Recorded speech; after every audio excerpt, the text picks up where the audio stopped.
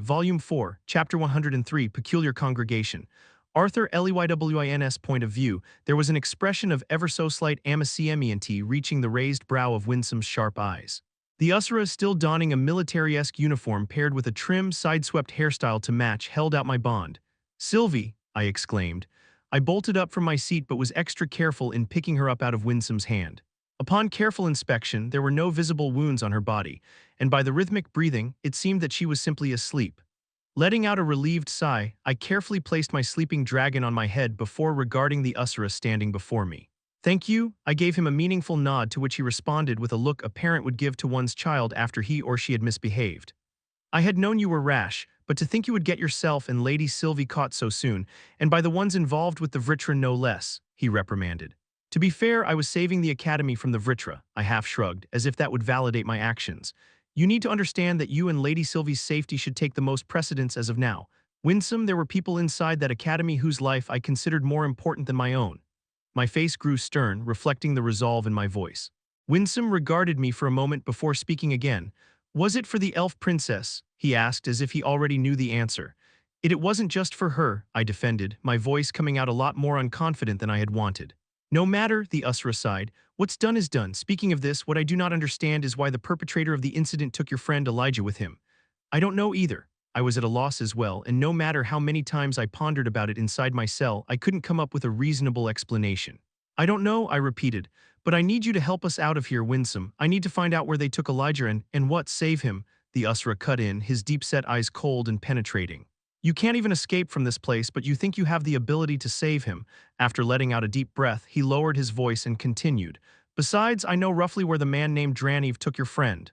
"Really?" Where? I unknowingly grabbed onto his sleeve as I said this. "After investigating the artifact left at Xyrus Academy, I suspect it was a teleportation device that Draniv had used to escape, along with your friend Elijah. As well as the device he had used to get here," I finished the sentence, a feeling of dread growing inside me. "They took Elijah back to Alacria, didn't they?" "Most likely," he replied, his voice cold. I slumped back against the wall, staring at my feet as neither of us spoke for a while. "Winsome," following my train of thought, "I was going to suggest that I follow Elijah to Alacria in the hopes that he would still be alive so that I can save him. You would then probably going to respond by telling me that I shouldn't even dream of it since I'd get killed as soon as I step foot." I looked back at him, and a truly rare moment dawned on me where I had no answer. "So what do I do?" "Well, I wouldn't say you'd die as soon as you stepped foot." The Usra smiled slightly, hints of empathy evident in his usually cold voice. "But yes, it would be suicide. Luckily, the PAW and the Vritra clan had sent left before you arrived, otherwise they would be much more wary of you. As of now, they hold an interest in you enough for them to want you in their possession alive, but if they find out that you actually have Lady Sylvia's innate will as well as her daughter, then I'm afraid even the Usras will have a hard time keeping the two of you safe." "What am I to do then?" "Just give up on my best friend," I countered. "I calculated the possibility of receiving aid from the Elf King, and I also knew you'd help us escape, but even thus, there wouldn't be a safe place for us to stay. Considering that the Council is working for the Vritra, I would either have to stay where my family is hiding, or burrow somewhere deep within the Beast Glades. Staying hidden with my family, I wouldn't be able to train without revealing my mana signature to the lances, endangering my family and Tesha's. If I choose to go to the Beast Glades, I most likely wouldn't survive long enough to get any reasonable training done." I thought of the echoes of the giant mana beasts that we said on our way here, and how even the lances were cautious enough not to brazenly mow through. "You seem to have quite a good grasp on the situation at hand," the Usra acknowledged, giving me a terse nod. "How much have you managed to connect the Vritra with the Council?" "Enough to reasonably suspect that the ones most closely connected to the Vritra were the Graysunders. The humans seem to be favoring the opinion of the dwarves as well, but I have a hunch that they are reluctant," I thought aloud. "Impressive," Winsome admitted. Sliding back his left sleeve, the Usra looked at his watch. "Arthur, it is about time we—" "Who are you?" a voice interrupted. Both Winsome and I turned our heads to see that it was Baron. "It seems he has finished taking care of things," Winsome muttered softly to himself. "How did you get in here?" The Lance's eyes narrowed as his glance flickered between the Usra next to me and the supposedly locked-up dragon on top of my head. Despite how rash Baron had acted with me, I realized that he was actually very cautious and level-headed under normal Sir QM stance. He regarded Winsome with caution, not leaving any openings in his stance even when they were separated by a reinforced cage. "I asked how you got in here," Baron growled, his eyes glued on the mysterious visitor. "Are you with the other intruder?" "Yes," Winsome replied indifferently, taking a step toward the lance. Then an explanation is no longer necessary. Baron raised his fist like a loaded cannon as the gathered electricity crackled and popped around his arm. Flash ray, I frantically jumped out of the way upon knowing what was coming. Winsome had forgotten to remove the artifact strapped to my chest, disabling my mana flow. If I were to get hit with that spell, there wouldn't even be ashes left to bury. A condensed sphere of electricity shot out from the lance's fist, disintegrating the reinforced metal bars as if it were tissue. However, Winsome stayed glued to his position as the spell rapidly approached him. I braced myself for when the ball of lightning would collide with the Usura, but as Baron high-level magic reached Winsome, the Usura simply reached up and caught the spell as if were a rubber ball. I knew undoubtedly that Winsome would be able to handle the attack, but even I didn't expect it to be done so easily. Crushing the orb of condensed lightning in his palm, he turned to me, gesturing with a flick of his head. "Looks like we have our way out." I let out a snort of laughter, but before we could say anything else, Baron had already reached Winsome. "Child, there is no longer a reason for you to fight me," Winsome said coolly as he easily dodged the barrage of strikes and kicks imbued with lightning. Unlike me, Baron's lightning magic seemed to mostly consist of external spells. Thunder Lance, Baron activated a spell in the midst of his attacks, conjuring 5 spears made of lightning to stab down at Winsome. I had moved in the cell to avoid the brunt of their fight, but as I continued observing, it looked to me like Winsome was actually bored. Enough. With a simple flick of his arm that seemed slow in comparison to Baron's rapid succession of attacks, the lance's face was buried in the ground. The entire cell shook as a spiderweb of cracks split the reinforced floor, Baron's sunken head being the epicenter. From catching his spell to burying his face, Winsome was doing a fine job humiliating one of our continent's strongest mage. "Heal," Winsome said impatiently as the lance struggled to free his head from the ground. Although Baron's face was scratched and a little bloody, he was otherwise unfazed. "Baron, stand your ground." My ears perked at the familiar voice. It was Vare, the female lance that had encaged Sylvie and was capable of going up against 2 lances herself. "I don't understand." "He's with the intruder," Baron spouted, turning to face his fellow lance. "He is a deity, not someone you can be addressing so flippantly," Vare snapped back, her voice particularly cold. "My apologies, O Great One. Our king humbly asks for your presence." Despite knowing what Winsome was, it still stunned me to see Vare actually bow to someone. In comparison, Baron had such a look of confusion that it was actually pretty amusing. "Deity," the lance stuttered stupidly. "Correct, and now that you know what I am, ignorance is no longer an excuse," Winsome answered, looking down harshly at Baron. By the way, Baron's head slammed into the ground again. It looked like Winsome had done something to forcibly make him kneel. But it was a pleasant sight to see nonetheless. We were led back to the room where my trial had taken place, except this time I wasn't chained. Baron had very reluctantly broken my shackles and removed the artifact inhibiting my mana flow after the whole fiasco ended. A different guard from last time opened the door for us, revealing the people inside the room. Welcome. King Blaine was the first to speak, rising from his chair. His complexion, along with Queen Priscilla's, was almost sickly as they sat around an oval table that hadn't been there previously. Sitting adjacent to the human king and queen were Tesha's parents, Alduin and Marilith, along with their hooded lance that delivered the note to me the night before. Both the king and queen of the elves acknowledged me with an uncomfortable greeting, but otherwise stayed silent. Also sitting on the table was Director Cynthia, who wore a baffled expression to complement her disheveled appearance. When I locked eyes with the man sitting next to her, I unknowingly leaped back on guard. All of the hairs on my body stood on end as every fiber of my being begged for me to run away from the elderly man that had a single eye on his forehead. "Arthur, it is okay," Winsome consoled. I found it odd that the Graysunders weren't present, but the rest of the people inside of the room, minus the one person I didn't know, rose up from their seat and gave a small, respectable bow to Winsome. Acknowledging their gestures, he motioned for me to take a seat with him at the table. As I sat down next to Winsome, I could feel the gears in my head turning, trying to make heads of the situation at hand. Here I was, sitting next alongside the council and their lances, Director Cynthia, who had been a prisoner sentenced to death, and a man whose identity I had no clue about. There was a palpable tension in the room, enough to drive a normal person out of this room in sweat and fear. I had placed Sylvie on my lap during this time, so I was currently petting her when I heard someone rise from their seat. Unexpectedly, the one to get up was the man I had instinctively wanted to escape from. It seemed as if he had 3 eyes, yet 2 of them were closed. His white hair was tied in the back, reminding me of Virion when I had first met him. For those who do not know who I am, the purple eye on his forehead focused on me. I am Aldir. Winsome and I have been sent here to give you lesser beings a chance of survival in the imminent war with the Vritra, the Usra continued without pause. So just as we feared, there really will be a war. Alduin spoke aloud as if he was simply voicing his thoughts. I have done the first step of discarding the corrupted.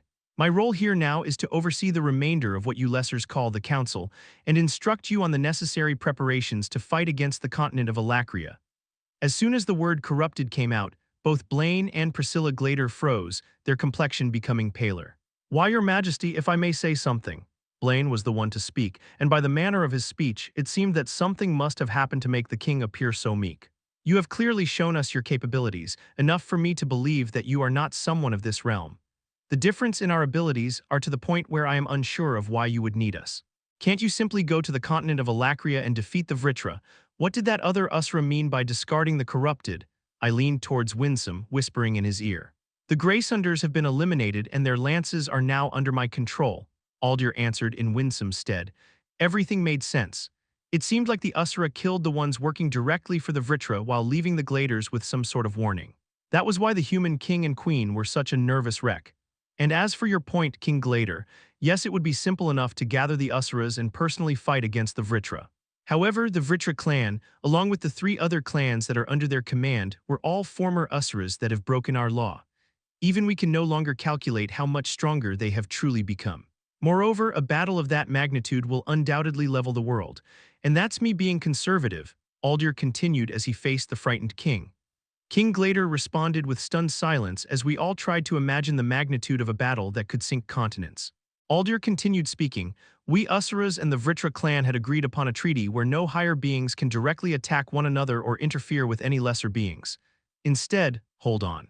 Doesn't the fact that you killed 2 lesser beings go against your words? I cut in.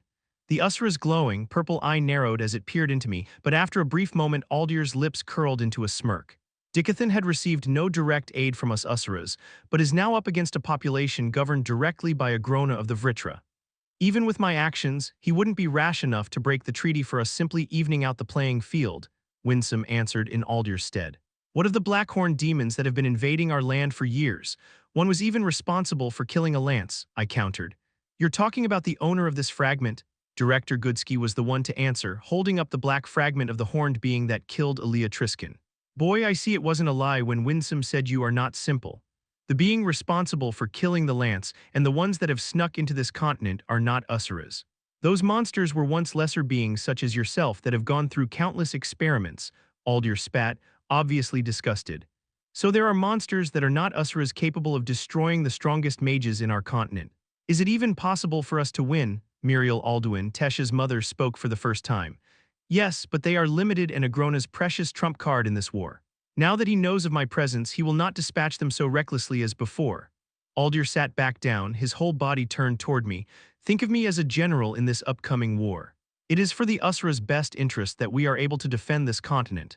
Now, Winsome, isn't there something you and the boy have to do? I will take care of the rest here. We require countless preparations before we could defend ourselves. Giving the 3-eyed Usura a nod, Winsome pulled me up, leading me and the sleeping Sylvie out of the room. Something we have to do, Winsome. Isn't it important that we participate in the discussion? Shouldn't we be there in the room as well? I asked as I followed the Usura.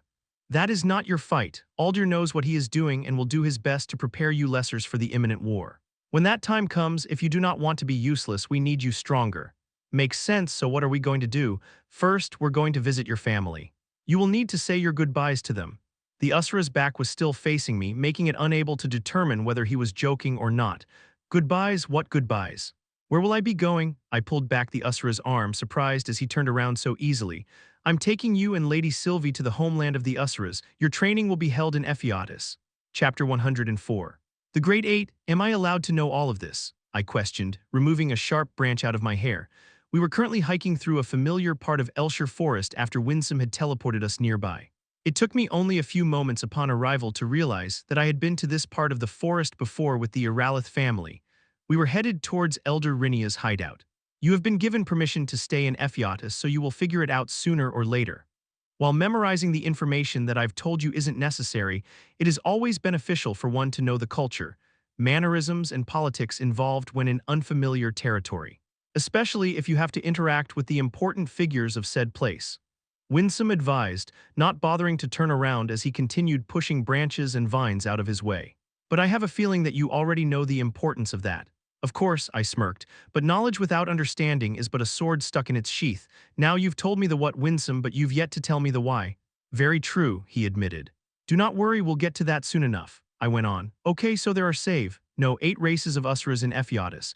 Each race consists of multiple clans, but only one clan within their respective race or TIT led as one of the High 8. The Great 8, the Usura corrected immediately. What race was the Vritra clan? I tried to imagine multiple times in the past what sort of creature the Vritra clan might be, with their horns and gray complexion, but nothing came to mind. The true form of the Vritra clan is that of a fearsome serpentine Usura called the Basilisk. It will be good for you to take note of the races and clan names of the Great 8. What became of the Basilisk race after the Vritra clan and other Basilisk clans' betrayal? I pressed on, swatting a particularly annoying insect that had probably thought my ear would make a good resting spot. Excluding the fact that the Vritra clan was replaced by a lesser clan as part of the Great 8, some of the more radical races pushed to annihilate whatever remained of the Basilisk race. Fortunately, the ties between each race reach far back in history. Friends of the remaining Basilisk clans stood up for them. In the end, measures as drastic as a genocide were never taken. It would be foolish for a whole race to bear the crimes of a few after all. I couldn't discern what Winsome was thinking as he told me all of this. The inflection and tone of his voice didn't match what he was saying, his words sounding almost sardonic. I see, I continued walking, looking at my dirty boots crunching on fallen leaves and broken branches. How were the Great 8 selected anyway? The clans of the Great 8 have almost never changed. For example, even though the dragon race has the fewest number of clans, the Indrath clan, the clan of my master and Lady Sylvia, has been the part of the Great 8 since the beginning of our history. However, even to this day, the strength of the great clans are grades above the rest of the others. This is about the closest thing to an answer I can give you. We continued to rally back and forth as we made our way towards Elder Rinia's hidden shelter, Winsome mostly quizzing me on the names I needed to know. I was able to process most of the information fairly quickly, but my sleep-deprived and starved state took a toll on my ability to retain information. Anyway, not to sound like a brat, but couldn't you have brought us any closer? If you teleported us from an airborne castle in the middle of the Beast Glades to Elshire Forest, I'm sure you could have teleported us a few miles closer. The home of the diviner elf that your family is currently taking refuge in is surrounded by a fairly large barrier that I did not wish to agitate. Teleporting through it might have caused a ripple in the barrier which might give away the location of everyone inside. Ah, my apologies then, I'm a little on edge in my current state, I responded, scratching my head. We had just gone through the waterfall that hid the entrance to Elder Rinia's home when I spoke. So let me get this straight. Agrona, current head of the Vritra clan, led his race out of Ephiatis to Alacria, where he had been experimenting on the lesser races and declared himself eternal ruler. A rather tasteless title to give to oneself, but in essence, yes, the Usura confirmed. Then this treaty that you guys talked about earlier. If the Vritra clan, along with the other clans of the Basilisk race, are Usuras, shouldn't they be forbidden to directly act in this upcoming war?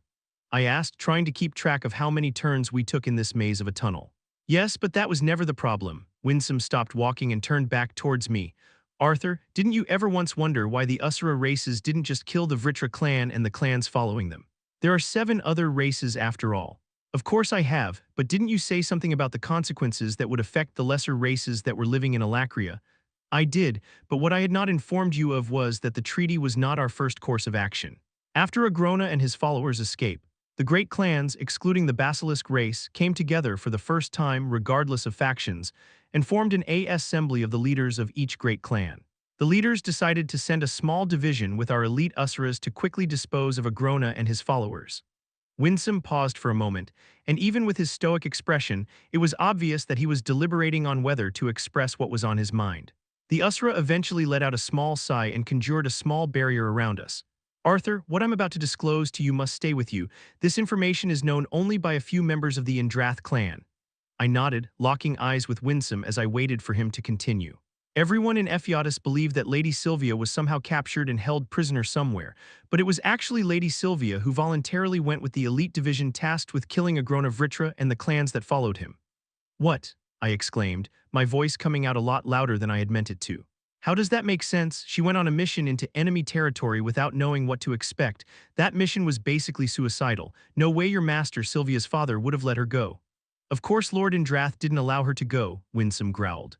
What I'm saying is Lady Sylvia concealed herself and followed after the elite division. By the time they were aware of Lady Sylvia's presence, it was already too late to back out. There was a long pause before either of us spoke again. So what ended up happening to the Usuras sent by the leaders of Ephiatis? What none of the leaders had expected, Winsome's face contorted in disgust as his hands formed a fist. Agrona, that cunning snake, was waiting with an even larger army of basilisks and lesser races that had the same innate magical abilities as them. It took only a moment for me to realize what his words implied. The Vritra clan was interbreeding with the lesser races of Alacria, I whispered. The Usra only nodded in return before continuing. Apparently, Agrona and his followers had been interbreeding for quite some time, seeing that there were well over tens of thousands of the mutts waiting for our battalion. So the band of elite Usras you guys sent were outnumbered. Tremendously outnumbered, he stressed. And the element of surprise that we thought our warriors would have had was rendered moot. What befell them in the end? I murmured, more so wondering myself than expecting an answer. The Usra shook his head in response. Communication was lost soon after the battle started. While we are certain that their side took a considerable loss in numbers, we can only speculate that the brigade of our elite Usuras, the pride of their respective clans and races, were either killed or captured. I was silent as thoughts on how Sylvia managed to escape filled my mind. Winsome's next words snapped me out of my daze. Lord Indrath was furious after being told by Agrona himself that his only daughter had been killed in battle. If it had been up to him, my master would surely have waged war, ignoring the consequences. However, the rest of the great clans were against it and pushed for a treaty. Winsome turned around and resumed walking again. The treaty was eventually formed between the two sides, forbidding the Usuras to act directly because of the collateral damage it would cause if a full-scale war were to occur between the 7 Usura races of Ephiatis and the Vritra clan's army of basilisks and lesser, half-breed mutts. There was an obvious spite in his voice, but his expression had turned back to normal. As I began thinking again, I realized how much of a disadvantage Dicathen was in. This treaty had been in place since generations ago, and even though it prohibited Usuras and the half-breeds from directly participating in the battles, who knows how many of the so-called lesser races of Alacria had blood of Usuras mixed in with theirs. I wanted to ask why the other Usura races didn't do the same and interbreed with the lesser races. But if it took centuries for the mad genius Agrona to come up with a way to interbreed an Usura with a lesser race, then the other races probably haven't found a way how. I doubt that even if they could, most would be against breeding with the lower races because of their own morals and pride. Wait, so the ancient 6 artifacts that you guys gave to the people of Dicathen? Yes. It was our way of giving the people of this continent a sword and a shield. We knew that the powers and knowledge contained within those artifacts would ignite a revolution for your people. We were right, but we only found out through recent events that it hadn't been nearly enough. It is Lord Indrath and the other great clans' leaders wish that, with our direct intervention, we can equip the mages of this continent with enough strength to defend this continent from Agrona. We fear that if Agrona gets access to the inhabitants of this continent, the Vritra clan will gain enough fighting power to overthrow Ephiatis. And this is where I come in. A stronger chess piece that the great clans can utilize to gain the upper hand in the upcoming war, I sneered, crossing my arms. Well, I would think of it more as us training you to defend your family and homeland, Winsome countered, his lips curling upward ever so slightly. Meh, I prefer the mutual benefit over questionable acts of altruism anyhow, I shrugged. I guess you still don't trust us completely, Winsome said, studying me with a curious eye before asking, on a side note, how do you plan on informing your family of our plans? Don't worry, Winsome. I thought a lot about how I should break it to my parents while I was in jail. I winked, walking past the Usura and toward the flickering firelight coming from the end of the tunnel. As we approached the end of the tunnel, I could see the shadows of a few people surrounding a fire. I couldn't help but smile at the sight of my large warrior of a father scrubbing dishes near the underground stream as Elder Rinia. My sister and my mother were concentrated on a simmering pot over the fire. Something smells delicious. Did you make enough for me? I yelled out, causing everyone to whip their heads in my direction. Each of them had a different reaction as they realized who it was that spoke. My father dropped the dented pan he was scrubbing. My mother and sister simultaneously bolted up from the makeshift chair that they were sitting on, while Elder Rinia simply gave me a meaningful smile as she continued peeling the potato in her hand. The only one that I didn't see was Tesha, but I wasn't sure if she was even here or not. In seconds, I was wrapped in the embrace of my family as my mother and father checked my body for any signs of injuries, while my sister's gaze went straight toward the sleeping Sylvie in my arms. Is Sylvie okay? She asked, concern laced in her voice as she held my bond in her arms. Your brother just escaped from prison and you don't even ask if I'm okay, I croaked, pretending to be hurt. You always seem to come back alive anyway, she shrugged, focusing her attention back to Sylvie. This caused a snort of laughter from my father as my mother did her best to chastise my sister while trying to hide her smile. I felt a sharp pang in my chest at my sister's callous words. Where was the sweet child that stuck to me like glue and shed tears whenever she couldn't see me? Is she already at the rebellious stage? It seemed that someone had already informed my family that I would be visiting them soon, and going by expressions, I would bet that it was Elder Rinia. My parents were interrogating me on the full details of what exactly happened, but stopped dead in their tracks all of a sudden. The soft footsteps that echoed through the tunnel stopped behind me, and I took no hesitation in introducing the person. Everyone, this is the person that helped me through everything while I was imprisoned. And also my prospective master. I waited for some sort of reaction, but my parents and sister were still silent, frozen in place as their eyes were still glued to the figure behind me. Tone it down. I turned behind me to see Winsome look at me in confusion before his eyes widened a bit in understanding. My apologies, he replied, and the air around us changed back to normal. I had gotten used to the pressure the Usura normally gave off, but to a normal mage it would be suffocating. My mother and sister fell on her knees while my father stumbled, barely keeping himself on his feet. Eldarinia, who was a bit farther away, stood up and gave a deep bow toward Winsome.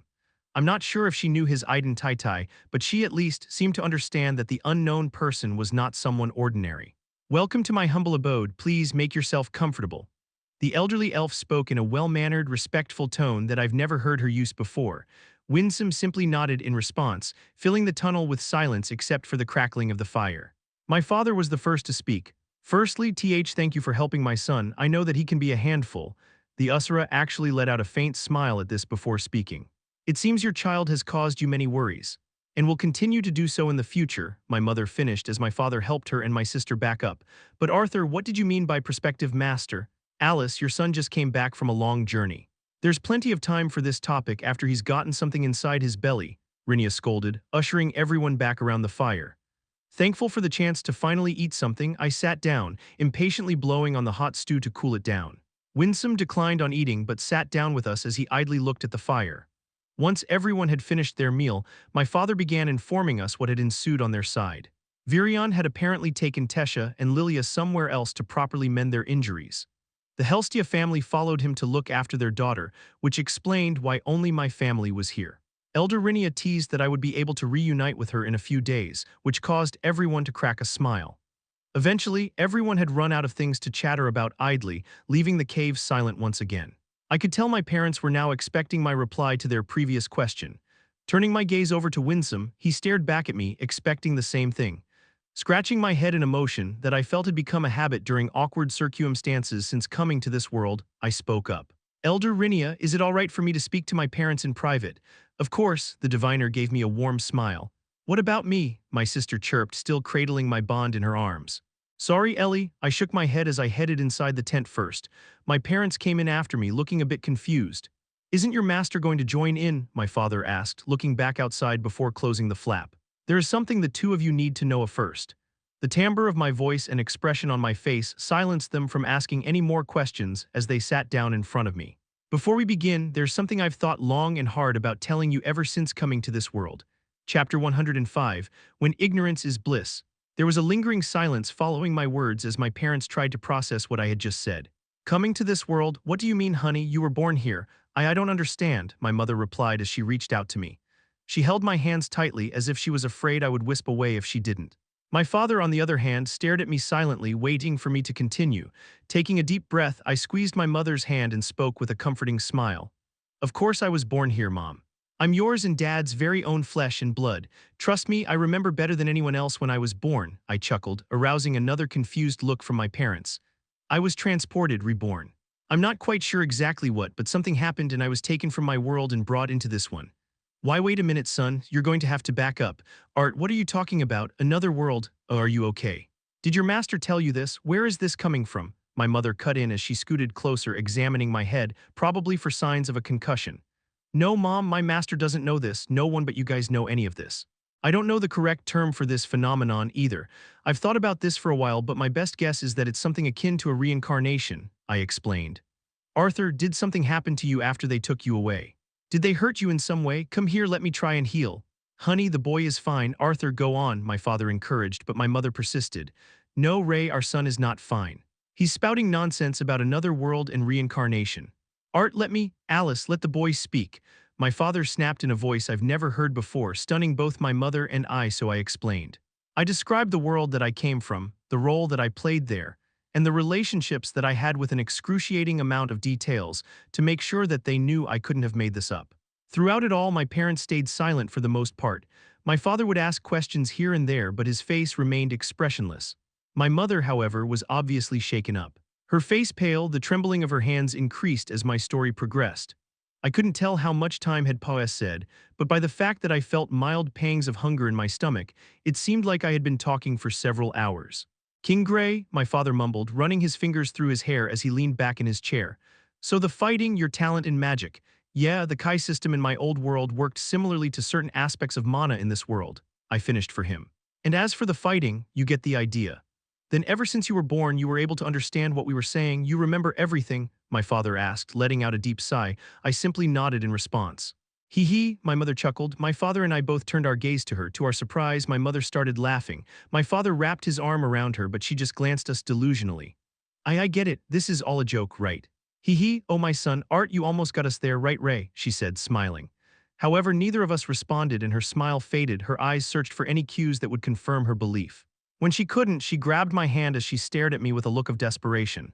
This is a joke, right? Arthur Leywin, tell me this is a joke, you can't really be. Some former king that died and was transported into the mind of my unborn child, right? Right.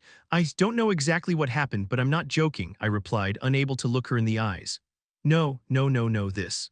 No, this isn't happening. Ray, don't tell me you believe all of this. Our son is sick, something must have happened to him while he was gone. No, something definitely happened. Ray, say something. Say that our son is sick. My mother grabbed onto my father's arm, pulling on his sleeve as tears started rolling down her pale face.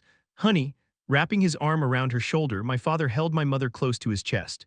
He looked up at me and motioned me to leave the two of them alone. I wanted to hug my mother, tell her that I was still her son, but I couldn't muster up the courage to do either. Opening the tent, I walked out without saying anything, leaving my parents alone. Elder Rinia, Winsome, and my sister all looked at me as I walked towards them, but the look on my face probably stopped them from asking anything. Even my pouting sister held her tongue as I sat down next to her and the slumbering Sylvie in front of the fire. Time said slowly, with my mind feeling like it was trying to swim through a particularly viscous syrup. Was telling them the right decision? What did they think of me now? Did they still think of me as their son, or would they inevitably grow distant? Noises blended together incoherently, and everything besides the fire that I was staring at grew out of focus. Yet my head immediately snapped back when the sound of the tent flap opening reached me. My father came out of the tent, suddenly looking a lot older than before. I had expected my mother to come out right after, but my father shook his head. Ellie, can you stay with your mother inside the tent? He asked, motioning for me to follow him. Here you go, feel better, you pop. My sister stuck her tongue out as she carefully handed me my bond. I couldn't help but feel a smile tug back on my lips as I watched her skip towards the tent. Placing Sylvie atop my head, I followed my father into the tunnel Winsome and I had arrived through. I concentrated on the sounds of our echoing footsteps until my father finally decided to speak. Your mother, she's sleeping right now, he announced with a sigh. Is she okay? I kept a few steps distance from my father, watching as he idly kicked a pebble as he walked. She was, in quite shock to say the least. So you guys believe me? Unless you've suddenly developed a fond taste for sick gags, you have no reason to lie to us about this. Besides, it all makes sense now. The early awakening, your brilliance as a fighter and a mage, it all makes sense, he replied. Are you okay? My eyes stayed glued to the pebble bouncing on the uneven ground. Of course I'm not, my father exclaimed, turning around. This isn't easy news to swallow, Arthur. All of the memories we had as a family in the past, was that all a facade of how you thought the son we wanted would have been? How am I supposed to act around you now? You were once technically older than me, yet you're here as my 13-year-old son, he continued, looking at me desperately for answers. And your mother nursed you as an infant. She mothered a middle-aged man thinking he was her own son. I stood silent, unable to reply. Everything he said was true after all. My father's fists were clenched so tightly that blood was dripping between his fingers.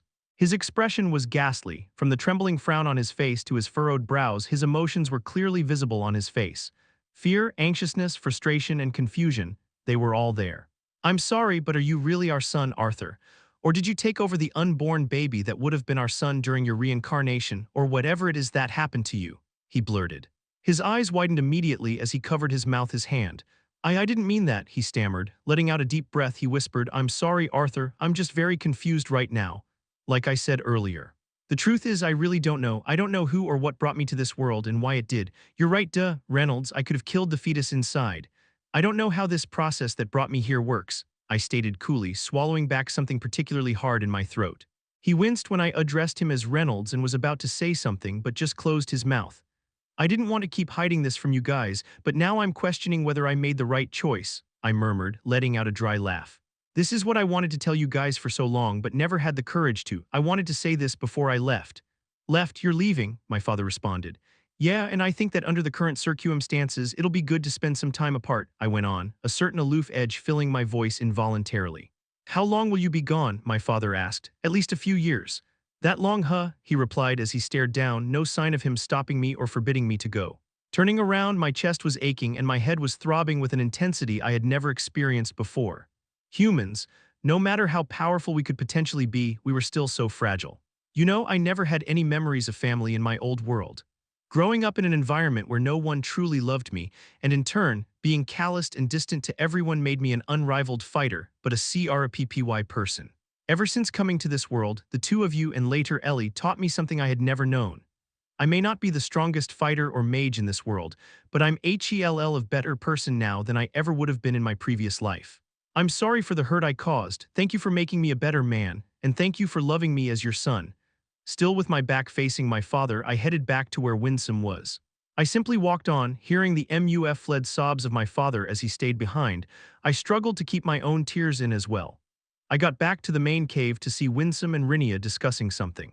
Elder Rhynia was holding onto something wrapped in a blanket, and I could have sworn that it moved, but I chose to ignore it. Winsome had just taken his hand off whatever was bundled inside the blanket and noticed me approaching. I see you've wrapped things up. Are you ready? Winsome's glittering eyes studied my expression carefully as he got up. Yeah, let's go. Wait, aren't you going to say goodbye to your family? Rhynia chimed, setting down the blanket carefully on her seat. No need, I've already sorted out everything I needed to hear. I leave them in your care. I gave her a curt bow and was about to follow after Winsome when Rhynia grabbed me. Her eyes glowed with a mysterious hue as I silently waited for her to speak when she suddenly placed her hands on my cheeks. Arthur, please, your expression is frightening. It is unbefitting of someone as kind-hearted as you. I can only begin to understand the gravity of the upcoming battles that lay ahead of you, but do not fall back to your old ways. You know best that the deeper you go into that pit, the harder it will be to climb back out, she said as her eyes faded back to normal. Slapping my cheeks gently, she turned me around and nudged me towards Winsome. Now go, I'll take care of things here, she said with a soft smile. Winsome retrieved a disc-like object far too large to fit in his pocket and dropped it on the ground. Then the Usra pricked his finger and let a drop of his blood fall on the disc. Immediately, it expanded and shot out a column of light that reached the ceiling. My mind was still on what Rhynia had just said when I turned around to Winsome and asked, was there something wrong with my expression? Your expression reminded me of the Pantheon Usras of Ephiodus. They are a race of fine warriors that have learned to close off their emotions in order to fight with the most efficiency.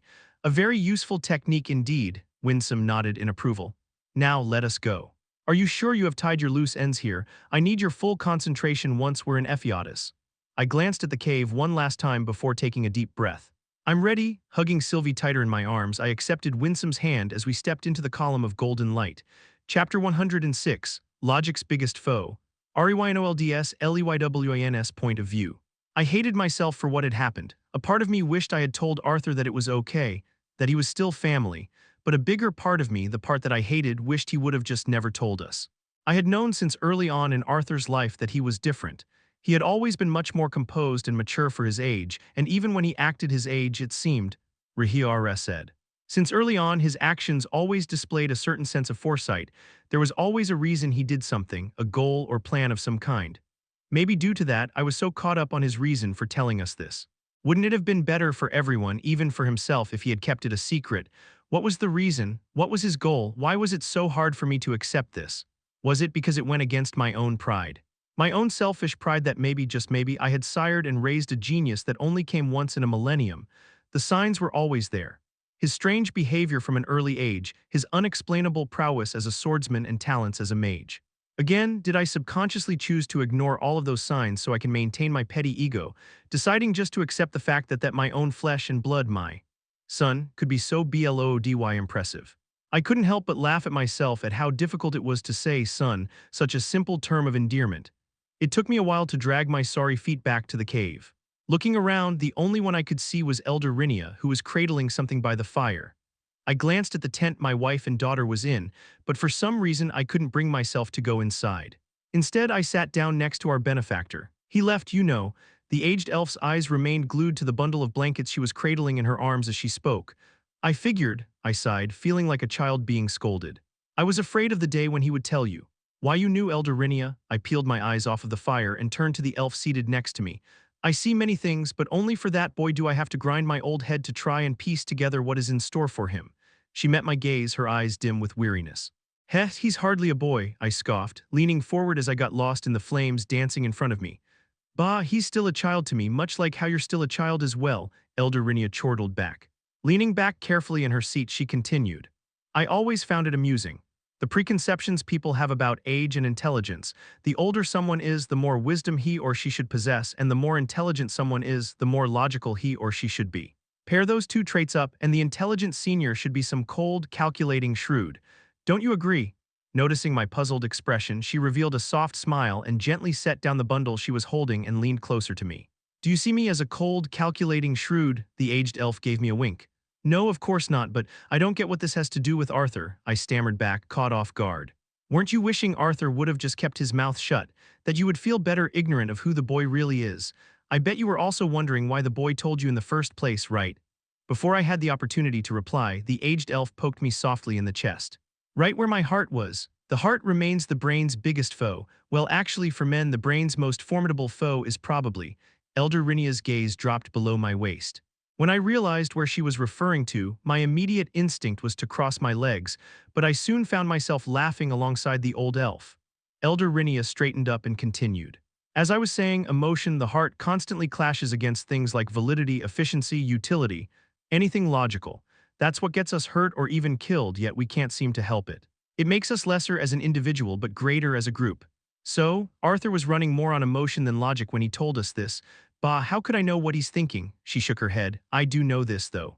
I've known the boy since he was a mere toddler in this world, and he's come a long way since then. Much of that cold shell of his has slowly melted. Perhaps his coming out was a large step he had to take to break out of that shell he once found safety and comfort in. Elder Rinia got up and stretched painfully before handing me the bundle of sheets she had been cradling. Hold on to this for me so that I can prepare some food for your wife. I suspect she won't have much of an appetite, but she still needs to care for her body. Thank you, Elder. What is this anyway? I bowed slightly before asking. Arthur's master only told me it was a gift for the Leywin family. There was a mysterious grin on her face, causing me to be helplessly curious as to what it could be. After carefully peeling away the layer of blankets, I couldn't help but gape. It was a mana beast, an infant mana beast to be more precise. The small bear-like creature was dark brown except for two dark spots above its eyes that made the beast look like it was scowling, and a tuft of white fur on its chest. Oh, so cute, Papa, what is it? Can I keep it? Ellie's sudden exclamation startled me, nearly making me drop the mana beast. Honey, you scared me, and I'm not sure if just then the mana beast woke up and locked eyes with my daughter. It's a good idea. My voice trailed off as both my daughter and the beast's eyes began glowing a faint gold. I sat still, witnessing what I could only assume to be the bonding process. I had yet to bond with a mana beast, but both Arthur and Ellie now have.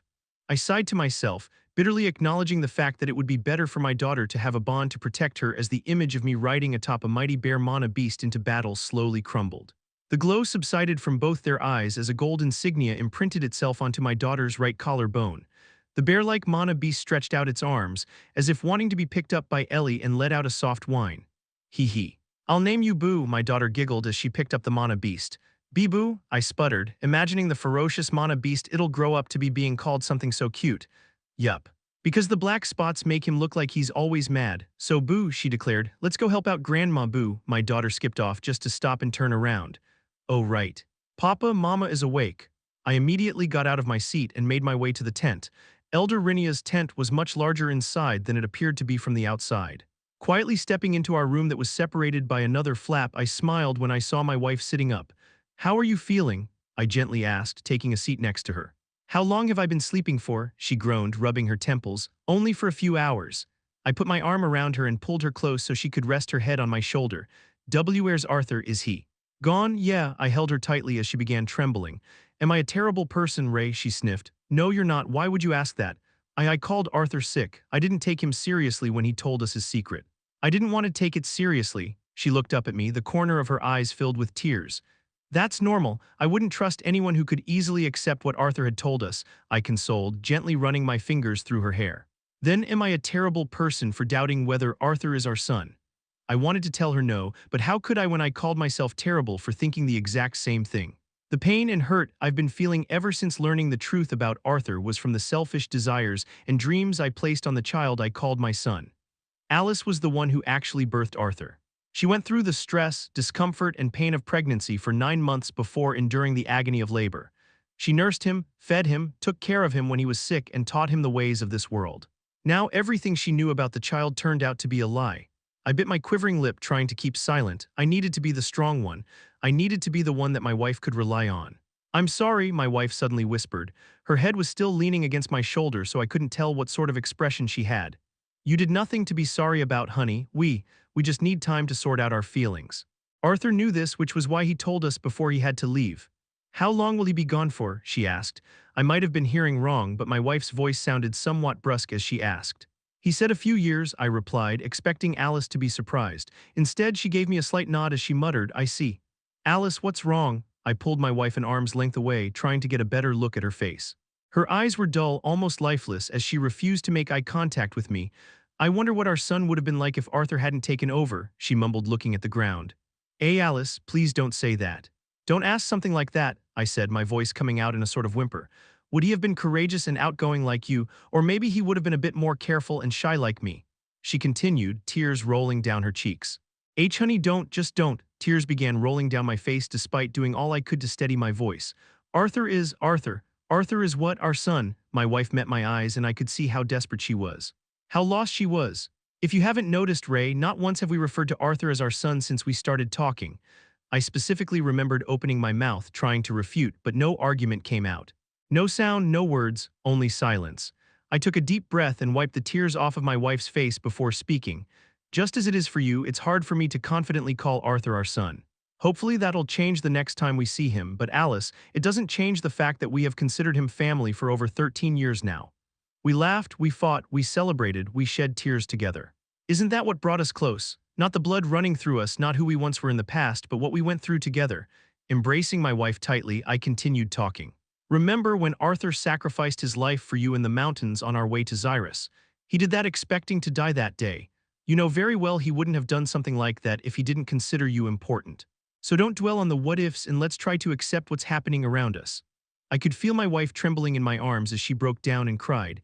I now remembered where I recognized that dull, lifeless look Alice had in her eyes. It was the same look she carried after we thought Arthur had died. It was her trying to escape reality.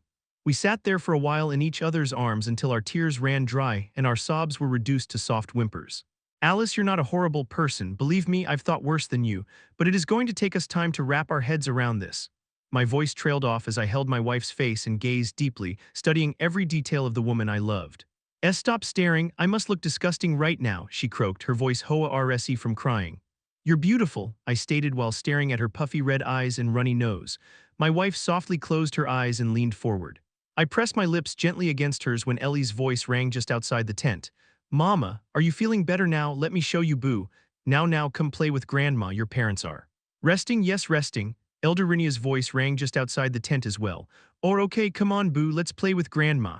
Alice and I locked eyes in what felt like a long time and she finally smiled. "What is this boo that Ellie is talking about?" my wife asked, raising a brow. "I'll tell you later." Shooting her what I supposed to be a wink with my swollen eyes, I wiped another stray tear from her face and resumed where we had left off. Chapter 107. A Grudging Tolerance. Arthur Leywin's point of view. I wasn't sure what I was expecting out of a land inhabited by beings that were basically considered gods to us. For some reason, in my imagination, grand and fantastical lands were always constructed out of gold, diamonds, or some other precious material. In my old world, even the homes of the most influential figures were designed with the intention of practicality more than anything else. The most important figures were mostly warriors after all, and our tastes were rather simple. Things like furniture made from the hides of precious beasts were unnecessary and only sought after by the rich merchants and politicians whose sense of self-worth were directly proportional to their wealth. Thus, exiting from the golden column of light and stepping into the realm of Usuras could only leave me wide-eyed and breathless. My mood was sour and I was still wallowing in regret over the recent decision I had made. but one glance at the land Sylvia and Winsome had come from was all it took for me to temporarily forget about my troubles and future hardships I would have to endure. It felt as if I had been transported to a different planet. A planet where it wasn't the inhabitants that had constructed the buildings and manors, but one where the earth and land forged itself to be worthy enough to be resided in. The towering castle in front of us seemed to have been birthed from the earth itself, as there were neither signs nor indications that it had been shaped or molded. Sophisticated designs and runes made from what looked like precious minerals covered the walls of the castle that stood high enough to be seen from kilometers away. The trees bent and tangled together in arches to create a corridor that led to the entrance atop a bridge, shimmering in an array of translucent colors. Peeling my eyes off the castle itself took a great effort. The iridescent bridge was no easier, but I was finally able to at least collect myself enough to take in my surroundings. Winsome had transported us on top of a mountain cluttered with trees that reminded me of cherry blossoms. The familiar trees were in full bloom, with shimmering pink petals that seemed to dance as they floated down to the ground. The vibrant bridge that stretched out in front of us led to another mountain of which the castle seemed to have been carved from. Evidently, the mountain was pretty high up as the clouds covered everything underneath the bridge, with two mountain peaks that stuck out like two islands in an ocean of hazy white. Welcome to Ephiatis, or more specifically, the Indrath clan's castle. Winsome walked towards the castle, stepping on the bridge of precious minerals that any mortal king would wage wars for, before glancing back and beckoning me to follow. Taking a deep breath, I trailed behind the Usura, carefully placing my right foot on top of the incandescent surface of the bridge. The bridge was semi-translucent like stained glass. As I stepped on the structure, a deep feeling of fear washed over me, which was a surprise since I have never had a fear of heights. It might have been due to the fact that there were no supports holding up the bridge that easily spanned a couple hundred feet. In Indrath clan, you mean we're at the home of Sylvia's family? I asked. I had decided to trust in the colorful bridge rather than imagine what would happen if it were to abruptly break. Walking alongside Winsome, we made our way towards the castle. Yes, Lord Indrath had commanded that I bring you and Lady Sylvie to him upon arrival, the Usura replied.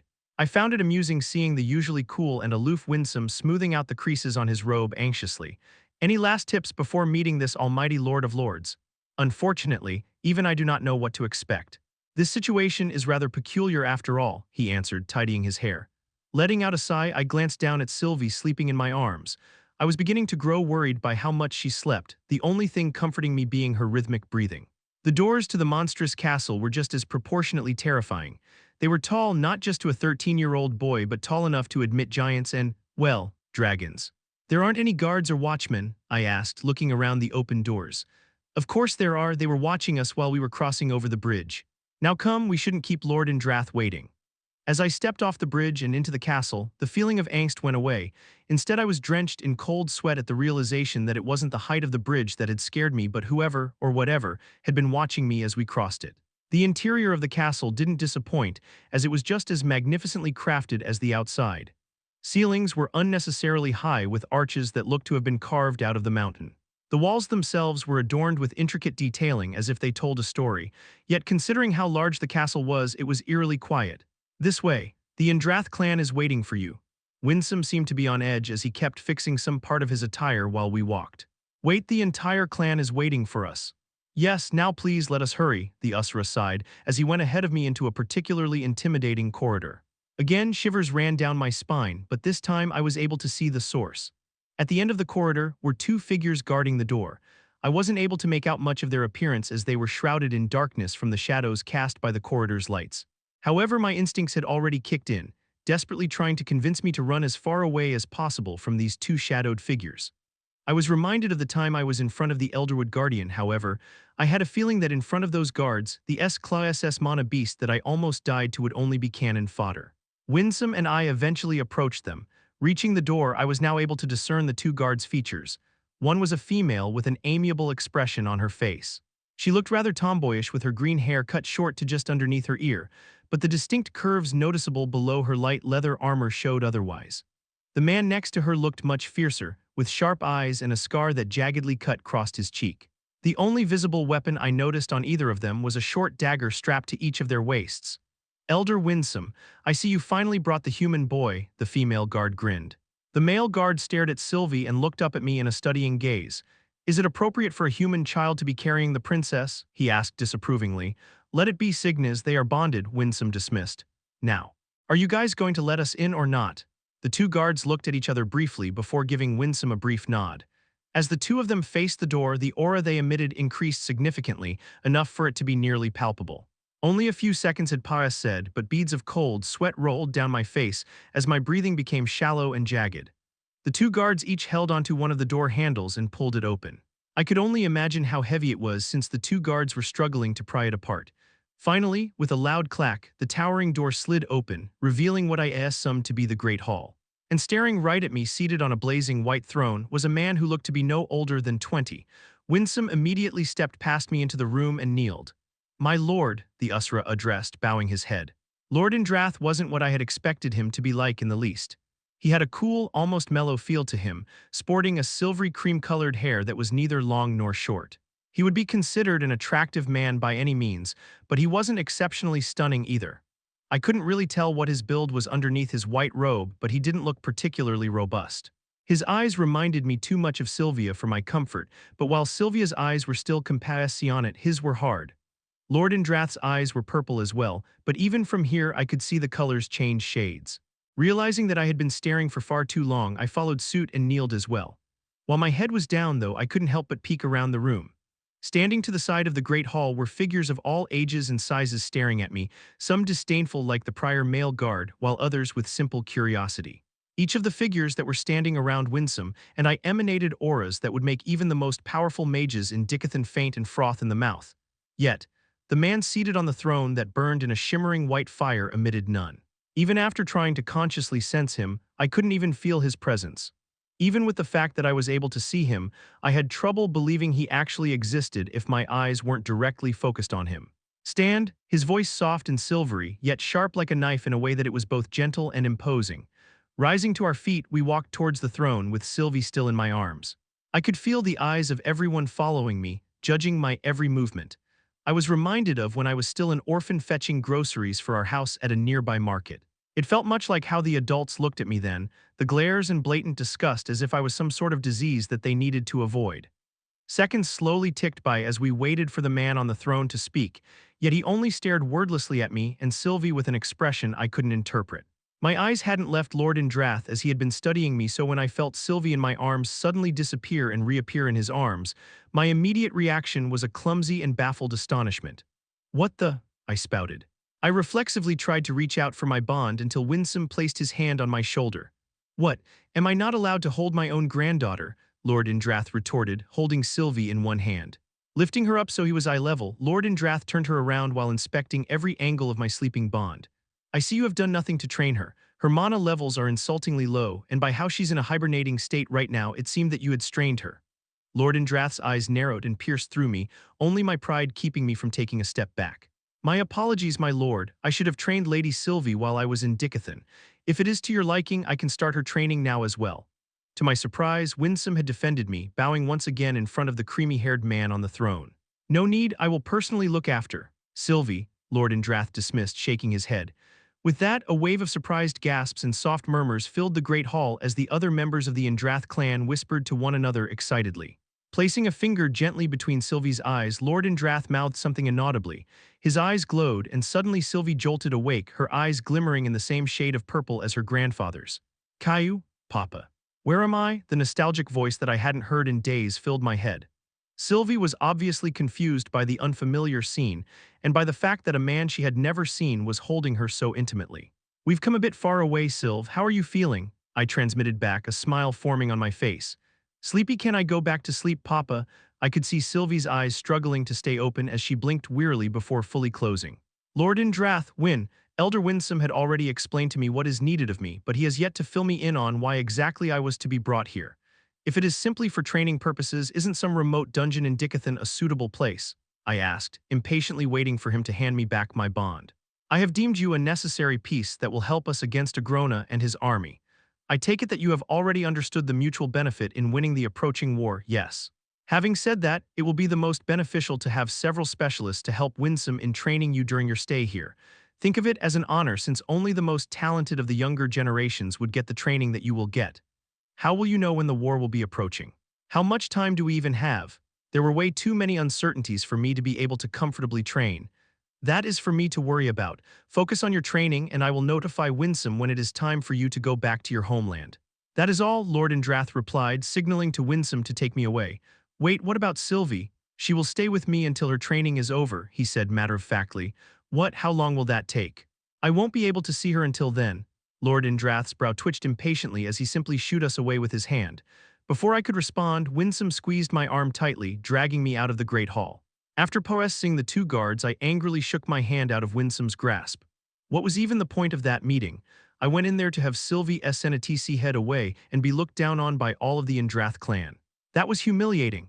Letting out a sigh, Winsome replied, the relationship between you and the Usuras is very peculiar and could only be summed up as, let's say, a grudging tolerance. The very fact that we have no choice but to rely on a lesser being is a wound on our pride. Do not worry, both you and Lady Sylvie will not be mistreated. Like Lord Indrath had mentioned, you are important to us. I'm pretty sure he said necessary peace, I scoffed, stepping back onto the bridge we previously crossed. Winsome's lips curled into a faint smile. Come, there are some people I want you to meet.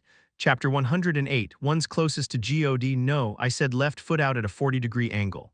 Your center of gravity should be aligned with your right heel since that is your pivot foot. Do you understand, Stray? The instructor had just cracked his whip to get me in proper position as he went around the claw SS. Gritting my teeth, I silently obeyed, adjusting my left foot to comply with my instructor's flawed technique. If I hadn't, it would only mean a delay in whatever SCRPS of dinner we were given since we weren't to be fed until everyone had perfectly gone through the stances and forms from the day's lessons. Days at this institution had consisted of 8-hour combat training, which I found somewhat flawed, then meditation to nurture our Kai centers for around 10 hours after. The remaining 6 hours were split amongst eating, washing, and sleeping. Students whose centers had developed enough to learn Kai techniques were separated from the rest of the group and placed into specialty classes depending on their aptitudes. Those that were not able to awaken their Kai centers were to be relocated, of which I had later realized that it really meant to be disposed of. For me, I had followed the instructor's training regimen to the bone for the allotted 8 hours. During the time given for meditation, I would sleep for the remaining 2 hours after actually only meditating for the first 8. Using the time we were given to sleep to unlearn all of the garbage that the instructors had regarded as martial art and train in my own techniques. The only useful information that the instructors had taught us were the vital spots in a human, the weak points. Their techniques were a brutish, senseless way of trying to inflict damage to those points without any regard to how the opponent might react. They taught in a way where, as long as one follows the proper steps, the user will reach their target and inflict pain on him or her. Like I said, senseless. I hid the fact that my Kai center had been cultivated enough to learn Kai techniques for as long as possible since I knew that once I advanced to the higher level classes, it would give me less time for me to train on my own. My one stroke of luck at that time, I admit, had been stumbling upon a Kai technique book for hiding the user's presence. I had engulfed the words in that book like it was fresh water in a barren desert. The technique manual was a low-grade one, but I had practiced the technique to such a degree that it provided me with the ability to sneak into the library where they held all of the Kai techniques. Now that I think back, I probably wasn't that tall in my previous life due to the fact that I had only slept for 8 to 10 hours a week, because of how much time I had spent reading and practicing the techniques. I knew it would have been useless for me to try and learn all of the techniques, so I had narrowed it down and studied only the Kai arts that would most benefit me in the long run. I've realized that, while the library had been secured, it wasn't really heavily guarded. The reason being that, even if a student were to have trespass said inside, they wouldn't have been able to figure out on their own how to learn the techniques. Much like the manual I had stumbled upon for hiding the user's presence, the other Kai technique manuals had been filled with terms and jargon that no orphan child or teenager would have known. That means all I had to go off on to learn the techniques were the crudely drawn pictures that showed the necessary steps in learning and using the Kai art. It didn't strike me then, but reflecting back on it now, it would have been easy to discern that I was nothing short of being a prodigy. Just by studying the pictures of the man, I'll name the man Joe. Demonstrating the steps for the Kai art, I was able to grasp how the Kai was supposed to flow inside my body to properly execute the technique. The first Kai art I had learned after breaking into the library was a series of Kai-enhanced footwork techniques that I had practiced until the soles of my feet almost showed my bones. The technique looked like a tap dance sequence without proper Kai flow, but once I had managed to input the proper flow of Kai into the appropriate appendages at the appropriate time, I was able to evade, reposition, sneak behind, basically teleport within a limited range. I still remember using that Kai art, the technique I mastered and fine-tuned to make it even better, to defeat the same instructor that had whipped me so many times for no good reason. The look on his face when I had my wooden sword pressed against his sweating neck, I can still vividly recall. His wide, astonished eyes shaking as his mouth hung agape trying to string together words to form a petty and convenient excuse that would allow him to save some face. Even as I was on the road to become king, the foot technique that I had mastered and made my own left me with nicknames like Untouchable, God Speed, Mirage, etc. However, when I had come to this world, there was little use for it once my mana core advanced enough. I was hardly within range to use the technique that I had once relied so heavily on, and it seemed so much simpler to just conjure a wall to block whatever projectile was hurled towards me. With mana being so abundant and all, I had never needed to regulate and control my mana output. Present, it's amusing how the human brain recalls moments of the past. All the memories that the person wishes to forget is somehow ingrained even deeper into the hippocampus. This seemingly ancient memory of my previous childhood times had been suddenly evoked, as if my life flashed before my eyes just as a simple low sweep from my opponent's kick shattered both of my legs simultaneously. As I collapsed onto the ground, I failed to dodge another sharp jab that dislocated my right shoulder. I was all but defenseless as I shifted glances between the man who had overwhelmed me to such an enormous degree and my severed left arm that he had in his hand. Winsome had told me that the pain felt in this domain was greatly diminished. If that was truly the case, how much more agonizing would these wounds be if it actually happened to me? The one responsible for my current mortal injuries approached me with a mixed expression, giving me a terse nod as he snapped his fingers. "Enough," he said as the world faded into black. And like that, I was awake again with all of my limbs attached and unbroken. I immediately crumpled to all fours and hurled the remainder of my last meal as I heaved for breath. My vomit immediately dissipated in the small sapphire pond I had been meditating in. I wasn't sure if I was wet because of the magical liquid that I was surrounded in or because of the profuse amount of sweat and grime that I had discharged from the stress. "No, let me continue," I managed to choke out in between gasps. "The human boy has admirable willpower. How much time has Paras?" said Winsome, the same deep and controlled voice as the one that had broken most of the 206 bones in my body asked calmly. "About 5 minutes have Paras said out here," Winsome said tersely. "So roughly an hour has Paras said for us in there." The lean man with a shaved head remarked in a way that was neither disappointed nor proud, just matter-of-factly. I regarded the two Usura's conversation with a weary curiosity while wiping vomit off of my lips. "Again," I demanded desperately, sitting back up in the meditative posture Winsome had taught me in the middle of this sacred pool. The shaved-headed Usura nodded approvingly and sat down facing me in the exact same position as I was in and traded glances with Winsome, signaling him to start. Once again, the glowing sapphire liquid rose up around us and enveloped the Usura in front of me and myself. I was soon engulfed in the familiar scorching sensation that had overwhelmed me the last few dozen times we did this. And again, my vision had darkened as I waited anxiously for myself and the Usura to reappear in the HELL, that is the mental training facility where I had just been killed. My thoughts slowly trailed back a few hours before all of this, when we had just left the Indrath clan's castle. Upset would be a mild way of describing my state of mind, after Lord Indrath had decided that I wasn't fit to see or even communicate with my own bond during the period of our stay. He made it explicitly clear that my presence would hinder the progress of Sylvie's recovery and training. It was an odd feeling being separated so entirely from Sylvie. Usually, even when my bond was sleeping, I would still feel her presence. Suddenly having that yanked away again, just like that time in the Widow's Crypt dungeon, made me feel empty, almost as if a limb had been pulled off. "Come, there are some people I want you to meet." The Usura paused and then went on. "Well, just one person specifically I want you to meet for now."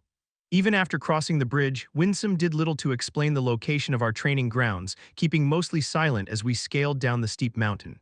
As we climbed down, the atmosphere drastically changed. Color was lost as we were surrounded by a dreary canvas of gray stones and rotten woods. The sea of clouds that seemed so far down was now just above us, and it seemed that the layer of haze was the border between heaven and what felt like purgatory. We must have intentionally trekked down the steepest side of the mountain since we were vertically climbing down most of the time. Winsome had vaguely explained to me how the use of mana arts to venture down was forbidden. Something to do with tradition and being worthy. Because of this tradition, the journey that would have taken us minutes elongated into hours. "We're here," Winsome announced evenly with no sign of fatigue inside this zone of increased pressure and low air density. He was staring intently at a dead root that jutted out of the crevice between two stones. "We're going to train here," I muttered in between breaths, staring at the insignificant root that Winsome seemed so fixated on. Hold on to my hand, he replied, ignoring my question as he reached out towards me. As soon as I had a grip on his hand, the Asura yanked me towards him, swinging me towards where the root was stuck. Before I even had the time to yell out in surprise, however, the scene changed and I was in some sort of small cave, the same cave that I was in now. Winsome appeared behind me shortly after and took the lid, heading towards the glowing pool that I had been staring at. It's good to see you again, Cordry, Winsome suddenly greeted to no one in particular. It is nice seeing you as well, Elder Winsome, and you must be the human Arthur Leywin, correct? Just then, a figure that I could swear was not there before was suddenly right in front of us. It was the same shaven and lean Usura that had sat down in front of me just now. This man was by no means distinguishable or remarkable in any way. He reminded me much of a monk. Someone who had chosen to let go of the worldly ways, except he wasn't dressed in a robe but a light, tight-fitting tunic. The only unique feature he had was his 4 hazel eyes, but even that fact seemed to be somehow plain. Every one of his 4 eyes exuded a calm wisdom that differed from Lord Indrath's silently terrifying gaze. Yes, nice to meet you, I replied after quickly regaining my composure. Arthur, this is my close friend, Cordry. He is of the Thyestes clan of the Pantheon Usura race just like Aldir, who you met back at the floating castle in Dicathen, Winsome introduced. He had taught me about the 8 Usura races and the affiliated great clans. The Pantheon race was the only race of Usura that was versed in what I coined as neutral-type mana art. The Basilisk race, the race that the Vritra clan was from, was the only race that was capable of decay-type mana art. The remaining 6 Usura races, including the Dragon race that Lord Indrath, Sylvia, and Winsome, are a part of whole distinct creation-type mana art. While the Dragon race are feared for the Etha mana art that is so unique and mysterious, it is still considered creation-type. Of course, the Usura's terms for creation, neutral, and decay-type mana arts differ for each race, but I just standardized it for my own sanity. There was no time for us to go over what the special qualities each race held since that was when we had arrived to Elder Rinia's home, but I had a feeling that I would be learning it later on. Has Lord Indrath truly granted you the Etha Orb? Cordry's even voice snapped me out of my train of thought as he looked anxiously at Winsome. Yes, it is right here. Winsome then took out a sphere-shaped object the size of his palm, revealing it to Cordry. Lord Indrath is truly investing much into this human, he sighed, admiring the orb. Winsome looked back to meet my eyes, giving me a "I told you so" gaze before turning back. Arthur, come and sit here with us. I'll explain to you how your training will begin. Cordry motioned for me with his hand as he sat down. Winsome speculated that it would be best for your training to start with me instead of him because of a few reasons. First, your body and mana core are not nearly strong enough to handle the sort of training that even young Usuras are capable of. If resources were not readily available at our disposal, it would take you at least a few decades in order for you to physically absorb anything taught by us. The Usura named Cordry looked at the orb in Winsome's hand before continuing. Fortunately, we have the Etha Orb. What exactly is this Etha Orb? I knew he was expecting me to ask this. Arthur, you may not know this, but the Dragon race is regarded as the Usura race deemed closest to being Gods. Yes, actual Gods. The reason being is the fact that we hold the ability to manipulate Etha. Etha is a material that flows throughout the entire universe. As you know from receiving Lady Sylvia's will, Etha contains the power to manipulate even time and SBSC itself, as you recently experienced from Lord Indrath. Much of the possibilities of Etha remain incomprehensible to even the Indrath clan, but one artifact that has remained in our possession since the beginning of our clan history is the Etha Orb. The Etha Orb is a treasure that had allowed our clan to gain glimpses of the power that Etha holds, one being the ability to separate the body from the soul. Winsome regarded the orb with an almost reverence as he tenderly held on to it. The orb also has the power to manipulate time. With these 2 abilities that the Etha Orb holds, it will be possible to train you at a rate and efficiency that should be impossible otherwise. Because of the close relationship that the Thyestes clan and Indrath clan has, Lord Indrath had at one point gifted us with the temporary usage of this treasure. Cordry continued for Winsome. Remember me telling you that Lord Indrath has placed a significant amount of resources into making sure you will be ready for the upcoming battles. Along with the orb, Lord Indrath has allowed us to use his exclusive training grounds. The ether-rich liquid inside that pond will help accelerate your training and heal wounds that you will incur throughout this process. Cordry here is a talented and highly respected teacher in the Thyestes clan. He will be responsible for the first portion of the training. Winsome gave Cordry a stern nod as the 2 of them stood back up. So what exactly will we be doing for the first portion of the training? I asked, almost timidly. Winsome replied, his voice sounding almost devious. You will be fighting against Cordry in a soul state and you will be dying over and over again. Chapter 109, Snail's Pace. Trust in your body, Arthur. As long as you are able, your body will be the only thing that will not fail you. As Cordry's words rang softly in my ears, a piercing pain had forced my eyes open as I looked down to see Cordry's hand jutted out of my chest, unbloodied. Damn it! As the word left my tongue, the all-too-familiar sensation of being sucked out of the soul realm once again overwhelmed me. As soon as I awoke back in the cave, my hands shot to my chest, prodding for a hole that wasn't there. I fell to my back in the shallow pool. How long this time, Winsome? 2 minutes, he replied. Arthur, the more you are forced out of the soul realm, the more time is wasted in your training. Even if an hour out here equates to about roughly 12 in there, it will not be enough if you are expelled every few minutes. Don't blame me, blame your friend that is killing me once every those few minutes, I groaned. It was impossible to get used to the sensation of dying. Even if my physical body wasn't getting injured, the trauma-inducing stress on my mind would be enough to make even veteran fighters go insane. I'm not exactly sure what the two Usras were thinking, putting a teen through this sort of nightmarish training. I am doing only what you are able to handle, Cordry responded, almost as if reading my mind. The child is resilient, though. It makes me curious why that is. Even young Usras who don't die nearly as often as you do have a hard time coping with the stress. If I had to guess, it was probably due to the fact that my mental strength was a combination of 2 lives, but even with that, this training was beginning to take a toll on me. Winsome nodded in acknowledgement. Even I grew worried at first by the number of times Arthur had been expelled from the soul realm due to deaths. Well, time to get training again. Are you ready, Cordry? I gave my body one last stretch before sitting back up. Letting out an amused chuckle, he gave me a nod. I will always be ready, Greenhorn. Remember, Arthur, while you are training in the soul realm, your physical body will also be refining your mana core.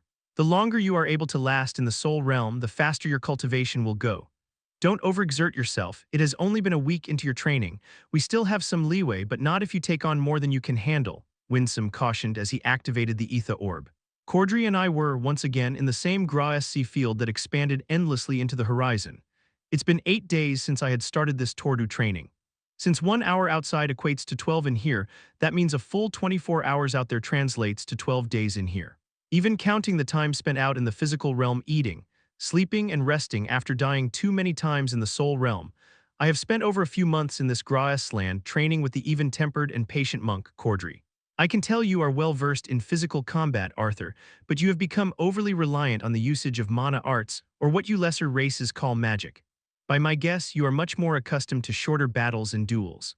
Proper conservation and distribution of mana was never a priority, right? Cordry speculated. More or less, I'm only 13, remember, I countered innocently. Sure, the Usra shrugged, shooting me a look that told me he didn't buy it. You are only human, meaning you are bound by the limitations that follow. You are a long way from reaching white core stage, let alone the integration stage. Because of that, my job is to train your body. After all, the less mana you expend on protecting yourself, the more leeway you have in other areas of use. Now let us begin. I've wasted enough time with my rambling. Yes, sir, I answered, getting into a defensive stance. Cordry's figure vanished and reappeared arm's length in front of me. The first time I had come to the soul realm for training, I was killed in the first blow, unable to even react. Even when I wasn't killed, I jolted awake at the slightest blow because my soul wasn't used to taking on injuries. The second, third, fourth, all the way up to the 28th time, I had been thrown out of the soul realm in the first hit. But on the 29th time, I was able to dodge just barely, well, enough to persist until the second hit. Reciting and training in the soul realm was difficult, to say the least. Only after a few weeks of dying in the soul realm was I able to last long enough to actually call it training. Cordry followed up his left jab to my neck with a right elbow to my sternum. It was only when we fought that I was reminded of how terrifying Cordry was. His meek temperament disappeared, replaced by a cold, ruthless warrior capable of killing me over 100 times in the span of a few seconds. The Usra's limbs seemingly vanished due to the high speed in which they were moving. The only reason I was able to dodge was because Cordry's attack pattern was always the same. Of course, this was done on purpose.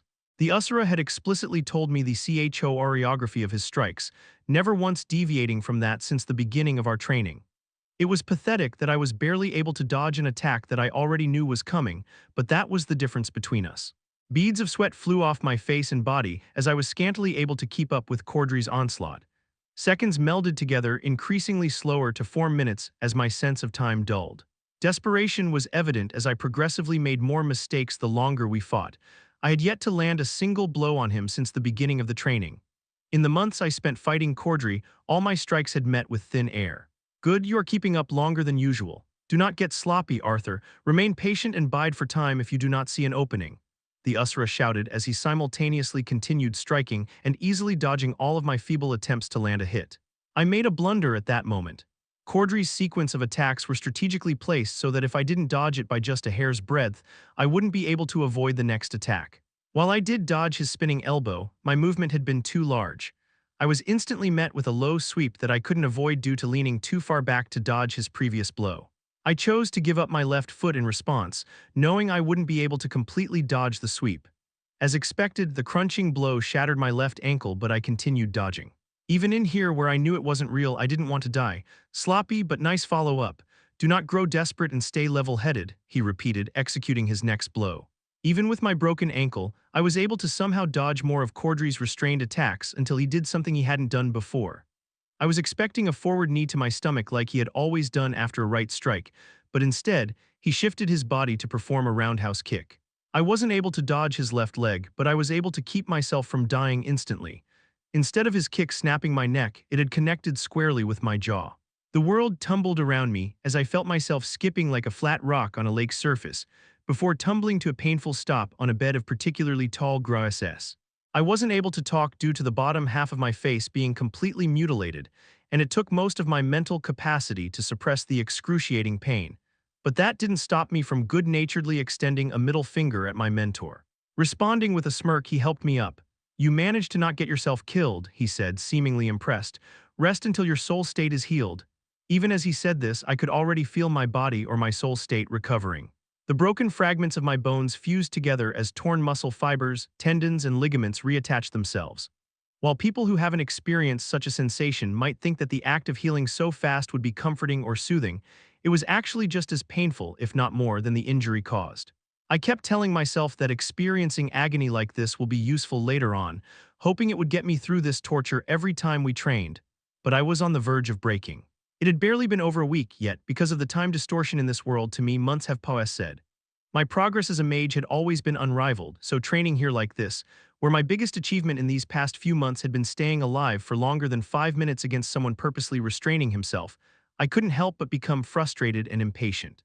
We should take a break from combat training for a while. Cordry's sudden statement took me by surprise. Seeing as he specialized in hand-to-hand combat, I wasn't sure what else he would be teaching me. What do you mean? Am I not learning fast enough? No, it's not that. Actually, your ability to grasp and comprehend is frightening, coupled with your stubbornness. It is no wonder that your potential as a mage is beyond anyone else's. However, because of that stubbornness of yours, I'm afraid you are going to unwittingly break down if we keep going at the current pace, my trainer answered as he sat down. Break. I thought the realm inside the Ether Orb wouldn't allow me to die. And besides, with the regeneration speed of my soul state, as long as you don't kill me instantly, I should be okay, right? The four-eyed Usra lifted his gaze and regarded me sternly. I'm not talking about damaging your body, Arthur. I'm talking about injuring you here, he said, tapping his head. So hurting me psychologically.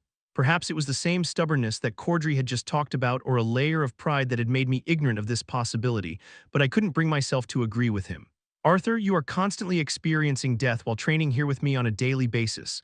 More so than that, death has no longer become the endpoint, but the precursor for a level of pain that even Usras can find daunting. Cordry got up from the ground as he explained. Even if it won't damage your body, that kind of trauma will start to get in the way of producing the sort of fighter I am trying to train you to become. When we're talking about this level of pain, too much of it and your body will instinctively try to save itself, regardless of whether you want it to or not. Just enough pain and it will be your most reliable sword and shield. I thought about my trainer's words for a moment and understood where he was coming from. However, I thought of myself as an exception, having lived through 2 lives. Call it arrogant, but I felt like I could take it. Honestly, Cordry, I'm fine, we don't end. I didn't even have time to consciously process what had happened. One moment we were talking, the next moment, an overwhelming sense of dread crashed down on me like a tsunami. The next thing I knew, I was several meters away from the Usra with Dragon's Ballad, my sword held tightly in my grasp. My eyes focused back on Cordry, only to see the Usra with a flower in his hand. He didn't say anything. He didn't need to. Just as I let my guard down, Cordry's figure flickered and vanished, and without even a trace of presence or intent, a searing pain made me look down. My mentor's hand had once again pierced straight through my chest. As I tried to pull myself away from him, I fell down. The Usra withdrew his hand and kneeled down to be level with me. Giving me a gentle smile, he continued. Even the gods may not know what sort of life you had truly led, but it is because of your past experiences that this could happen. You trust too deeply in your instinct, Arthur, and while it is a useful tool, it should not be relied on wholeheartedly. Small steps, Arthur. You have much to be taught, but much to unlearn as well. As he ruffled my hair, I thought again of the time I was in the institution during my past life as an orphan. The times I had to teach myself from little useful information and tools I could gather. I realized that, for the first time in both lives, I have finally gained an actual mentor. A mentor wise and powerful enough that I can, even with my unique past and monstrous potential, be a student hungry to learn. Do you understand, Arthur? Cordry asked as he got up and extended his hand. You bet. I accepted his hand and pulled myself back to my feet. My body still trembled, but whether it was from the lethal wound in my chest, the excitement of my future prospects, or the anticipation from being under skilled mentors, I had a feeling it was a mixture of all three. Chapter 110, The Lost Art. He was a monster, a true predator. That was the only thing that came to mind when he released the shackles he put on himself for my safety. When he released that petrifying pressure, the paralyzing fear slowly spread through my body like a snake's deadly venom. I clenched my sweaty hands, tightening the hold on my sword. The soft blades of Grass rippled, swaying leisurely because of my trembling feet. The muscles in my legs continuously twitched, fighting the impulse to whirl around and sprint away. Salty blood filled my mouth as I bit down on my bottom lip. Holding my blade up, I approached the thickening aura emitting from my teacher. A burning fire in the form of sweat stung my azure eyes, but I dared not to blink. Slowly, painfully, my brain sent signals, picking up my feet and moving them in a cautious but steady gait as I walked into the manifestation of fear itself. I'm coming, Arthur. Prepare yourself. The voice rang clearly within the cloud of menacing air. I forced my tightened jaw to relax and let out a barbaric roar despite already lacking the air to breathe, dispelling some of the chilling fear gripping my insides. Dm and it all, the teal blade in my hands dulled as I drew near Cordry, as if even my sword was afraid. But I kept walking, each step feeling as if I was trying to wade across a pool of undried cement. Finally, within range of my blade, I cleaved down, hoping to end this in one strike. Of course, it didn't. Cordry parried Dawn's ballad like it was a foam stick, creating an arc with his blade as well. Just as my sword was about to hit the ground, I used the momentum to spin myself, whirling my blade back around at Cordry's knees. Another failed attempt. Cordry's short sword easily blocked mine, stopping it just short of his leg. Knocking Dawn's ballad away, my teacher threw a swift kick at my face. I could hear the sharp whistle of air as I dodged in time to bring my sword back up to an upward swipe. Cordry turned his face to the side so my blade whizzed harmlessly by his ear. Your movements are getting better, even with my aura's suppression, my instructor commended. I knew he was just complimenting me, but seeing him have the leisure to talk while dodging came off as annoyingly smug. It was becoming harder to breathe as I realized I was almost at my limit. One more desperate lunge toward Cordry was all I could manage before Dawn's ballad fell to the ground, my hands unable to hold on to it any longer. I fell to my knees, my legs giving out soon after, and I was left choking for air inside the confines of this hellish aura. Not bad. As Cordry's voice reached my ears, the pressure disappeared.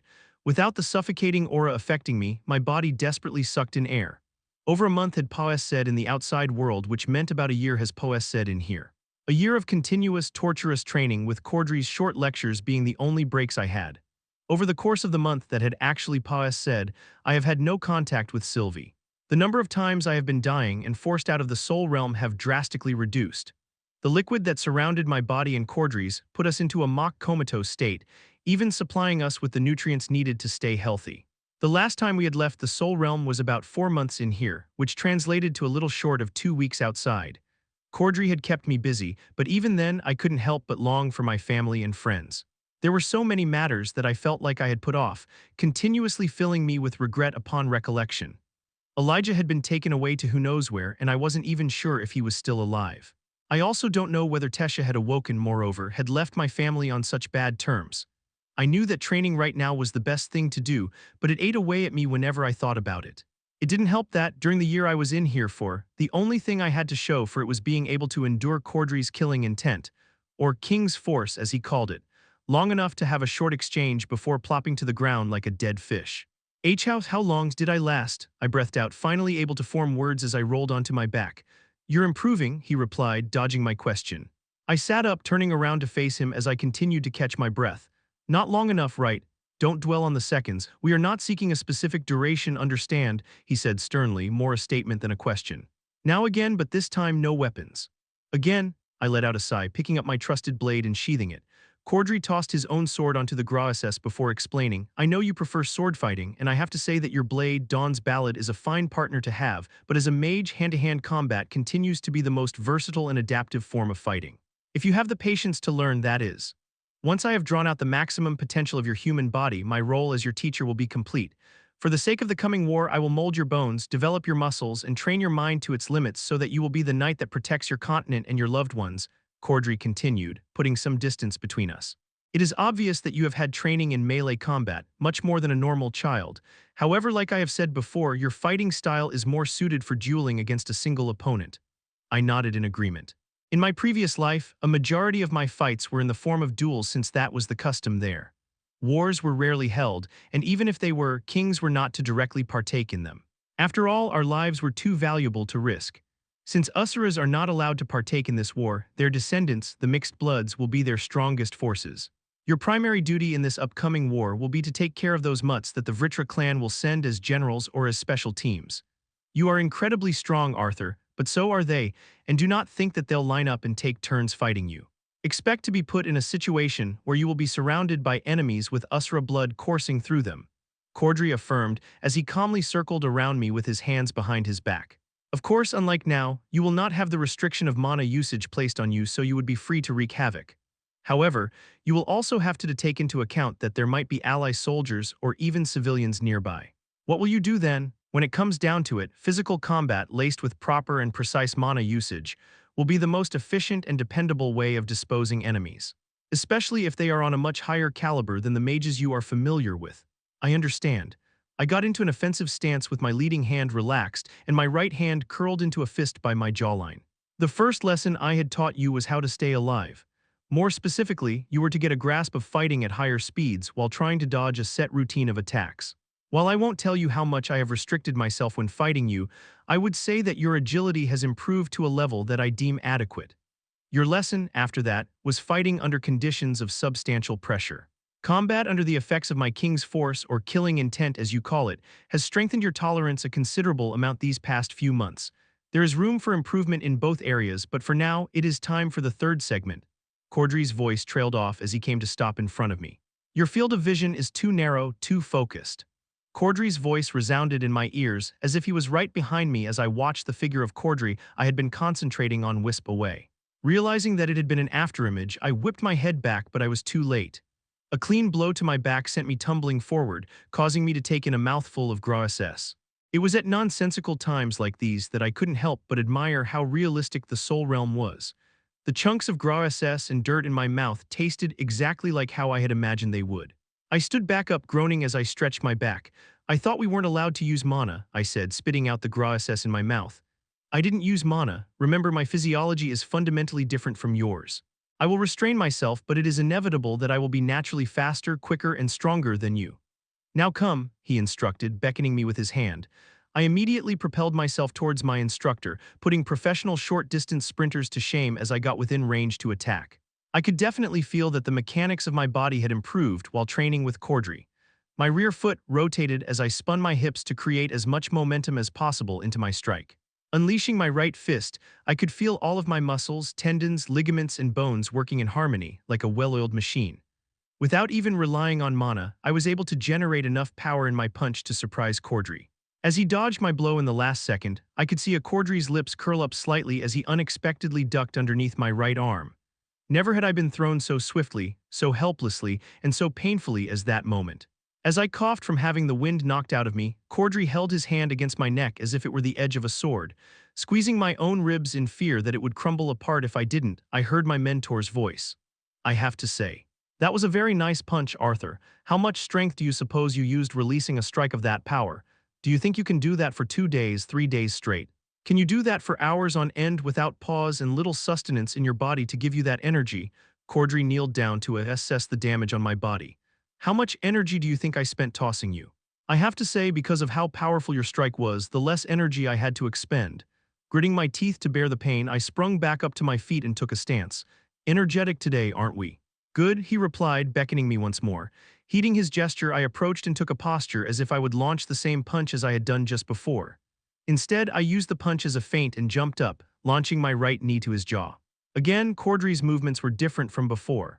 I had been used to exchanging strikes with the Usura, but this time, Cordry used his left hand to gently shift the direction of my launched knee, pushing himself to my right side simultaneously. In a quick, fluid motion, my mentor grabbed the collar of my shirt behind my head and executed a drop throw, propelling me to the ground head first. The world turned black for a moment, and my ears rang fiercely when I woke up. Carefully, I stretched and massaged my neck, surprised that it hadn't snapped cleanly in half from the force of his toss. Maybe it was because of the blow to my head, but I suddenly recalled this type of combat art. Aikido, yes, it was similar to Aikido. It was an ancient form of combat that was lost due to a decline in traditional martial arts after contemporary forms of combat became more widely used. After becoming a king in my previous world, I had access to numerous archives pertaining to martial arts and the art of dueling. I had glanced briefly through a book on the art of throws, but took little interest in it besides the concept of capitalizing on the momentum of one's opponent. Of course, I made much use of that knowledge, but did little to learn the art of throwing. It seemed too inefficient at the time. We had talked about proper conservation and distribution of mana when in prolonged battles, correct? Well, it goes without saying that it should be the same for your body as well. No matter how much mana you have flowing within you, it cannot act as a battery to power up your body. Mana, just like a sword, is a tool to control and utilize. Your body is the centerpiece that brings the tools together to create a true warrior. Now you are healed, yes, come, Cordry commanded. Wordlessly, I got back to my feet and dashed once more towards my mentor. Your body holds the capabilities of being all kinds of weapons, Cordry explained, getting into an offensive stance. For example, your fist can become a hammer or bludgeon powerful enough to destroy walls, he said, throwing a simple punch. Dodging his first strike, I lowered my center of gravity and released a punch towards his solar plexus. In a smooth, liquid motion, Cordry pivoted himself, wrapping his own arm around the arm I had just attacked with and redirecting my fist with the flick of his wrist. It can also become a whip that locks and deflects the opponent's attack. Your hands can be blades, your legs, axes, all depending on the user, Cordry said as he whirled around and placed his palm on my back. And it can also be a cannon capable of blasting your foes to pieces. Defend yourself with mana, Arthur, I will allow it, he instructed. I wrapped my body tightly in a coat of mana, focusing more on the area where Cordry's palm was placed. The deafening blast of the sound barrier being broken almost distracted me from the pain that spread throughout my body as I hurled through the air like a bullet. It was impossible to tell how many bones I had broken, how many organs had collapsed as my vision darkened, and I felt my body being sucked out of the soul realm. When I opened my eyes, I was in the familiar cave again, drenched in the mysterious liquid as well as my own sweat and probably my tears. A wave of nausea then hit me as if Cordry had actually just punched a hole through my sternum as I buckled forward and heaved out whatever was in my stomach. I moaned, trying to collect myself. Cordry was still in front of me, giving me an expression of what I guessed was sympathy but shifted his gaze behind me. Ah, you're here, he said, standing up. Turning around, my vision said the sight of Winsome and focused on the figure of someone I didn't recognize. A boy, standing over 5 feet tall, looked to be about 7 at most, took a step toward us and bowed respectfully in my direction. His head was also shaven like Cordry's, but he only had 2 nut-brown eyes. He was skinny but not sickly so, with a nice toned body that didn't match his childish face. I'm sorry for my lateness, master, the boy said, lifting his head before tilting it as he regarded me. I could see his eyes giving me the once-over, and when he locked eyes with me once more, shot me a look of haughty derision. It seemed beneath me to get angry at a kid who was younger than my sister, so I just raised a brow and turned back to face Cordry. Who's the kid? I asked Yuna assumingly. Arthur, I'd like you to meet Tassai. Your new training partner, Chapter 111, good night. Training partner, the kid echoed before I had the chance to respond. Master, I thought you told me to come here so that I could get a chance to finally receive some individual training. Tassai, you will also be training as you spar with Arthur here. Now come here so we can begin. Cordry gestured toward the obviously dissatisfied child. Master, what benefit will come from training with this lesser being? He grumbled, shooting an annoyed look at me. I thought of it as odd, hearing a child haughtily complain using diction and syntax that didn't suit his babyish appearance or undeveloped tenor voice. Arthur, Cordry stressed, has been receiving special training from me. Sparring with him will help with your development. You also have the rare honor of training using the Ether Orb, yet you dare complain. And no, I would never defy your instructions, Master. This pupil only finds it beneath Master to waste your time training a mere human when the Thyestes clan has many pupils awaiting your mentorship. The child named Tassai clarified, lowering himself to another bow. I didn't want to stoop down to his level and be offended by the child, but I had to admit he had a rather special knack for pissing people off. Letting out a defeated sigh, Cordry continued, Tassai, you are one of my most talented pupils, but it is your arrogance that will hinder you. Winsome, will you be okay keeping up the ether orb with an additional person? Cordry turned to Winsome, who was seated on the other side of the pool holding the orb. 3 people won't be a problem. The Usra nodded in response, shaking his head as well at the child in front of him. Keeping my immature thoughts to myself, I returned to my meditating position inside the pool. The child jumped in as well, ignoring me as he sat down, so the 3 of us formed a triangle. Once again, we were inside the same Gra-SC setting as we had been since the beginning. Arthur. While the Pantheon race all differ in their utilization of what you call Force-type mana, Tassai here has been training in the special arts of the Thyestes clan. Like I showed you a few times recently, one of the components of our combat art lies in swift, precise strikes, coupled with throws that take advantage of momentum and center of gravity. By relying on our senses to perceive where the opponent is distributing their weight and momentum, we match our attacks to properly take advantage of their strengths. By doing this, we use little effort to dispel their attacks and conserve our strength for when we attack, my mentor explained. Tassai had his arms crossed beside Cordry, not taking his eyes filled with contempt off of me. When learning this, even our own disciples are forbidden to use mana until they can properly display the basics of our techniques. I am not saying this to boast, but our clan's fame came from the deadliness of our combat art. When looking at a master, you will see that our form of fighting is both fierce and fluid, like a deadly cyclone. I have only shown you a glimpse of this, Arthur, but I want you to train by fighting against Tassai, Cordry continued as he turned his attention over to the child. Tassai, you are to use your full strength to fight against Arthur. Do not worry about fatal injuries or death here. I couldn't help but roll my eyes at the blatantly delighted smirk on Tassai's face as he was told this. However, his smug expression immediately disappeared by what his master said next. Arthur, you are not to use any mana. I will not be applying any pressure on you as of now, but expect it to come later on. You are also not allowed to attack him at all, but simply block and deflect. The only form of offensive maneuvers you are allowed to make are throws. Master, this doesn't make any sense, Tassai stuttered, shocked. Shouldn't you be placing restrictions on me instead of the human? By doing this, do you mean to say that without these handicaps he would be able to defeat me? Tassai, I am growing tired of your pitiful whining. Are you doubting me? Cordry's eyes grew sharp as he spoke. There was no mercy shown in his expression, immediately shutting Tassai's mouth as he frantically shook his head.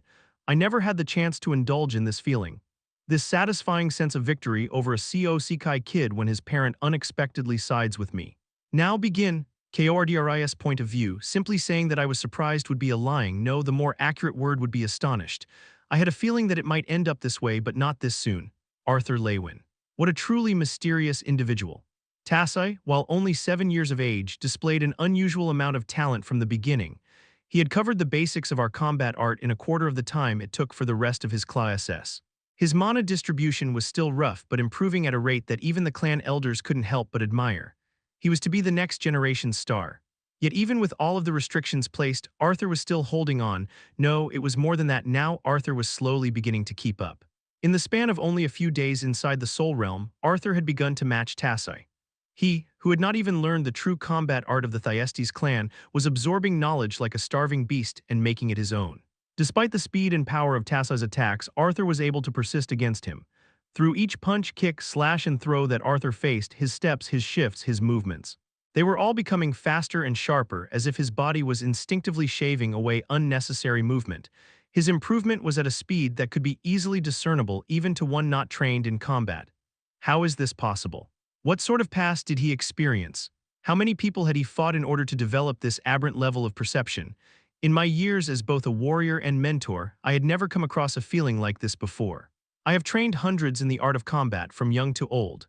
I've nurtured pupils that had later become leading figures in the Thyestes clan, but even then, training this boy Arthur had introduced me to a sensation that I've never felt before. Constantly as I taught him, I had noticed the feeling of excitement, awe, and pride welling up, emotions that I did not even feel towards myself. It was similar to that of unearthing an unknown, yet obviously precious gem. Arthur was still dull and rough, but with each buff he shone brighter and brighter. There was no telling what the final product would look like, but it was this longing to find out that made it so exhilarating, yet regrettable. Was he going to have the chance to develop to his full potential, or will he run out of time first? Had he been born in Usura, he would be a prominent member amongst even the highest echelons of power. However, the GODS have placed him to be merely a PAWN, utilized until no longer needed. Such a pity. Arthur Leywin's point of view, this arrogant brat. If it weren't for these restrictions, I would have painted the Grasses with your blood and tears. These past few days had been filled with nothing but frustration and resentment at myself for the fact that I was unable to do anything against him. Tassai, obviously annoyed by his master regarding him so lowly, coupled with the innate condescension he had over my race, led to me being tossed around like a rag doll and eating too many strikes for my temper to contain. While his attacks weren't on the level of Cordry's in terms of fluidity and compact precision, due to his attacks and movements being reinforced with mana, they were at a level faster than I was used to. I almost lost my life on the first strike, but was able to dodge only from the fact that his body gave away his next attack. With the amount of experience that I had with fighting and dueling from my past life in this one, I was able to somewhat anticipate what the opponent would do next based on his posture and movement. This skill worked less depending on how capable of a fighter the opponent was, but Tassai, while well-versed in his clan's form of martial art, was still lacking in fighting experience. Unlike fighting with Cordry, who had no openings or flaws in any of his micromovements, Tassai was basically telephoning his next move. Dodging, however, was a whole different problem. While his attacks had openings, they were still at a level above anyone that I have faced. If it wasn't for the amount of experience I had over the kid, I would have been thrown out of the Soul Realm already. The power and sheer speed of the onslaught could make any S-class adventurer curl up in utter subjection.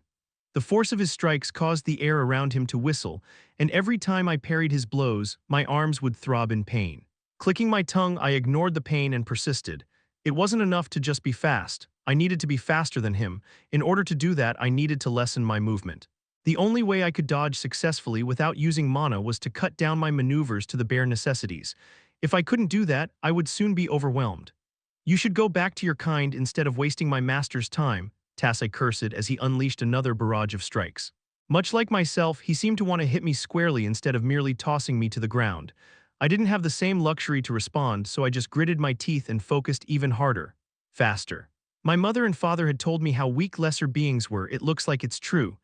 "I don't understand why we Usras were given the awful job of looking after you guys," he growled as he turned, releasing an upwards knee jab. I felt a sharp pain in my ear as I was barely able to dodge the full brunt of the attack with a simple turn of the neck. Faster. I couldn't tell how much time had passed. I was used to sparring for hours with Cordry, but this seemed much longer.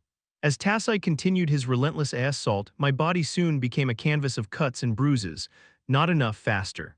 The Usra child was obviously growing frustrated as he began trying to go for throws as well. I could see his hand extend out in a claw, hoping to grip at a weak point. By now, however, I was beginning to grow accustomed to his movements, so dodging became easier. His strikes that once passed by me in a blur were becoming apparent. If it weren't for the Vritra clan and their disgusting half-breeds, my master wouldn't have to be stuck here teaching you, hoping a dog could learn something meant for Usuras. The brat spat venomously as he grew more annoyed. Even faster. Sweat began stinging my eyes, impeding my vision. Blades of Grasses flew around us as our steps and movement lifted chunks of dirt into the air. Faster d-minute.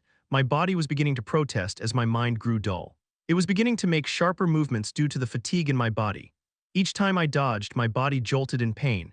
What was I supposed to do? I wasn't used to fighting for this long, and dodging attacks of this caliber was wearing me down at an even greater pace than usual. If I lowered my speed, then I would bear the full brunt of Tassai's childish rage, but I wasn't sure how much longer I could continue to hold out. My mind whirled trying to think of an answer. Think Arthur. What had Cordry stressed this whole time? Conservation and proper distribution of mana and energy.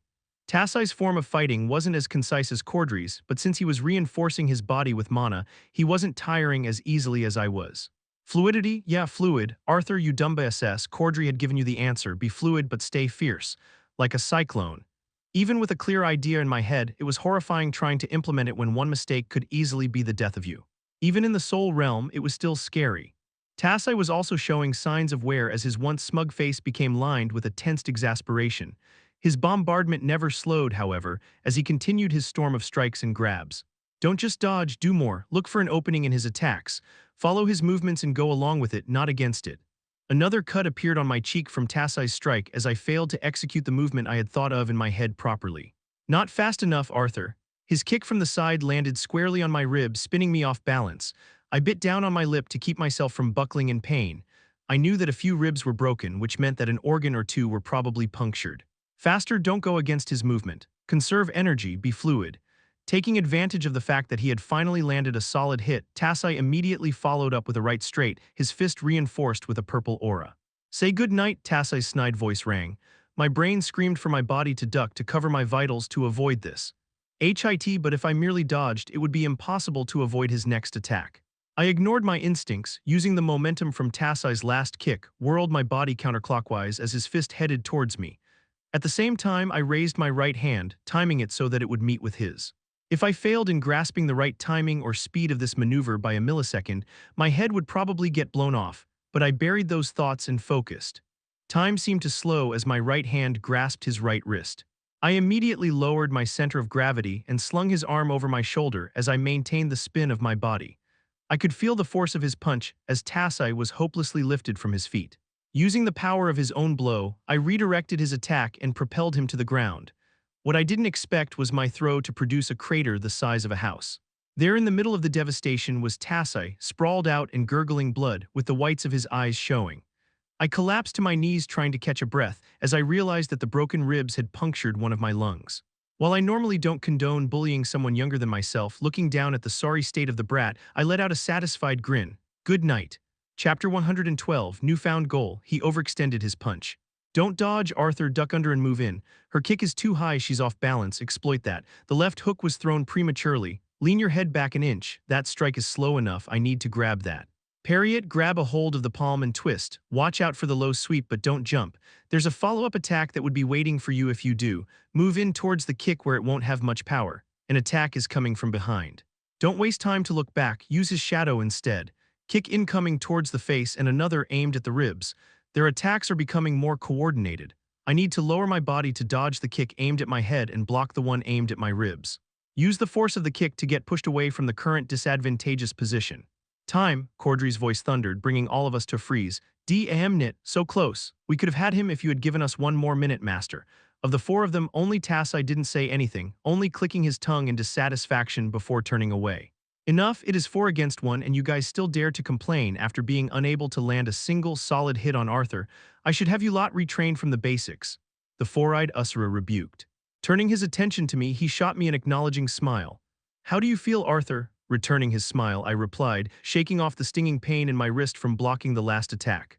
Never better. About 4 months have said in the outside world, meaning that I had trained in the soul realm thanks to the Ether Orb for nearly 4 years. While my body had only aged a year physiologically, a bit more than 3 years have gone by training under the tutelage of Cordry. These 3 years, I had done nothing besides honing my body, my reflexes, and my acuity for combat. My 14th birthday had recently said, and it was glaringly obvious just how much stronger I had become, to the point where my past combat abilities seemed about as coordinated as a toddler first learning to walk. Cordry had also helped refine my mana to aid in combat but hadn't taught me anything new. Whether it was because of physiological differences between humans and Usuras, or just the fact that he didn't want to or wasn't allowed to possess on the Thyestes clan mana arts to a non-clan member, I chose not to ask. I merely trusted Cordry and absorbed whatever he did teach instead. To this day, I wasn't sure what exactly the Thyestes clan mana arts was and what it was able to do, but that didn't matter. Just the fact that I had progressed to this level of physical combat was something I was thankful for. As the soul realm that we had been training in grew dark, I opened my eyes to the familiar sight of the cave I had been in physically for the past year. Thanks again for helping me train, guys. I stood up and gave a respectful nod to the 4 novice Thyestes clan children. After about the first year inside the soul realm, sparring with just Tassai was proving to have a limit, so Cordry brought over more training partners to the point where I was fighting on par with Tassai and 3 other young children of the Pantheon Usura race. Of course, the 4 of them weren't constantly inside the soul realm like I had been. Because of that unfairness, as they constantly pointed out, I had been able to catch up to them eventually. The 4 of them, including Tassai, kept a distance from me outside of training, often showing their displeasure at the thought of helping a lesser race train. It didn't help that I had become stronger than them. Of course, this was considering the fact that they weren't allowed to use their abilities to the fullest. Cordry had made it explicitly clear that we were to use mana only for strengthening our bodies. Anything outside of that would be considered foul play. Master Cordry, thank you for training me up until now. I turned and bowed respectfully after we both got out of the pool of blue liquid back inside the cave. It was a treat for me as well, the shaved-headed Usura replied. Giving my body a thorough stretch, I turned to face Winsome. When is the next portion of our training? I asked as I mentally searched for signs of Sylvie. This past year, I wasn't able to sense, let alone communicate with my bond. It had become accustomed to search for her every time I was thrown out of the soul realm, but each attempt proved fruitless. Huh. We will start the next portion of training soon. Winsome had the same discerning gaze as Cordry, which confused me. I raised a brow, shifting my gaze back and forth between the two Asuras. Is everything okay? Nothing's wrong, Cordry replied as he tilted his head, studying me like a piece of abstract art. It's just that you have not changed, Winsome finished. My heart began thumping louder at his words. What hasn't changed? My initial thought turned to my mana core, but that wasn't it. My mana core had advanced recently from out of the early light yellow and into the latter levels of the light yellow. Meaning, I had progressed past more than a full stage, starting from the solid yellow stage that I had previously been at before starting my training here. Winsome had also come into the soul realm to watch the progress of my training every now and then, so he should be well aware of the level I'm currently at. Arthur, while training under the Ether Orb can be tremendously beneficial, it is strictly forbidden to be used on children or even young adults. You can guess why, right? The time difference between the two realms can cause a psychological displacement on a person not yet fully developed mentally, Winsome explained. I was actually firmly against the use of the Ether Orb for that reason, Cordry confessed. Even Lord Indrath was somewhat reluctant to have you train using the Ether Orb in fear of the consequences. However, because of the deficit of time before the war, there was no choice. It took me by surprise when I heard that Lord Indrath would care for my well-being. That wasn't the impression I had received when I had met him. Which is why I'm somewhat astonished at the fact that there is no change in you, Arthur. Your speech, your demeanor, your mentality. They are no different from what they have been before the training began, Winsome began. Essentially, 4 years have passed since you have entered, but neither during the times you have been brought back out nor now have you displayed any changes a normal child should have had. I mulled over this for a moment. It made sense now why Cordry hadn't let Tassai and the other Thyestes clan children stay in the soul realm. The only reason why I wasn't affected by this phenomena was because I already had the mentality of an adult since my birth into this world. Winsome, you said yourself that I felt different from other children. I'd been pretty ahead of my age mentally for pretty much my whole life, to the point where I grew accustomed to purposely conforming to the people of my age to socially adapt, I answered at last. Well, it matters little to us. In fact, it is for the better that this regimen of training did not produce any unwanted ramifications. Winsome looked mindful at first, but relaxed as he let out a sigh. Cordry, thank you for spending much of your time and energy into training Arthur. Anyone else, even amongst Usuras, would be subpar compared to your expertise in close-quarters combat, the Usura added, turning to Cordry. No thanks are needed. Arthur needs to be well-trained if he is to have a chance against those mutts. Cordry placed a firm hand on my shoulder and squeezed. Remember that the mages in Alacria have been taught and guided by Usuras. Mana arts in that continent is generations more advanced than in Dicathen, so do not get overconfident from the fact that you are receiving this sort of training. It frustrates me deeply that our hands are tied like this, but if we don't want a war that can destroy the very land we live in, it is up to you and your peers to fight. Cordry's usually indifferent face wrinkled into a grave expression. After saying our goodbyes, Cordry and his 4 pupils left first, leaving only Winsome and I inside the unnaturally quiet training cave. As I sat down on the cold floor of the cave, idly stretching my body while peeking every now and then at Winsome, I couldn't help but try to guess what the Usura was thinking as he regarded me so closely. Trying to break the palpably thick silence, I asked Winsome something that had been desperately on my mind. So, have you heard any news of Sylvie? Is she doing okay? Lady Sylvie will be fine. No one would dare mistreat the direct kin of Lord Indrath besides Lord Indrath himself, he answered casually, despite the fact that the last bit of his statement sent a pang of worry down my stomach. Choosing not to dwell on this topic any longer, I simply nodded and continued stretching my body. Because I wasn't physically using my body within the soul realm, it had grown stiff. Muscle mass hadn't dwindled due to the mysterious liquid I had been submerged in, but I had noticed that my hair had grown much longer than I was used to. I still didn't know the full capabilities of the Ether Orb, but the chance to train under these conditions would most likely never come again, so I had to make the most of it. Here, I just received this from a messenger of Lord Indrath. It seems like Aldir wrote of the events happening in your continent currently. I thought you might be interested. Winsome spoke evenly as he handed me a few pieces of parchment filled to the edges with immaculate writing. It was the first time receiving any sort of information from Dicathen. 4 months had passed since I started my training, and the more time flew by, the more concerned I became of the well-being of everyone. Had the war started yet? What were they doing to prepare themselves for the upcoming battles? What measures were they taking to protect themselves? Questions like these and many more filled my head, often distracting me during training until I was smacked back to attention by the four pupils or Cordry himself. What Cordry said before leaving had sent shivers down my spine in sudden realization. The continent of Alacria was sure to be more advanced in mana manipulation than Dicathen was. Even with the help of Usuras, now teaching a handful of capable mages on how to better utilize their mana, it wouldn't be enough if the enemy's armies were truly as strong as I was imagining them to be. In that sense, I often thought of my training with Cordry to be an inefficient use of time. Of course, what I had learned would make me a great combatant in any battlefield, but considering my capabilities, I wondered sometimes if it would be better for me to hone my long-range mana utilization. Of course, conjuring wasn't my specialty, but with my quad-elemental disposition and the amount of raw mana I possessed, compared to other mages, I felt like it would be better for me to learn long-range mana arts that were capable of leveling fields instead of learning to destroy enemies around me one at a time. But thinking back to my past as a commanding leader, it wasn't the number of soldiers that posed the biggest threats. No, the ones that presented the most trouble were either leading them or the few elite fighters capable of penetrating through our forces. I couldn't worry about every single insignificant fish. I would just have to trust in our army to handle them. Putting aside my concerns, I eagerly plucked the paper from his hands and inhaled the words written on the wrinkled paper. It seemed that it was made known to the higher-ups that Goodsky was formerly a spy sent directly by the Vritra clan on behalf of Alacria.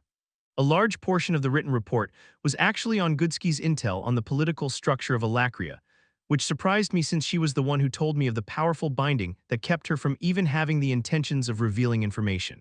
I put aside my suspicions for now and focused back on the report.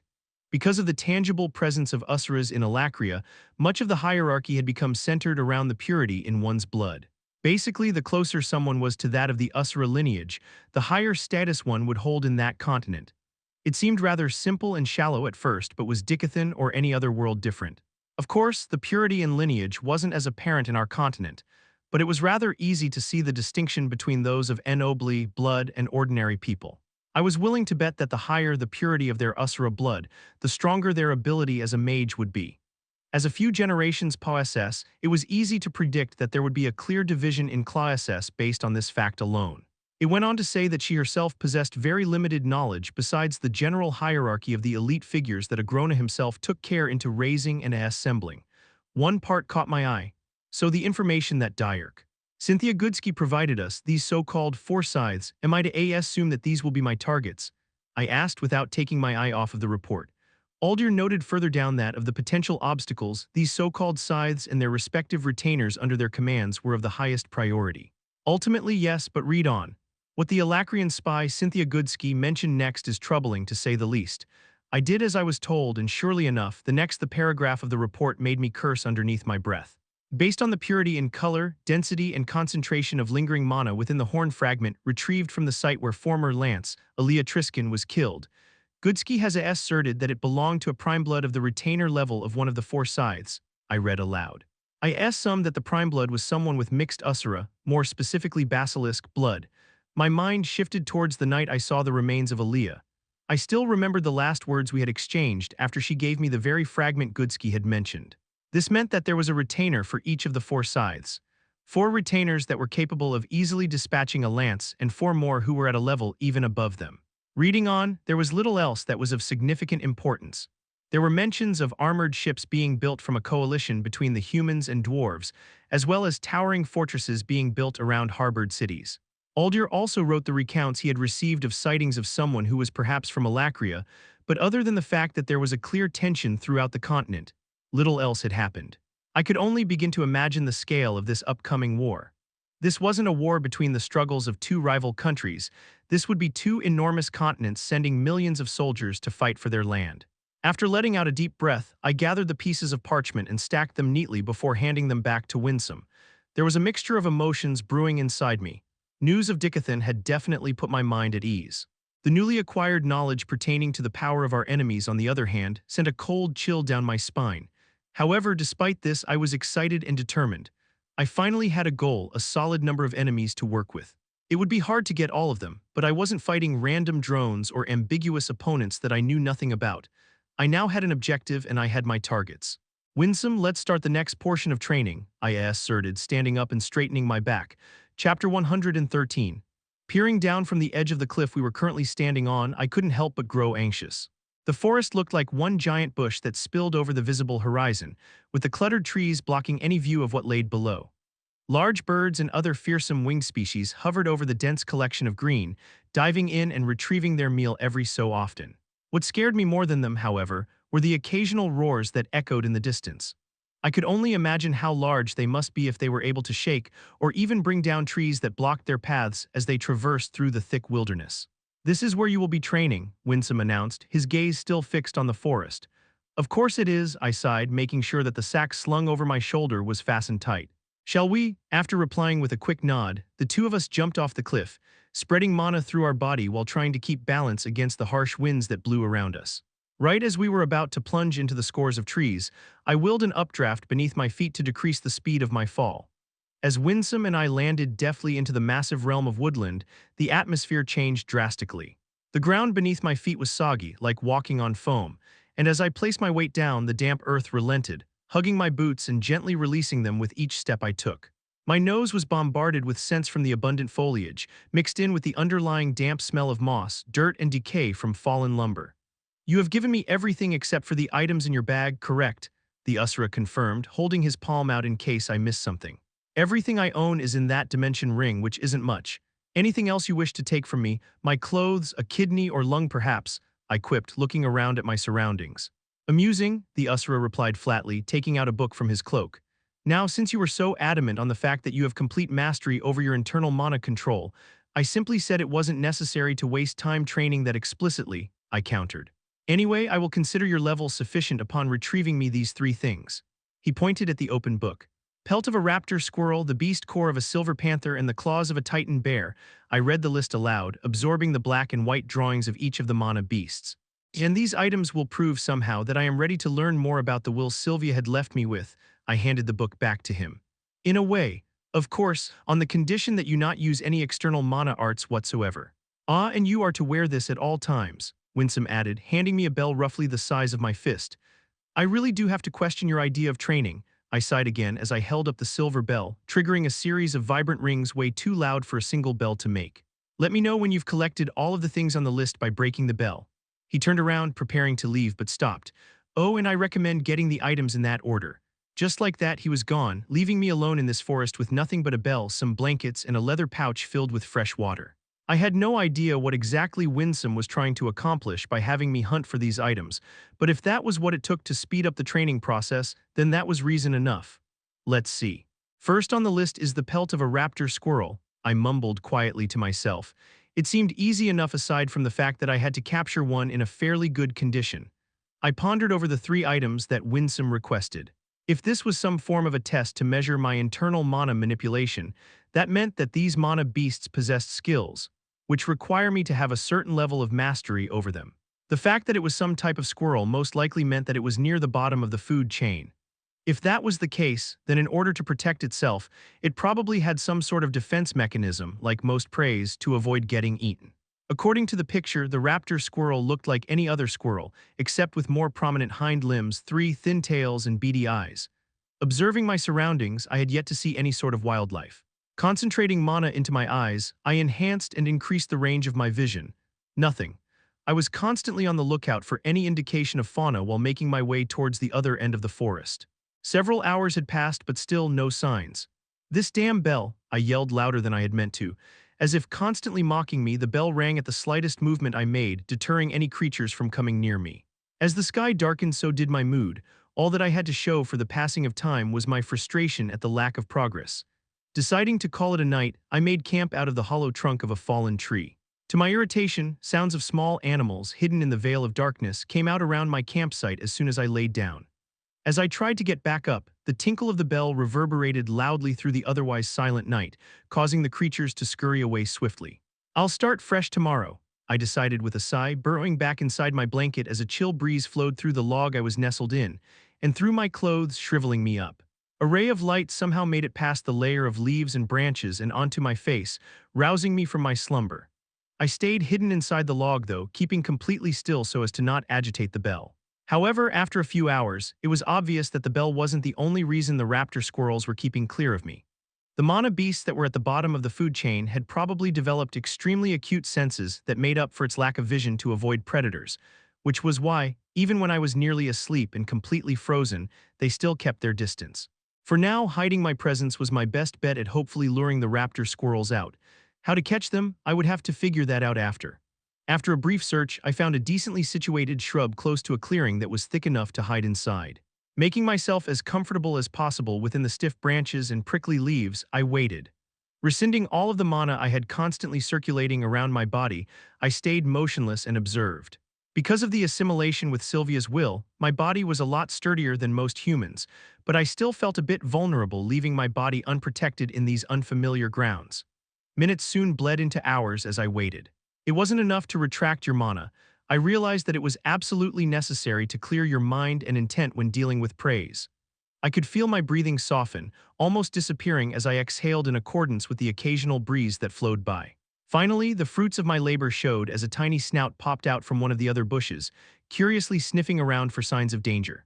Soon, a few raptor squirrels scuttled about with their three tails constantly twirling around like antennas, desperately trying to find some food before predators caught wind of their presence. I knew it was impossible to catch the first item on my list today, so I used this opportunity to test some things out. I started by emitting just a bit of mana. The raptor squirrels responded immediately by raising their hind legs to elevate their tails. They had obviously sensed the minute fluctuation of mana and were a lot more tense, some even scurrying away. As I kept testing their limits, I learned three things. The first was that leaking even a bit of purified mana didn't necessarily drive them away, but alarmed them to a degree where it would be impossible to try and catch one. Exerting too much purified mana would undoubtedly lead them to immediately flee. The second interesting thing I learned was that internalizing mana inside my body did not trigger their alarm signal, but too much concentration and focus did cause my intent to bleed out, causing them to scatter. The last thing I learned, and perhaps the most useful, was that external mana flow did not startle or even prompt them to take notice. I learned this as I sat hidden, meditating. When I was absorbing the surrounding mana, there were no signs of agitation from the raptor squirrels. It was only when I began actively purifying and condensing the mana that they began to notice something was wrong. The testing took the whole day since I had to change locations every time I made them flee, but with these three observations, I finally had something to work with. I wonder if Sylvie is doing okay with her training, I thought as I wrapped my blanket around me back inside the hollow log I decided to use as a makeshift tent. The same worries that I always carried ran through my mind as soon as I had some time to think. How was my family? How was Tesha? How was Elijah? Was he even alive? If so, would I ever get the chance to save him? It seemed like I had been lost in my own thoughts through the whole night, but at one point my eyes snapped open to the soft glow of the morning sun. After packing my scarce belongings, I filled my pouch with a puddle of morning dew that had formed from nearby leaves and made my way to a clearing. Today's goal wouldn't be observing or even catching a raptor squirrel. I wanted to test a little idea that I had based on the three observations yesterday. As I stood in the center of a small clearing surrounded by plants, with mushrooms I had picked up along the way that raptor squirrels ate, I put my theory into action. Because my physiology was that of an augmenter, the mana channels, responsible for effectively spreading purified mana from my core throughout the rest of my body, were much more prominent than my mana veins, which were used to absorb unpurified atmospheric mana into the body. However, for this technique, I had to balance the output of purified mana from my mana core through my mana channels and the input of atmospheric mana through my mana veins. With a perfect balance, I should be able to utilize mana without anyone or anything being able to sense that I was. That is in theory, of course. My mana veins were naturally much more underdeveloped compared to my mana channels, so I started by matching the output of mana to the amount that I was able to input. The feeling was somewhat similar to when I first learned mana rotation from Sylvia, but much harder. The longer I practiced, the more evident it became that it wasn't as easy as I imagined it to be. A certain finesse was needed to accurately come to a point of equilibrium between the two opposing actions, despite doing it while standing still. Attempting this while moving would be a whole other mountain. My perception of time had gotten lost somewhere in the middle of my practice. But to my surprise, when I opened my eyes for the umpteenth time, there were finally raptor squirrels eating from the pile of food that I had picked up. However, my delight was brief, because as soon as my concentration slipped, they were immediately aware of the mana fluctuation that I had been trying to camouflage. Yes, I pumped my fist, this was good progress. One of the downsides was that my mana supply ran out. fast. I would be able to practice this for only a few minutes at a time before I had to stop and resupply my mana core.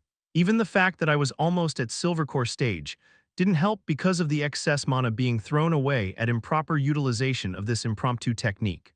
The next morning, I kept to my routine and practiced in the middle of the same clearing. It wasn't until the fourth day that I felt like I had enough control to try moving while keeping up this technique.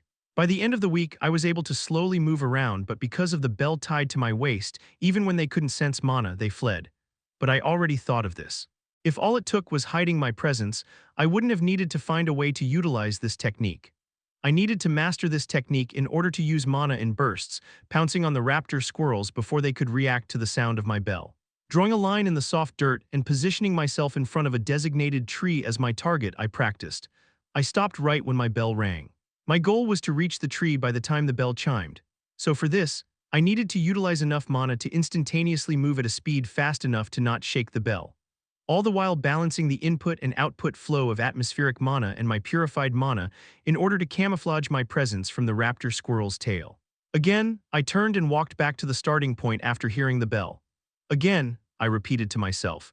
As I continued, I realized that I was essentially aiming for something similar to the technique Cordry had once used when he was sparring with me. Controlling mana flow and power while manipulating your own presence to either hide or emit it, throwing off your opponent's senses. Erasing your presence by using the barely traceable atmospheric mana to mask the output of your own mana, and instantly gaining speed to reach your opponent. Was this the skill that Winsome had been trying to test? Again, I would try, and again I would fail to reach my goal, but with each attempt, the distance between the tree and I shortened before the bell jingled. It was just one step, but so much concentration and precision went into getting it even partly right. However, this single, instantaneous step, coupled with the form of combat that I had been taught by Cordry as well as the sword art that I had developed myself, could undoubtedly become an important trump card. I remembered how disoriented and helpless I had been when Cordry had used this skill, erasing his presence as he attacked, while the next instant, he would emit his presence only to shift positions and throw me off. Although the Usura wasn't using his mana in the same way as what I'm attempting to do, his innate power could be easily comparable to that of someone in the silver core stage. Almost, I encouraged myself, positioning myself for another attempt. I wasn't sure how many hours had passed since the dense cluster of trees covered most of the sky, but I sunk down against the tree. Days passed by as I continued practicing until, I laughed meekly in victory as I stared at the depressed dirt trail that I had made from the days of mastering this skill. While the rest of the ground was littered with leaves and broken twigs, only the thin trail I had been constantly dashing back and forth on was paved clear. I tried getting up, but my legs trembled in protest, too worn out to carry my weight. Still, I felt good for the first time in a while since coming to this godforsaken forest. I'll wipe out those stupid raptor squirrels to extinction, I declared triumphantly. Windsom's point of view. What is the boy planning? I thought to myself, keeping a fair enough distance from him. I had left him unattended for 2 weeks, thinking it would be plenty of time for him to have caught a raptor squirrel. From the fact that I wouldn't have been able to find him in this forest without the help of the bell I had given him, it was obvious that he had mastered erasing his presence. Despite this, Arthur had yet to catch a single squirrel. The raptor squirrels were swift and highly perceptive. Since their eyes were bad, they relied on their acute nose to sniff for food and their tails to sense any sort of mana fluctuation or even movement in the area. If their tails detected a high concentration of mana or even a minute change in mana levels in the area, it would be difficult for even an Usura to catch one. However, beyond that, the raptor squirrels were rather simple-minded. After erasing his presence, if the boy were to stay absolutely still with some bait in his hands, it would be easy for him to catch one. Yet the boy had laid out food in front of him instead. Well, he learned the necessary skill that I wanted him to learn, I shrugged. But for some reason, my gaze was still glued to the boy, as if waiting for something astonishing to happen. The boy stood unmoving as he continued to wait patiently for a raptor squirrel to draw near. In the blink of an eye, the boy had suddenly disappeared and reappeared in front of the raptor squirrel with his hands stretched out. My voice trailed off in awe. Right when the boy was about to grab a hold of the raptor squirrel, however, the bell I had given him rang and the raptor squirrel darted away just outside of Arthur's grasp. Gah, the boy yelled, obviously frustrated as he kicked the pile of food he had gathered to lure in the raptor squirrel. There was no way he could move at that speed without using mana, but I couldn't sense it.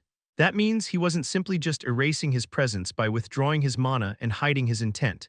He had been effectively using his own mana while covering it with the pure mana surrounding him Mirage Walk. It was a rather crude shadow of it, but Arthur had definitely just succeeded in the first step of Mirage Walk. It was a movement technique to put it simply, but it was also much more than that. Mirage Walk was the essence of what made the Thyestes clan reign over all of the other clans within the Pantheon race. For a mere human boy to be able to grasp the fundamentals for a mana art that even took me years to grasp. And this was with Cordry secretly teaching me despite his clan's strict secrecy regarding their mana arts.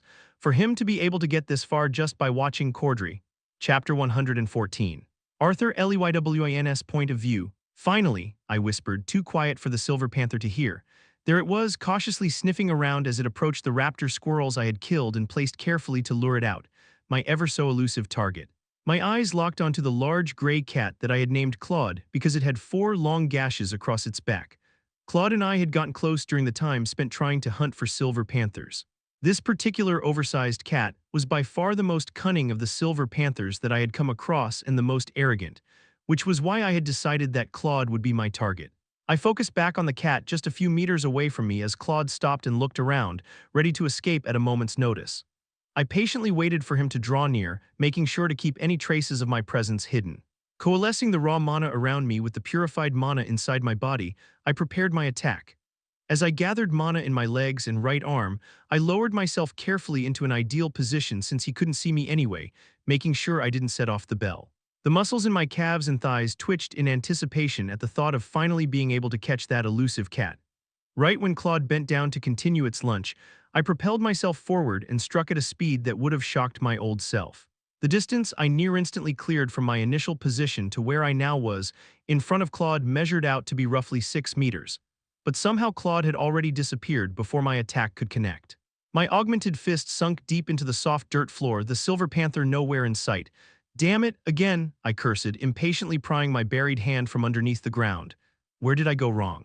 How could it react so fast? I thought as I looked back at where I was initially positioned.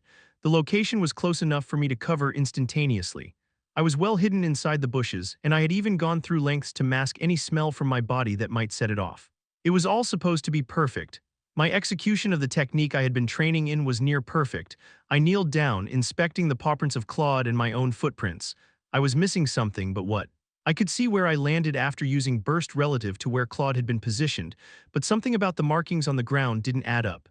Settling down against a nearby tree, I closed my eyes, replaying the scene in my mind to see if I could figure out where I went wrong.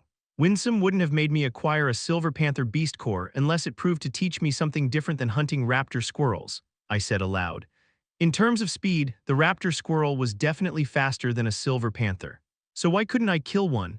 Arriving at no satisfying conclusion, I decided to make my way back. Looking at the remains of the raptor squirrels Claude had been feasting on, I clicked my tongue in annoyance. Not only was I unable to capture Claude, but there were also barely any scraps left of the raptor squirrels for me to eat. After packing what was left of the mangled squirrel, I wiped the dirt and blood off me at a nearby stream.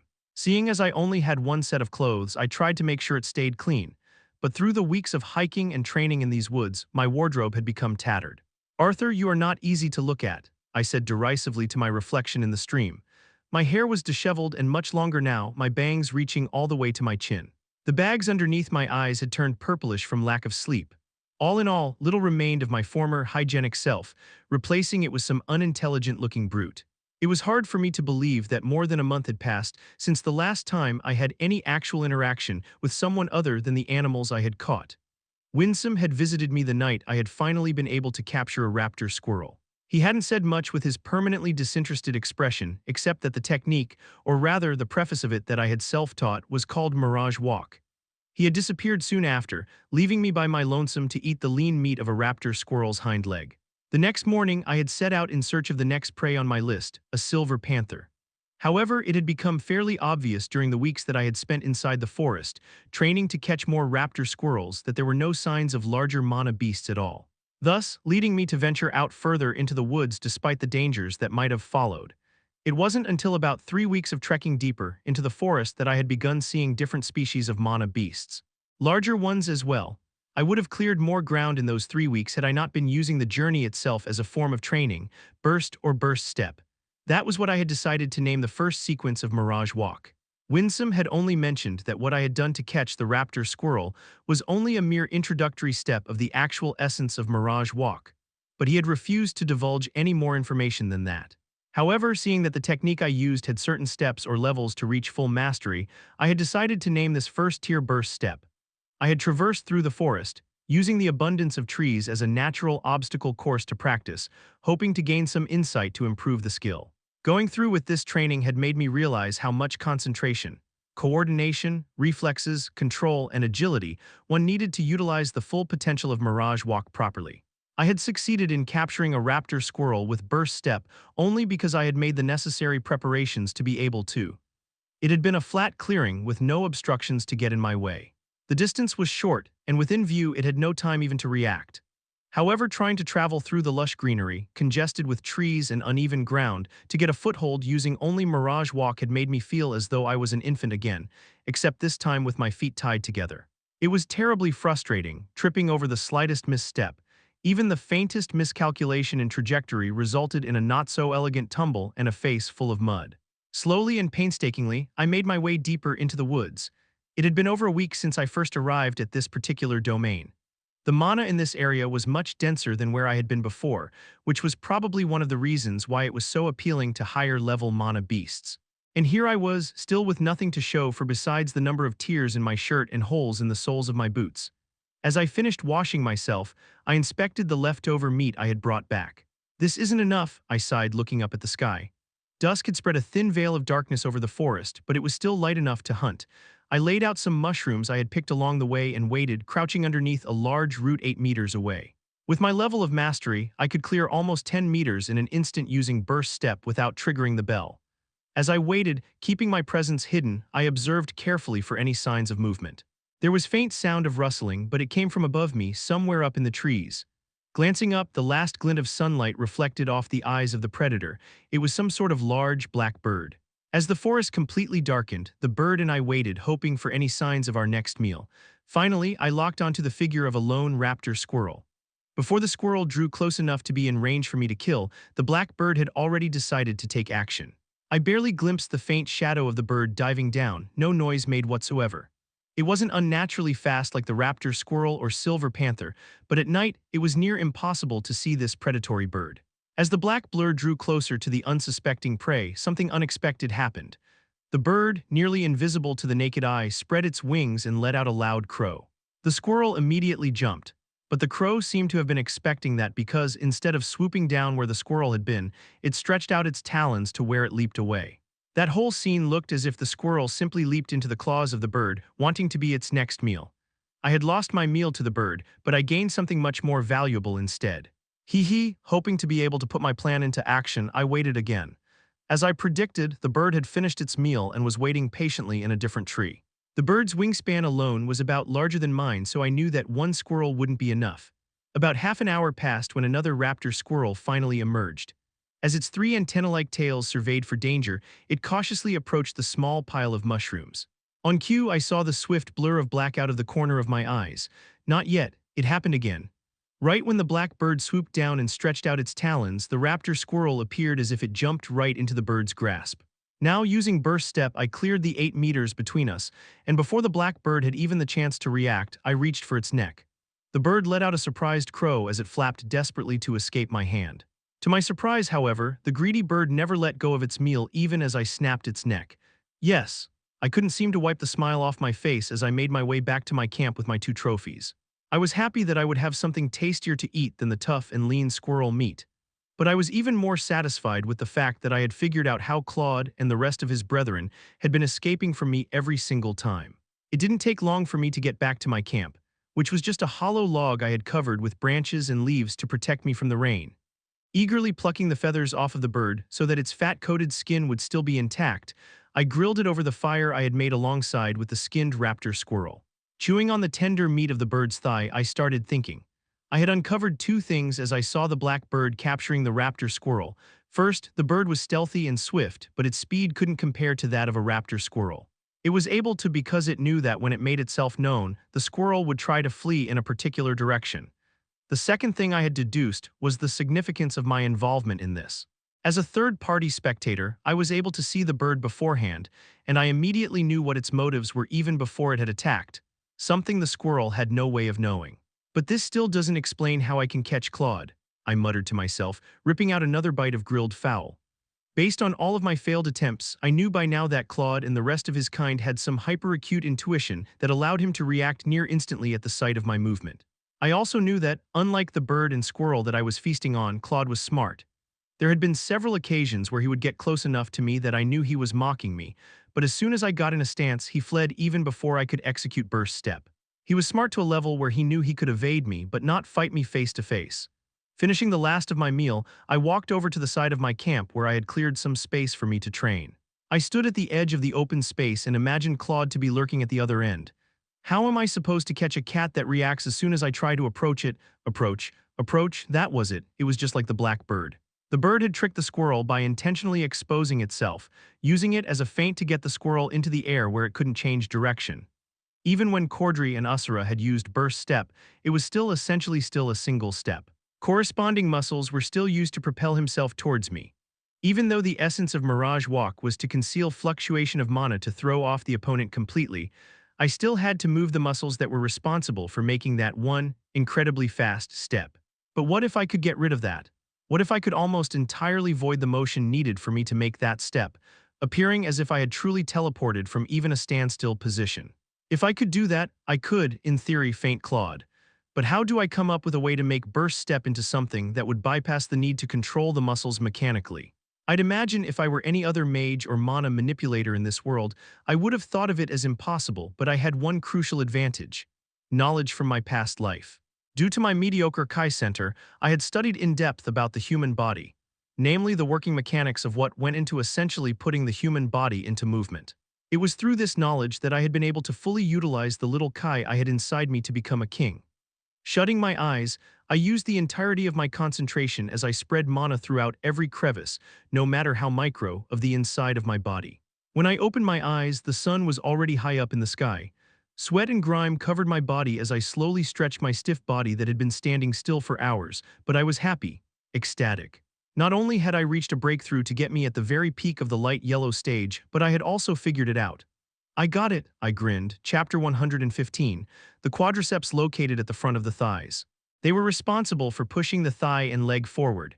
The hamstrings were the quadriceps opposing muscles, responsible for bending the leg and moving it backward. The glutes were crucial to complete the backward movement of the step. The abdominal muscles would contract during each forward step.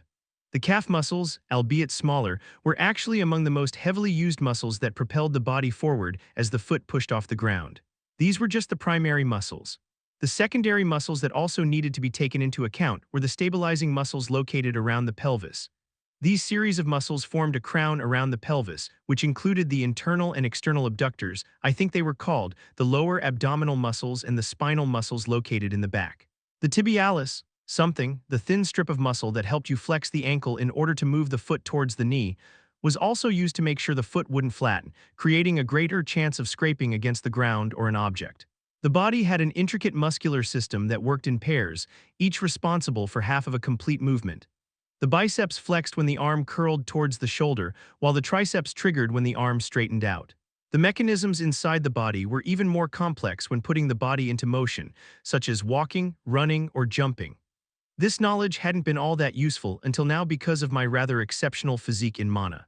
However, in the case where I needed to further evolve the first sequence of Mirage Walk, I would need to utilize all of this knowledge and a step above that, eventually putting it into application.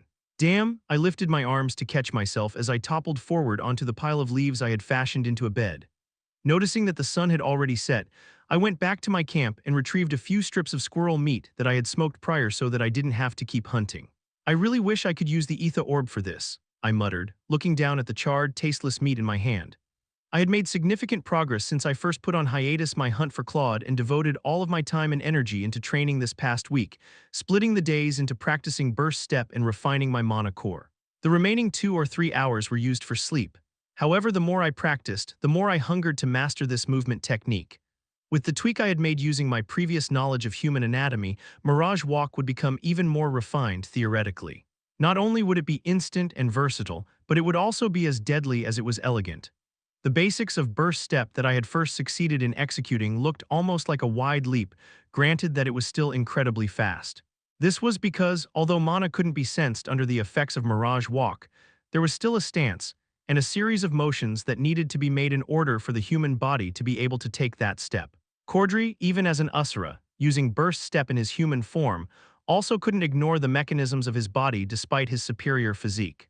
What I was working my way towards was consciously and deliberately manipulating mana, channeling it into specific muscles at a certain progression with precise timing to artificially trigger a sequence in my body that mimicked the use of muscles without actually having the need to maneuver. If I could get the timing and output of mana controlled perfectly, I would be capable of something even Cordry couldn't do, execute Mirage Walk-In, but not limited to an orthostatic or standing position. Even thinking about it was confusing, I relented. Finishing my dinner, I headed back to the clearing I had crudely optimized in the last week. Standing about 5 meters away from the bed of leaves that was made to soften my fall, I concentrated. Willing mana to manipulate my muscles was a lot like using your thoughts to make a dummy move. Most of the movements that people do were automatically done. I didn't have to think of what muscles I needed to use to breathe. However, since I would be using a mediating factor, mana, in order to generate an action from my body, it was like learning to move all over again. I spat out the mouthful of leaves and wiped my tongue with my sleeve. Getting back up, I returned to my initial position and concentrated again, disregarding the increasing aches in my legs. I had somewhat succeeded in propelling myself using the bare minimum amount of movement, but coming to a proper stop was another, huge obstacle that I was having trouble overcoming. Just like how a toddler couldn't control how far or high he jumped, using mana to manipulate the inner workings of my body had made it hopelessly difficult for me to control. However, at least the initial step and the very foundation of Mirage Walk, where I manipulated atmospheric mana to conceal the fluctuations of mana in my body, had become much easier for me. I still needed to balance the capacity of my mana veins to my mana channels for me to better control this, but I didn't have time for that now. After I had properly hidden my presence, I imagined the muscular system in my body. Recalling all the muscles responsible for using burst step, I tried once again. Interrelated parts of the body required for movement lit up on the imaginary figure of myself in my head to better conceptualize the specific order that I had willed the mana to trigger. I could feel the corresponding muscles pulse as mana coursed through in the sequence I had commanded. With just the slight shift of my left leg and the aid of mana, the landscape around me blurred as I executed burst step from a standing upright position. Despite the mana I had willed to reinforce my legs from the stress, a sharp pain coursed through my lower body. "Whoa," I yelped as I tumbled forward onto the pile of leaves once again. I had failed again in coming to a full stop. Even if mana could help me with the initial burst of speed, it was much harder to stop in the exact position and location that I had wanted to. Letting out a defeated sigh, I continued practicing. As the sun sank and a crescent moon shifted into view, I laid there in the bed of leaves staring vacantly at the night sky. Raising my hand, I pinched at where the moon appeared to be with my fingers. The moon looked so small from here. How small did I appear to be to the moon? I focused on the left arm that I had lifted, staring at the feather Sylvia had given me to cover the orb with and the dragon wool she had imparted to me. This and Sylvie were all I had left of the Usura that had saved me, taken care of me, and protected me as a child. Would training like this really allow me to hear from her again eventually? Reminiscing my time with her had made long for everyone else. Despite how poorly we had parted, I missed my family. Enough, Arthur. I slapped my cheeks and sat up from the pile of leaves. There were only so many hours in a day, and I couldn't afford to waste more out here in this godforsaken forest. Taking a deep breath, I began cultivating my mana core. It had been a slow process once I got to the light yellow stage. I was chipping away at a mountain with only a spoon in my hand, but there was definite progress. I got lost in the ever-cumbersome process of absorbing, purifying, and refining when the familiar chirps of morning birds snapped me out of my meditation. I was covered in sweat and grime as my body expelled the impurities in my mana core, making me not only filthy but hungry as well. Looking at the remains of smoked meat I had left, I would have to hunt today. After gnawing through the remainder of my charred squirrel, I packed my water pouch and departed. Keeping my mind placid and my presence hidden with Mirage Walk, I slowly trekked deeper into the dense forest. It had been harder for me to find wildlife near camp, so every time I hunted I needed to go a bit deeper. By the time I noticed, however, I realized that the forest had gotten much quieter. Birds chirped in the nearby distance, but there were no signs of raptor squirrels or other mana beasts in the vicinity. I muttered, surveying the area. Releasing the use of Mirage Walk, I concentrated mana into my ears. I wasn't able to hear anything at first, but after a few minutes I caught on to a faint noise. It sounded like a growl. I couldn't tell how far away it was, but the sound was familiar. There was a silver panther nearby. I got a little closer, making sure to hide my presence again. I enhanced my hearing once again, but this time I was able to make out more noise. I could hear the faint gurgling sound of running water and a bit past that to the northeast. What I also noticed was that it wasn't just one silver panther. There were two panthers in the same vicinity. That's odd, I noted. My understanding of the silver panthers from what I'd seen so far was that they were territorial amongst each other and hunted by themselves. Perhaps they were fighting over territory. That would certainly explain the lack of prey in the vicinity. Implementing Mirage Walk again, I hastily made my way towards the ensuing battle. I couldn't help but grin at my luck. My speculation had been correct. As I stealthily approached the sound of the silver panthers, I spotted their distinct silver coat near a small clearing of trees alongside a cliff. It was impossible to tell how deep down the fall was from here, but just from the fact that there was a good 200 yards from here to the other end of the chasm, and I couldn't see the ground meant that if those silver panthers fell off, it wouldn't be easy for me to retrieve their bodies. Hiding behind a nearby tree, I observed. It was easy to figure out that they were clearly hostile to one another, but what caught me by surprise was that one of the silver panther was clawed. The distinct scars on his back made him easily distinguishable. His opponent, on the other hand, was unfamiliar to me. He was clearly larger, but by the fresh wounds on its face and side, it seemed like Claude had the upper hand. As the two mana beasts slowly circled each other, they let out a low snarl, baring their sharp teeth. The opponent was the first to make a move. The larger cat pounced with its claws held high as it let out a fierce snarl. Claude reacted instantly, dodging the swipe and countering with his teeth. I became captivated by their fight. Since silver panthers had innately accelerated reflexes and intuition, their exchanges were a relentless flurry of continuous dodging and countering, neither of them incurring any deep wounds.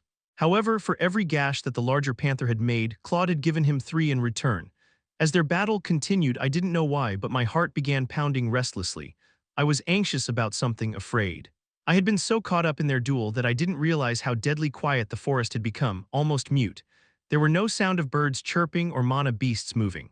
There wasn't much as a rustling sound coming from the trees, as if even the wind was afraid of something. Claude seemed to have noticed as well, because he began behaving very cautiously. His fur was standing on end, his tail sticking straight up as he constantly sniffed for something. The larger cat, unaware of the disturbance, took advantage of the opening and pounced at Claude. Dodging his opponent, Claude instead turned and started running away. I didn't get it. There was something going on, but I couldn't sense any other presence from here. Why did Claude run away like that when he was winning? Putting aside my wariness, I took action against the larger silver panther that remained. He was injured, and his escape routes were limited because of the cliff. Spotting me, the larger cat began growling, lowering itself into a posture to flee. It knew instinctively that in its state it had no chance against me. The air around us grew heavier as it became harder to breathe, but I maintained my stance.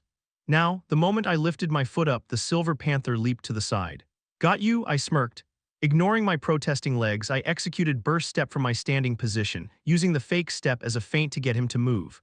My surroundings blurred, my eyes focused only on the movement of the wounded mana beast. I had succeeded in cutting him off, but the distance I had cleared was insufficient by just over a meter. As I lost my balance, I desperately grabbed onto the panther's neck with my arms and held on tightly. Gah! My body jerked unnaturally from the abrupt change in direction, and I was hanging onto the silver panther with all of my strength. "You're mine!" I hissed between my teeth as I used mana to strengthen my hold on him. My only hope was to choke him. The panther I was riding on let out a vicious snarl as it whipped its head, trying to throw me off, but I endured. Its sharp claws tore at my clothes, ripping fresh wounds on my sides and legs before it buckled feebly from lack of air. Just when I thought the panther was about to relent, it suddenly jerked. As if possessed, it used the last of its strength to throw itself backward. By the time I realized what it had done, the ground underneath us was gone as we plummeted down the steep gorge. Hurtling down, I was reminded of a very similar scene from when I was just a toddler, thrown off the edge of the mountain in order to save my mother. 1,000 scenarios ran through my head as I struggled to decide on the best option to take. The silver panther that had dragged me down to hell was out cold from my choke and was helplessly falling beneath me. Uttering a string of curses, I slowly balanced myself on top of the unconscious mana beast and exerted mana into my legs. The scene around me was a constant blur from the speed that we were dropping. Winsome would understand, I convinced myself aloud as I propelled myself off the panther. With the push, I had slowed down but not nearly enough, and there was no place to grab onto on the edge of the cliff. Another scene flashed into my head. It was the time when I had fallen down the hole in the dungeon, Widow's Crypt. Was falling down deep chasms going to be some sort of reoccurring theme in my life? A surge of wind gathered into my palms as I stared straight down at the approaching ground, concentrating on coalescing my mana into the spell. Now Typhon's howl, releasing the spell, gathered my palms. The blast of wind surged toward the ground, a deafening screech echoing throughout the steep ravine. Gritting through the pain in my arms as they held the brunt of the strain from the recoil, I continued exerting mana into the spell. I could feel the force of the spell negating my fall as I came to a slow hover. Suspending Typhon's howl, I dropped down the remaining few meters onto the ground in the center of the blast radius. A thick cloud of dust had arisen from where my spell had collided with the dirt floor, impeding my vision. Masking my mouth and nose from the debris in the air, I began making my way out of the dust cloud when an earth-shattering roar resounded. After the thunderous howl had subsided, the ground shook once again at the sound of heavy footsteps approaching me. The force of each resonating stomp threw me off balance. Immediately, I dashed toward the edge of the gorge, praying to whatever divine being that ruled this realm that the cause of such devastating sounds were from an earthquake. Chapter 116. As I made my way toward the edge of the ravine, desperately looking for any place to hide, a deep thud shook the ground. A surge of wind then blew toward me, dispersing the cloud of debris that had been my only source of cover. It was too late to hide. Whipping my body to face my new enemy, I waited for the last of the dust to clear. Heavy footsteps approached my direction, and the suffocating pressure I felt from the top of the cliff had been magnified tenfold. Out from the fog of rubble, the shadowed figure stepped out into full view, leaving me all the more confused. Letting out another devastating roar, it took another step toward me. For 2 meals to fall in front of my home just before my deep slumber, how lucky of me. I didn't know what to expect when coming face to face with the Titan bear, but I sure as hell didn't expect it would be half my size and have the ability to talk. Titan bear my ass, there was nothing Titan about it. Maybe it was just a cub, in which case this was a good opportunity. I stood my ground, not knowing how to proceed. I would have rather avoided a direct confrontation with this mana beast until I knew more about it. The pressure the beast had emitted was no joke, despite its appearance. If this Titan bear was only just a cub, I wouldn't want to have anything to do with a full-grown one. Or maybe it was an adult Titan bear, and it had the ability to alter its size like Sylvie. The Titan bear looked down, regarding the dead panther in front of him before turning his gaze back to me.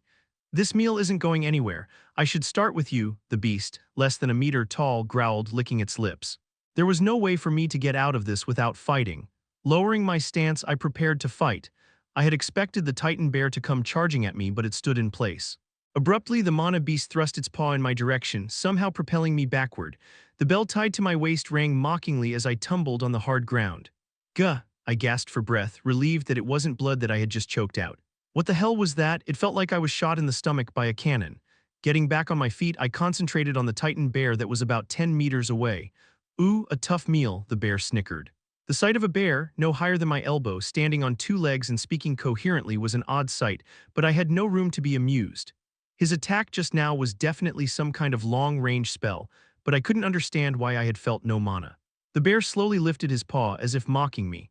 As soon as the Titan bear swung down, I activated Mirage Walk and used Burst Step. My jaw clenched as I gritted through the ache that had intensified throughout the past several days. A sharp pain suddenly came from my left leg.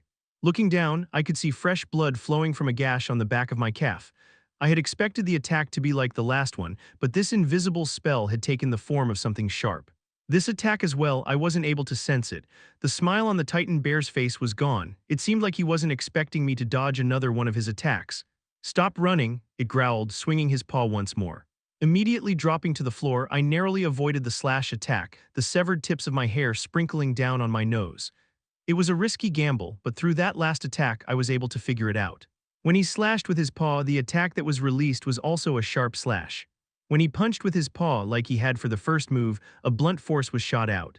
The Titan punched at me from the distance, sending another invisible cannon my way. Even when I concentrated mana into my eyes, I wasn't able to see the attack, leaving me no choice but to blindly throw myself out of the way. The mana beast spell hit my side and I felt ribs cracking. Not giving me time to prepare again, the bear swung his other paw, releasing another spell immediately after his first one. I made too wide of a movement to dodge the previous attack for me to be able to avoid this one as well. Gritting my teeth, I willed more mana to protect my body, waiting for the brunt of the next attack. The force of the Titan bear's spell knocked me off the ground. Blood spurted from my chest as 4 horizontal gashes formed just below my collarbone. "Damn," I coughed out, suppressing the searing pain. I wouldn't be able to handle any more direct hits. I needed to get close to it, but to do that, I needed to be able to dodge the Titan bear's attacks. The Titan bear, aware of my vulnerable state, began smirking confidently again. I wasn't sure how the Titan bear was able to manifest those nearly imperceivable spells, but there was one way of discerning it. Standing back up shakily, I waited. To the Titan bear, it must have looked like I had given up because its smile got even wider as it began licking its lips again in anticipation. Just as the Titan bear lifted its paw up, I firmly kicked the ground in front of me, creating a cloud of dust, covering me from view. 4 slivers immediately sliced through the dust cloud I had made between the beast and me, allowing me to just barely see how wide the attack was before I immediately used burst step to avoid it. Damn it, I spat through gritted teeth from the sharp pangs of protest in my legs. Rolling on the ground and back onto my feet, I prepared myself again. I knew the hitbox of one of his attacks now, and I could make do with that. However, I still needed to be able to completely dodge the attack in the least amount of movement as possible if I'm going to dodge all of his attacks and clear the distance between us. Thoughts of Cordry's training popped into my head, and I couldn't help but reveal a helpless smile. Either this was some big coincidence, or Winsome was indeed a calculative devil. I glimpsed the impatient Titan bear release another attack, this time with a thrust of his paw. I immediately kicked up another cloud of dust to buy time, but the bell attached to me constantly gave away my position. Reacting immediately as a hole tore through the cloud of dust, I forced another burst step. The more you run, the more painful it'll be for you and the less of you there'll be left for me to eat. The mana beast let foul chuckle that didn't match his cute appearance. Okay, I won't run anymore. I stood still with my hands up. I could clearly make out the almost human-like expression of a triumphant sneer on the bear's face as it casually released another slicing attack with the swipe of its paw. I barely had the time to swallow back a choke as I executed the modified burst step I had been working on. As I willed mana into the proper muscles at the precise timing while strengthening my bones to help withstand the force of this abrupt stimulation, I heard a sharp crack from my legs before I was hit with the all-too-familiar sensation of high-speed motion, just as the Titan bear's blunt spell pressed against my chest. My body shifted less than a meter to the right, and the attack that was supposed to cave my chest in just barely grazed my left shoulder. Even more blood began flowing out from the deep gash on my left leg from the sudden pressure I had exerted to use burst step. A small crater had formed beneath my legs from the sheer force of the movement. Despite the success of my new movement skill, the explosion of pain that was growing increasingly unbearable had filled me with doubt. Through sheer will and my own stubbornness to win this fight against my unruly body, I choked down the pain as I concentrated more mana to my lower body. The Titan bear stared at me, confused at first, but its gaze soon turned sour as it narrowed its eyes in irritation. Before it had the chance to release its next attack, I kicked at the ground again, creating a cloud of debris to separate us. I had less than a second to dodge the bear's attack once it passed through the dust cloud, and I was willing to bet the next assault wouldn't be just a single attack. In the midst of this game of dodging the lethal attacks, I had figured out the basis of successfully implementing my new burst step. Just as I had to coordinate the mana in my muscles to propel my body, I had to mirror the progression of mana flow in my body to stop the movement as well. The ground underneath my feet had sunken, once again, due to the force I had to expel in order to come to a stop, but it had worked again. The cloud of dust I had created was torn into pieces, a flurry of attacks from the Titan bear headed straight at me. Burst, my vision blurred as I propelled myself to the right. The rigid ground cracked at the force of my landing about 2 meters away. The first step had me gritting in pain, but using burst step again had sent an explosion of agony through my lower body as the muscles and bones inside me nearly gave out from the stress. Just as the bell rang, giving away my position, I locked my mouth into a determined snarl and swallowed back any screams of pain that were building up in my throat, and executed burst step once more to reach my opponent. The Titan bear's head spun at the sound of my bell, but by that time I had already closed the gap. The bear's dark eyes widened as its maw opened in surprise. Through the haze of pain, I let out a brash smirk. Mana had already been concentrated into my fist to the degree that it was glowing slightly. The Titan bear flailed back. Why? My augmented fist buried itself into tiny bear's stomach, creating a loud thud on impact before the mana beast's body shot towards the edge of the ravine, crashing into the rocky cliff from where I fell. My legs, numb from the pain, finally relented and the cold ground was soon pressed up against my cheek. Using the last of my remaining strength, I tore off the bell from my waist and crushed it in my hand before my vision darkened and an alluring call beckoned me to sleep. WNDSOM's point of view. Arriving down at the gorge, I inspected the scene. There was a silver panther sprawled out dead with the ground dyed in blood beneath it. Nearby boulders had deep gashes while there were craters in the ground and walls surrounding them. What exactly had happened here? I spotted the boy on the ground and a crater depressed onto the cliff that surrounded this ravine. The boy came all the way down here. Arthur was in a rather pitiful state. Tearing off the last of his tattered clothes, he had at least 3 broken ribs, and the gashes on his chest had reached too deep to be considered a mere flesh wound. However, the most concerning injuries were surprisingly on his legs, as they had become blotched with a sickly purple and red color from extensive internal bleeding. I couldn't make out the gravity of his wounds, but it had to be treated soon. Was it wrong of me to have left Arthur alone like this? Lord Indrath had ordered me to give the boy some room to grow on his own, but seeing the state he was in now, he could have died. After treating the boy, I focused my attention on the creature in the center of the blast radius on the ravine's rocky wall. It looked like the cub of a titan bear, but that didn't make sense. A cub of this size didn't even have the strength to defend itself. It shouldn't have been able to injure the boy like this. A full-grown titan bear would stand at least 3 meters tall, possessing superior defense with its thick coat, but even a full-grown one wouldn't be able to cause this much devastation. Unless. Just as I took a closer look at the titan bear cub, its body started writhing unnaturally. Suddenly, its stomach bulged before a black tentacle erupted from inside the dead mana beast, wriggling frantically before it slumped. Of course, despite the situation, a content smile formed on my face. That explained everything, but to think that Arthur was able to defeat one, I sighed, demon leech. It was a truly rare specimen that was as intelligent as it was foul, native only to Ephiodus. By itself, it was weak, but when it latched onto a mana beast, it was able to possess its body and strengthen its host's core to ridiculous degrees. Seeing how large the demon leech had grown inside the cub, it was easy to guess that this monster was definitely levels stronger than a mere titan bear. The boy was lucky that the cub's body was still fragile. If the leech had possessed a full-grown titan bear, there was no use postulating alternate possibilities. I'm sure it wasn't done with intent, but Arthur had done right in aiming for the stomach of the cub, since this was where the demon leech resided. If the leech had had the strength to make its way to Arthur's body while he was unconscious, even Lord Indrath wouldn't have been able to save the boy without crippling him. Prying the demon leech from inside the corpse, I crushed the parasite in my hand. Here you are. Left in my hand was a shiny white orb that the demon leech had been refining inside the titan bear. I picked up the boy, placing the white orb inside his mouth. Your difficulties have paid off for you tremendously, Arthur. Chapter 117. Arthur Leywin's point of view. Even before I was able to open my eyes, the first thing I became aware of was the soft creaking of footsteps on old wood. Echoes of groaning floorboards resounded in my ears, allowing me to get a vague grasp of the size of the room I was held in. An array of intoxicating smells, rich with unfamiliar herbs and spices, bombarded my senses, distracting me from anything else. Opening my eyes, the first thing to welcome me was the underside of a cottage roof. Besides the parched coarseness of my tongue from lack of water, my body felt fine, or at least I thought until I tried moving. To my horror, there was no response when I tried to lift my legs. There was no sensation or feedback when I tried moving anything from the waist down. I immediately lifted the blankets covering my lower body, only to see that my legs had been completely bandaged and fashioned tightly to a wooden splint to keep them from moving. Your legs are fine, child. I just had to numb them so that you wouldn't be up all night from the pain. A gentle yet slightly brittle voice stirred my attention. Turning to the origin of the kind voice, I was met with a tender smile from a woman well past her youth, seasoned with the signs of refined aging. While wrinkles marked her face, they did nothing to hide her dignified and graceful demeanor. Dressed in a simple gray robe to match her hair tied tightly in the back to come down in a braid, my caretaker approached me with sparkling eyes. Letting out a sigh of relief at her words, I sank back down in the bed. How do you feel, child? She cooed, placing a warm hand on my forehead. I blinked uncomprehendingly. The last thing I remembered was landing a solid blow on the titan bear before passing out. I turned my head around, scanning my surroundings.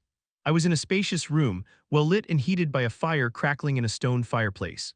Beside it was a small kitchen muddled with pots and pans of all sizes, either hanging on the wall or stacked high on top of each other. Besides the worn, upholstered couches placed around the fireplace and a small dining table in front of the kitchen, there was little else inside this cottage. Confused, are you? The aged woman chuckled.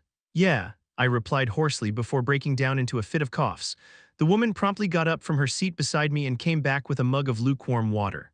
After a few deep gulps of what tasted like liquid heaven, I felt confident enough to form cohesive words. Thank you. Meyer, you can simply call me Meyer, child, the lady finished for me, taking the empty mug from my hands. As I sat there, a searing pain started creeping up my legs as if a liquid fire had soaked them. Mistaking my pained expression for fright, Meyer let out a soft chuckle. Don't worry, I won't eat you. Although I did technically kind of steal you away from Winsome. Lucky I did, though. If I had got my hands on you any later, I'm afraid your legs would have taken a lot longer to heal. It's not that. My legs, I managed to voice out through gritted teeth. Seems like the medicinal rub has lost its effect already. Placing the mug down on the nightstand beside me, Meyer began to lift the only thing keeping me from being completely naked. My hands immediately reached down to cover myself between my legs, which prompted another soft chuckle from my caretaker. Carefully folding the sheets so that only my legs were exposed, she gently hovered her hand over my bandaged legs. As Meyer began unwrapping the bandages, I was able to finally see the full extent of injuries my legs had incurred. I couldn't help but grow puzzled by the sight of my bare legs. Scars that I never had were strewn across both legs. My knees and ankles had the most cuts, but what confused me most was that these scars looked as if they'd been on my legs for years. Cold sweat began forming on my forehead as the pain in my legs got worse. Meyer began carefully inspecting every inch of my legs after completely removing all of the bandages. After a satisfied nod to herself, she brought over a bucket filled with a very pungent herbal liquid. I wordlessly observed my caretaker as she diligently cut and soaked strips of cloth and bandaged my legs with nimble fingers. I couldn't help but fall into a trance from her rhythmic and dexterous movements. "Elder Meyer, please Arthur, I would much prefer if you just called me Meyer." She cut me off, her attention still focused on my legs. Meyer, how long have I been unconscious for?" I asked, afraid that by my seemingly repaired legs I'd been out for a long time. "Just over 2 nights, my dear." As she finished replacing the last bandage on my left calf, she turned to me, her misty green eyes studying me. "Now, how does that feel?" "Much more comfortable." "Thank you," I assured gratefully, as the pain began subsiding from the cold gel-like liquid soaked into the new bandages. Accepting my gratitude with a placid smile, she gathered the used cloth and dumped it in a basin filled with water. After pouring some salt-like powder into it, she lifted her dress and stepped inside, using her feet to launder the used cloth. "Meyer, you must be exhausted. Let me wash that for you," I hurriedly expressed as I willed mana into my hand, preparing to manipulate the water in the basin. "No, no, it's fine, my dear. Doing this gives these old bones a chance to get some exercise." She waved my help away with one hand as her other still held the ends of her dress. As I continued staring blankly at her stomping on the drenched cloth, I couldn't help but ask, "Meyer, are we still in Ephiatis?" "Why, of course we are, child. Where else would you have been able to mend the sorry state of your legs?" Meyer answered, maintaining her rhythmic stepping in the basin. "My apologies, it's just that." My eyes fell to her feet. "Oh. Well, I suppose it would be easier to do everything I have been doing with mana arts, but what fun is that? Even as Usuras, there are things that magic can't simulate. For example, the coldness of the water between my toes as the wet cloths wrap around my feet. What fun is waving your finger to move the water to do that for you?" she expressed, giving me a wink.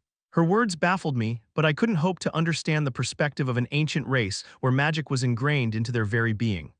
"I'm sorry, it's just that waking up in this state was rather confusing to me.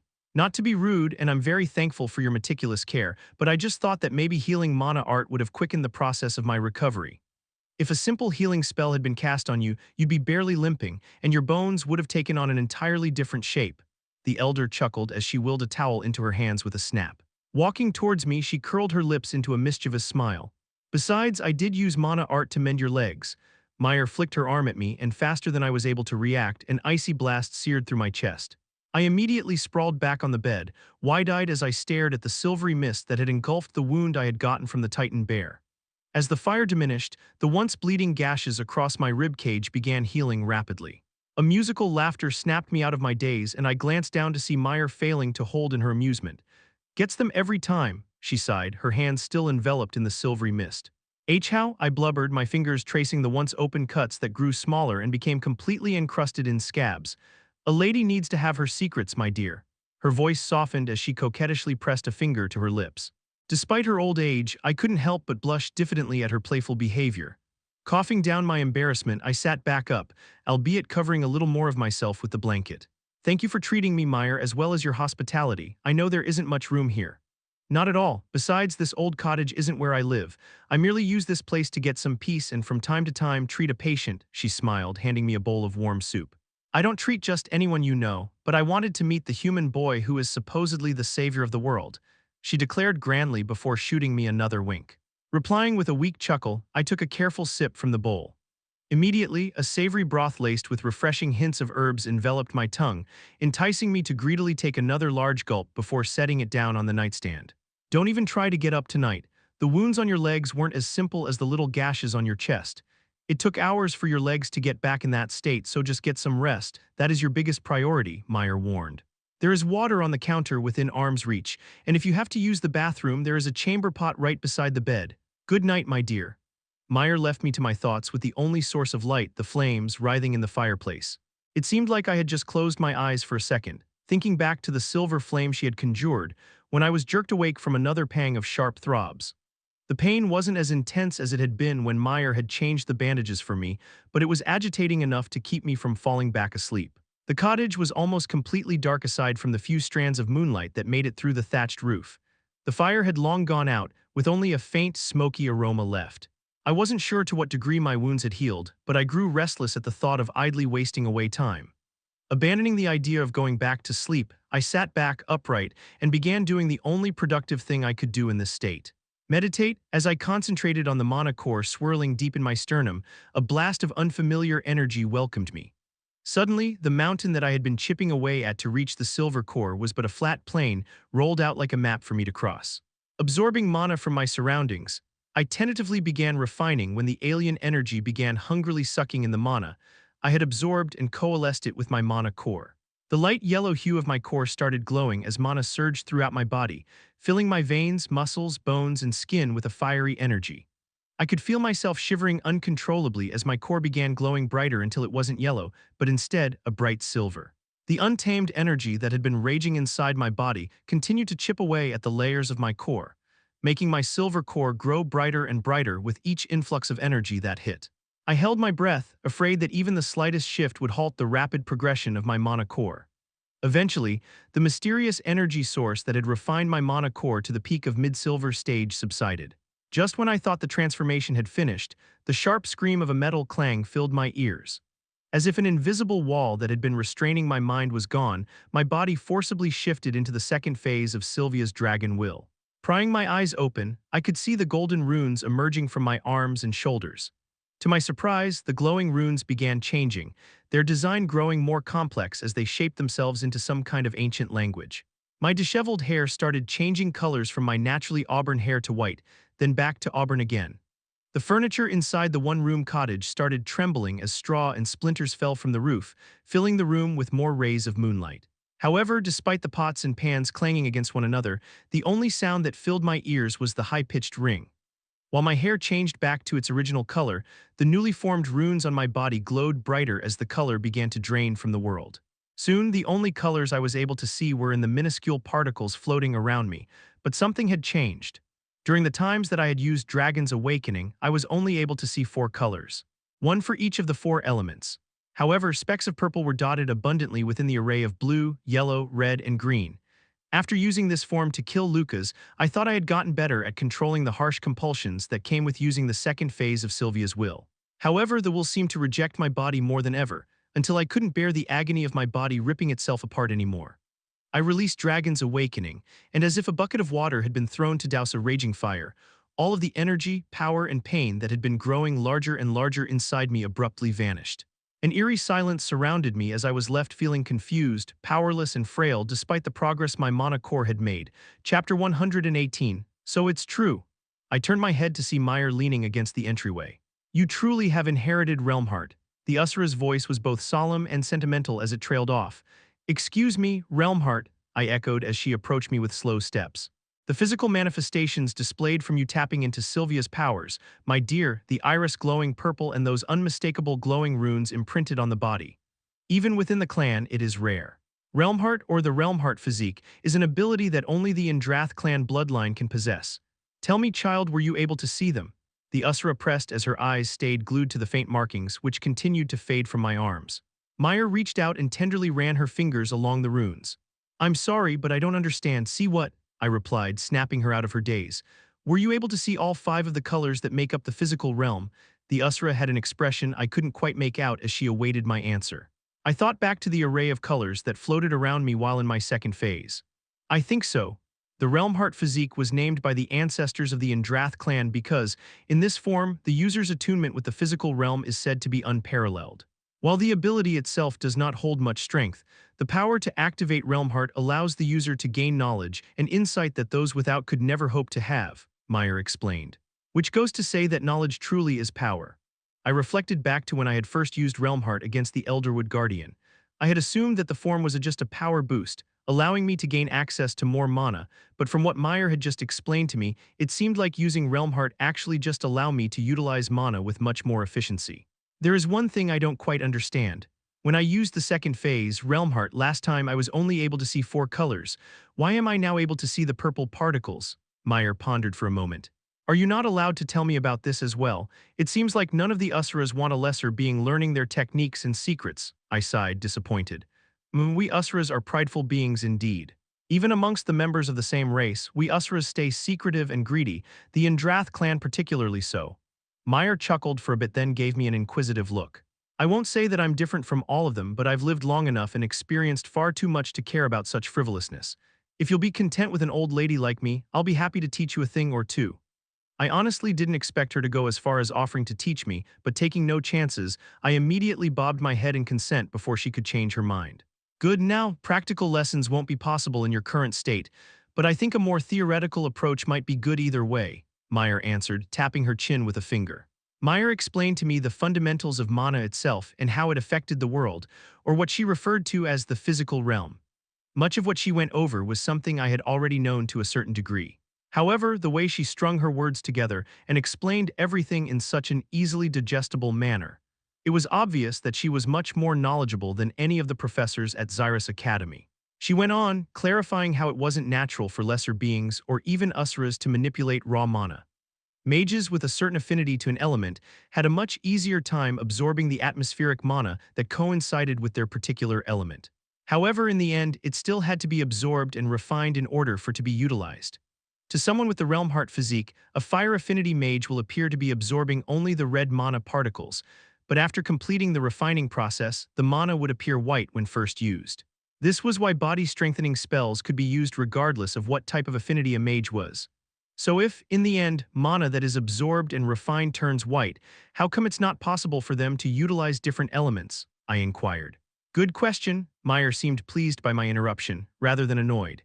It is impossible to control the specific type of element that a mage absorbs, so it is inevitable that the mage will naturally take in the mana particles that his body is most inclined towards.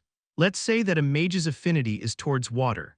During the process of refining raw mana, the amount of water element his body absorbs will be disproportionate compared to the other elements.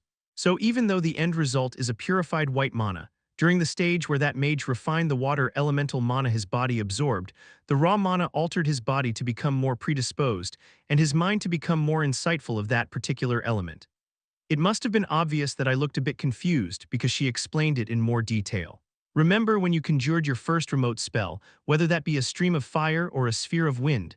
You had to concentrate much more in order for the spell to manifest in the proper form, right? Even infant Usuras are taught to verbally chant spells to help them concentrate and visualize what they want. However, after so much time absorbing and refining a specific element, the need to visualize and chant becomes much easier and comes more naturally. Going back to the water affinity mage scenario, that mage, no doubt, would have to concentrate on the shape, proportion, density, and even the speed of launch if he were to execute a fireball. However, that same mage will have no trouble raising a stream of water, separating it into multiple orbs, and casting it to barrage down on an enemy with just a flick of his wrist. Why? Because of the influence that absorbing a majority of water element had on the mage during the refining process, I answered. Correct. Being exposed to a particular element for so long, the mage would no doubt gain insight during their meditation. Meyer continued on about this subject, stressing heavily again that Usuras and lesser beings alike could not manipulate natural mana. After hours passed unheeded on the subject of mana, Meyer finally brought up what I had wanted to know most about, ether. Rather than start from the beginning, Meyer asked, "Can you tell me what you know about ether?" I proceeded to explain what little I knew about ether and the times I had experienced the phenomena that ether produced. The instances where I was able to freeze time using the first phase of Sylvia's will, and how I had trained using the ether orb. Ether is fundamentally different from mana, this much is clear to anyone. While both entities make up the world that we live in, ether works very differently than mana. To what degree, no one has a solid answer. Some have speculated that ether is the building block that the world is made of, while mana is what fills it with life and sustenance. More simply put, ether would be the cup, while mana is the water that fills it. Meyer held up a glass cup, filled halfway for me to see. It is quite easy to manipulate the water inside without mana, but much more difficult to change the shape of the cup without breaking it. Quite a crude analogy, I know, the Usra smiled as she began slowly shaking the cup, stirring the water inside. Shaking my head, I responded, no, it helps a lot. Good. Well, despite the many speculations and theories, even the Indrath clan, hailed for being the most adept in utilizing ether, has no solid theory that can justify what they are able to do. What they did have that no one else did was the ability to physically detect ether through the use of the realm heart physique. Holding the glass close to her face, Meyer dipped a finger in the water. Those in the physical realm cannot sense ether. Everyone alike knows that there are laws that hold our world together, just like this glass that holds the water. However, it is impossible for them to fathom the boundaries that exist to keep order in the world. Then the purple particles I saw when I used realm heart, I said, trailing off at the end. Yes, my dear, that was ether, Meyer smiled. Through the use of realm heart, you are able to see the glass cup from within the boundaries of this world. Now I can go on to explain the history of how ether came to be slowly studied, but I doubt that will be of any use to you. You just have to know that you possess a skill that even Usuras would kill for. However, I suspect that there will be certain limits because your body is not of the dragon race. But the true power of Realm Heart lies in the ability to gain insight while in the form. I noticed that while I use Realm Heart, I become a lot stronger. At first, I thought it was some sort of power boost that the form gives, but it's more of a big improvement in control, I confirmed with Meyer, who nodded in reply. Yes, especially for you, who has the strange composition of being quadra-elemental, there is a vast difference in mana manipulation using Realm Heart. But let's set aside the aspect of mana for now. Not to sound biased, but control over mana is much more linear than ether. For mana, the greater your core is, the more water you can manipulate, she continued, still using the glass of water analogy. Your insight and mental aptitude is how many ways you can manipulate the water inside. However, through the manipulation of ether, we can control the cup itself. Do you understand? How would you manipulate the world itself? I pressed. It's become habit to say manipulate, but in actuality, it is more important to think of it as influencing ether. And you've already had a taste of this quite a few times, my dear. Winsome had mentioned you being able to stop time for a brief moment. Meyer set the cup down and distanced herself from where I was. Yes, that was actually the first ability I was able to use with Sylvia's will, I exclaimed. The control over time, Evum, the authority over space, Spatium, and the influence over all living components, Vivum, Meyer recited. These are the three components that make up ether. This was knowledge that I might perhaps never come across again, so I hungrily absorbed every word the Usra was saying.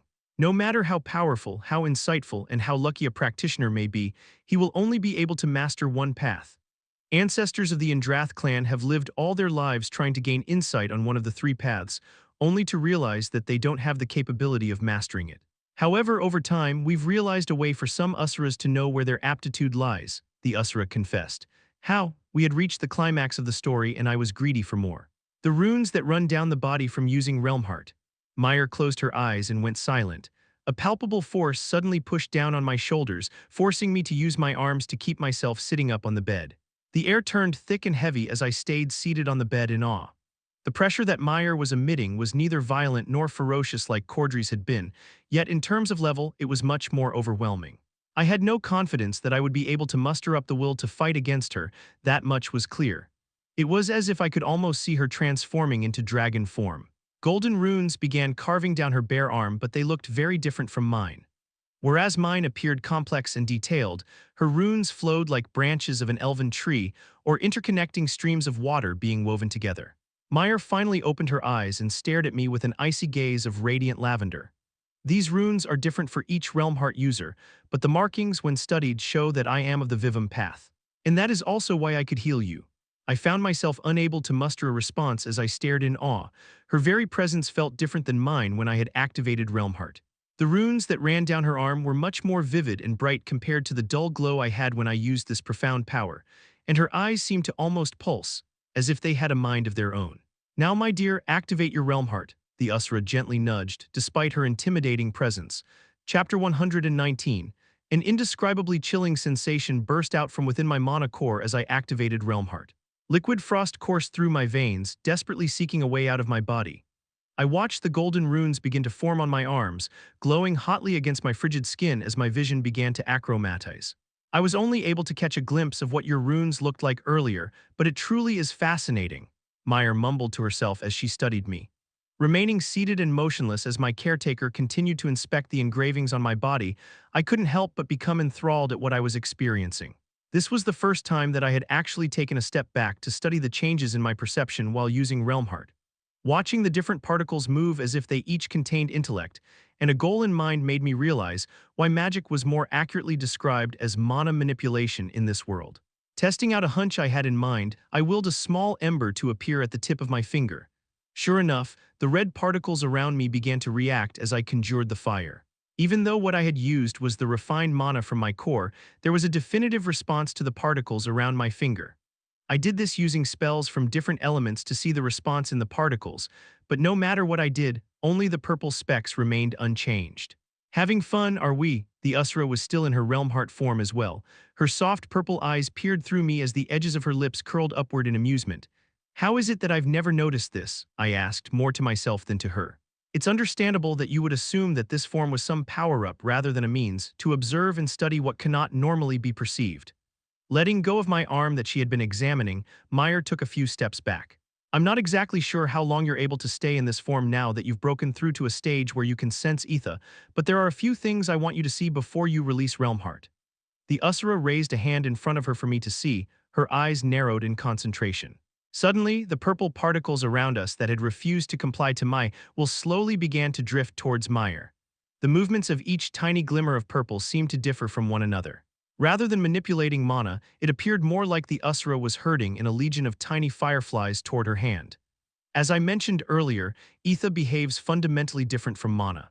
You will be met with only failure if you try to manipulate ether as you have done with mana. Let me reiterate my point with the cup of water analogy since it has worked so well for us until now. You can drink, gargle, and spit out water as long as you know how, but you would be a fool if you tried the same thing with the cup. Ether is present all around us, yet it is the very boundary that confines us to the limits you and I have, she explained as the particles of ether began drifting around the hand that she held up until it was completely enveloped. Vivum, the influence over all living components. This is the very power I had used to piece back together your shattered legs. The silver mist that Meyer had shot out at me in demonstration earlier looked like a purple cloud surrounding her hand while I was in Realm Heart. However, when she released her influence over the ether, the tiny particles dispersed back to their original space. I saw the ether gathering in your hand, but how does that form into Vivum? How did that heal my legs? A million and more questions were running through my head. On one end, being able to witness and perceive this spectacle was truly a good fortune, but seeing this just filled me with frustration at my lack of comprehension. Subsequent to finding out that my affinity lied toward the branch of life, I studied Vivum for centuries. However, even then, I am unconfident that I would be able to explain to you what you truly wish to know, she confessed solemnly. What I can explain with certainty is limited. I want to learn, I stared at her, determined to grasp what I could, while her eyes remained solemn. A slight smile formed. Very well.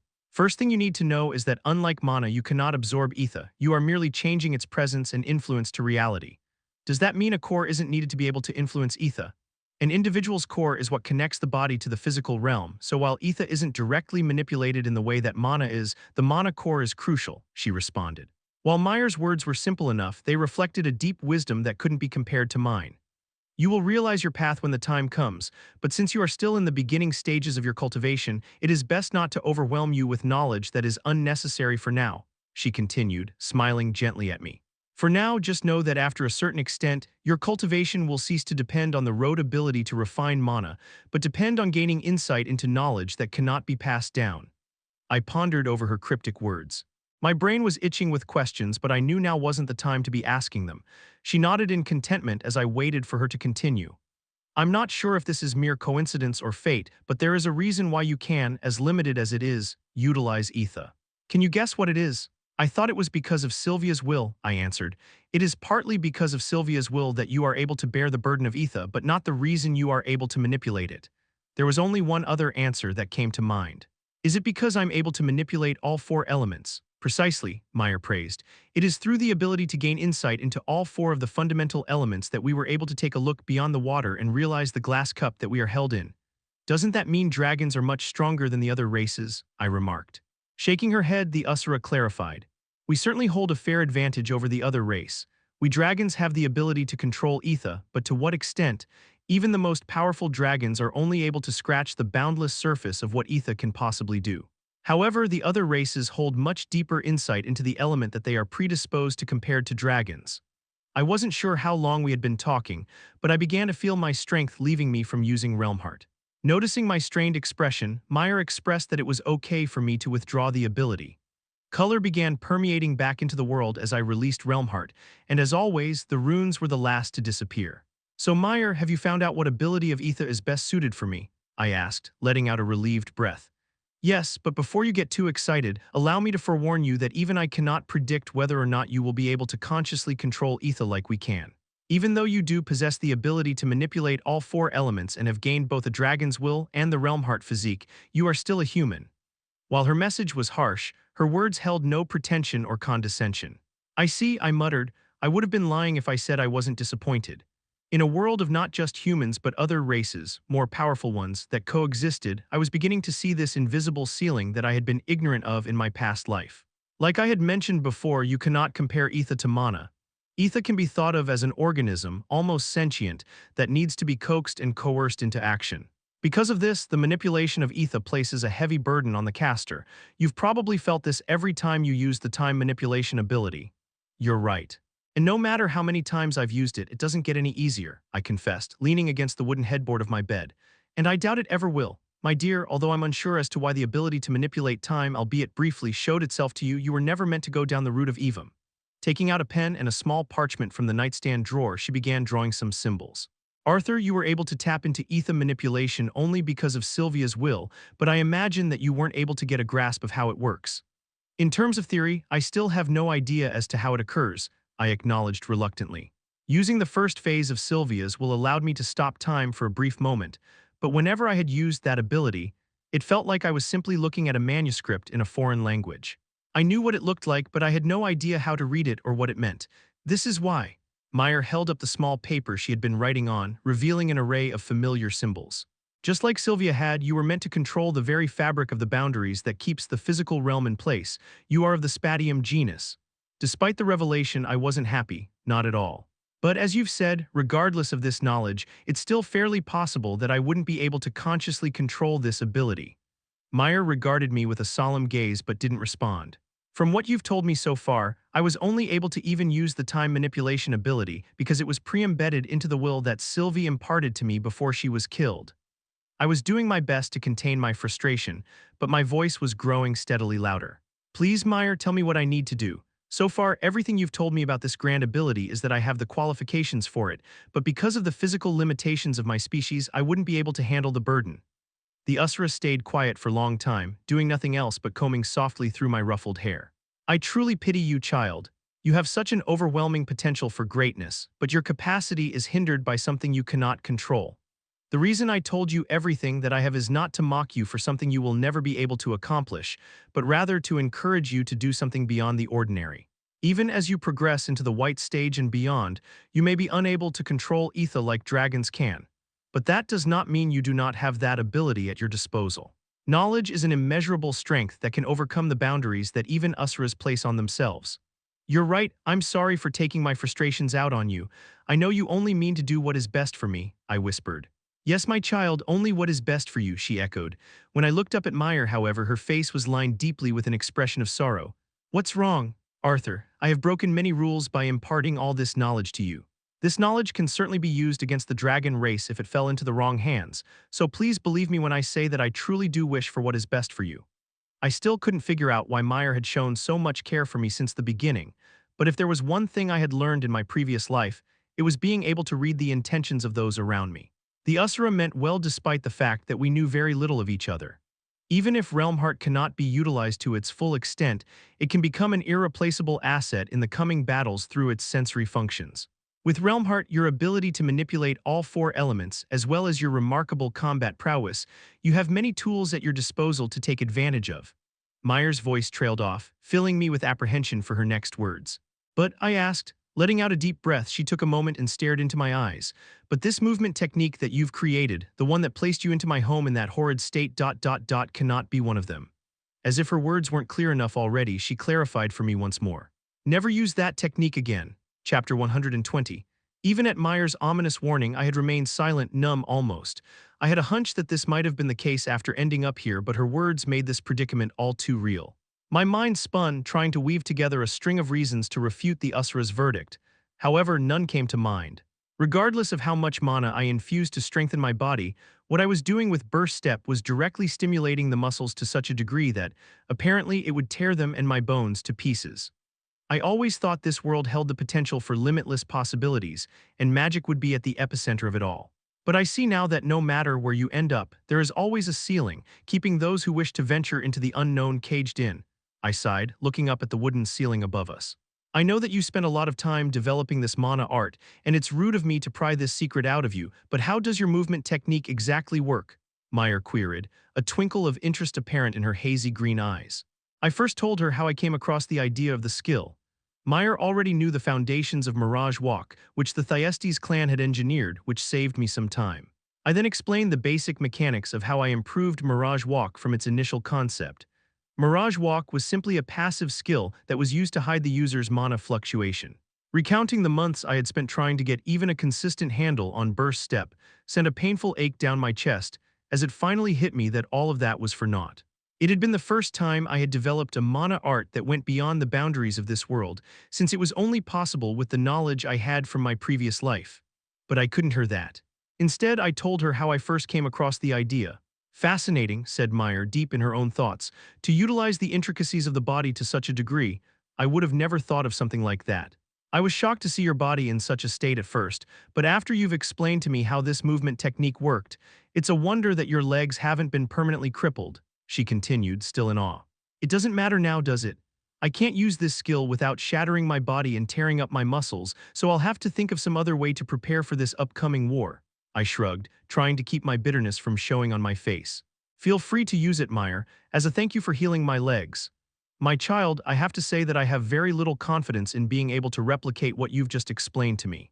The sheer amount of control and intricate fine-tunings that one would need to properly execute this burst step is beyond my grasp, she confessed with a chuckle. I've grown complacent with old age. I have sought out the hidden mysteries of Vivim, abandoning the practical uses of mana long ago. Rest assured, the secrets of this skill will end with me. Thank you. Her words offered little comfort to my current dilemma. Meyer, I'm feeling a bit drowsy since I haven't had the chance to sleep. Of course, my dear, the Usra answered immediately. Casting one last sympathetic gaze, she blew out the candles lighting the room and left. With the absence of firelight, the hut darkened, and my eyes could only make out the thin pillars of moonlight that made it past the thatched roof. The specks, dust, and ashes from the smoldering remains in the fireplace danced in the streams of soft, white light, filling the small space with an alluring ambience. Telling Meyer that I wanted to sleep was a lie. Sleeping was the last thing I wanted to do. I had already wasted enough time as it was. I closed my eyes, analyzing my current situation. My breakthrough into the silver core stage was more than a pleasant surprise since my core was refined to the mid-level stage. The amount of mana I could now utilize through this advancement, along with the help of mana rotation, was several times higher than it had previously been since coming to this continent. My hand-to-hand combat abilities had also made quite a leap forward thanks to Cordry, which, coupled with my sword mastery, would place me easily into the AA class as an adventurer even without the use of elemental magic. Despite all of this, however, I had little to show in terms of improvement in magic or mana arts. I was hoping to learn a thing or two about how mana was manipulated differently by Usuras, but so far I had learned next to nothing in that area. The Usuras had provided me with a great means to train in the best environment possible to make sure I was heading in the right direction, but they seemed less than willing to impart any secrets to their fluency in mana manipulation. Mirage Walk was the only technique I had managed to piece together, and while it was an important asset, it would have little impact in a large-scale battle. There was an inevitable connotation of mystery and wonder when it came to mana manipulation. Not nearly as much as Etha, but still there. While Dicathen was a place of unimaginable sights and possibilities compared to my previous world, it goes to say that, compared to Ephiatis or even Alacria, my home continent was an infant in terms of knowledge and comprehension of mana. There were actual Usuras that resided in Alacria, and it's safe to assume that through the ages they've imparted their knowledge of mana to the inhabitants. Coming from the perspective of a war leader, if Agrona wanted to take over Dicathen, he needed enough forces to not only successfully invade our continent, but also enough to protect his clan from the Usuras of Ephiatis who, I can safely assume, were eagerly waiting for the Vritras to show some sign of weakness. To be able to successfully accomplish his goals, he needed the lesser races of his continent to be stronger than the ones in Dicathen. While the Alacrian forces would be limited to how many they could afford to send on the long expedition across the sea, or through other means, what I wanted to know was how much more powerful they were. I became curious of the exact intel that Cynthia Goodsky had provided to the Usuras and leading figures in Dicathen. I was sure they were making proper defensive measures, but until I was briefed on the available intel, I would be left to blindly wonder about the enemy force's abilities. It was daunting as my thoughts shifted over to the capabilities that the four scythes and their retainers held. The report that Winsome had relayed to me said that a retainer was capable of wiping out a team led by a lance. Was I able to kill a retainer with my level of power right now? I wasn't sure. Aaliyah Triskin, the lance who had been killed, was at the white stage. Although her mana core development was due to the artifacts bestowed onto each of the lances, it still gave her a considerable amount of raw power to utilize. To be able to so easily kill her, even with the skills that I have harnessed during my training here, I knew better than to underestimate a retainer. The rest of the night was an indistinguishable mixture of vague lucidness and moments of fitful sleep. Before I knew it, the cottage was filled with a warm light from the morning sun. Reaching over to the empty pail by the side of my bed, I put it on my lap. Using mana to gather water into my palms, I splashed my face in hopes to stir myself awake. "I take it that you had a rough night," Myers' voice chimed from the edge of the hut. "Can you tell?" I joked, feeling a bit more refreshed from the crisp water. "The shadows beneath your eyes have practically reached your chin," she chuckled, walking over to me. Removing the sheet covering me, she carefully began unwrapping the bandages on my leg. I noticed that her eyes had turned the same lavender shade as they had when she used Realmheart as she inspected me carefully. "Good, the bones in your legs have been set in place well enough for me to fully treat them now. I had to work in parts in case the bones and muscles decided to start mending improperly." With that, Myers' hands began glowing the same silvery hue from when she demonstrated her use of ether. She ran her hands down my legs, leaving traces of the silvery mist behind. Slowly, the mist began penetrating through my skin and sinking into my legs. At first, there was only a slight tingle as my once numbed legs began getting their feeling back. However, it wasn't long until that mild tingle intensified into an excruciating pain that seemed to sear through every inch of my legs. If I hadn't known that Meyer was actually mending my legs, I would have been tempted to cut them off right then and there. The fact that I had been holding in the need to urinate didn't help the sheer discomfort followed by the waves of escalating pain. My legs didn't feel like they were getting healed. Instead, it felt like the Usura was growing me a pair of new legs in the most painful way possible. Gah!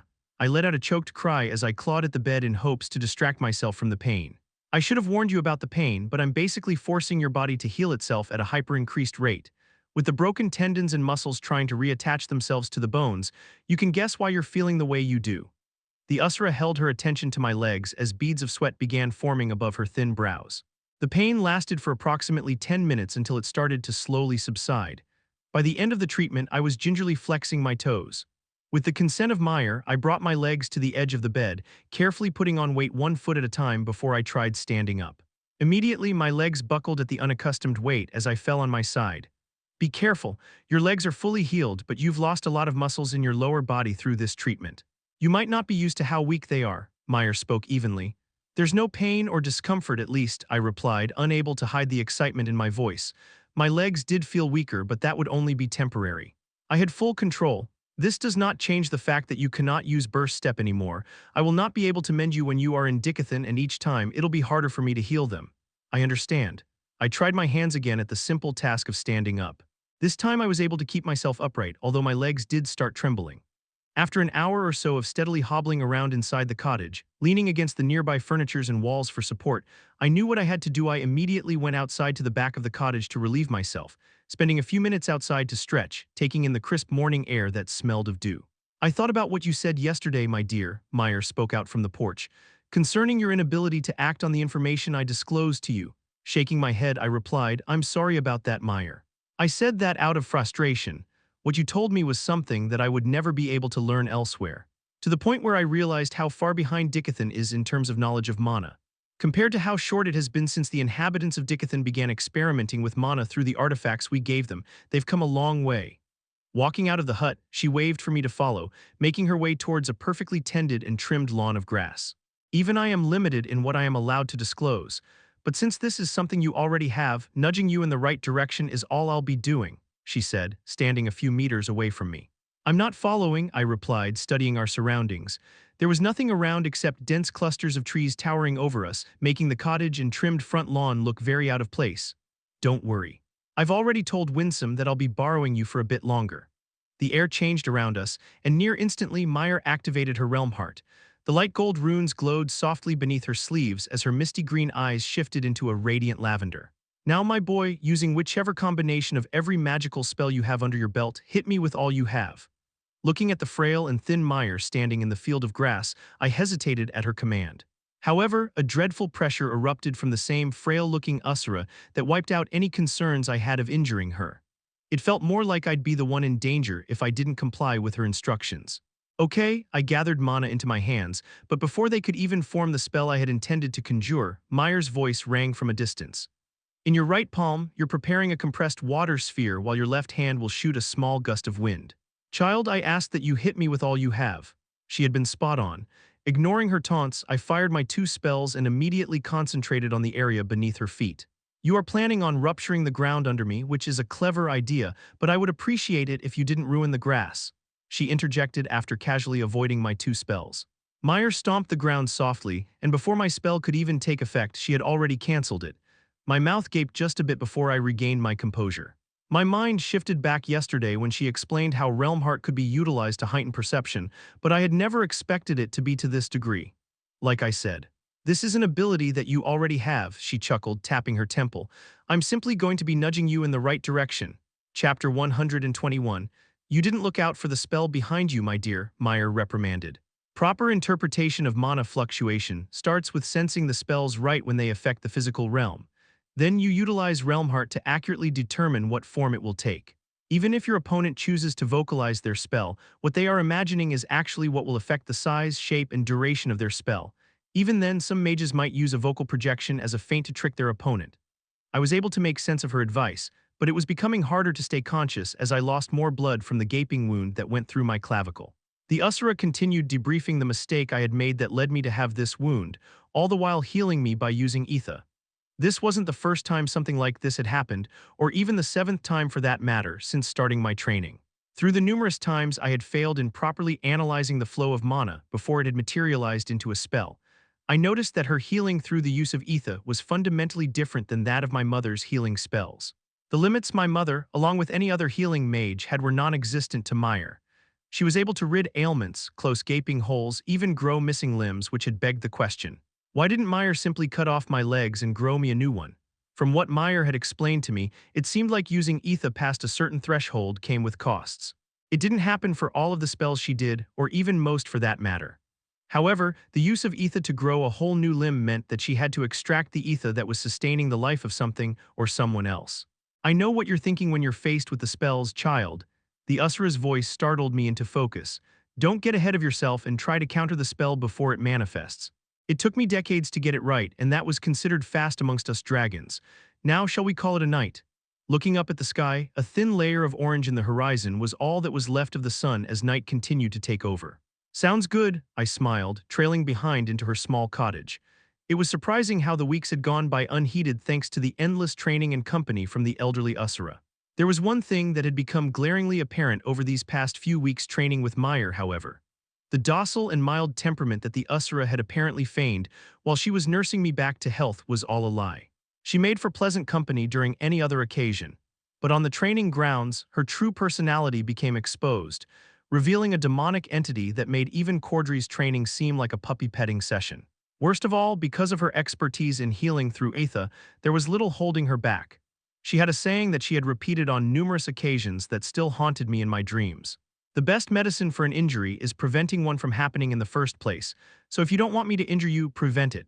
She would say that with the same sly smirk before hitting me with a colorful array of spells that I was forced to read and dodge using Realm Heart.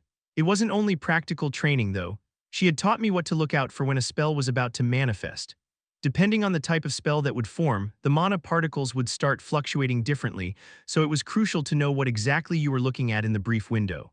Needless to say, it was a lot like learning a new language, except your life depended on it.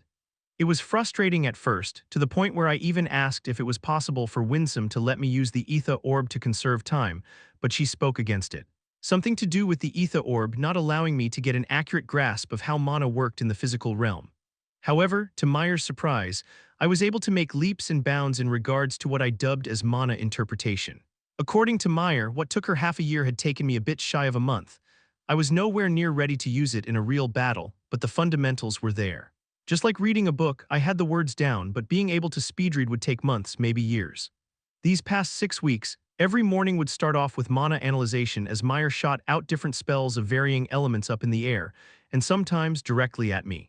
Continuous use of Realm Heart while training in this fashion had allowed me to somewhat increase the duration of this ability, but not by much. In the afternoon, I would debrief on the mistakes that I had made and the nuances that I should watch out for to get a better prediction of what the spell might form into. Meyer was meticulous in her explanations about why mana behaved the way it did, which helped the progress of my training. After that, I would train by myself, going through the different forms that Cordry had instilled in me as I shadow sparred. At night, before I went to sleep, I would always make sure to train my mana core, but after that last huge breakthrough I had made, there had been no drastic change in my core. Just as the two of us had finished eating a simple stewed beef for dinner, a clear knock rang from the wooden door. "Come in," Meyer called out as she took a careful sip from her mug. "Excuse my intrusion," the familiar voice responded as he opened the door. It was Winsome. I couldn't say I was happy to see him despite the fact that I hadn't had contact with the Usura for months. The ever-so-poised Usura with his platinum blonde hair cropped short and trim unexpectedly lowered himself to a knee, genuflecting with obvious respect towards Meyer. I had figured Meyer had a certain level of influence within the Indrath clan based on her powers, and the fact that she was even able to keep me here despite the training I was supposed to be undergoing with Winsome. However, for him to be showing that much respect to the elderly Usura sent some questions through my mind. "I apologize for coming without notice, but Lord Indrath has already arranged for Arthur's next instructor, and he is waiting rather impatiently for his student." Winsome's gaze lowered as he spoke. "Very well, I do wish to keep tabs on the child, so there would be no problems if I popped in every now and then, right?" Meyer's question came off as more of an irrefutable declaration by her tone. "Of course not. Now we must get going." Winsome's gaze turned to me, indicating for me to get ready, so if you'll excuse us. "You should go, Arthur. Remember to continue your training with Realm Heart." Meyer ran her fingers through my hair that had grown long enough to be considered a mane. "Of course, I'll have it mastered by the next time we see each other," I teased, exposing a childish grin. Following Winsome out of the cottage, we made our way through a dense cluster of trees that surrounded Meyer's little hut. While walking, I couldn't help but notice Winsome's gaze as he regarded me curiously. "Is something wrong?" I asked, stepping over an exposed root. "For Lady Meyer to take the time to not only heal you but to train you as well." His voice trailed off as he shook his head. "Your luck continues to amaze me." I ducked under a particularly low branch. "Who exactly is Meyer anyway?" "Lady Meyer," Winsome stressed. "And I'm not in the position to tell you if she hasn't told you herself. You know, when I first met you, I figured you were pretty up there. Now not so much," I chuckled as we continued deeper into the forest. "Watch your tongue, human. Even if I was the lowest of Usura rank, I'd still be stronger than any of you lesser races in Dicathen," Winsome retorted. "My bad, I guess I struck a nerve." I held my arm up in concession. Exasperated, Winsome merely shook his head in silence. We soon reached the teleportation gate that Winsome had set up, glowing in radiating light as it reflected the destination it was set to. "Remind me again why you set the gate so far from the cottage," I asked, approaching the gate. "Lady Meyer's protection field ends here," he said simply as he dipped his right foot in through the glowing circle. "Now come. Your instructor isn't one for waiting." As Winsome's body disappeared through the gate, I followed immediately after. Over the years, I had gotten used to the dizzying sensation of traveling through this method. As I stepped out of the teleportation circle onto the sand-strewn ground, I couldn't help but gaze in awe at the vastly different landscape we had traveled to. We were at the bottom of what appeared to be an enormous crater with imposing walls, carved by nature, towering over us on all sides. It looked like water once filled this giant hole at one point in time, but the only traces left now were the silver, ribbon-like fissures that lined the walls at varying heights.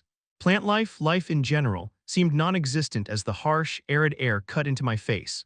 The uneven floor that spread across acres on end appeared to be constantly moving as the wind blew and spun debris in no particular rhythm or pattern. "So my next training session is going to be here," I confirmed, my voice quivering at the thought of spending weeks or even months here. Because of the constant teleporting between my different training grounds, I couldn't get a clear grasp of the continent of Ephiodus.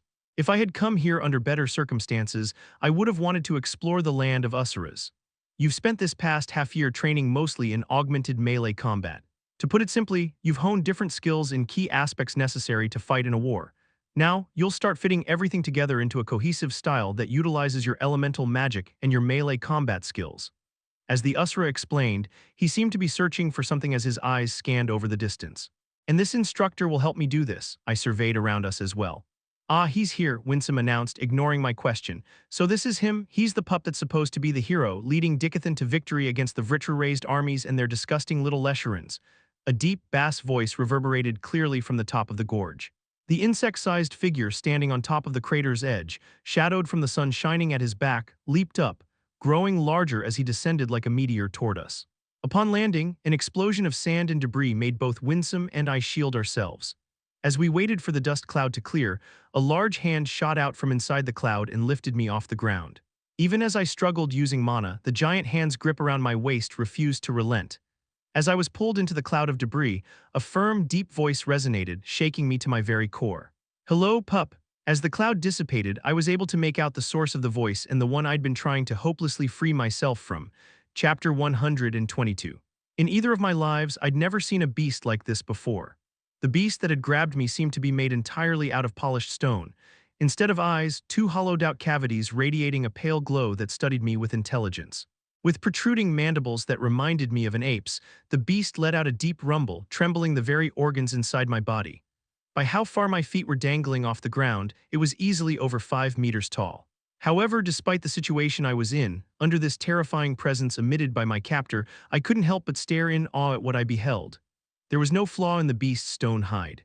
It was as if the very earth had painstakingly polished this monster for millions of years, etching away any of the flaws it once could have had.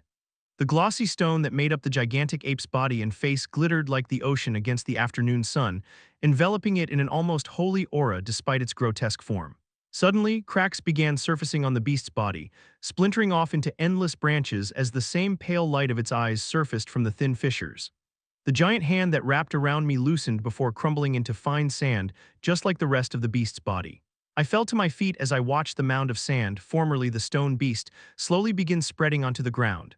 From the remains of the articulately conjured golem stood a thin, frail-looking man dressed in a shabby white coat. "From your expression, I'm guessing that didn't scare you, only surprised you at best," he muttered, clicking his tongue in annoyance. "Arthur, I'd like you to meet Ren. He's going to be your instructor for quite a while, so get acquainted." Winsome had an amused sparkle in his eyes as he said this. Out of all the Usuras I had crossed paths with, Ren was by far the most unremarkable. With the body frame of a malnourished shut-in underneath his oversized coat, he stared at me intently, heavily hunched. The deep bags drooping beneath his half-closed, tired eyes were almost as dark as the greasy black hair that fell over his face like wet seaweed, obviously left unwashed for days. That, coupled with the uneven stubble that spread across his chin and cheeks, made for a man who would be looked down on by even the dirtiest of vagrants. Still, I knew better than to judge a man, much less an Usura, by his outward appearance. Hell, without a decent shower or haircut in months, I had no right to say anything. Dipping my head, I formally introduced myself to my new instructor. "Nice to meet you, my name is Arthur Leywin. I'll be in your care." Winsome, the Usura shifted his gaze, ignoring me. "What are the ramifications that the human society places on one who is tardy?" "Excuse me, ramifications?" I asked. "A severed finger or toe, perhaps." "No, that seems a bit severe. Imprisonment or social isolation seems more appropriate," the hunched Usura muttered to himself as he rubbed his stubbled chin. "What are you talking about?" "There aren't any ramifications or consequences for being a bit late," I sputtered incredulously. "What?" The Usura looked genuinely surprised. "None at all. No punitive actions are taken whatsoever for such behavior. It is looked down upon, but no, there are no formal charges one faces for being late," Winsome intervened. "How odd. For races that have such a minuscule lifespan, I would have imagined you guys placed more importance on time more than anything else. Such a backward race, you humans," he murmured. Despite his rude words, there was a truth to them. I couldn't help but stifle a laugh at the apparent irony of us lesser races. As the thin, shabby-looking Usura continued to take mental notes, I couldn't help but shoot a questioning glance at Winsome. Regardless of my ignorance on the social intricacies of human conduct, we should move on to why you're here, as well as why I've come to this godforsaken crater at the tip of a mountain. Waving his hand as if to discard his needless thoughts, the Usura approached me. "Arthur, was it?" my new instructor asked. "MHMM, I want you to strip." The Usura's gaze was unrelenting as he tapped his foot with impatience. "Of course you do," I muttered quietly under my breath. "What was that?" he snapped. "Not a single thing." Letting out a sigh, I stripped down to my underwear. "Is this good enough, or would you like to study my family jewels as well?" "The supposed savior of the lesser beings has quite the mouth," Ren replied sardonically. He began circling me, poking me with his finger now and then. When the Usura saw the white feather that Sylvia had left me wrapped around my arm, he removed it. "Hey!" I exclaimed. Dragon's feather. Truly a crafting material too rare to be wasting as an arm warmer, don't you think? The frail Usra marveled. Crafting material, I echoed, curious. The feathers on our wings are a particular type of scale that have many unique properties. From the day we are born, we never shed the feathers that make up our wings, so for a dragon to deliberately give someone his or her feathers signifies trust and affection, Winsome answered. Ren handed the long feather back to me. I never knew, I replied, looking at the long, white feather that felt silky between my fingers. How come Meyer didn't tell me about this? I turned to Winsome. She must have had her reasons, the Usra answered in a dismissive tone. Ren resumed his inspection, occasionally placing a finger or two over the major arteries and counting to himself. Spread your arms out, Ren suddenly ordered. I did as told, hoping that abiding his commands would hasten the process. I entertained myself with the amusing and slightly embarrassing fact that I was in the middle of a barren crater with two Usras watching me, almost completely naked. The hunched Usra continued to study me, muttering random numbers to himself. The afternoon sun cooked my skin as I continued to be examined like some laboratory mouse until Ren finally spoke again. We'll start by firing a basic spell from all of the elements you can conjure. Use only your right hand to release the spell. The Usra placed his palm on my solar plexus and grabbed my right wrist. Begin, I fired off a series of simple spells in no particular order. Fire, water, ice, lightning, wind, then earth. After I had finished, Ren began muttering to himself once again.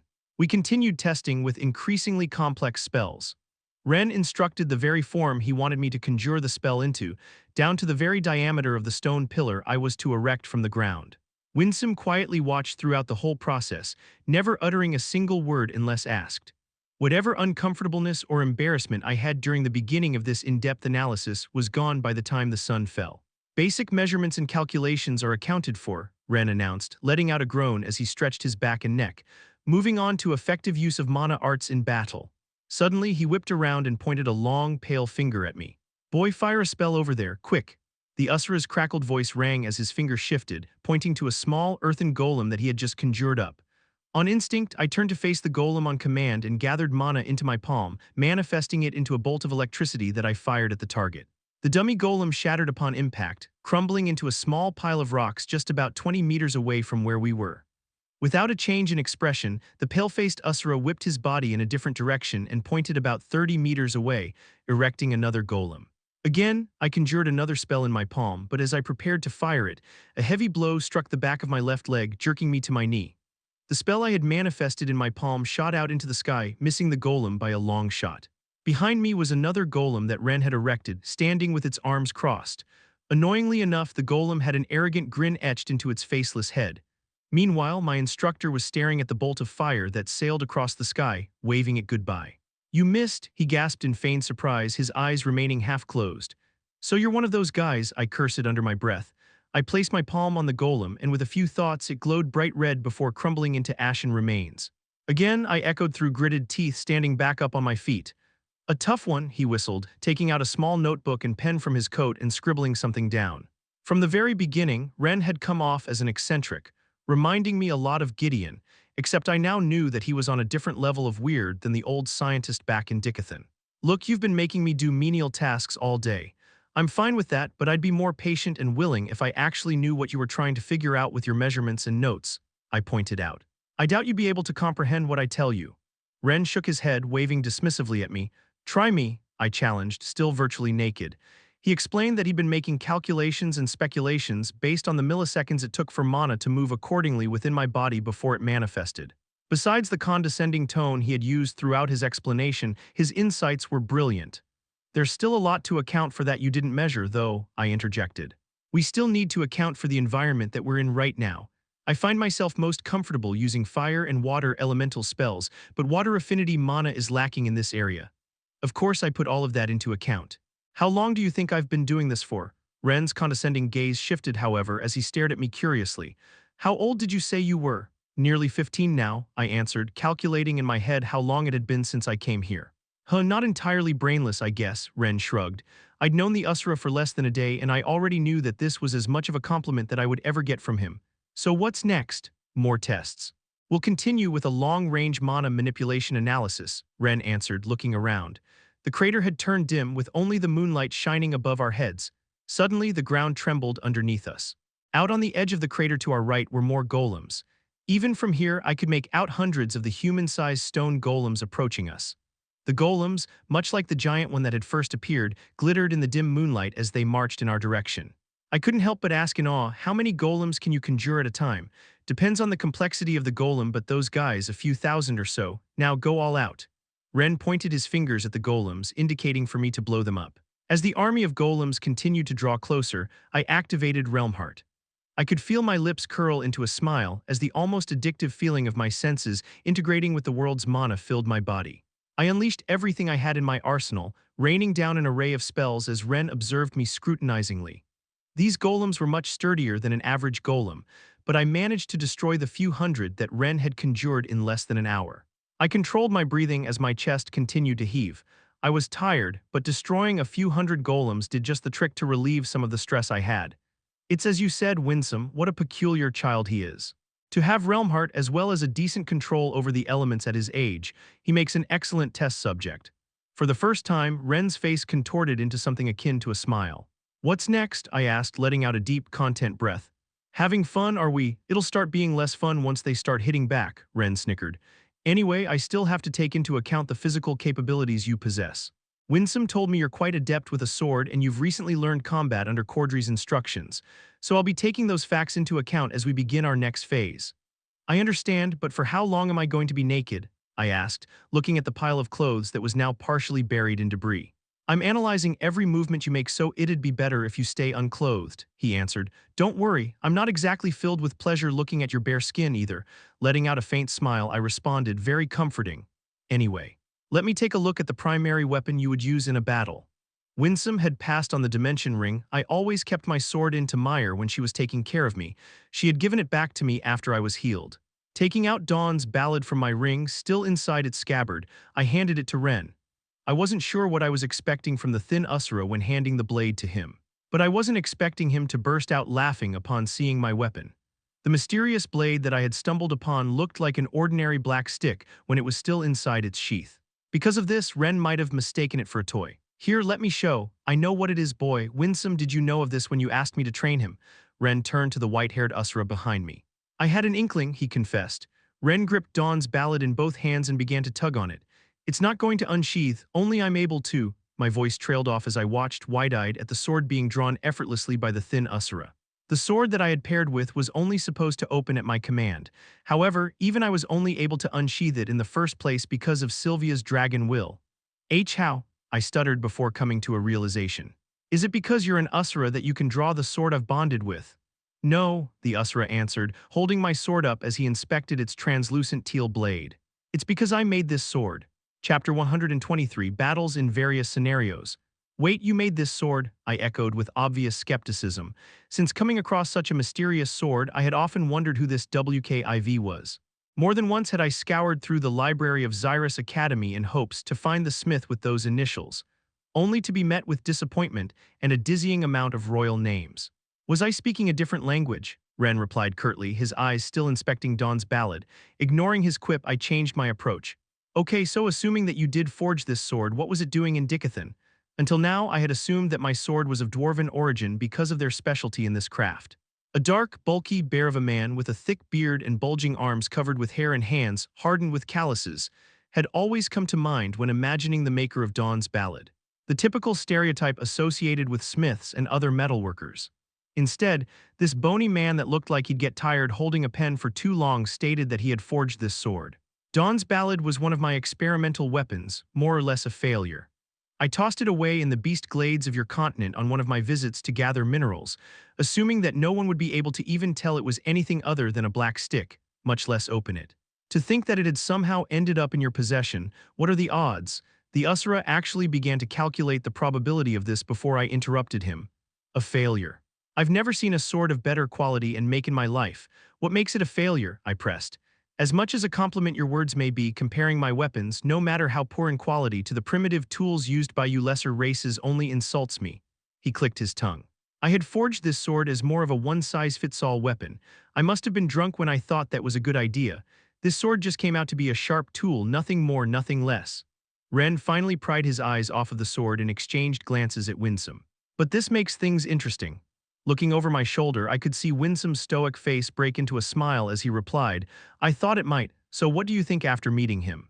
Will you do it? What is going on? I interrupted, lost.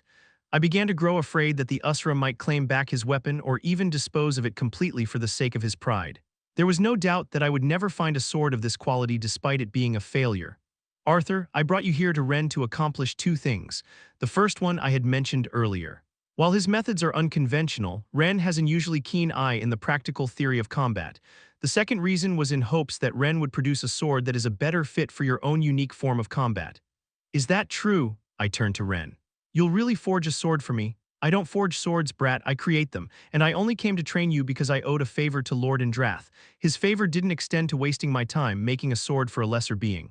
Ren slid Dawn's ballad into its scabbard. Anyways, I'm going to hold on to this sword for now. For now, so you'll give it back to me, I confirmed, still apprehensive. Boy, Dawn's ballad might be just a sharp tool, but it still chose you. I'm not proud of this particular piece, but I'm not going to take it away from you, he replied. The Usura then stretched his arm in front of him, and a sword suddenly emerged from the ground below. Grabbing the sword by its hilt, he tossed it to me. For now, use this while training. I created it to measure the movements the user produces and the force of the impact it receives. And you can just summon it from the ground at any time, I asked, holding the seemingly normal short sword in my hands. Out of everything I've done so far, you're surprised by this? Ren shook his head, motioning his hand at me. Let me also hold on to the dragon feather. What? Why this too? I retreated, clasping my hand over my arm to cover the white feather. Do you find an innate urge to question everything I do? The hunched Usura snapped. I reluctantly handed over the white feather over to Ren, scratching the scar I received after being bonded to Sylvie. Without the feather to cover it up, I felt bare as if my skin had been removed. Ren tucked the feather into his coat. Now I'm aware that you lesser beings need much more sleep than we do, so get some rest.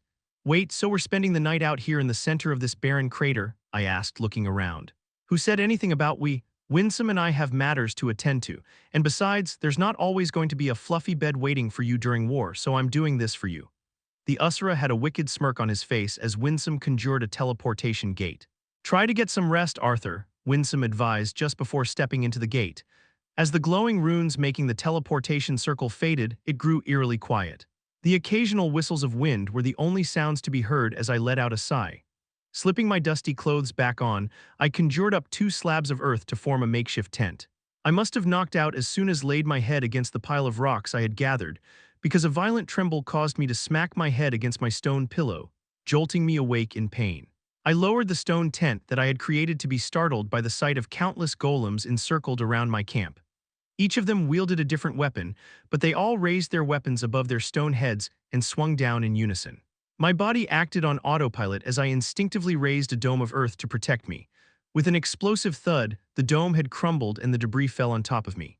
I was still dazed by the situation when Ren's amplified voice resounded from above. You will never truly be at rest while you're in the middle of a war, kid. You need to get used to fighting effectively in a suboptimal state. Now strip your clothes and resume battle. That damned lunatic, I cursed. I could still hear the movements of the golems around me waiting for me to come back up. Gathering mana around me, I waited for them to draw in as close as possible. Once their footsteps were in range, I released my spell. Gale Force, instead of aiming it at them, I released the spell on the ground below me, creating a large cloud of sand and debris to cover me. Some of the closer golems were shoved back by force, giving me enough space to maneuver around as the sand covered their vision of me. I lunged myself at the nearest golem, raising my testing sword in one fluid swipe. I knew that Ren wanted to mimic the environment of war, so I acted as if the golems were actual humans. I slashed at the golem's jugular, and as expected, the golem fell on the floor, spewing a red liquid from its wound. Another golem, this one wielding a large halberd, charged at me from behind.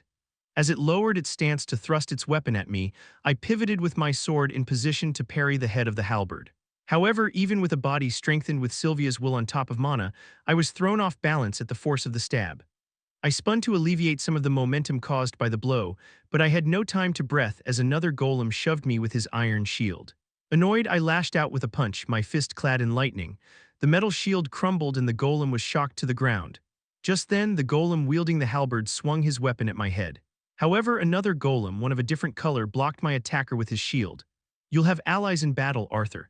As one of the main players in the battle, it'll be up to you whether you choose to be on the offensive, plowing through the lines of enemies, or staying near your team, keeping them alive. I saw Ren overhead, floating in the sky as he sat on an earthen throne along with Winsome. The battle resumed as the pile of golem corpses stacked on top of one another on the battlefield. I imagined the anthropomorphic summons made of stone as humans instead. The scene back in the dungeon, Widow's Crypt, flashed to mind, leaving me a little nauseous.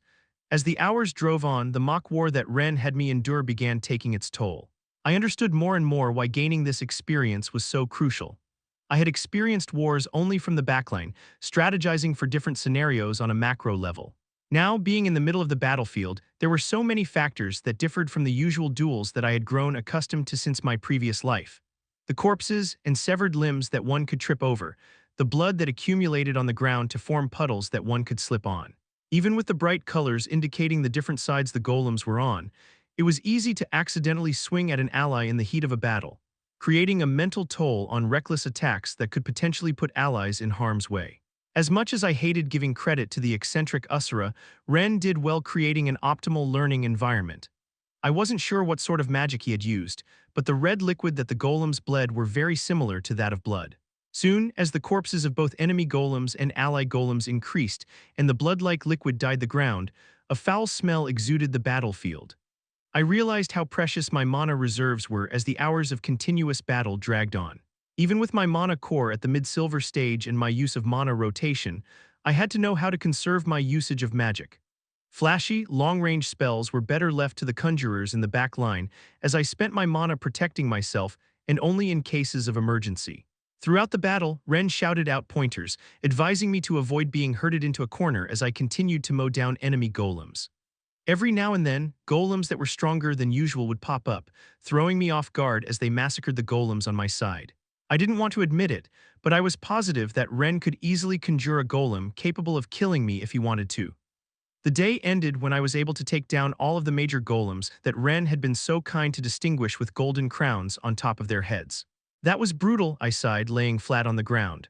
I was in an almost constant state of battle from the moment I was rudely awakened, with no chance to eat, drink, or even pee. Dinner was spent around a fire after Ren casually removed the golems and fake blood with a swipe of his hand. We began by debriefing the battle. Winsome had yet to return from wherever he and Ren went last night, so it was only Ren that was present to point out the mistakes I had made, from the minor ones to the potentially fatal ones. The total number of casualties on your side was 271 golems, while the other side had 512. Not an impressive victory considering the level I had made the golems on the enemy side, Ren read off from his notes. Maybe it's because they look like stone gorillas that I feel no empathy for them, regardless of whether they're on my team or not, I countered, biting into a tofu-like substance that Ren had given me to eat. I'll keep that in mind, go to sleep now. Tomorrow isn't going to get any easier, Ren replied as he jotted down some notes. I had grown used to Ren's sharp way of talking, as if even his words were a scarce commodity. Turning away from them, I conjured a makeshift bed of soft sand and hoped that the next time I was awakened wouldn't be by an army of golems. My thoughts ran amok during this period of rest. I thought about my role in the previous world. While there were a lot of flaws in the way the world was governed in my past life, I had to admit, things were simpler for me. When the outcome of nearly all problems rested on just one battle, it was black or white. Wars almost never happened unless it was a multi-country dispute. Even then, mass-scaled battles happened in controlled environments to minimize the death counts. This upcoming war wouldn't have that. There were too many shades of grays to be accounted for. I speculated on the different scenarios that could potentially happen because of this war. What would the casualties be? And to what extent should the end outweigh these casualties? I pondered. I had no one I cared for back on Earth. However, was I willing to sacrifice my loved ones for the greater good? Undoubtedly not. I didn't remember falling asleep, but I hardly did these days. To my surprise, I was able to get a good night's rest. While my arms and legs ached from overuse, there were no golems on sight, leaving me more suspicious than relieved. Suddenly, a blood-curdling scream from behind made me whip around. What I saw bewildered me just as much as it filled me with horror. With two black horns gleaming menacingly against the morning sun, an Usura of the Vritra clan stood over me. Covered from the neck down in completely black-plated armor, the basilisk in human form opened his lips into a triumphant grin to reveal a row of jagged teeth, and in his grasp was someone I thought I would never see here. I was barely able to form a word as another gut-wrenching scream was ripped out from the Vritra's hostage. T-Tess, Chapter 124, Preparations, Arthur. Please help, Tess choked out a desperate scream as I stood there, petrified at the turn of events. It really was Tesha Iralith. From her long, gunmetal gray hair to her turquoise eyes filled with tears, my childhood friend had somehow been dragged here from Dicathen. Tess sputtered into a series of pained coughs as the basilisk tightened its grip around her waist. Wasting no time, I charged at the black-horned Usura with the practice sword Ren had left me. The repercussions of such a reckless course of action passed unheeded as I drew in, sword ablaze. Realmheart, the familiar burning sensation spread through my body as I activated the rare blood trait skill of the dragons. My sight altered into an enhanced, mana-focusing vision, and golden-white runes glowed brightly beneath my clothes. I drew forth the rampant energy from within Sylvia's dragon will. Static Void, this was the first time I had used the skill I had unlocked with the first phase of Sylvia's will. I could see the purple specks of ether suddenly trembling around us as they buzzed into formation. Suddenly the world stopped around me. The Vritra's face was stuck in a menacing smirk while Tess was paused with her hair flailed about mid-scream. I could feel the seconds draining away my energy as I dashed towards the Vritra. Arriving right in front of my enemy, I released Static Void as soon as I was in position to strike at the hand grasping Tess. The horned Usura had no time to react at my attack as the blade of my sword sliced right through its forearm. The horned Usura let out an infuriated roar as he clutched his wound. I pried open the fingers that were still gripped around Tess's waist and gently set her down on the ground. She was unconscious and ghastly pale, but still alive and breathing. The basilisk's severed hand was still spilling blood profusely, but when I turned to face my foe, he had already replaced his severed appendage with a metallic claw. I kept close to Tess with my right hand gripping my sword and my left hand preparing a spell. I could see the yellow, earthen particles gathering at the tip of the basilisk's false hand. I used the full extent of the limited knowledge I had gained from reading mana movement from Meyer as I readied my counterattack as well. As expected, the tips of the basilisk's clawed fingers exploded toward me. Just as the 5 earthen spears accelerated, I raised my hand and fired a condensed burst of electricity. 3 of the 5 earthen finger spears shattered upon impact as I parried another spear with the flat of my blade. I began gathering mana into my legs to charge at the basilisk by impulse, but an unsettling sensation crept up. The last spear was way too off course to have been aimed at me. I whipped my head back to see the dark, earthen spear about to impale the unconscious Tess when I activated Static Void once more. It felt like someone was stabbing needles into my heart as I raced toward my childhood friend. My mind whirled in fear and near panic as I laid out my options. I could step in the path of the spear and use my body to shield Tess, but the injury I would sustain from the blow would leave me unable to protect her from the basilisk immediately after. I could also extend Static Void to encompass Tess and push her out of the spear's path, but spreading the effects of Static Void to include another person would take a massive toll on my body. I chose to go with the third option.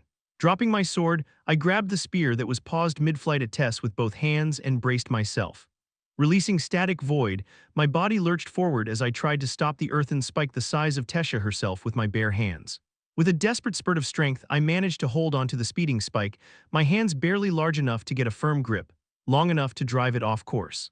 The earthen spear that the basilisk fired buried itself from the ground just inches away from where Tess lay, creating a web of cracks from the sheer force of the impact.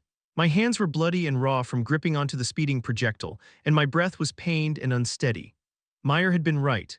No matter how much I practiced Static Void, because my body wasn't compatible with using ether to affect time, it would always put an enormous amount of strain on my body. However, with the level that I was at currently, I needed to use all of the tools I had in order to have a fighting chance with a basilisk. The thought of both Tess and I in the cruel state that a basilisk had left Aaliyah, the former Lance, down in the dungeon, filled me with dread. Each breath felt like there was a fire in my lungs as I positioned myself between the approaching 2-horned basilisk and the unconscious Tess. I picked up my sword with a grimace at the pain and poured mana into it. Despite the strain my body had incurred from activating Realmheart and using Static Void twice, my mana reserves were still abundant thanks to the constant use of mana rotation. I could maybe last long enough for either Ren or Winsome to arrive, but the problem was that for whatever reason, this basilisk was focused on harming Tess.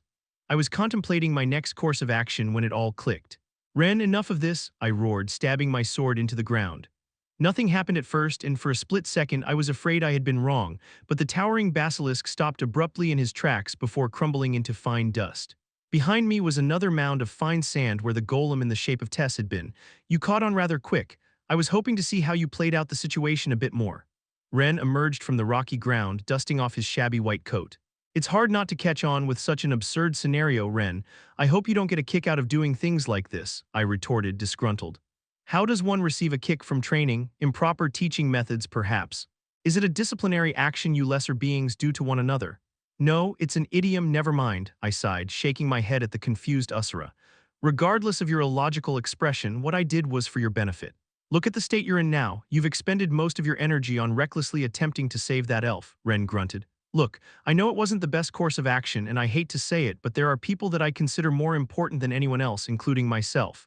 I held my gaze firmly as Ren continued to study me.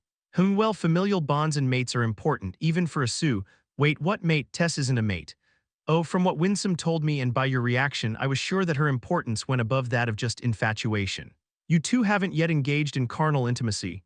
No, I haven't engaged in carnal intimacy yet. Look, this is beside the point, Ren. I could feel my face beginning to burn as the Usura pondered his miscalculation. Huh. My apologies then. Ren shrugged, his expression as apathetic as before. Well, my point is that in war there will come a time when your enemies will try and exploit whatever weaknesses you hold. Considering that you will be one of the main powers on Dicathen's side, all the more so. Trust me, I know that. Flashes of my previous life came to mind at this subject.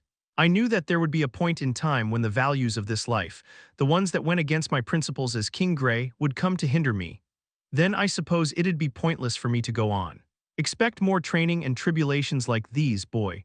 Part of why I was tasked to nurture you out of your diapers is because I can single-handedly create all sorts of scenarios.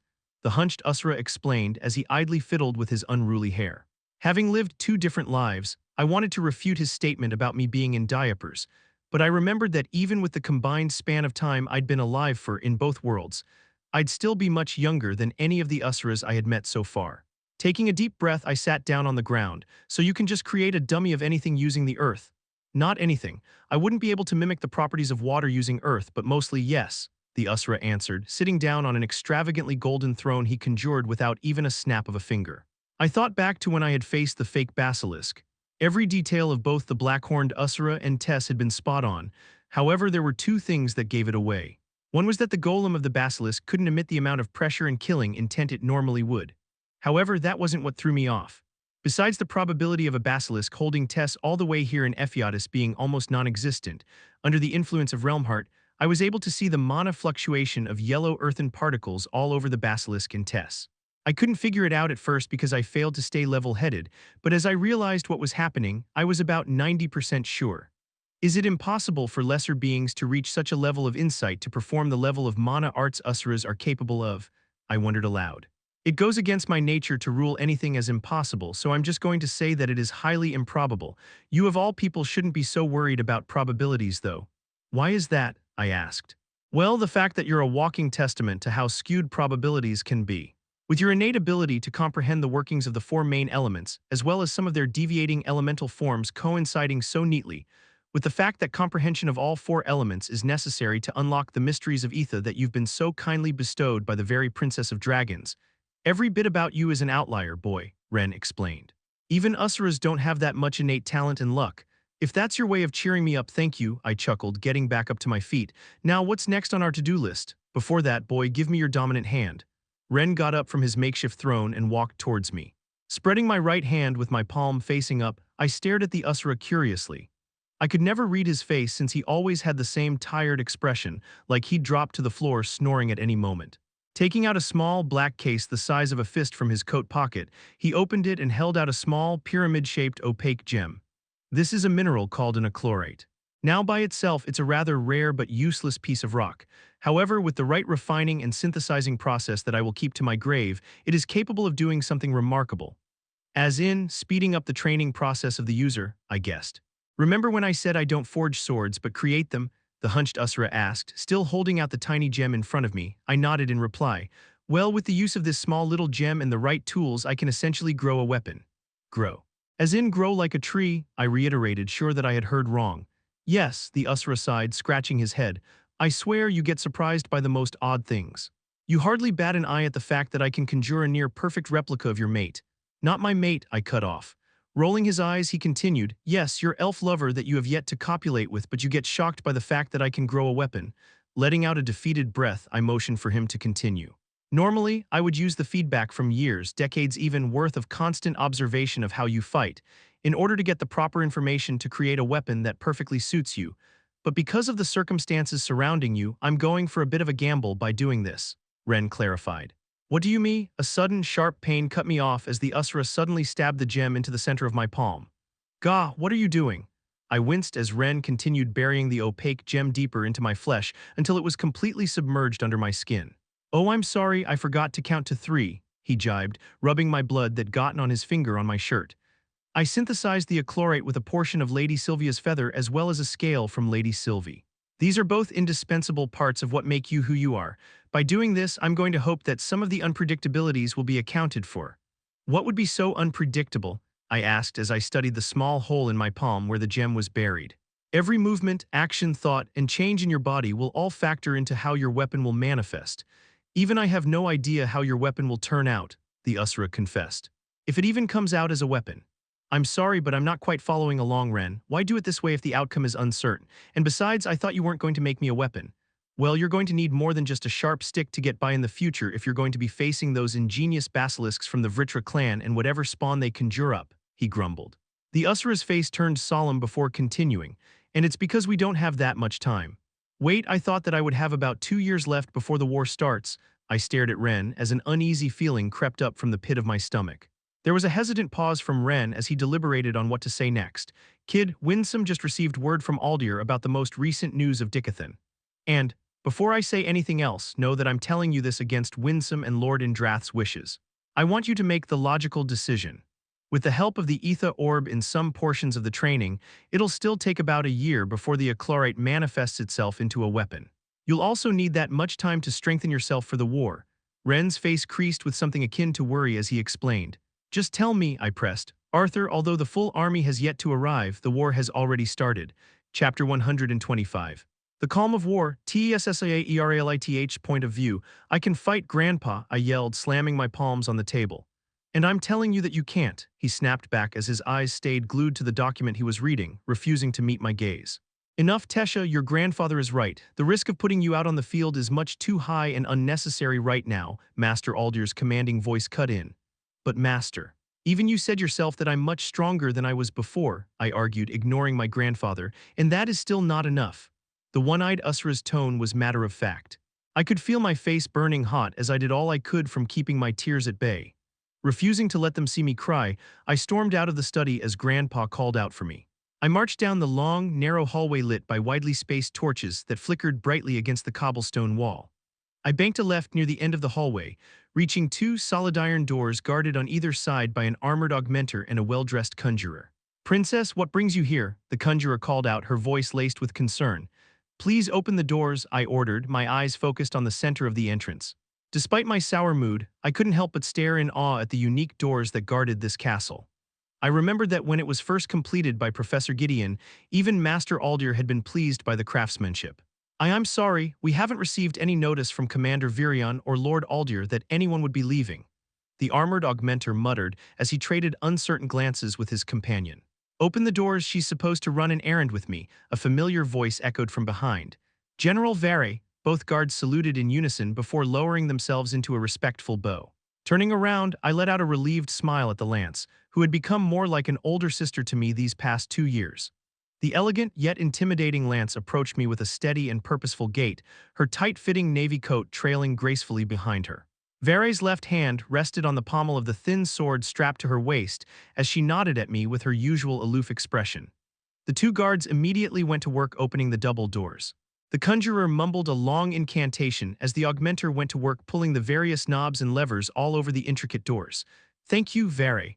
I hugged her arm as we headed inside the room. Once inside, the iron double doors closed behind us with a loud thud. While the room was heavily secured with a unique mechanism on the door that required a complex pattern of spells and precise movement of locks to open, the area it was guarding wasn't nearly as noteworthy. The small, rather musty cylinder room was all but empty except for a single teleportation gate and a gateman in charge of controlling the gate's destination. The elderly gateman stood up straight at our sight, dropping the book he had been reading to pass the time. General Vare, Princess Tesha, what can I do for you? Vare looked over her shoulder, waiting for me to speak. Ediston City, please, I responded. Certainly. The gateman went to work, mumbling over the ancient runes that allowed such complex magic. The gate, a stone platform with a complicated sigil that marked the center of it, began glowing different colors before it focused on its directed location. All ready. Please take this emblem for identification when you use the gate at Ediston. This will be the only way the gateman over there will let you return to the castle, the elderly gateman said as he handed the two of us a small metal locket with the three race insignia on it. Surely they'd know who we are, right? I asked as I tucked the locket in the inner pocket of my fitted robe. The gateman shook his head. Security has tightened throughout the continent because outside attacks have become more frequent. Even though Ediston is still quite a distance away from the Beast Glades, Commander Virion has employed stricter measures just in case. I see. I let out a sigh as I stepped up to the platform where the teleportation gate stood. Are you sure you want to come with me to babysit me, Vere? I just finished my lessons with Princess Kathleen, so a little break for me is fine, she answered back curtly, stepping up behind me. Our surroundings distorted as soon as we stepped into the gate, my vision being filled with a blurry montage of luminescent colors. We arrived in seconds to the city that was once the humans' capital in the country of Sapin. I remembered from school that the city was built on the western coast of the continent back then to be out of reach from the dwarven and elven countries, as well as to keep as far away from the Beast Glades as possible. However, almost years ago, after the war was announced, King Glader basically tore down the city, as well as all the neighboring ones, and had it built back up as armored forts. This was in anticipation of the army of Alacria most likely coming toward this side. Princess Tesha and General Vere, the two gatemen, exclaimed in surprise as they both gave a deep bow. We're not here on official business. Please relax, I coaxed, smiling at the guards who all had concerned expressions. We left the secured room where the gate was placed, stepping out into the busy streets. The both of us hid our faces underneath our woolen hoods to keep from attracting needless attention. Outside, the streets were filled with a panorama of bustle and noise. Merchants wheeled their carts through the wide street as the vendors and entertainers that had set up small tents and canopies on either side of the large main road were haggling with the housewives. Ever since Ediston was demolished and rebuilt as a military city, the economy relied on the soldiers and their families that were stationed here. Smiths and other craftsmen traveled here knowing that their work would be in high demand. Merchants soon went out of their way to set up shops here because of the ever-growing population that derived from how many soldiers were stationed. Just walking down the street, you could see the soldiers, whether they were burly augmenters or lean conjurers, marching with weapons in hand. They all wore the same moss green and silver uniform with the Triunion emblem that had become the official symbol of Dicathen. Was there anything specific you wanted to do? Vere asked as she slowed her pace to match mine. Not particularly, I shook my head. I just wanted some fresh air and to be away from everyone in the castle. Keep your sword out and ready at all times, Tesha, Vere said, pointing to my empty waist. Letting out a sigh, I replied, I'm here with you, right? And besides, this city is like the farthest point from all of the fighting. Ediston was rebuilt to be the very last line of defense against the Alacrian army, seeing as its location was farthest away from the battle and in an ideal location with most of its sides facing the ocean. Our main forces had actually been sent out into the Beast Glades to explore dungeons because that was where the Alacrian forces had been popping out from. From what Grandpa Virion had deduced from their investigations, the unnatural occurrences that had happened over the past 10 years, including the death of one of our lances, Aaliyah, were for the purpose of setting up hidden teleportation gates in the depths of the dungeons. It would be hard for them to instantly teleport an army, but with enough time and enough individual teleportation gates, the Alacrian forces could muster up enough soldiers and mages to do considerable damage if they didn't prepare beforehand. After this news came to light, Master Aldir and my grandfather had to strategize on the defenses around the Beast Glades. In times of war, it's necessary to always be ready for the worst case, Vere replied. I didn't want to argue any further, so I took out my sword from my dimension ring and strapped it to my waist underneath my wool cloak. Happy? She nodded, satisfied. So how is Kathleen and Curtis doing with their training? I asked quietly, stopping by a stall that had a particularly beautiful set of handcrafted jewelries. Baron tells me Curtis is determined and hardworking, but that their progress is slow. He has definitely made progress, but even as a beast tamer, his comprehension of mana is only average at best. Princess Kathleen, on the other hand, is moving along well in her training. I was told she was always a bit more gifted than everyone else, and from these 2 years I understand why, Vere answered, looking apathetically at the jewels she had no fondness for. Well, not more than everyone else, I corrected when a dull ache gripped at my heart. You're right, I forget at times that the boy is your guy's age. Arthur is an anomaly of a whole different level, no doubt. Vere nodded at herself. I can only imagine what level he will be at when he comes back after training with the Usuras. Even through her expressionless face, it was easy to tell that Vere was a bit envious of Arthur. After all, training with the Usuras on a higher level than even Master Aldir was something that someone could only wish for in their dreams. However, I knew firsthand how harsh the Usras were just from the dozen or so lessons I had received from Aldir over these past 2 years. Imagining myself under constant supervision by Master Aldir sent shivers down my spine. As we continued walking down the main road, I admired the imposing outer walls that surrounded the whole city. I could barely see the small figures of guards patrolling on top of the wall from where I was standing. The city had been rebuilt so that the buildings built on the center of the city were the highest. The buildings and homes surrounding it all lowered the farther out someone went so that conjurers and long-range augmenters could easily go on top of any of the buildings and have a clear shot at their enemies without fear of obstruction. Of course, this was only if the enemies were able to break in through the thick, mana-enforced walls that surrounded Ediston. "Do you think the Alacrian army will be able to make it all the way here?" I asked, still staring at the outer walls. "I heard from Grandpa that Director Cynthia said Alacria is to the west of Dicathen. Doesn't that mean this place is closest to our enemy?"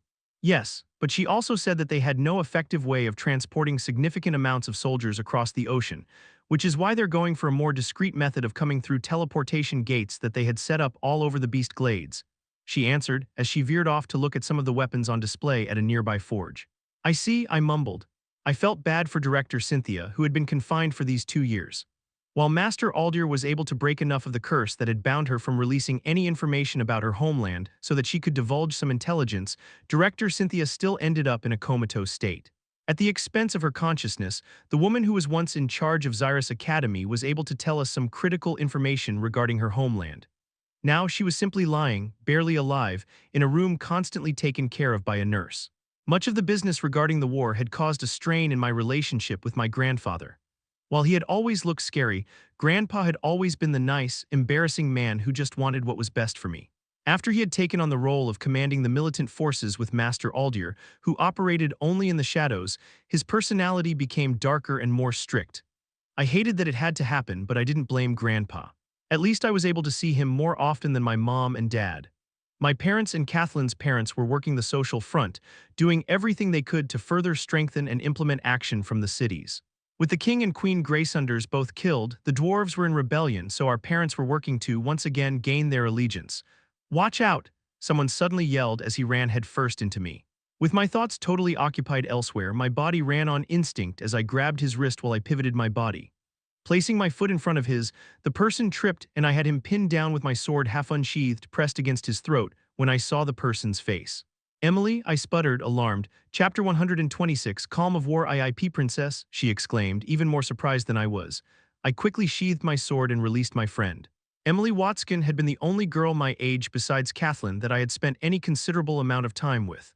Her master, Gideon, came in and out of the castle when he wasn't engrossed in new gadgets and inventions that he believed could help out in the war. "I'm so sorry, Emily. You just came kind of out of nowhere and my body reacted on its own," I apologized, helping her gather the tools and books she had been carrying before I flipped her so gracefully on the ground. "No, I should be more careful, haha. I was carrying way too many things and my glasses slipped so I couldn't really make out where I was going. Besides, that was kind of fun." "You know, in an abrupt and slightly brain-rattling sort of way," Emily assured, her voice a bit shaky. Noticing the dark-haired Lance next to me, she stiffened before bowing. "Hello, General Vere." "Greetings, Miss Watskin," Vere nodded as she remained upright with no intention to help. Emily tied back her thick, curly hair that had exploded out of its ponytail state because of me.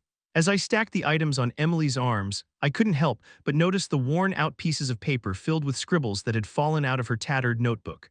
"What are you and Professor Gideon working on nowadays, anyway? I haven't seen you at the castle in a while." I took on some of Emily's load once the stack of books had started reaching her face. Don't call him Professor. My nutjob of a master can hardly be considered sane, let alone an educator of the future generations," Emily huffed, letting out a tired sigh. "Well, he was still a professor at Xyrus for a point in time before all of this happened," I pointed out as I walked alongside her. "Yeah, so you know as well as I do how many students were taken to the infirmary because of all the explosions and fires he's caused in that limited point in time," Emily muttered as she used the stack of books she was holding to push her glasses back up. "You've had it rough, haven't you?" I chuckled, bumping her gently with my shoulder.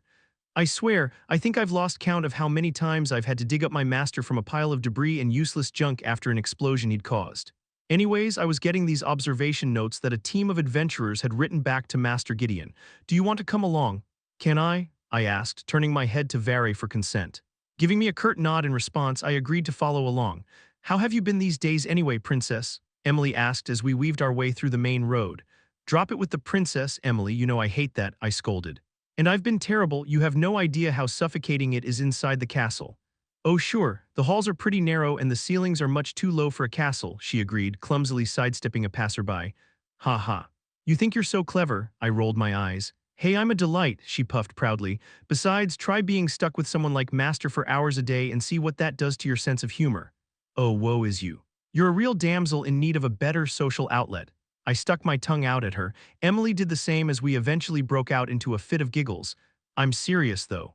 You have no idea what it's like being stuck in a castle with an Usura and an overbearing grandfather that can make taking a breath of air seem like a dangerous activity. You sounds suffocating. Emily's face cringed. Tell me about it, I sighed, but don't be so rough with your grandfath, I mean Commander Virion, she amended, casting a quick glance back at Vere. After how you were kidnapped and almost killed, I can only imagine how he and your parents must have felt. I know. I try not to be, but when he has me caged up like a bird, I can't help it. Training has been the only way for me to let out my stress, but with more and more sightings and attacks from the Alacrian forces coming out of the Beast Glades, no one has the time to train with me. Emily puffed out her cheeks, trying to think of a response. We eventually took a turn into a less crowded street, Vere sticking close behind us like a shadow in case anything were to happen. Oh yeah, any news about Arthur? Emily asked. You mean besides the same old news that Master Aldir repeats like a neurotic mimic bird? I shook my head.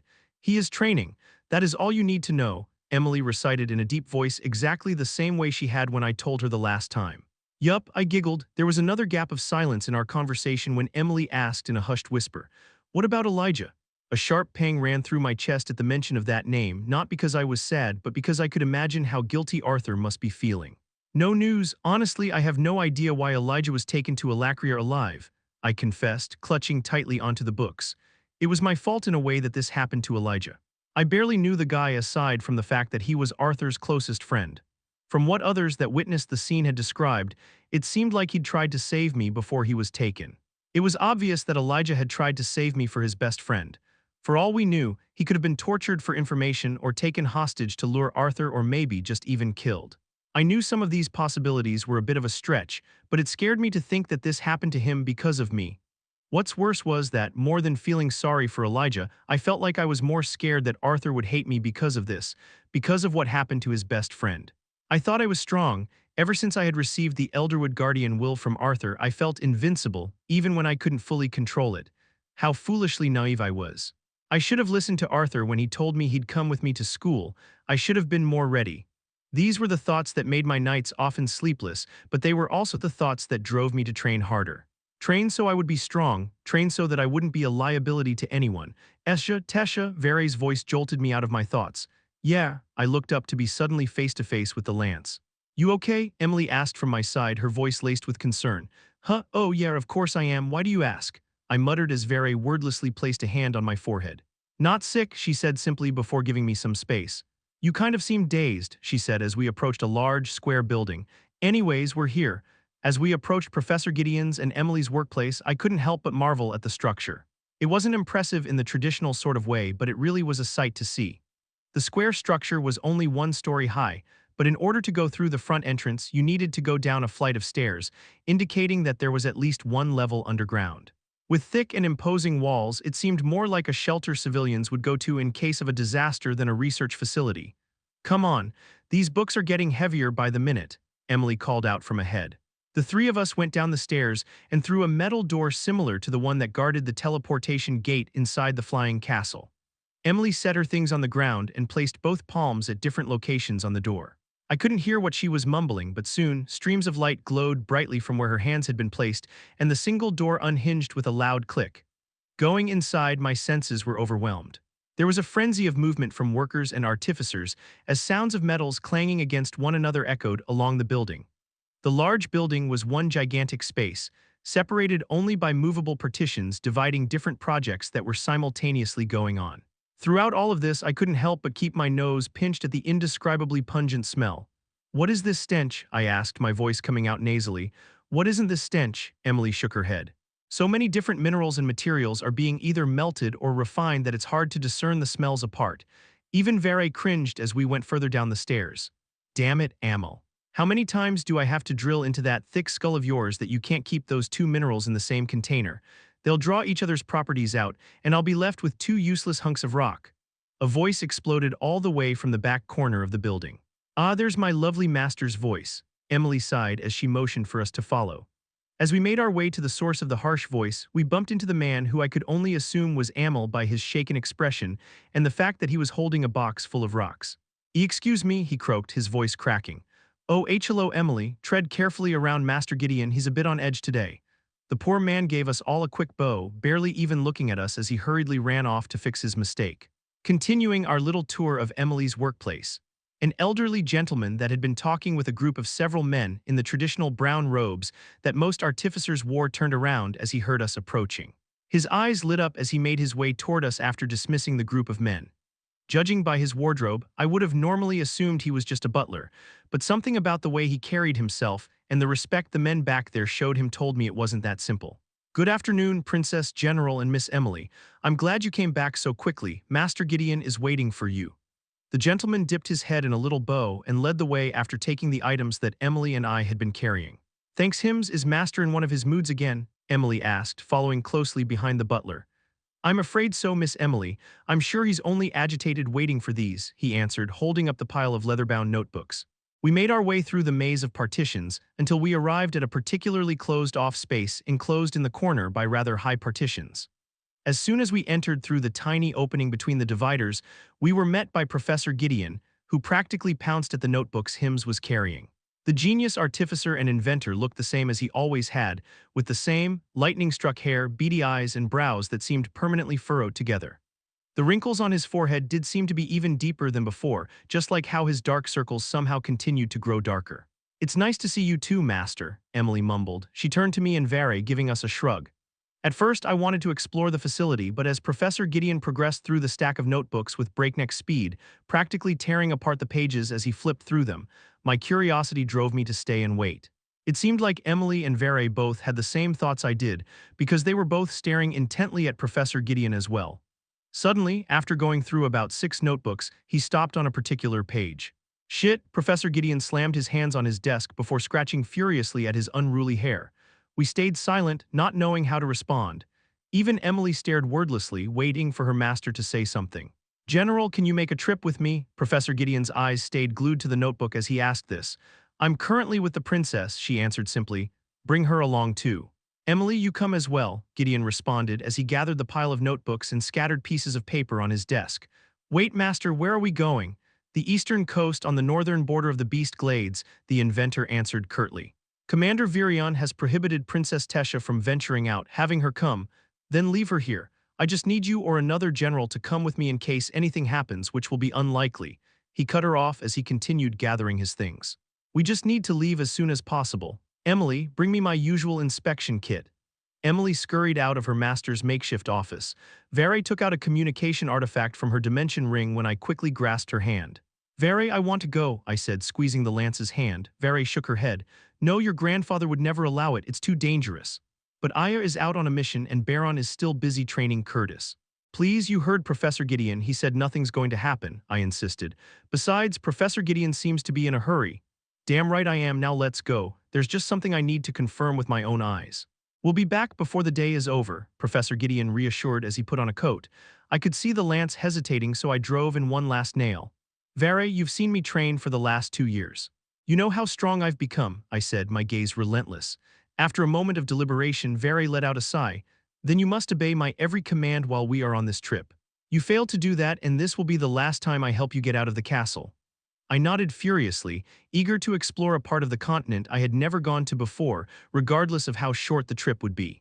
As soon as Emily arrived with a large black bag in tow, we set out. Chapter 127, Washed Up Omen.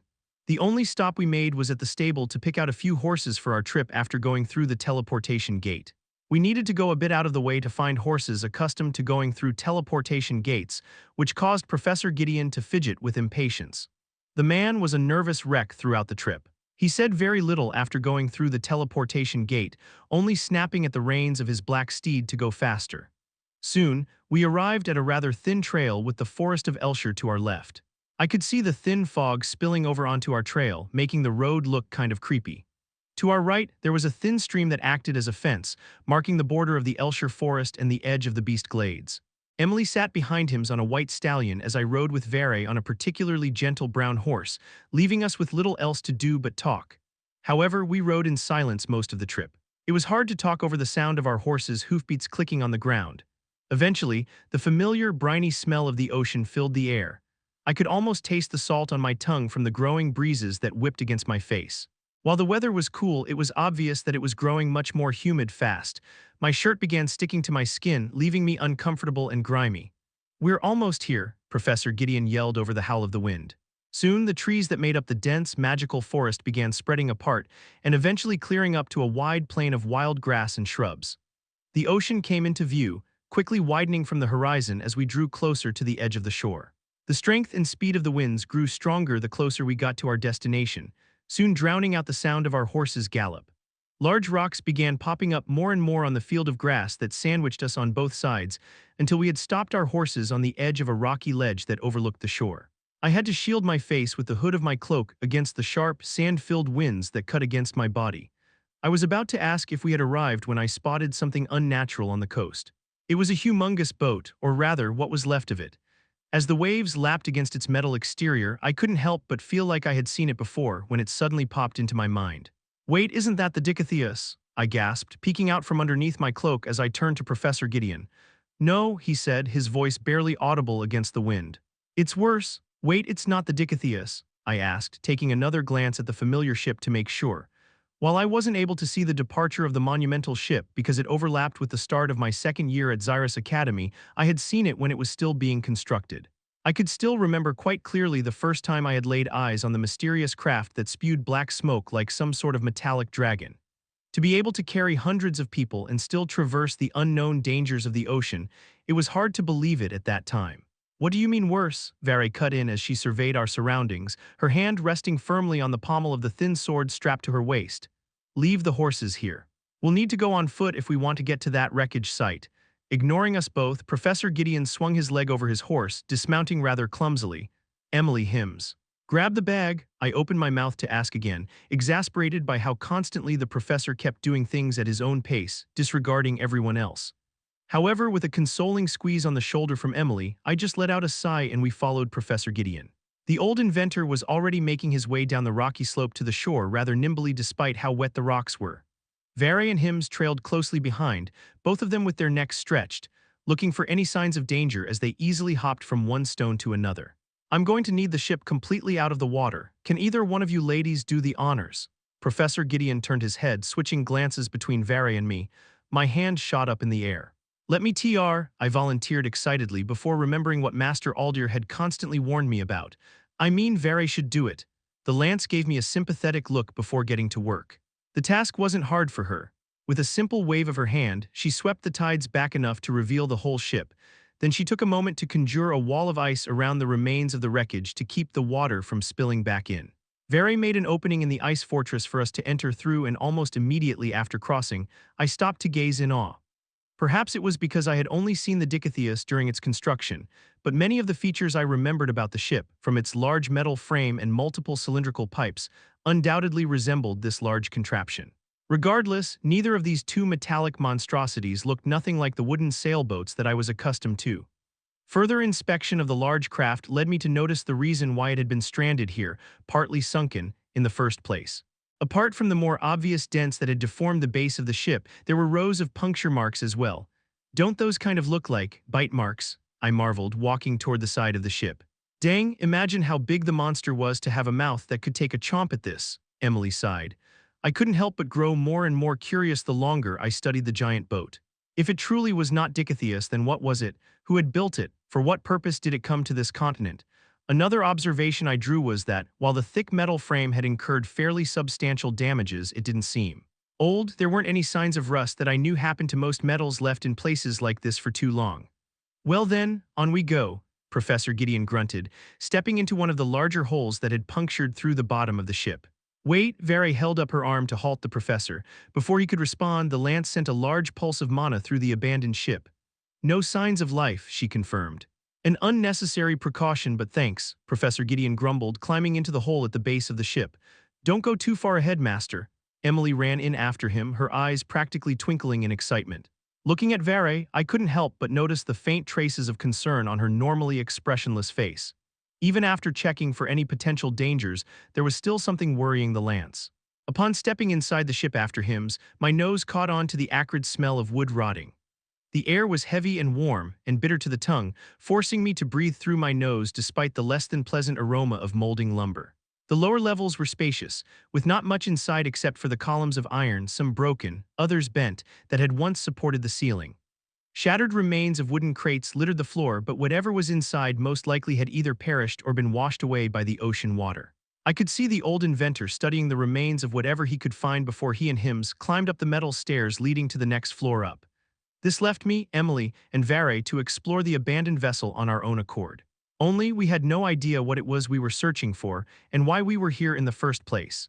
After finding little else of interest, we weaved through the mounds of seaweed and sand that had infiltrated the ship and followed after Professor Gideon and his butler to the floor above. It was easy to figure out that the bottommost levels of this abandoned ship had been used as mostly storage, but the strange thing was that everything was destroyed. Vere had been the one to point it out, but even if she hadn't revealed that fact, I would have still put together the traces. On the metal floors, where shattered remnants of items lay scattered, were blackened marks of what looked like soot. Someone or some people had deliberately wiped all traces of what could have been used as valuable pieces of information. Looks like whoever was on this ship didn't want anyone knowing who they were, I said, kicking some debris in hopes of finding anything of value. Vere looked around but stayed close to Emily and I in case something were to pop up. What's weird is that even the upper floors here are damp for some reason. How did the water come all the way up here when the ship was only half sunken? Emily pointed out, running her hand along the wooden floor only to come up wet. That's because, until a few weeks ago, this ship was fully submerged in the ocean. We all looked over our shoulders to see Professor Gideon and Hims walking down the stairs from the floor above us. Which is why no one had seen this ship despite its size until recently, Vere concluded. The inventor simply nodded as he and Hims made their way to us. The journal I was reading earlier was written by a group of adventurers who were coming back from a scouting mission. They had taken the same route to reach their destination, but it was only on the way back that the tides had receded enough to reveal this. I see. Master, then what do you think happened to all the crew members that were on this ship? Emily asked. Do you think they all drowned? No, Professor Gideon shook his head. There would be at least some remains of human bodies left on this ship. Emily and I exchanged glances, not quite catching on to what the old inventor was getting at. Letting out a sigh, Professor Gideon squatted in front of the blackened mark on the floor and scratched at it with his finger. It means you're right, Princess. The people on here definitely did not want them seeing this ship, let alone whatever and whoever they had inside. That means that, yes. Either they all escaped and are out there somewhere, or perhaps their captain oh so kindly nudged them off the ship. I had a hunch when I first saw the ship, but does that mean? Vere's voice trailed off as she stared intently at Professor Gideon. After reading the report, I wished dearly to whatever divine being was watching over us that my guess would be wrong, but I don't think it is, he sighed.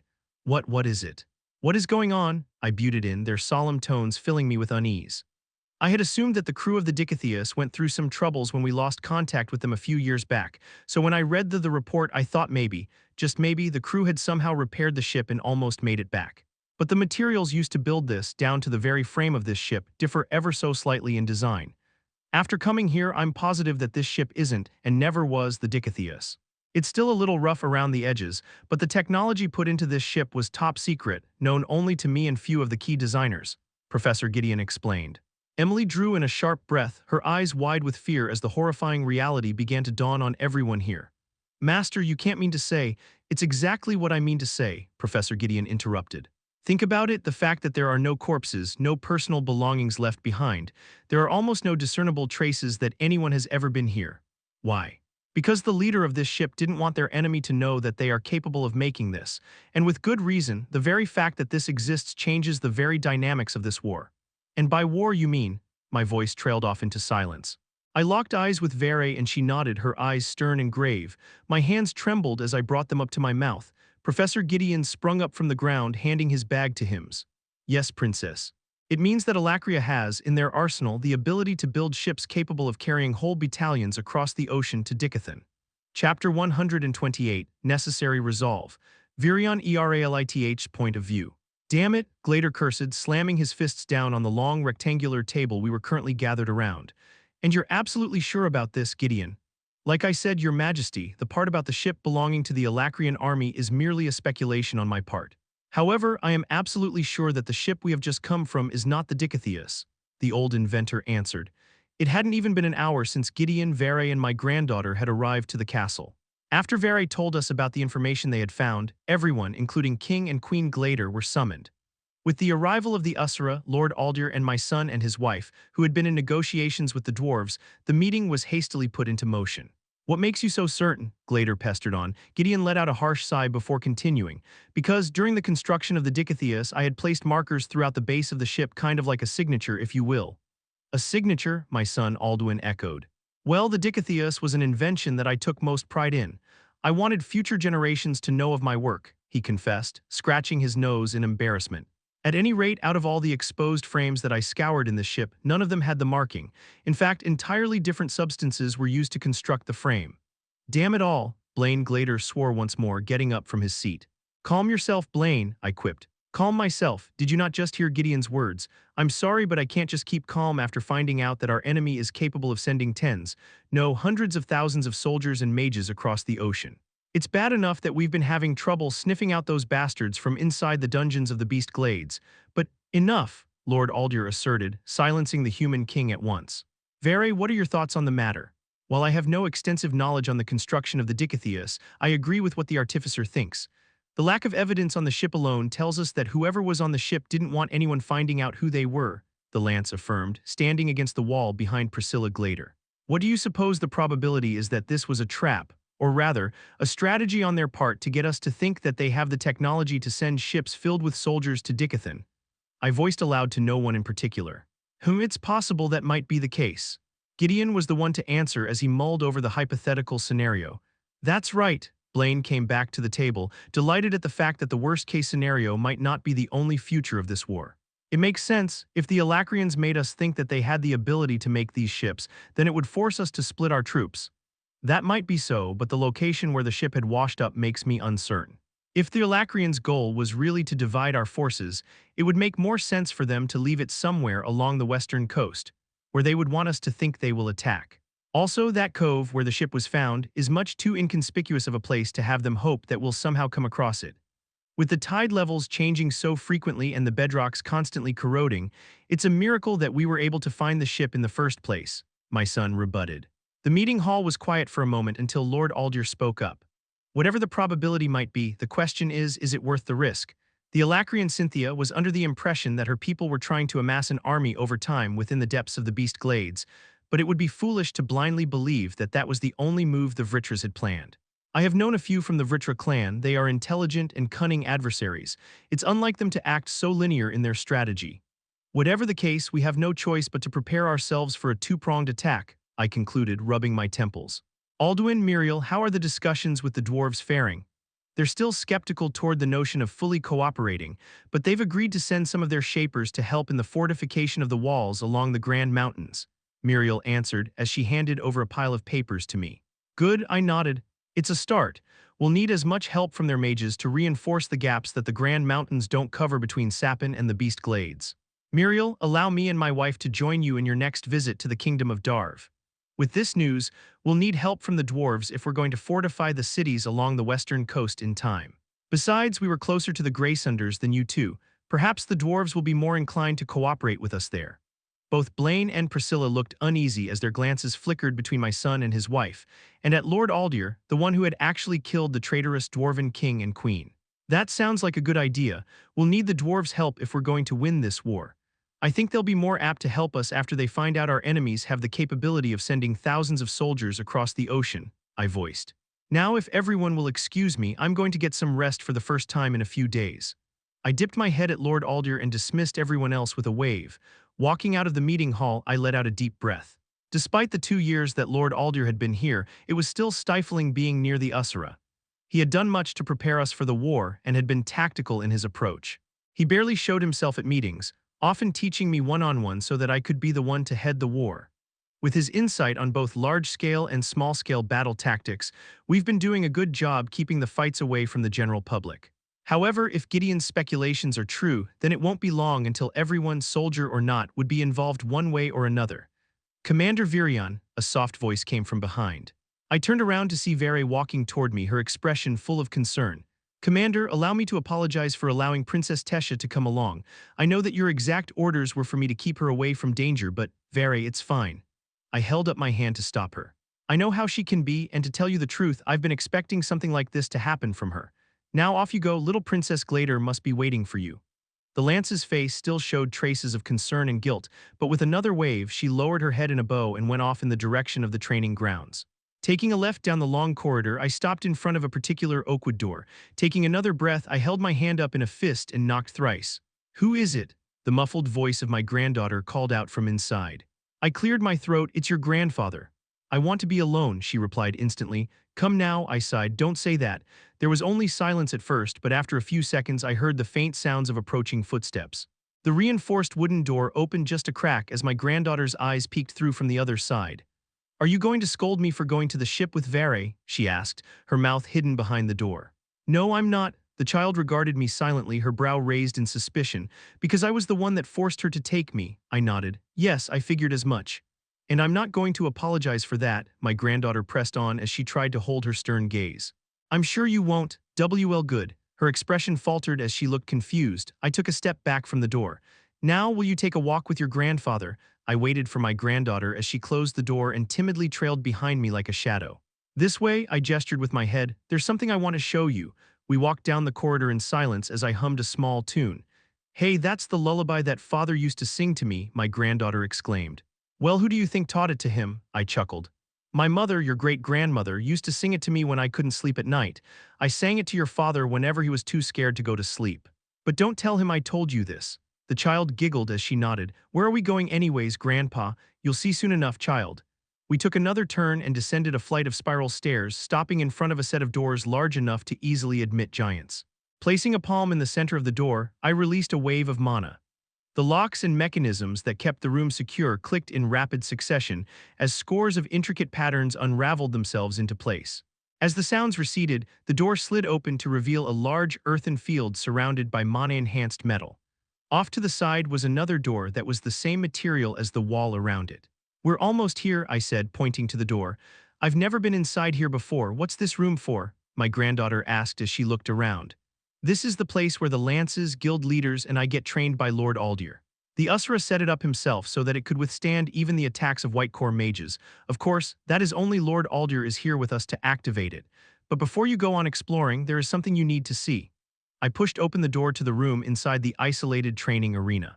The inside of the room had nothing but a few chairs, a drawing board, and an empty screen with a visual recording artifact in front of it. "Take a seat, CH. I stopped myself as I stood next to the artifact. "Take a seat, Tesha." My granddaughter planted herself in the chair in front of me, facing the white screen. She looked at me with uncertain eyes, and for a second, I just wanted to take her back to her room where she'd be safe. Letting out a deep breath, I turned on the visual recording artifact. A bright light shot out from the front and onto the screen, projecting a moving picture recorded from the battlefield. "This, Tesha, is what the war is like." I moved out of the way and let her watch. It was a particularly brutal battle in the depths of a dungeon where the Alacrian soldiers had been setting camp. There had been hundreds of mages and warriors that had been waiting for further orders. Our men had little idea of what they would be walking into, while the Alacrian side had already received warning from their scouts that enemies would soon arrive. I could see the horror in my granddaughter's eyes, watching with jaw slack as the massacre went on. Our side had lost over 50 in the first few seconds, but even after we had recuperated, the battle was bloody and intense. Fresh corpses lay sprawled all over the ground as mages and warriors alike continued to shoot and at each other. Even without the sound, I could clearly imagine the screams from the injured and dying. The video ended abruptly as the mage holding the artifact had been killed in that moment. There was a moment of silence as both my granddaughter and I mulled over the images on the screen. This was a real-life recording from a battle just 5 days ago. We lost 200 men and 20 mages in that battle alone out of the 400 we sent down into that dungeon. I was the one who had given them the order to go down, and it's on my shoulders that they're all dead. I locked eyes with my granddaughter, my gaze cold and unyielding. The war has only just begun, but I have already done things, made choices that I will never forgive myself for. "As your grandfather, this is what I want to keep you away from," I said, pointing to the screen. "It is my selfishness as your grandfather that I want to keep you safe and away from harm, regardless of how much of an asset you may be in battle." Tess lowered her gaze. "Grandpa, Tesha, You are no doubt a tremendously talented mage, and with the training that you've undergone these past 2 years, would be a force to be reckoned with in the war. But no matter how powerful you are in a war, you are only one person. All it takes is one mistake, one small blunder. That is why I've forbidden you to take part in any of the battles. Until now, my granddaughter looked up. I couldn't help but just stare at her tiny face. It felt like just a week ago that she was still sitting on my lap, chirping Grandpa with her hands held high. Tesha. Even after seeing just a glimpse of what you will have to endure, do you still want to be a part of the battle? I asked, walking over to the back of the room. My granddaughter's expression hardened as she stood up. Yes, picking up 2 dulled training swords from the rack, I tossed one to her. Then prove your resolve. Chapter 129, Concealed Burdens. So you understand the rules of this battle, I confirmed, gripping the edgeless sword in my right hand. Grandpa, my granddaughter's eyes softened as she hesitated. However, from my unrelenting expression, she hardened herself, raising her sword. I understand, I nodded approvingly. Integrate, my body burned with untamed excitement as I released the second form of my beast's will. As my skin and even my clothes darkened, wrapped in a veil of shadow, I took a step toward Tesha. With my heightened senses, I could hear the quickening pace of my granddaughter's heartbeat as she waited for me to make a move. As far as I was concerned, the battle had already begun. Closing the gap between us, I thrust the pommel of my sword into Tesha's stomach. Lurching forward in response, I could tell from the force of impact that she had taken a step back in time to decrease the strength of the blow. Putting distance between us, any trace of uncertainty had been wiped clean off the child's face as her eyes now regarded me as an opponent. Good. I let out a growl as I slowly circled around her. Tesha's heartbeat steadied as she prepared herself. Acquire, she muttered as a thin layer of emerald green enveloped her like a second skin. The aura around her then exploded out from under her feet, spreading through the grass. I jumped back in time to avoid a root as thick a tree that erupted from the ground beneath me. The entire ground affected by the aura soon became a web of dense vines that spread around the child like snakes protecting their master. Tesha was already advancing towards me, dashing atop a trail of vines that led toward me, her sword shining a brilliant green. I couldn't help but reveal a smile at the outright pressure her domain contained from the perspective of an opponent. I held my sword up as I easily sidestepped another thick tendril. Using the thick roots as stepping stones, I augmented my sword in time to meet Tesha's blade. Our weapons clashed, producing a shriek as sparks were sent scattering into the air. Using her forward momentum, I fell back, grabbing onto her sword hand as I stamped her leading foot to stop her from regaining balance. As she fell forward, I prepared to twist her into a throw when a thin vine wrapped itself around the child's waist, preventing her fall. Using the vine to keep herself afloat, Tesha lashed out with both her feet to send me flying back. Blocking her kick with the flat of my blade, I was unable to contain my excitement, exclaiming, "Haha. Your control over your beast has gotten much better. If it was anyone else, I'd be impressed if they had managed to defend against her unorthodox counter." Releasing more mana out into my limbs, I flashed toward Tesha, avoiding the barrage of tendrils meant to protect their master. We exchanged blows on top of the ever-changing terrain of roots that wriggled and convulsed at my granddaughter's beckoning. Tesha moved gracefully atop the vines, easily using them as platforms to maneuver in all directions. Her movement and swordplay, utilizing both her beast will and wind attribute spells, resembled an elegant dance in the air, as if every step, swing, and lunge she executed had been choreographed. I couldn't be more proud of my granddaughter, who had matured so much as a mage. She had come far, that much was certain. However, letting her win too easily would only make her complacent. Her domain transformed the surrounding area to her advantage. However, if her opponent was as quick and agile enough as I was, he'd be able to take advantage of the vines as well and use them as a route to get to Tesha. My fighting style especially, which consisted of erratic movement to utilize the full potential of the Shadow Panther's innate stealth, excelled in this environment. Soon, both the tendrils and Tesha were having a hard time keeping up with my movements as I constantly flitted atop the wave of vines that my granddaughter had conjured. The child was nearly in range of my sword and she had lost track of me, but just as I stretched my arm out to swing, she sunk into the depths of the vines below us. As Tesha disappeared inside, the countless tendrils beneath me began congregating to one spot. I quickly hopped away as the green tendrils gathered to form a protective sphere around what I assumed was Tesha. For a second, I was afraid that she had lost control again like last time. But as the shell of vines burst apart, I could whistle in admiration at the sight of my granddaughter. "You did it," I exclaimed, my voice coming out much huskier than normal because of the integration. "Hee." My granddaughter pointed her sword at me with a wide grin on her face. "Be careful, Grandpa," her body, now covered in a thick emerald aura, coiled around her. Tesha's fair skin had lightened to a pale, ivory tone while her hair and even eyebrows had changed to a forest green shade.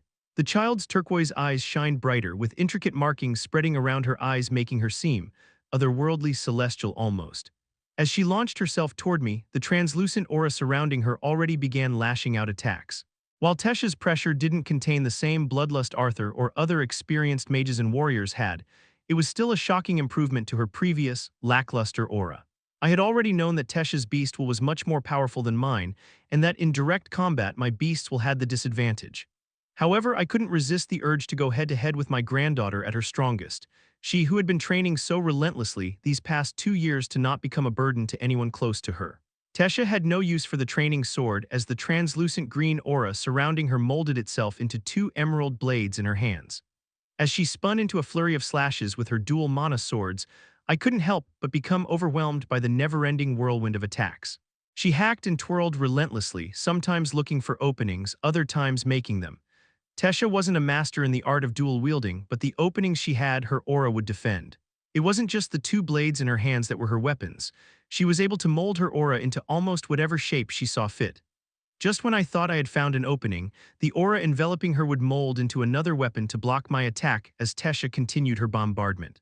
Fresh nicks and cuts emerged from my body, splashing drops of blood on the grass around me as I avoided with all my wit, wondering why I had been stupid enough to think that taking her head-on would be a good idea. What put me at unease was that it seemed like the child was incurring damage as well. Blotches of red had spread from underneath the tight-fitting blouse she wore for fighting. However, I soon noticed that the emerald aura covering her had become thinner and more transparent. The glowing runes embellishing the child's face receded as her face crumpled in a painful cringe.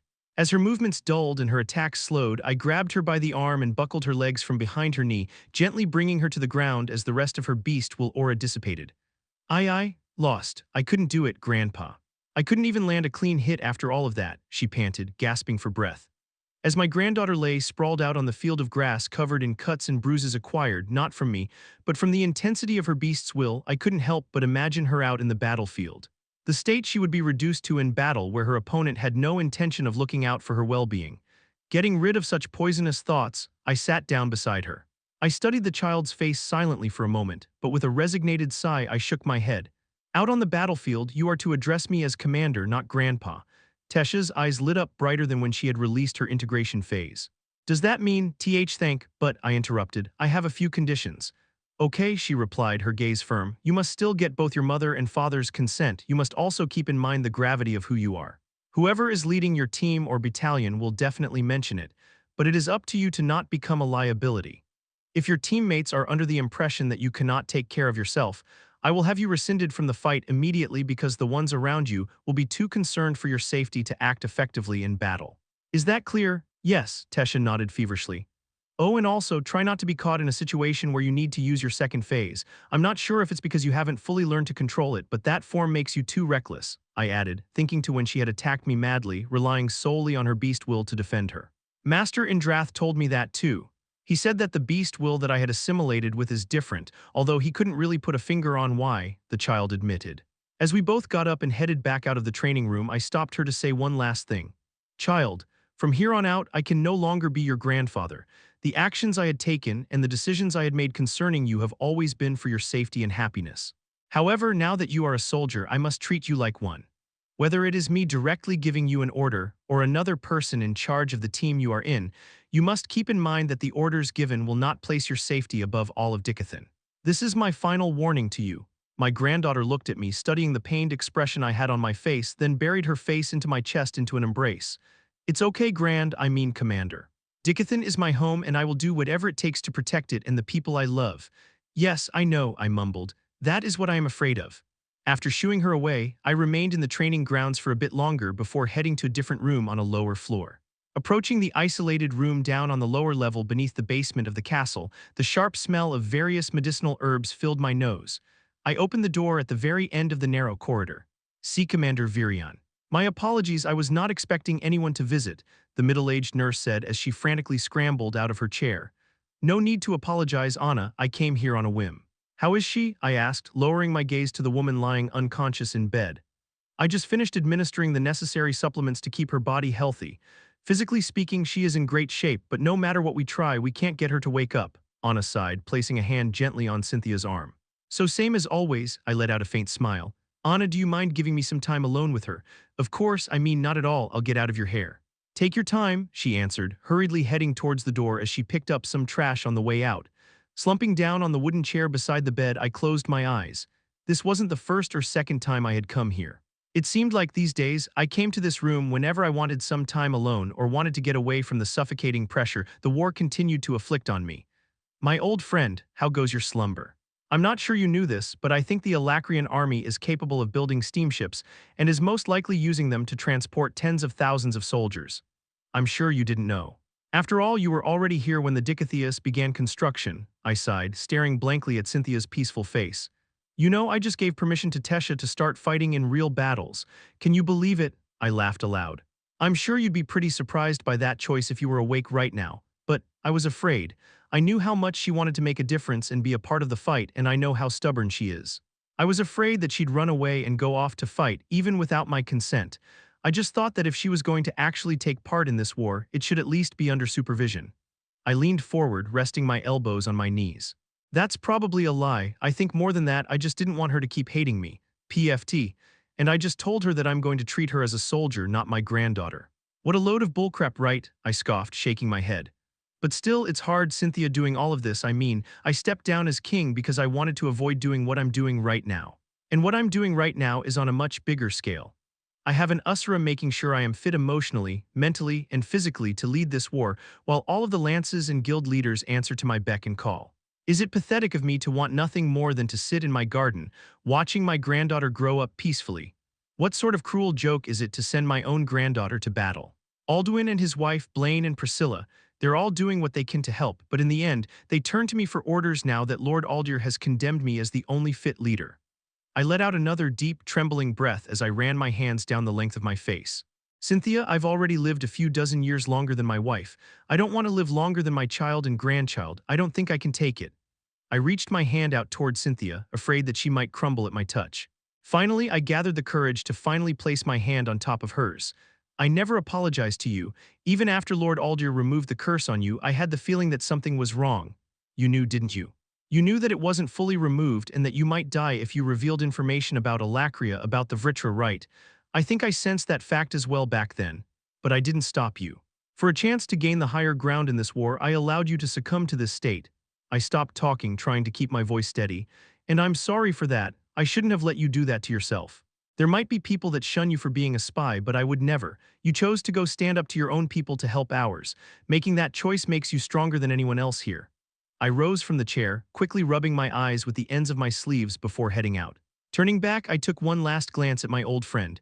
The true war is going to start soon. I won't be able to come back down here for a while, my friend, but I promise you that after this war is over, I will do whatever it takes to wake you back up. Chapter 130. From Princess to Soldier. TESSAERALITH point of view. Darvis, switch positions with Stannard. I swung my blade, creating an arc of wind that knocked away the armored gnoll, a nasty mana beast that was more like a bipedal, rabid dog that had tried to catch me off guard. Careful, leader, if you die on us, your grandfather will murder us all, Darvis warned, a wide grin visible underneath his dented helmet. Bite me, I snorted, parrying the downswing of another assault mage's axe with my sword.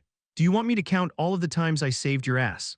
Don't start a battle you can't win, Darvis, Caria mocked as she nimbly dodged a spiked club, following up with an uppercut at a fanged orc's jaw. Stannard, have you found the pack leader yet? These gnolls just keep coming out of nowhere. Darvis twirled two hatchets before launching them at a nearby gnoll. Not yet, our blonde-haired mage called out from behind. Hey, leader. I'm thinking we should fall back. The numbers are too much for just our team to handle without overexerting ourselves. Darvis unclipped his two large battle axes from his back and decapitated a large orc. I think you're right. We should at least fall back into the range of our conjurers. I thrust my thin blade underneath the seam of the armored gnoll's breastplate, its rabid, dog-like face contorted in pain as it crumpled to the floor. Those lucky wand wavers, sitting behind the lines and firing off spells while they gossip with each other, Darvis grumbled as he caved a sword-wielding gnoll's chest with the blunt end of his axe. Hey, Stannard exclaimed. That's degrading. Ignoring my team members' complaints, I hopped back next to Stannard. Stannard, I'm going to hold them down. Go all out, okay? Understood, he acknowledged. Darvis, Caria, better get out of the way. Sheathing my sword, I released the first phase of my beast will to strengthen my spell. Placing my palms on the ground, I concentrated.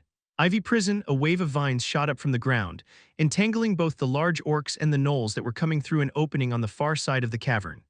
Stannard, the frail-looking mage beside me, aimed a device that looked like a narrow crossbow at the horde of mana beasts now rooted to the ground. As he inserted a small orb into the tip of his arrowless crossbow, his pale blue eyes narrowed in concentration. The embedded gem glowed bright red as he waited for the right timing. As soon as both Darvis and Caria had cleared out of the way, Stannard unleashed his attack. Propulsion blast, like a cannon gone mad, a fiery blast exploded from the tip of Stannard's device, nearly blowing the small-framed mage off his feet. We all stared blankly at the scene in front of us. Orcs and gnolls burned as the wave behind them were trapped in the wall of fire ignited by their own comrades' bodies. "Another new spell you mixed up," Darvis queried, his eyes still looking at the fiery blaze just a dozen meters away. "Yup," Stannard replied, strapping his device across his shoulder. "The rebound is a bit painful, though. That's why I'm telling you that you should train your body more with me," Caria wagged her gloved finger at him. "And I'm telling you that there's no way in hell that I'd train with you, you compact package of savagery," Stannard retorted. "I still have nightmares about that day. Guys, let's save the banter for when we're back with the rest of the other teams. That fire won't hold them back for long," I cut in. With that, we headed back through the narrow corridor we had come from, making sure there weren't any mana beasts following us. After making our way back through the long cavern, I saw the flickering purple light that indicated the main base, the place that I'd called home for the past few months. "I wonder what food they'll have ready," Darvis mused, licking his lips. "Probably the same old mush they call food. I swear, the cooks purposely make it as unappetizing as possible so no one will want seconds," Stannard sighed as we drew closer to the purple light. "Any chance that our leader, that we love and appreciate so much and also happens to be a princess, can hook her precious teammates with some real food?" Darvis asked with a twinkling look in his eyes. "Gross," Caria cringed beside me. "If you want to beg for favors, you're better off covering your face while you do so. Don't hate me because I'm beautiful, shorty." Darvis stuck his chin out so we could truly behold his rugged but sharp face. The human would be considered objectively handsome despite his unkempt appearance and self-inflating attitude. "I'm petite, and I'm cute too, right, Tesha?" She snapped back at him before turning to me and grabbing my arm. "Oh, please. Stannard here is what you call petite. He can pass off as a 10-year-old after all. You, on the other hand, are just short and barbaric." Darvis stuck out his tongue. "Is there really a need for you to include me in your squabble?" Stannard exclaimed, offended. He was always sensitive whenever someone called him short or small. "Guys, who cares if we're pretty, cute, or handsome? We're in a dungeon covered in blood, sweat, and grime. Is there really a need to look attractive down here?" I sighed as we reached the iron wall protecting the camp, as expected of someone who's been blessed with true beauty. "Our leader would never understand the hardships that normal girls have to go through to find a man," Caria pouted. "Stop it, what true beauty?" I scoffed, shaking my head. "It's true," Darius agreed. "If it weren't for the fact that you're Commander Virion's precious granddaughter, and the fact that you could easily beat me up, I'd have already made a move on you." "I can only beat you with my beast will activated," I retorted. "Alas, our love is still not meant to be. I prefer my women flaunty and easy," Darvis sighed with longing. "Gross," Caria and I said in unison. After knocking on the mana-enhanced iron wall, a slit opened in the middle and a pair of sharp eyes regarded us for a moment. As the eyes landed on me, they widened. "Princess Tesha." "Yes, now please open the door," I replied, looking up at the flickering purple light inside the lantern bolted to the ceiling. The metal slit closed and the purple light changed to red, indicating to clear the way. Just then, the dark wall split apart at the seam in the middle. The harsh grinding of metal on stone echoed off the walls of the narrow cavern until the doors opened enough to admit us one at a time. As we stepped through the doorway, the warmth of several burning fires in earthen pits and the smell of indiscernible herbs and meat greeted us. The narrow hallway we had just come from opened up to a massive cavern with a naturally formed vaulted ceiling high above us. High up near the ceiling, large holes were dug into the walls where archers and conjurers lay inside, ready to fire at any intruders. Artificial light from orbs lined the walls far below them to brighten the immense cavern that over 100 soldiers and mages had set camp in. An underground stream gurgled near the side of the cavern, providing fresh water for all of the soldiers stationed here. "Welcome back, Princess," the sentry guarding the door bowed. I waved him off with a quick nod as my teammates followed close behind me. After arriving at the small space where my team and I had set up camp, I went directly inside the tent carrier, and I shared and gathered a new set of clothes and a towel. Opening the flap of the tent, I could see Darvis trying to light a fire, while Caria watched Stannard disassemble and clean his crossbow-like weapon. I couldn't help but smile at how far the four of us had come in these past 3 months. I still distinctly remembered when I had first been introduced to this group after gaining my grandfather's approval to go out to battle. Darvis, fourth son of the Clairol house, was a lazy, spoiled, arrogant ass. But he was also an exceptionally talented prodigy in mana control and had the reflexes to match. The Clairol family had been a distinguished family for centuries, known for their unique and secretive style of augmented axemanship.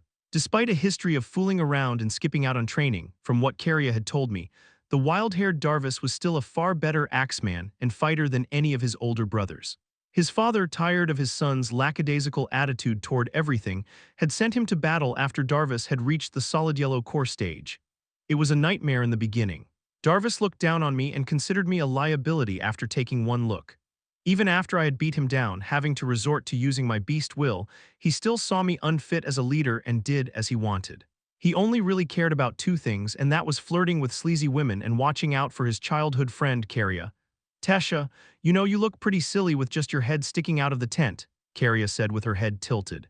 No, I was about to get out. I'm going to take a shower," I replied, somewhat flustered. "Don't be too long, princess. The longer you wash, the more tempted I get to peek," Darvis called out lazily, lying on his side by the fire. "Then I'll make sure to have you locked up every night with those old, pot-bellied men you love so much," I threatened, carrying my clothes and towel over my shoulder. "Can you stop with those indecent taunts?" Caria snapped as she kicked the arm that Darvis had been leaning his head on, causing the axe wielder to smash his head on the hard stone ground. "Ga Owa, can we not always resort to violence, you vicious little mouse?" Darvis cried, rubbing the side of his head. "You were asking for it," Stannard chuckled from his seat, putting down his weapon. "Darvis, where did you put the beast cores we collected?" "They're over there," he grumbled, pointing to the bag by their separate tent. As I made my way toward the stream, I glanced over my shoulder to see Caria rubbing her childhood friend's head, making sure he was okay. I wonder when she is going to gather the courage to confess to Darvis. Caria Reed was just as headstrong as Darvis, if not more, but also bright and optimistic despite the harsh environment she was raised in. The Reed family served the Clairol family for many generations, but when Caria's mother had failed to produce any males, Caria, the oldest of the daughters, was raised as if she was a male, trained to protect a member of the Clairol family. Darvis, this girl who had the appearance of a 13-year-old and was actually only a few years older than me, had been the glue that held the team together. Caria was bright, cheery, and sensitive of her surroundings, which served as great traits to keep Darvis and I from cutting each other's throats.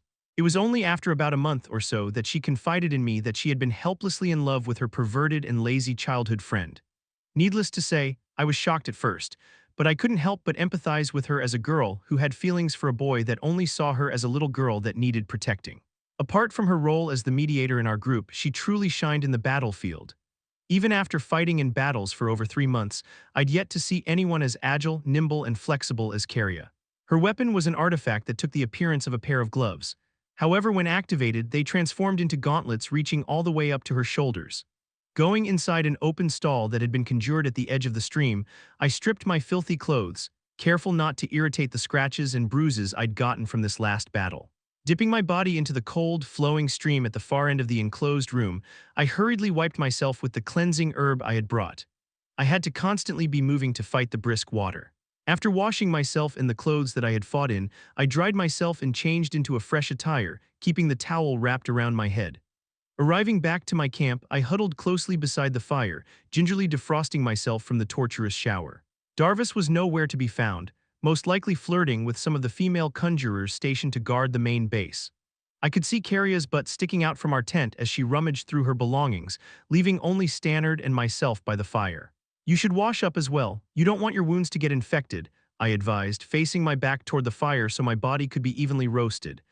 I swear, fighting mana beasts is less painful than taking a bath in that near-frozen stream," Stannard grimaced. "I guess I should though. Let me finish up with this beast core first." I nodded in reply. I watched the blonde-haired boy, concentrating as he chanted a spell while clutching firmly at a beast core we had extracted from one of the gnolls. Stannard Barrick, the last member of our team, had left a very distinct impression after his assessment. Professor Gideon was actually the one that had introduced him to my grandfather. When the dainty-looking boy that appeared no older than Caria stepped down at the training field, all three of us had our concerns. He was a dark yellow stage conjurer at the time and had a dual affinity for fire and wind. This was good and all, but Stannard also had a deficiency in his mana core that prevented him from storing the usual amount of mana a yellow stage mage normally would have been able to. At first, I thought that having Stannard in the backlines like the other wand wavers, as Darvis called them, would have been better because his condition. However, Gideon guaranteed that the boy would be useful to have as a teammate on the front line. As it turned out, Stannard was a very peculiar type of deviant. His unique ability allowed him to somehow store actual spells into beast cores. However, he was the only one who could activate this prepared spell, otherwise, we'd all be carrying bags of loaded beast cores. Seeing Darvis approaching our camp, I called out to him. The ever-so-sexy and suave Darvis from the Clairol family couldn't get a date tonight. Haha, the sheltered elf princess is getting better at sarcasm, he snorted. And it's not that I couldn't, but because there were no girls worthy of myself. You know, you're only hurting her by doing this, I sighed, pointing to Caria, who was still inside the tent. Why would she care what I do with women? Darvis asked, his brow raised in confusion. I shook my head. Never mind, you dolt. Caria came out of the tent at that moment with dried fruit and meat in her arms. I finally found where I hid these. Darvis let out an eager gasp as he eyed the food. Why would you hide these? So that our ever-so-sexy and suave teammate doesn't inhale it all at once, Stannard chimed, putting down the beast core he had just finished. Not you too, Darvis groaned. As we all laughed, a familiar voice called out to me from behind. Princess. Turning around, I couldn't help but smile at the unexpected surprise. Helen, Chapter 131. Reunion. Seeing the familiar face of Helen Shard, leader of the Twin Horns that Art's father had once led, I excitedly waved at her and the rest of the Twin Horns behind her. Hi guys, I gave the leader of the Twin Horns a large hug before greeting the rest of her party. Guys, I'd like you to meet Helen Shard, Durden Walker, Jasmine Flamesworth, Adam Crench, and Angela Rose of the Twin Horns. I've told you about them before, right? I pointed at my teammates, introducing them as well. This here is Caria Reed, Darvis Clairol, and Stannard Barrick. It's a pleasure to meet you, madam. Darvis rushed over to shake hands with Angela, the Twin Horns conjurer. Darvis Clairol, fourth son of Darius Clairol, and I must say that you are a sight for these sore eyes of mine. Typical, Caria whispered. He goes straight to the one with the large. She didn't finish her sentence as she merely cupped the space in front of her chest exaggeratingly. I looked down at my own breasts. I had never really cared about my figure, but looking at the two boys practically drooling over Angela's womanly figure, I couldn't help but wonder if even Art preferred. How long have you been here, princess? Helen's voice snapped me back to reality. Oh, we've been here for about 3 months now, I think, I replied, and please just call me Tesha, sorry. We've only met a few times and they were all brief, so I thought it'd be rude, she chuckled. Did you just get here? I asked, my eyes shifting toward the sight of both Stannard and Darvis trying to flirt with Angela. This afternoon, we were at the wall for about 4 months before our party was sent here to help out with the scouting, she explained as I motioned for her to have a seat beside me around our crackling fire. The wall was what everyone called the stretch of forts built along the Grand Mountains to make sure the battle didn't reach the other side. While I knew that the Alacrian forces might be invading from the western coast, Grandpa told everyone, including myself, to explicitly keep it a secret until proper preparations had been made. Fortunately, communications with the dwarves had been going well over these past few months, and they've agreed to let the humans and elves take shelter in their underground kingdom if needed. No one was hoping it would get to that stage, especially the elves, because the distance between the Kingdom of Darv and Kingdom of Elenoir made it so only teleportations could be used. For now, many of the tribes along the southern half of Elenoir had migrated across the Elshire Forest and Grand Mountains near the central cities of Sapin. For now, Grandpa's, as well as the rest of the council's, plan was to get as many civilians as possible out of the western coast and away from the Beast Glades. What is it like fighting along the wall, Helen? I asked, curious about where a lot of the main fighting occurred. Have you actually fought against Alacrian mages? Yes, she answered grimly. The Alacrian forces are strong. Out at the wall, it's not just the Alacrian soldiers that we have to fight against, but the mana beasts that they somehow put under their control as well. I see. I looked at my sword, dissatisfied that the only fighting I've done ever since I had joined the war was against the mana beasts under the control of the Alacrian forces. Noticing the look on my face, Helen added, but the battles going on here are just as important, maybe even more, trust me. The more mana beasts we kill here, the less there are up at the surface. And if we find and kill a mutant, the Alacrian forces lose hundreds of puppets fighting for them. I nodded silently in reply. I knew that winning the fights down here were crucial to this war. The main task of the soldiers gathered here were to find the mutant in the depths of the dungeon. Mutants were mana beasts, mostly leaders of their own dungeon, that were controlled by the Alacrians. They used the mutant to control the hundreds of mana beasts that served it. As long as these mutants existed, mana beasts of their species followed them, fighting alongside the Alacrian soldiers. There were dozens of squads out there, deep inside various dungeons, trying to find and kill the mutants before they gathered enough mana beasts and advanced toward the wall. Usually there wouldn't be this many soldiers inside one dungeon, but one of our scouts had found signs that a S-class mana beast had been turned into a mutant. Anyway, because the mutant hiding inside here is supposedly a S-class mana beast, your grandfather had sent more mages here, which is why we're here. The large man named Durden chimed in, overhearing our conversation. Thank the heavens for that, and for dear grandfather for bringing such a fair angel into my arms, Darvis added, inching an arm across Angela's back. Angela just giggled, regarding Darvis as a cute puppy, as Caria smacked Darvis upside the head and dragged him away where he could keep his hands to himself. Stannard, who had been ridiculed by Angela when she cooed and pet his head like some pet, moved next to Durden, fiddling with his crossbow-like weapon with a scowl on his face. Tell me more about the fights happening in front of the wall, Helen. I turned back to the leader of the Twin Horns. Look, Princess, Adam Crench spat, fights that happen at the wall aren't bedtime stories that your nanny reads to you inside your fancy canopy bed. It's war, people die on both sides. The spear wielder with a head of red hair that looked like the burning fire we were huddled around glared at me as if he was scolding a child. I was about to say something when Durden got in between us. You can't take Adam's words to heart or we'd have all killed him more than once in his sleep. Unknowingly, I was already standing up as Durden intervened. His words quelled my anger enough for me to sit back down, but I was still glaring at the lanky emberhead. Arthur had mentioned how Adam could be when he described the Twin Horns, but I didn't realize how much of an understatement his words were.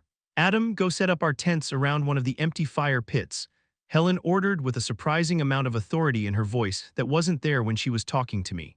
Angela, can you go help him out?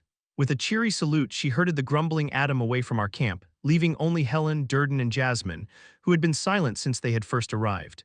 Adam, despite how his words came out from that defective muscle he calls a tongue, only said that because he didn't want you to know, Helen sighed. You think you're over here fighting beasts, but in actuality, the Alacrian soldiers are much more monstrous than any mana beasts here. At least the creatures you battle here fight for survival and instinct. They fight to kill, and to some extent that's mercy. What do you mean by that? Stannard asked, his face pried away from the weapon he had been cleaning once again. There was hesitation on Helen's face as she tried her best to sugarcoat whatever she was about to say until Jasmine had stepped up and explained for her. Information is the most important in a war, she said evenly. Both sides, they're trying to get information out of each other. That means kidnapping, torturing. We were all silent for a moment as even Darvis' usually aloof expression had hardened. Battles here are black and white, beasts are bad, you are good. When you're fighting other humans, elves and dwarves that can all talk, scream in pain, and beg for mercy.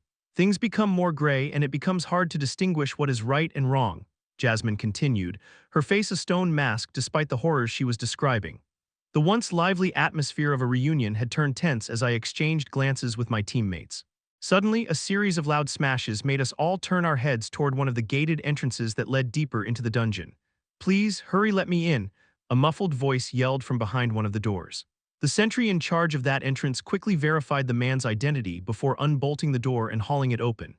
The entire cavern was deathly quiet as everyone stationed inside or resting after an excursion was standing up, their hands gripping their weapons and their gazes focused on the entrance. As the two heavy doors slid apart, the man that had shouted from the other side fell through, laying unconscious. Does this happen often? Helen asked, her bow ready in hand as her other hand was already at her quiver. No, it doesn't, I answered, my hand leaning on the pommel of my sword. The sentry immediately pulled the scout inside before closing the doors. Get me a medic, the sentry roared, hoisting the bloody scout on his shoulders. There weren't any emitters stationed here since most were at the wall, healing the wounded there. However, there were always a few people well adept at medical treatment. Do you want to see what that's all about? Stannard glanced up at me. Do we have the clearance to go inside? Helen asked, her neck stretched out to see. Being a princess is a kind of clearance, right? Darvis shrugged, eager to know what had happened. Letting out a sigh, I motioned them to follow. Not everyone, though. Eventually, Helen and Stannard volunteered themselves to come with me. Arriving at the white canopy tent at the opposite wall of the entrances and closest to the exit back to the surface, two guards stopped us from going inside before recognizing who I was. Princess, what brings you here? Are you injured? The slightly larger of the two armored guards asked, dipping his head to get a better look at me. No, I know the scout that just arrived and I'm worried about him. Do you mind letting us through? I lied, giving him a solemn smile. The two guards exchanged hesitant glances, but eventually they opened the removable tarp that served as the entrance. I'd expected a lot more noise to be going on inside, especially from the shocking entrance of the scout. But the tent was empty except for the medic inside, her assistant, the leader of our expedition, and the scout, who was still unconscious in bed. At our arrival inside, the assistant and the leader of the expedition, a rather barrel-chested augmenter named Drogo Lambert, stood up from their seats. "Princess, what happened? Are you injured?" Drogo asked, worry etched on his face. His face turned to Stannard, then Helen before his face lit up. "Helen Shard, nice seeing you, Drogo, or I guess I should call you leader, right?" Helen stepped up and shook hands with the bulking man, whose armor seemed to contain his muscles rather than protect them. "Haha, please, you're more than fit to take my place and more." His smile faded as he regarded us in wonder. "So what brings you two here? Is everything okay?" "Don't worry, leader, everything's fine," I nodded. "The princess here is probably curious about what news our little slumbering prince brought to us, right?" The medic, an elderly woman with a hunch and a naturally scowling face to match, confirmed. "Haha, I can't hide anything from you, Elder Albretta." I scratched my head. "Bah, does this poor excuse of a treatment center look like a gossip wing to you?" she grumbled as she organized a shelf full of herbs and plants. "Of course not," Helen chimed in. "But I was brought here with my team to help out in finding the S-class beast that was turned to a mutant and send updates to my superiors back at the wall periodically. I thought I'd find out fastest what was going on by talking to this guy." Helen pointed to the unconscious man lying in bed with her eyes. "Right, you'd be right in thinking that, but unfortunately he hasn't woken up yet," Drogo sighed, looking over his shoulder to the scout sleeping peacefully. Stannard carefully approached the man. "What happened to him?" "Dehydration and massive fatigue. The lad isn't injured, but it seemed like he hasn't had anything to eat or drink for a few days, and by the state of his feet, I'd say he's been running non-stop for who knows how long." Elder Alberta lifted the sheets to reveal the scout's bandaged feet, splotches of red already seeping through the gauze. "I see," Helen responded. "Drogo, can you let us know as soon as he gets up?" "Sure." The leader of this dungeon expedition nodded. As we were about to leave the tent, however, a sharp gasp made us turn back around. The scout had gotten up with a series of dry coughs. How long have I been out?" the scout sputtered in between fits. "Calm down, soldier. One of the sentries recognized you." "Your name is Sayer, right?" Drogo had his arm behind Sayer's back, supporting the scout. "Yes, sir," he answered before greedily gulping down the cup of water the assistant had just handed him.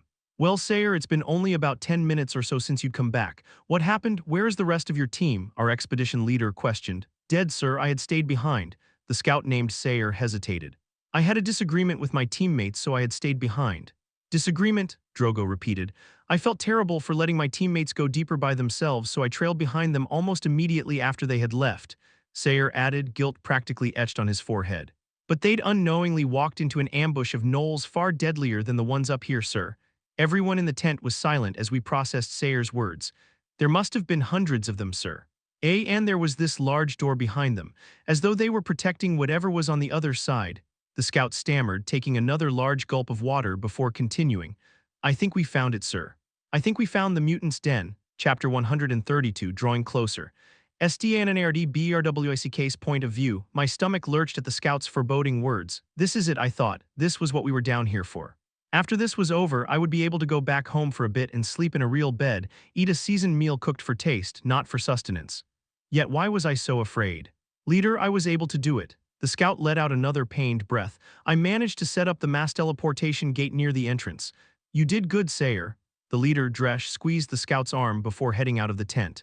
"Come on, we should prepare as well," the woman named Helen Shard advised, following behind. Tesha nodded firmly in response, motioning for me to follow, but I couldn't. My legs felt like they were anchored to the ground, as if my very body protested against the fact that following them might just lead to my death. "Stannard, you okay?" Our team's leader tilted her head, locking eyes with me as she lifted the tent flap. "Yeah, I'm fine." I said this more to convince myself than anything else. We arrived back at our team's campsite where Tesha relayed the scouts' news. "Finally," Darvis groaned in relief. "I can take a hot bath after all of this is over." "Can you at least try to say things a spoiled child wouldn't?" Carria shook her head as she headed over to her tent. "What? Everyone's thinking it anyway, right?" Darvis turned to me. "Tell her, Stannard, you're just itching for a hot bath after this, right?" Yeah, sure," I replied blankly as I sat down with my mana launcher in my hands. "Something wrong, Stan?" Darvis asked, raising a brow. Letting out an annoyed sigh, I replied, "No, I'm fine, I just want this to be over." It was pointless to say anything. Darvis, Carria, and Tesha all were genius mages and combatants. They didn't need to feel fear in situations like these. They wouldn't understand. "All right. Well, we'll head to our camp and prepare as well. Samantha and Adam have no clue of what's going on after all," the short-haired leader of the Twin Horns announced as the rest of team trailed behind. A few minutes after the Twin Horns had left, Dresh's voice echoed through the large cavern, alerting everyone of the scout's message. Soon, the entire place was filled with a frenzy of movement as over 100 soldiers scurried around to prepare themselves for the impending battle. Beside me, Carria had already equipped her battle gear, which consisted of a light leather armor covering her vitals without hindering her mobility. She lay sprawled out beside me, stretching her limber body in ways that I would have normally deemed impossible if I hadn't seen it for myself. Darvis, sitting across from me by the fire, was juggling the smaller axes he used for throwing.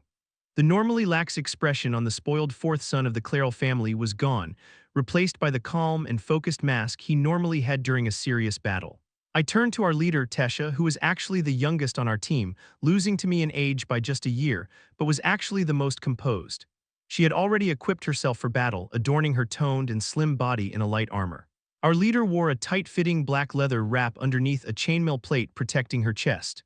An elegantly curved metallic cover, decorated with intricate designs of flowing branches, rested on top of the shoulder of her dominant arm.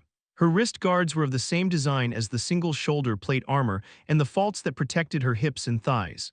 As Tesha tied her hair back, revealing the nape of her cream-colored neck, I couldn't help but avert my gaze. I could feel my face growing hot as the image of Tesha's elegant figure burned itself into my skull. "Get yourself together, Stannard. She's out of your league. Besides, she's in love with that Arthur guy." I shook my head as I tried to concentrate on counting the ammunition I had. We wouldn't leave for a few more hours, which gave me some time to load more beast cores with spells. I had about 25 low-damage rounds and about 8 high-damage cores.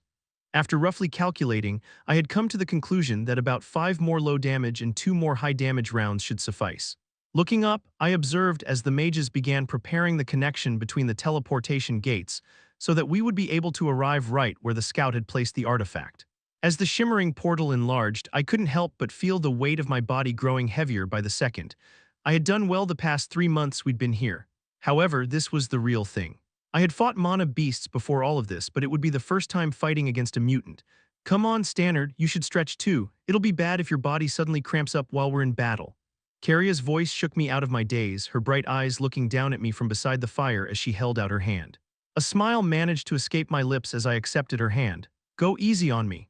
After about 2 hours, the gate was ready and teams were already heading toward the gate, eager to be the first ones to go through. I gripped tightly at the handle of my mana launcher to keep my hands from trembling. "Let's go," Tesha finally announced. A newfound fire burned in her eyes, determination practically leaking out of her pores. "Aye, Captain," Darvis responded, a snarky grin on his face. We approached the mass in front of the teleportation gate capable of transporting a few dozen at once. "Are you guys ready?" A familiar voice chimed in from the left. "As ready as we'll ever be," Tesha responded, a confident smile on her face as she locked eyes with Helen and the rest of the Twin Horns. "Vanguard teams, brace yourselves upon arrival. We're not certain how many mana beasts will be there on the other side," Dresh yelled beside the portal. The teams he had specifically chosen beforehand would be the ones to lead the charge, as teams like ours would be more towards the rear, fighting any stragglers until the main battle came. "Charge!" Dresh roared, unsheathing this longsword and taking the lid. The mass that gathered in front of the teleportation gate began dwindling as teams charged in with weapons at the ready. Tesha, who was in front of our team, looked back at us over her shoulder. "We'll all get out of this alive and eat a nice, delicious meal. Agreed. Agreed," we all shouted in unison as we stepped through the glowing gate. I let out a crazed yell as I stepped through the gate in time to see an augmenter from one of the teams ahead of us get hacked down by a pair of hyena-faced gnolls. "Granith!" A woman beside him desperately cried out before the same pair of gnolls jumped on her. As I quickly loaded my weapon with a low-damage core, Darvis had already sprung into action. With a powerful leap, he had cleared the distance and arrived above the gnolls that assaulted the female conjurer that had cried out for her dead comrade. Unclipping his 2 short axes from his back, he brandished his weapons in the air. The air around him swirled, coalescing into his 2 axes as he let out a fierce battle cry. Instantly, the 2 gnolls' heads were severed clean. Blood had only splurted from the base of their necks a second after as he checked on the state of the conjurer. "Damn it," he swore, sending one of the decapitated bodies tumbling off with a firm kick. "She's already dead. Come on, don't stay in one place too long. Stick together, but we need to move around," Tesha ordered as she looked around us. It seemed like a fair-sized group of gnolls and orcs had been waiting for us because the few teams that preceded us were all locked in battle with mana beasts. We were in a cavern about half the size of the main encampment. For a second, I thought we had arrived in front of the towering doors that the scout had speculated was the place where the mutant was, but peering ahead, there was only a narrow entrance to a hallway darkened by shadows. "Stannard, to your left," Carria's voice called from behind. Immediately, I whirled around, taking a step back just in time to dodge a crude head of a halberd. Raising my mana launcher in line with the orc's chest, I fired off a low-damage beast core, burning a hole into the center of the beast's heart. The monster crumbled to the floor, dropping its weapon with a heavy thud.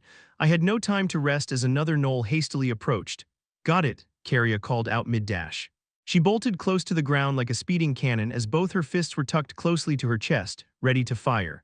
Hop! Caria exploded up at breakneck speed with the help of a small earthen platform she had raised to accelerate herself. She brought her arms over her head as if she wanted to dive straight into the approaching gnoll, her fingers pointed like the tip of a spear. With a resounding thud, Caria's gauntlet pierced through the stomach of the gnoll that had been about twice her size. As the giant dog-faced monster faltered, its grotesque face crinkled in shock, I delivered the final blow with another low-damage core. Landing deftly on her feet, Caria regained her balance, shaking the blood off of her metal gauntlets before bolting off into another direction. An agonizing growl behind me caught my attention. Turning around, I got a glimpse of Tesha taking down a pair of orcs and a large gnoll. She was a flurry of blades as she zipped from beast to beast. Each step, each swing had a purpose as she slashed and lunged at gnolls as if in a choreographed dance. Every time I saw her fight, I couldn't help but grow amazed. I had always been jealous of Darvis and Caria for their innate talents in mana manipulation and fighting prowess, but Tesha's skill and grace was at a level where one could only revere. "It's about time you made yourself useful, right, Stannard," Darvis called out as he pried out a hatchet from the skull of a dead orc. "Shut it," I retorted with a smile. "How about we start mobbing them up?" I took out a large beast core that radiated an orange-red glow. "Conjurer crossfire," Darvis yelled out in warning to the other soldiers that would be in range as he began herding a group of orcs. The rest of the soldiers knew what to do as some began backing out of the way, while others veered their opponents toward my line of fire. A rather large conjurer approached me and gave a meaningful nod as he raised his staff in preparation as well. Soon, a few more conjurers joined, while we all readied our attacks as more and more orcs and gnolls got herded toward the center of the dim cavern. The few strays that had managed to break away from the group were quickly hacked down by the augmenters protecting us. Taking a deep breath, I loaded the glowing beast core into my mana launcher. Steadying the tip of my weapon at the center of the mass of gnolls and orcs guarding their cavern, I waited for the signal. A deep baritone voice called out from the edge of the group as a soldier hacked and pushed a stray gnoll into the cluster of beasts that had been herded. "All clear." The conjurers positioned around me all fired off their most powerful spells at the mass as I waited calmly for the right timing. Just as the last spell shot out at the monsters, I launched my spell. Hell's Prison, the recoil from firing the sphere of fire 3 times my size sent me tumbling back into the cavern wall. The burning orb of fire grew in size as it advanced towards the group of orcs trying to escape, but they couldn't make it in time as the blaze encompassed them and the spells that the conjurers had cast. The flaming sphere diminished to reveal the charred remains of the few dozen mana beasts that had been trapped within, sending out a wave of cheers from the rest of the soldiers. The few scattered mana beasts were easily dealt with by the augmenters, giving me a few minutes to breathe. "Good job, you peculiar little mage." Darvis winked at me as he helped me back on my feet. There had been around twice as many mana beasts as there were soldiers, but by the end of the battle, we had incurred less than 10 deaths. This was an overwhelming triumph, despite the surprise attack that the army of mana beasts laid down on us, Dresh's firm and commanding voice echoed throughout the cavern. "Let's not let our comrades' deaths be in vain and continue forth." A fervent cheer resounded from the soldiers, including Darvis and Caria. Tess merely cleaned her blade and sheathed it back with a solemn face. Her hollow turquoise eyes followed an elf being carried back through the portal we had come through, staring intently at the jagged spear protruding out of the lifeless elf's back. I didn't know whether Tesha had known that elf, but I couldn't help but empathize with her. Was this truly a victory if, to some people, the weight of those 10 deaths means so much more than a simple number count? Chapter 133, Beyond the Door. From the tense and gloomy air within the cavern, it was obvious that this battle had caught all of us by surprise. We were usually all capable in battle, but these past few months of repetitive excursions, hoping to find any signs that a mutant might be close, had left us dull and sloppy. A few teams had already regrouped and were taking a rest, while the injured and deceased were sent back to be properly cared for. Some of the more restless augmenters were sharpening their blades, while conjurers sat still in meditation to be in top shape for whatever lay ahead of us. As our young leader continued surveying the battlegrounds like a zombie, I finally called out for her to join us. "What's wrong?" I questioned. "Are you okay, Tesha?" Her face turned to us as she revealed a faint and obviously forced smile. "It's nothing, it's good that we won, but we still ended up letting almost 10 soldiers die. Our ever-so-compassionate princess exuding kindness and grace to us peasants," Darvis cried out. We are not worthy, zip it, Tesha quipped, her voice coming out a lot softer than usual. We did our best, Carria consoled, gently patting her back. She's right, Tesha, it's impossible to save them all, I added. However, rather than comforting her, it seemed to have the opposite effect as her expression dropped. I guess you're right, I can't save them all, she repeated glumly. Nice going, Darvis whispered beside me. Hey. It was better than your sarcastic remark, I retorted in a hushed voice. At this rate, I'll only bring him down, Tesha continued, almost too quiet for us to hear. By him, do you mean that guy you're always talking about? Arthur, was it? Carria chimed, leaning in, eager to hear about the boy Tesha depicted as some fantastical hero out of a children's book. Not him again, Darvis groaned. Princess, when are you going to snap out of that delusion of yours? Tesha calmly shook her head. It's not like that. What do you mean? Darvis continued. You describe him as if he's some all-powerful, charismatic hotshot without a single humanly flaw. Oh, please. You're just jealous because Arthur is everything you wish you could be plus better looking, Carria accused. She then turned back to Tesha, eyes twinkling. Is he really that handsome and charming? I guess, Tesha giggled. He was pretty popular in school, although I doubted he knew that. I'm hating the guy more and more, Darvis grumbled. Tesha shook her head. He isn't without flaws, though.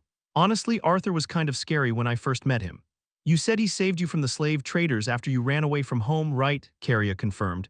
Why, yeah. Tesha's face reddened at the embarrassing memory. He did save me, though I felt like it wasn't really out of the goodness of his heart but some logical scheme.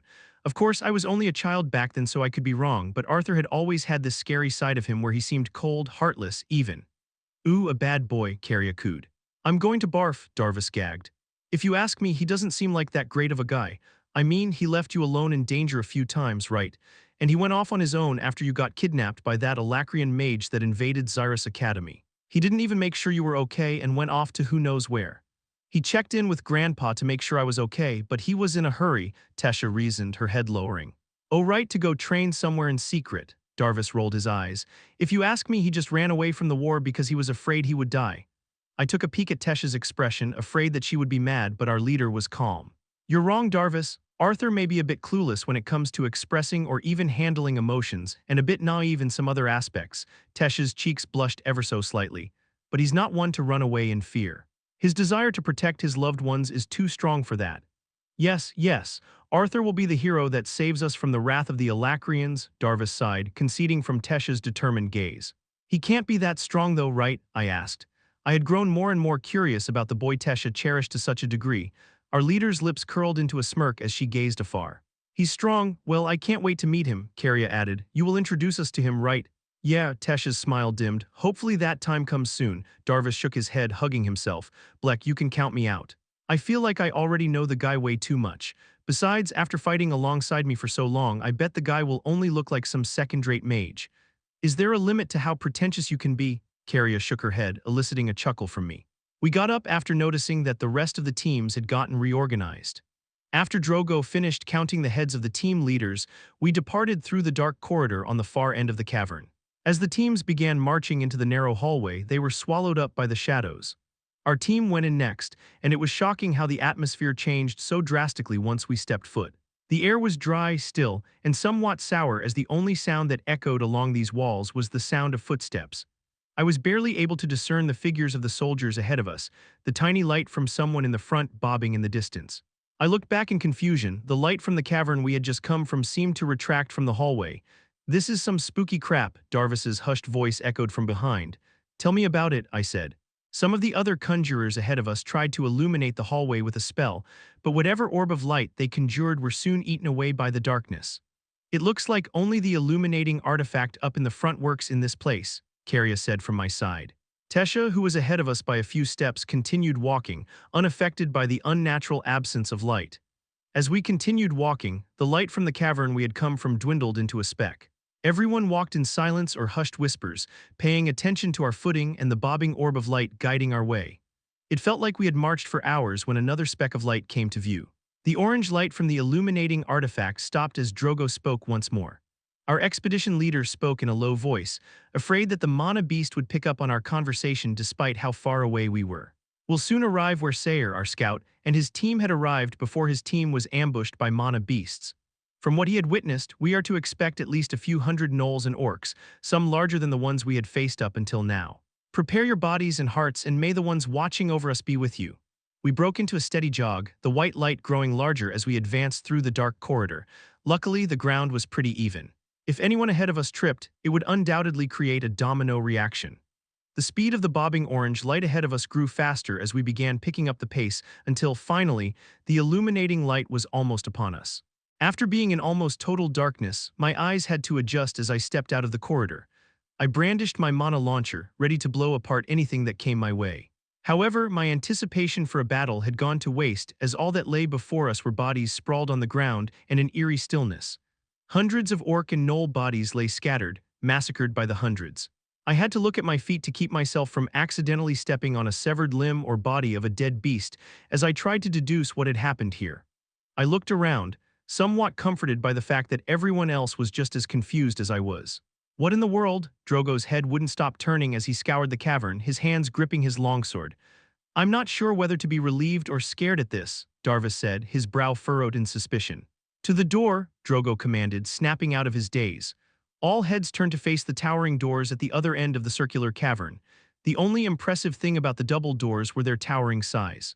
The metal that covered them was thick and covered with dents and scratches, making it seem ancient and threatening. As we all headed towards what we presumed was the den of the mutant, the tension began to rise. No one spoke as we all stood around the large doors that each spanned over 5 meters in width. The 100 or so that were left of us took position in a semicircle around the doors, all braced to attack or defend, as 10 augmenters positioned themselves to haul the entrance open. The door, one of the men voiced, "It's not fully closed." Everyone looked at one another, perplexed by the strange chain of events, but Drogo snapped everyone to attention with a firm stomp. "Open it," he ordered, lowering his stance to combat whatever lied in store on the other side. The harsh screech of the metal doors against the stone ground echoed until they had been completely pried apart. For a brief moment, not a single word was spoken, as the entirety of the soldiers ready to fight for their lives stood frozen, jaws slack. Atop a hill of corpses that loomed high above us sat a lone man. His arms rested on the hilt of a thin teal sword that shined dimly beneath a layer of blood that had come from the body of the orc it had been embedded in. Scattered beneath this mountain of carcasses were more bodies of orcs and gnoll, some frozen, some burned, others simply bisected. At first glance, the pile of corpses that the man was resting over seemed to blend together into indiscernible remains of mana beasts, but looking closer, there was a figure near the top that stood out amongst the others. With the head of a giant lion and the body of a scaled monster, it lay sprawled in a bloodied mess. Its gray body was lifeless as the unnaturally black horns that sprouted out of its head had been shattered. There was no doubt about it. That was the S-class mutant we had ventured all this way for, that we had laid down our lives for, except it was already dead. I focused my gaze back at the man, sitting tiredly atop a throne of corpses, when he finally lifted his head. The man wasn't even staring directly at me, yet I could feel his domineering pressure weigh down on my very soul. Every fiber in my body screamed at me to run away as far as possible from this man. My sense of fear became magnified as the man's azure eyes gleamed balefully from above. This wasn't anything like the diminutive fear I had felt back at the tent. No, this was true dread. I knew, and most likely everyone in here knew as well, that advantage in numbers didn't apply to someone like him. From my side, I spotted a figure stepping forward. I almost lashed out in fear for the person's life when I realized it was Tesha. Suddenly, the dread that had overcome me grew stronger as I hopelessly stood, frozen from the unbreakable shackles of terror, as Tesha took another step forward. Time itself seemed to slow as our leader dropped the thin blade in her hand. A single tear rolled down Tesha's cheek as her face contorted into a mix of different emotions. She uttered a single word that left me more overwhelmed than the man sitting on top of the mountain of corpses. Art, Chapter 134, His Return. Tesha took another step forward, less hesitant this time. Arthur, is that you?" she muttered once more, her voice getting caught in her throat. Every one of the soldiers, augmenters, and conjurers alike had their heads turned to face our leader as she approached the man sitting atop the hill of corpses, as if in a trance. Suddenly, the silence that had filled the cavern was broken by a bright chirp. Seeming to come out of nowhere, a streak of white shot out towards Tesha and landed in her arms. It looked like some sort of miniature white fox. "Sylvie," Tesha exclaimed, embracing the creature before looking back up. "Why you state your name?" Dresh was the one to speak, his usually confident voice wavering at the sight before him. The blue-eyed man regarded him in silence for a moment, making Dresh instinctively take a step back before he answered, "Arthur Leywin." Prying his bloodied sword out of the corpse it was embedded into, he deftly leaped down the large mound of bodies, landing in front of the large doorway. As he stepped out of the shadows, I could finally make out his full appearance that had been shrouded in darkness. He appeared pretty young despite the aura that emanated from him. Tousled, shoulder-length auburn hair contrasted his bright eyes that seemed composed, casual, almost even in this situation. The splatters of blood and grime that darkened his face and clothes did nothing to diminish his looks. This man wasn't glamorous. Nothing like the noblemen I'd seen, who carried themselves with chests puffed out and nose pointed so high up that they might as well have been looking at the sky. No, behind his nonchalant gaze and slightly curled lips was an air of sovereignty that transcended any of those peacock nobles fluttering their power like colorful plumage. Sheathing his teal sword into an unadorned black scabbard, he took a step toward us with his hands held up. "I'm on your side," he said wearily. The soldiers present all exchanged uncertain glances at one another as Tesha took another step forward. "Arthur," several members of the Twin Horns exclaimed as they all ran up to them. However, Tesha remained where she was. I saw them lock eyes for a brief moment, and I thought I even saw a faint smile from Arthur, but neither of them approached each other. Tesha's actions caught me off guard, but the way the Twin Horns acted with the guy named Arthur seemed to dissipate the tension and suspicion that had filled the cavern. However, this only brought on more questions in my head.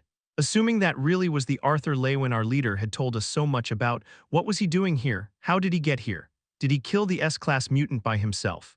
I turned my head to Darvis, and by his furrowed brows and perplexed gaze, it seemed like he was also curious about the same things.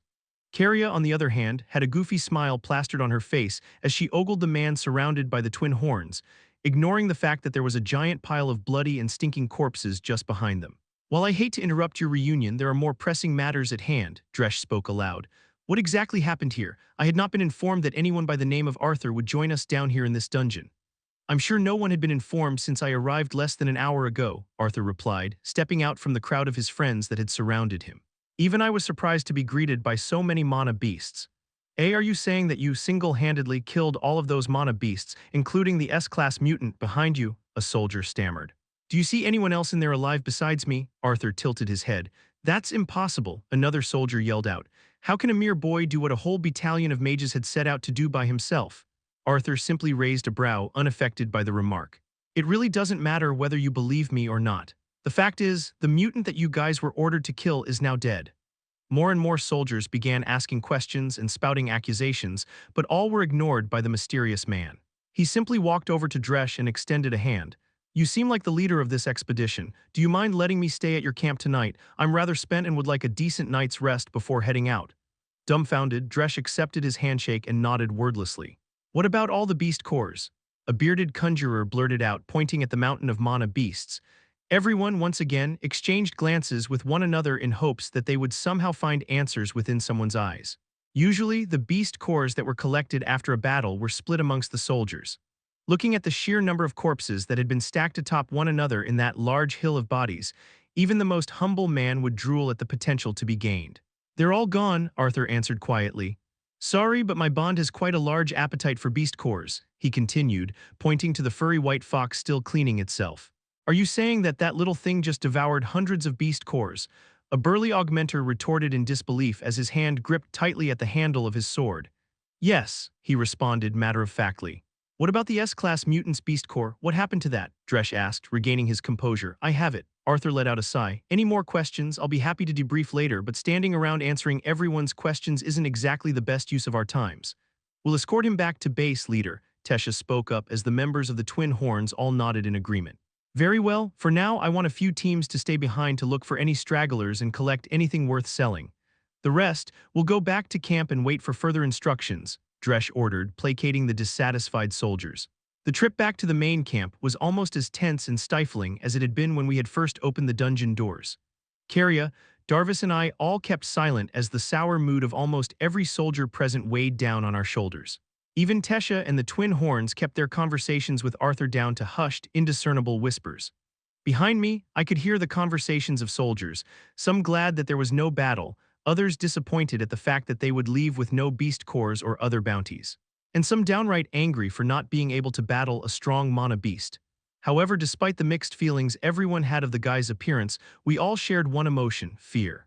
Upon arriving back to the main camp, the guy named Arthur headed straight for the bathing stalls by the stream, while Tesha and the Twin Horns followed Dresh into his personal tent. "Well, that was anticlimactic," Darvis sighed, slumping down next to the smoldering remains of our campfire. "I'd say that it was pretty eventful," Caria countered. Did you see that pile of mana beasts and that giant mutant? I doubt that even with all of us combined, we'd come out from a fight like that unscathed. Exactly, Darvis exclaimed. That guy Arthur, how the hell was he able to kill them all if he really did kill them in the first place? I shook my head. What do you think the guy was sitting there, posing, waiting for us to show up to take the credit? I'm not sure about that, but I mean it's not natural. Tesha said he was around her age, which means he's a bit younger than us. What kind of fiery pit did he have to grow up in to become a monster like that? Darvis let out a sigh, looking down at the two axes he had been fumbling with in his hands. If he really was able to single-handedly kill all mana beasts along with that S-class mutant, what are guys like us needed for? Do I smell a hint of jealousy? Caria smirked, lightly prodding Darvis with her elbow. You meant to say envy, Caria, I corrected on impulse. She turned to me. What's the difference? Jealousy is what you feel when you worry someone will take something you possess. Envy is longing after something someone else has. I shook my head. You know what? Never mind, it's not important. Caria just shrugged and placed a hand on her childhood friend's shoulder. Anyways, he's just one person, Darvis. No matter how strong he is, it's not like he can win the war by himself. You saw the state he was in. He wasn't really hurt, but he seemed pretty worn out. Darvis rolled his eyes. Thanks. At least he was tired after wiping out an army of mana beasts and an S-class mutant by himself. No need to get snarky with me, Darvis. I'm just trying to help, Caria clipped, her cheeks turning red. Well, don't. I don't need your pity. Besides, that guy isn't natural. No point in comparing myself to a freak of nature like him. I don't know, he seems pretty normal to me, I chimed in. Putting his strength aside, he seemed like a decent person while he was talking to the twin horns. Yeah, I even spotted a smile from him when he saw Tesha, Caria added, her lips curling up as well at the thought. Although I was expecting something more, like a passionate hug or something. Please, you saw the way he talked to everyone. He was a snobby jerk, Darvis continued, shaking his head.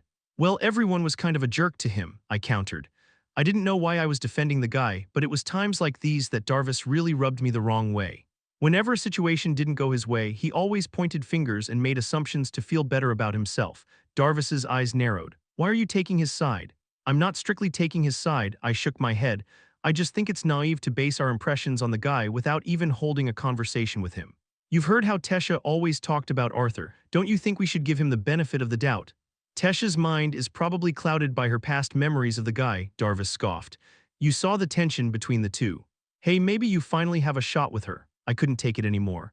Are you that petty? You sound like a child bringing me into this. You're drawing conclusions on this guy based on what exactly? Gee guys, let's not fight, Caria voiced, her eyes shifting from me to Darvis. I'm basing it off my instinct, twerp, Darvis hissed, standing up. Maybe that's something you can't do because of your deformed mana core. I could feel blood rushing to my head at that insult. Well, at least I don't need to convince myself and everyone else that someone better than me can only be a monster just to keep his worthless pride intact, I spat out. Darvis' face burned red as well as he shook in rage. Throwing the hatchet he had been white-knuckling down at the ground in front of him, whipped around and stomped to our tent and slipped inside. Stannard, Caria came over to me after watching her best friend go. Why, you know he didn't mean that, right? Come on, you know how he gets when he's all riled up. Letting out a sigh, I mustered up a faint smile toward the girl who was just a bit taller than me. I'm fine. It's not like it's the first time we've had one of these fights. I don't butt heads as often as Tesha does with him, but that's mainly because I just hold it in. It's when I can't endure it that I explode and something like this happens. You're right, though, Caria replied after a moment of silence. Darvis is much better than he was back then, but being the prodigious son of noble blood, he was handed everything, wealth, resources, attention, and even talent. A whole lot of good that does him if he's still an ass. I rolled my eyes. Look, Caria, I'm not mad at you, and I'm not even mad at what Darvis said to me. I'm just tired of his narcissistic ego that pops up no matter how much you try to shove it down. Caria let out a small giggle. Tell me about it. I've known him more than 12 years, and I bet rabid mana beasts could mature much faster than Darvis. But ever since he's met Tesha and you, he's gotten a lot better. That's a fact. Yeah, I know, I nodded, already looking for a way to break the ice with my egocentric teammate. Caria and I talked for a while longer as we sat around the fire we lit up once more. As two shadowed figures approached, we stood up. Hey guys, Tesha's voice rang. As the two got closer, I could make out our leader and the guy next to her. I'd like you to meet my childhood friend Arthur, she said, putting a hand on the man next to her. When I stood up and approached them, I couldn't help but notice that our leader's eyes were a bit red. His hair still damp from his bath, Arthur dipped his head. Stannard, Barrick, and Caria Reed right. Nice to meet you guys, and thank you for taking care of my friend. I know she can be quite a handful. This got out a giggle from Caria as Tesha jabbed an elbow to his ribs. Seeing the two like this made me doubt the feeling I had when I first saw the guy. Without the blood covering most of his face, it was safe to say Arthur was indeed the enemy of all single males. His features were sharp but not overly so, with a subtle charm that went beyond just the textbook standard of handsome. His reddish-brown hair was a tad long, as if he hadn't gotten a proper trim in years, but it only served to hide his looks, not dampen them. He was a head taller than Tesha, which made him quite tall for his age since our leader was just a few centimeters shorter than Darvis. Even underneath the loose-fitting robe he wore, I could tell his physique was that of a fighter. The way Arthur carried himself, the way he walked over here, and the way his eyes seemed to gaze over everything around him, indeed, confirmed that the aura he exuded wasn't just my imagination. As Tesha and Arthur were about to take a seat around our fire, Darvis stormed out of his tent. When he passed by me, he shot me the look of embarrassment he always had when he was about to apologize, but I stopped him with a hand. Revealing a snide smirk, I mouthed, "It's fine, twerp." Darvis scratched his head as he flashed a wry smile. However, his gaze turned rigid as he faced Arthur. Tesha, Carria, and I all looked at him, worried at what he might say when Darvis lifted a finger and said loudly, "Arthur Leywin, I, Darvis Clarel, fourth son of the Clarel house, formally challenge you to a duel." Chapter 135, A Warrior's Maiden Heart. TESSAAERALITH point of view. The image of Arthur on top of that mountain of corpses, drenched in blood, looking down at us with a cold glare, had been burned into my head for hours now. I recognized him almost immediately, but my voice got caught in my throat. I couldn't call out to him, I was scared too. Even after gathering the courage to finally say his name, he stayed silent. The fear that something had changed in him during his training immediately came to mind as he faced us. When Sylvie popped out, I was happy, but even when Arthur finally spoke, I couldn't get rid of the unease in my chest. The sight of him stepping into the light made my heart feel like it had twisted into a knot. He was filthy and his eyes practically screamed exhaustion, but it really was Arthur. I wanted to embrace him right there, just as the twin horns were doing, but something in me kept me from doing so. Looking at my childhood friend, I sensed a clear distance that went beyond the few meters that separated us. And so I stood still, anchored, as I gave him a hesitant smile that didn't even reach my eyes. He smiled back, but it was only for a moment as the soldiers immediately began questioning him. Throughout the trip back to the main camp, Arthur stayed relatively silent despite the chatter of the twin horns around us. They were all excited to have him back, despite the obvious discontent among the soldiers. Arthur smiled when spoken to, and he responded with minimal words, but that was it. Immediately after arrival, he spotted the stream and went to wash up with Sylvie. I went straight to the main tent with Dresh and the twin horns to try and help appease the tension our leader, along with the rest of the soldiers, felt towards my childhood friend. Arthur came to the main tent after he had washed up, but even without the blood and filth covering him, he was just as unapproachable. He debriefed what was necessary, otherwise stating that the information was to be told directly to my grandfather. I stayed silent throughout the short meeting as Dresh and the twin horns bombarded him with questions. Dresh left first to inform the rest of the soldiers of their next course of action. The twin horns reluctantly agreed to let Arthur rest only after being promised of a more detailed account later. With only Arthur and me left in the tent, I remained tense, staring at my feet as I could feel Arthur's gaze boring into me. I didn't know what to say, how to act, or even how to feel. With Arthur suddenly appearing in front of me after more than 2 years and him acting so distant, I was at a loss. Whatever confidence I had left to approach my childhood friend went out the window as I looked at my pitiful state. Here I was, dressed like a man, layered from head to toe with grime and soot. Worst of all, my hair was a bird's nest and I smelled like week-old garbage.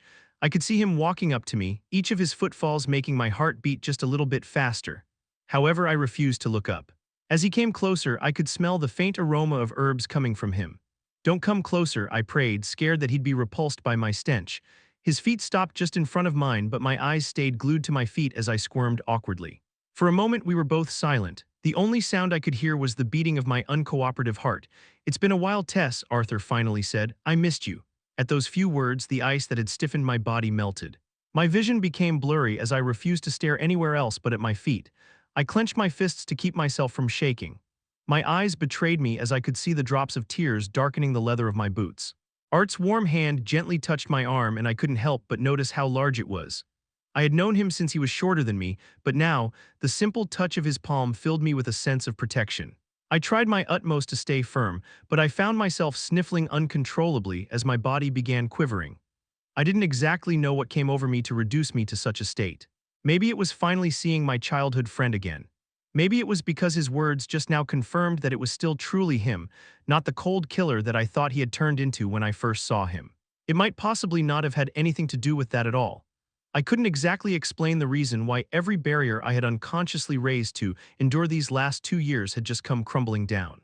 All I felt was this wave of relief that everything was okay now, that I didn't have to worry anymore. All of a sudden, it felt like everything Grandpa, Master Aldir, and everyone else had been worrying about would turn out okay now that Art was here. It was funny how a person could do that, how one person could make you feel truly safe. Art, you idiot, I hiccuped in between sniffles. I raised my fists to hit him, but by the time they reached his chest, there was no strength behind them. I must have shouted every profanity I knew at him, blaming him for just about everything. His cold attitude, his tastelessly long hair that made him look scary, his lack of contact until now, down to how it was his fault I was in my current state. Art just stood there, silently taking it all as his large hand continued to warm my arm. I was angry, I was frustrated, I was embarrassed, but I was relieved. That whole mix of emotions turned me into a lump of tears as I continued assaulting Art, mostly because I hated myself for how I was acting right now. After crying out all that I could, I rested my head against his chest, staring down at his feet that had also been spotted with my tears, letting out hiccups and sniffles. It was quiet for a minute and I finally worked up the courage to look at his face, only to see him staring right back at me. I was about to whip my head away when his smile stopped me. It wasn't like the smile he had when we saw each other at the entrance of the mutant's lair. His eyes crinkled into two crescent moons as a warming sincerity tugged at the corners of his lips to create a gleaming smile. "You're still a crybaby, aren't you?" he joked, removing the hand he had on my arm to wipe a stray tear that refused to drop to the ground. "Shut up," I replied, my voice coming out nasally. Letting out a soft chuckle, he motioned with his head to follow him. "Come on, your friends must be waiting." I gave him a nod, picking up Sylvie, who had been asleep on the ground. As we walked, my gaze constantly shifted between the sleeping Sylvie to Art. "You got taller," I remarked, my eyes now focused on Sylvie. "Sorry I can't say the same for you," Art teased, weariness evident in his eyes as he let out a faint smile. "I'm tall enough." I stuck out my tongue. Spotting Carria and Stannard talking around our fire, we picked up our pace as I tried my best to hide all signs that I had been crying. After introducing Art to the both of them, we situated ourselves around the fire when Darvis suddenly came stomping out with a determined expression. "Arthur Leywin. I, Darvis Clairol, fourth son of the Clairol house, formally challenge you to a duel," he announced without any particular anger or spite. Instead, he looked resolute. "What?" the rest of us, aside from Art, exclaimed in unison. My gaze immediately landed on Art to see how he would react. With him being physically and mentally drained from these past few hours, I didn't know how he would take such a confrontation. However, to my relief, I spotted an amused expression on my childhood friend. "Nice to meet you, Darvis Clairol, fourth son of the Clairol house. May I ask for the reason of this duel?" Art replied without getting up. Carria immediately got up and held back Darvis. Don't mind him, Mr. Leywin. Please just call me Arthur." "Arthur," she amended. "He's just being foolish." "I'm fine, Carria. I'm not mad or anything." Darvis shook his childhood friend away before facing Art again. It was a weird sight seeing Darvis speak to Art in such a formal and respectful manner since Darvis was a few years older than Art. "As for my reason," Darvis paused, with all excuses aside, a man's pride. I was utterly baffled by his response, and looking at the stunned expressions on Carria's and Stannard's faces, so were the two of them. However, Art stifled back a laugh as he covered his mouth. His shoulders shook as he tried to hold it in before breaking down into a hearty laugh. The four of us looked at each other with expressions of even greater confusement as even Darvis looked bewildered. Soldiers, drawn in by the uncontained laughter of Art, gathered around our camp trying to figure out what was going on. "Sorry, I didn't mean to offend," Art finally spoke, stifling in his laughter. "After spending what felt like a lifetime with those old coots, I just thought that what you said was quite refreshing." "Thank you," Darvis replied, still trying to figure out whether to be offended or pleased with Art's remark. "Sure, as long as lives aren't at stake, I'm fine with a duel," Art said with a content smile, getting up from the stump he was sitting on. As the two guys began making their way toward the southern wall of the cavern, the group of curious soldiers eagerly followed behind them. "Do you know what this is about?" I asked Carria as the three of us trailed behind the group. My petite teammate merely let out a sigh as she shook her head. Something about him feeling insecure because Arthur is younger and supposedly stronger than he is. "Not to mention he's pretty bitter that Arthur is better looking than him too," Stannard added, letting out a deep breath as well. "What, so that's what he meant by a man's pride?" I blurted, dumbstruck. "Yeah, I know, he's hit a new low," Carria nodded, looking at my expression. "I wonder if all men are like that." We both turned to Stannard, who looked back at us with an unamused raised brow. "On behalf of all men, allow me to say that we aren't all like that." "Maybe not all, but it has to be a majority, right?" Carria asked, making me giggle. Letting out a defeated sigh, Stannard nodded. Probably. We got to the makeshift dueling grounds just in time to see them about to begin. It seemed like the entire camp had stopped what they were doing to watch the two go at it. I could understand the soldiers being curious about Art's strength since we had only seen the aftermath of his fight, but I didn't expect to see Dresch at the front, eagerly waiting in anticipation next to the Twin Horns. The usually impartial Helen, leader of the Twin Horns, was enthusiastically rooting for Art as the rest of her party cheered him on. Soldiers from this expedition who had all seen Darvis in action and knew of his prowess cheered for him with whistles and hoots. Beside me, Carria let out a groan. Who am I supposed to root for? Shouldn't it obviously be to your childhood friend? I teased, snickering at the sight of Darvis pompously receiving the cheers with his chest puffed out. Sylvie, who was still in my arms, shifted in her sleep from the noisy crowd, taking a quick peek before deciding that her sleep was more important. Hey, we don't always have to choose our childhood friends, Carria replied, shaking her head at Darvis's unseemly attitude. You kind of do, Carria, Stannard snorted, turning his gaze toward my arms. Anyway, I didn't ask before, but it's been on my mind. What sort of mana beast is Arthur's bond anyway? You wouldn't believe me even if I told you, I smirked, focusing on the mock duel ahead. Art was leisurely standing with his left hand leaning on the pommel of his sword as Darvis began juggling his axes to put on a show for the crowd to see. Just before you came, Tess, he was in such a sour mood. Now look at him. God, I swear, he has the emotional stability of a 4-year-old, Carria grumbled. Probably even younger, I chuckled, remembering how mature Art was when he was 4 years old. One of the soldiers, a seasoned augmenter, volunteered himself to be the referee and stood between Darvis and Art with his hand held up. I'm sure the general consensus is that we'd like to keep this cavern in one piece, so I want you both to keep mana usage strictly to body augmentations. Is that clear? The soldier asked, taking a glance at Dresch for confirmation. Getting the approval from the leader of this expedition as well as 2 consenting nods from Darvis and Art, the soldier swung down his hand. First to yield or otherwise be incapacitated loses.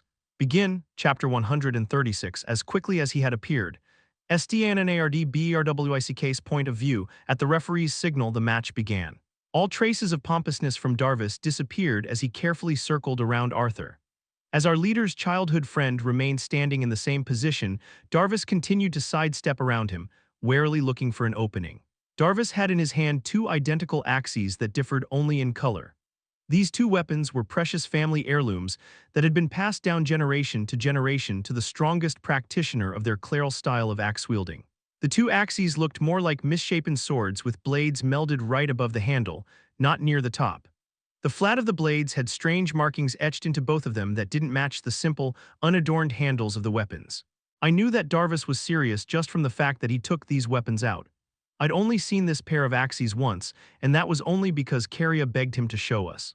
Darvis continued to slowly circle Arthur, always keeping a steady position, never crossing over his legs in between steps. Arthur, for some reason, stayed completely still even as Darvis inched behind him. Sweat beaded down the sides of Darvis's face as he stopped right behind his opponent's open back.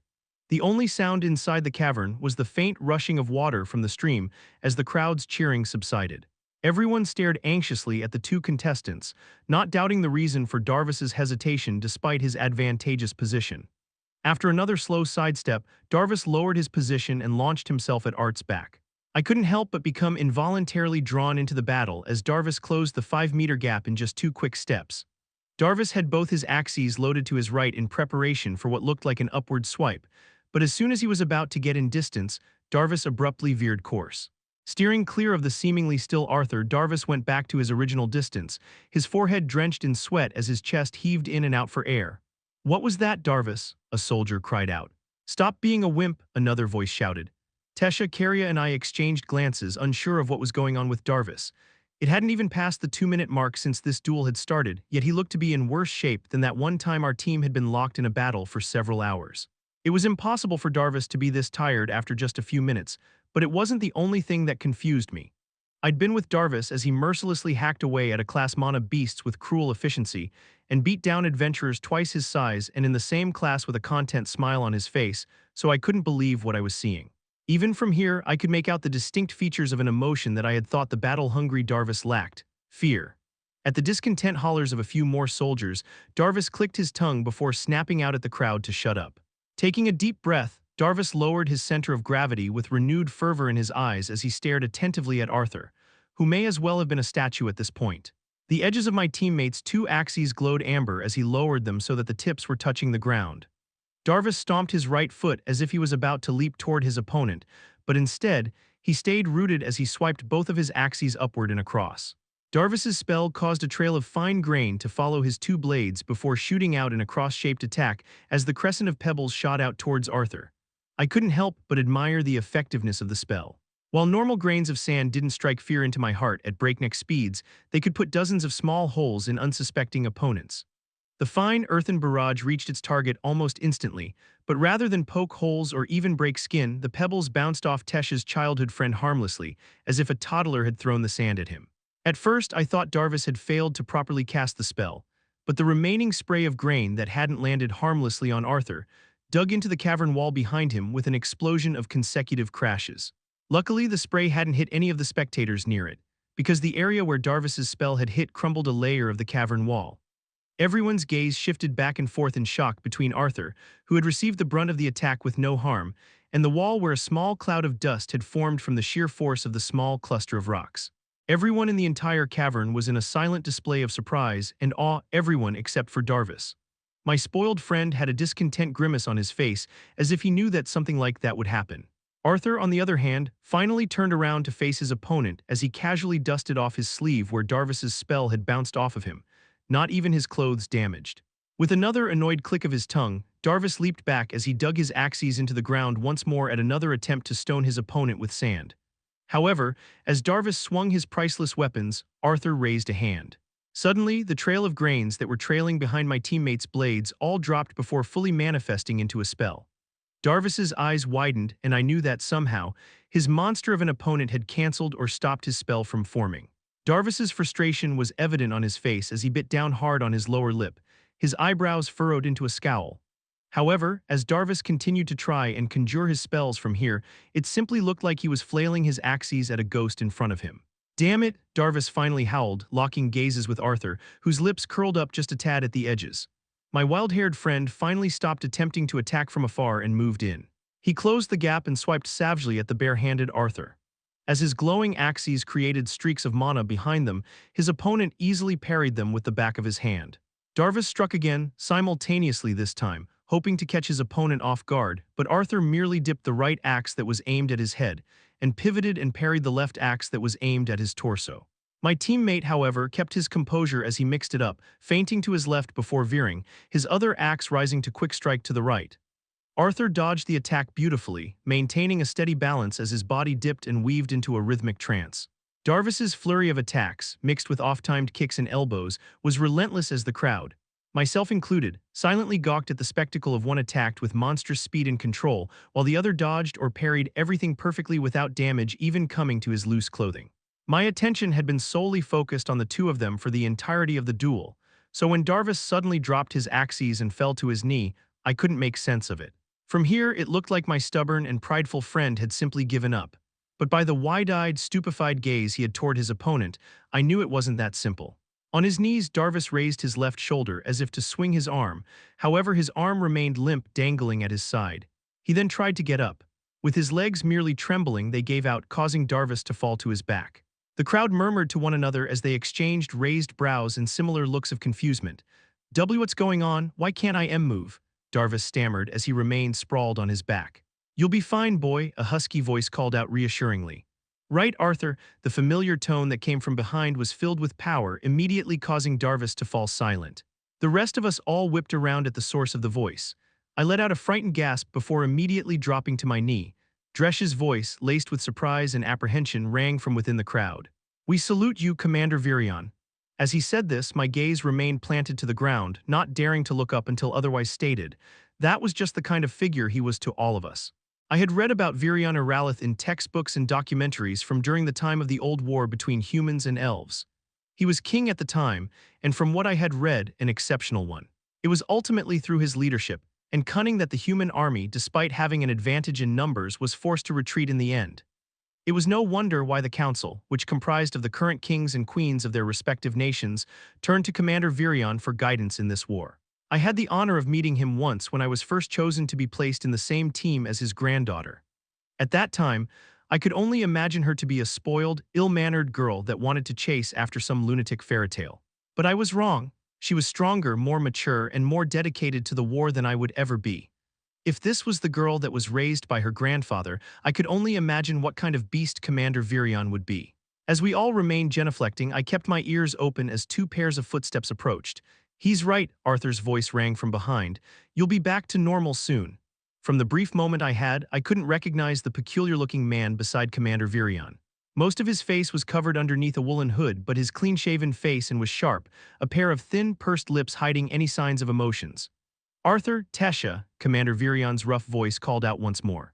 With me, footfalls from what I assumed to be Arthur approached me from behind as even Tesha made her way towards her grandfather as well. After a few moments, our expedition leader told us to rise, the commander, his companion, Tesha, and Arthur all gone. "What was all that about?" I asked in a hushed voice to Caria. My friend shook her head. "I have no idea. I've never seen Commander Virion out on the field, and even then, coming all this way just for one person." "Seriously," I agreed. "Even the high-ranking leaders back at the wall rarely get to communicate with Commander Virion directly." "Well, it makes sense since his granddaughter was here, right?" Caria inquired. "I'm not so sure about that," I murmured before remembering my injured friend. "Caria, Darvis." The two of us hurriedly made our way over to our teammate that was still lying on his back. Kneeling beside him, Caria lifted her childhood friend's head and placed it in her lap. "Darvis, are you okay?" "Why, yeah," he huffed. "I can move my fingers and toes now at least." "What happened?" I thought I heard a familiar voice. "Who was it?" "It was Commander Virion," I answered, rolling up Darvis's sleeves to take a better look at his condition. "What?" he cried, attempting to get up before falling back into Caria's lap with a groan. "Stay still, idiot." "You're hurt," Caria chided. "Anyway, you heard Commander Virion. He said you'll be okay, and I don't think Arthur hit you with the intent to cripple you." "Thanks," Darvis rolled his eyes. Because the one thing a guy wants to hear after getting his ass handed to him is that his opponent wasn't even trying. I turned my attention back to his arm and noticed a strange welt near his wrist and the inside of his elbow. What was weirder was that I felt a trace of mana coming from the red bruises. Without a word, I ripped open Darvis's shirt, eliciting a shout of protest from my friend and a squeal from Caria. Just as I had expected, more red welts littered his body. "Darvis, did you not feel that you were getting hit while you were attacking?" I asked. "Must have been the blood rushing to my head. I didn't feel a thing," he answered. "Why? Is it that bad?" "It's not that," I shook my head, "but the locations of all of these welts that you have are in very important places." "What do you mean?" Caria chimed in, taking a peek underneath her childhood friend's shirt with flushed cheeks. "I've read a few books on mana flow anatomy. You know, the theory behind the movement of mana inside a mage's body. And one of them mentioned that there are known to be areas where clusters of mana channels coalesce. Naturally, these areas are naturally more protected when an augmenter strengthens his body, but if properly struck, it can inhibit the flow of mana to that particular region." "Oh, I studied that too," my trainer taught me about. "But it couldn't be that he was able to hit those, right?" "My trainer said it was impractical, almost impossible, to target them in battle because of how small and protected these points are," Caria exclaimed. "True," I acknowledged, "and I read that these coalition points differ in each person, but I can't help but think these marks are related to that." "Well, it would explain the marks, but it doesn't explain why Darvis suddenly fell down like a broken doll." "Hey," Darvis glared from the ground. "Excessive mana discharge," I stated, my eyes glued to Darvis's fading wounds. "You mean backlash? Isn't that when a mage uses too much of his mana?" Caria inquired. "I've seen Darvis use much more mana-heavy spells for longer periods than this." "Well, if Tesha's childhood friend was able to hit all these coalition points, the mana leakage from these areas could potentially cause backlash. Of course, this is only assuming that he was somehow able to locate these minuscule coalition points." I clarified, wondering how in the hell Arthur had even managed to hit him without anyone, not even Darvis himself, realizing. "How about we stop admiring the man who left me in this state and help me up? I think I can walk with some help now," Darvis interrupted, gingerly wiggling his legs. As Caria and I helped our friend to his feet, we slowly made our way toward the tent that Commander Virion was in, along with Arthur and Tesha, hoping to be the first to hear any new updates. However, as we neared the large white tent, Tesha stormed out with a discontent scowl etched onto her creamy face. "Tesha, over here," Caria called out, but the princess ignored her. Moments later, Commander Virion and Arthur, along with the mysterious companion that the commander arrived here with, came out of the tent. The hooded man lifted an arm and a teleportation gate conjured out in the space in front of him. The soldiers that were lingering nearby, evidently bored with nothing to do, all jumped at the sudden manifestation of the gate. "Are they leaving?" Darvis asked, his arms wrapped around our necks. My eyes were fixated on the three figures as they approached the gate. Commander Virion was the first to go, and behind him was the hooded figure. Before Arthur stepped in through the gate with his bond, he looked at us with a regretful, almost apologetic expression. I couldn't hear his voice from the distance, and I wasn't even sure he had actually spoken aloud, but I clearly understood the words formed from his lips, "Take care of her until I return." He disappeared into the light as the teleportation gate closed behind him. Chapter 137, Arrival. Arthur Leywin's point of view. As I stepped into the large white tent, I was immediately pulled into a bear hug by Grandpa Virion. "Damn you, boy. Why didn't you tell me you came back?" He loosened his grip on me, grasping me at arm's length to get a better look. "Nice to see you again, Gramps." I turned to acknowledge the hooded Usura. "Aldir, Arthur." "Lady Sylvie," he greeted back, "much has changed in both of you." "I certainly hope so," I chuckled, Sylvie nodding slightly in response. "How did you know I had arrived here so quickly?" I turned back to Virion. "Lord Aldir received a message from Lord Winsome," Virion answered. "He said you were sent down here somewhere, so I came right away." "To think you were sent where Tesha was stationed." "Tell me, was this Ren's doing?" Aldir chimed in, an amused tone in his voice. I nodded, turning my gaze to my silent childhood friend. "Has his sense of humor always been so droll?" "Ren has always seen himself as whimsical despite his often indifferent attitude," the Usura acknowledged. "I was so surprised to see him when we were expecting to battle a mutant," Tesha voiced, shaking her head. "Yeah. As soon as I had arrived, a horde of mana beasts attacked me and Sylv. We didn't even have time to catch our breaths until after we had killed all of them," I sighed, petting my bond. "But what about the door?" "When we arrived at the scene, the mana beasts outside the room you were in had all died," Tesha pressed. I knew she had been curious about 1,000 things since my arrival, but I could tell by Aldir and Virion's arrival that we were short on time. "Not now, chill, Tesha," Virion amended, placing a hand on his granddaughter's shoulder. "There are things I must discuss with Arthur, and this isn't the right place to do so." "We're leaving," Tesha responded, shifting glances between her grandfather and Aldir. The Usura shook his head. "Not you, Tesha, you are to stay here." "What, Arthur got here a few hours ago and you're already taking him away?" Tesha replied, fear evident in her eyes. "Tess," I cut in, "don't worry. I'll be right back after debriefing. Besides, you have your team to look after. With this dungeon cleared, I'm sure everyone will soon depart from here. You have your own battles you are responsible for, right?" Virion added. "That is what we agreed upon when I allowed you to take part in this war." "Yes, work your way up from battles using your own strength," Tesha quoted, letting out a defeated sigh. I could practically see my childhood friend's non-existent tail droop in sorrow at this news, but I knew whatever Virion had to tell me was important. "Then let's head out immediately. Tesha, you've gotten stronger these past few months. The battles you've been through are certainly molding you well enough," Aldir noted, giving her an approving nod. "Thank you, Master." Tesha dipped her head, but her bitter expression didn't change. I was taken by surprise at the relationship between the two. I never expected the one-eyed Usura to take Tesha under his wing, but I kept those thoughts to myself. Tesha gave a quick bow to her grandfather and her master before heading out of the tent. As she lifted the tarp flap, she looked back at me with a gaze that held a myriad of emotions. "I'll see you soon," I smiled as she left. "Shall we depart?" Aldir confirmed. With a nod from the two of us, we headed out of the tent as well.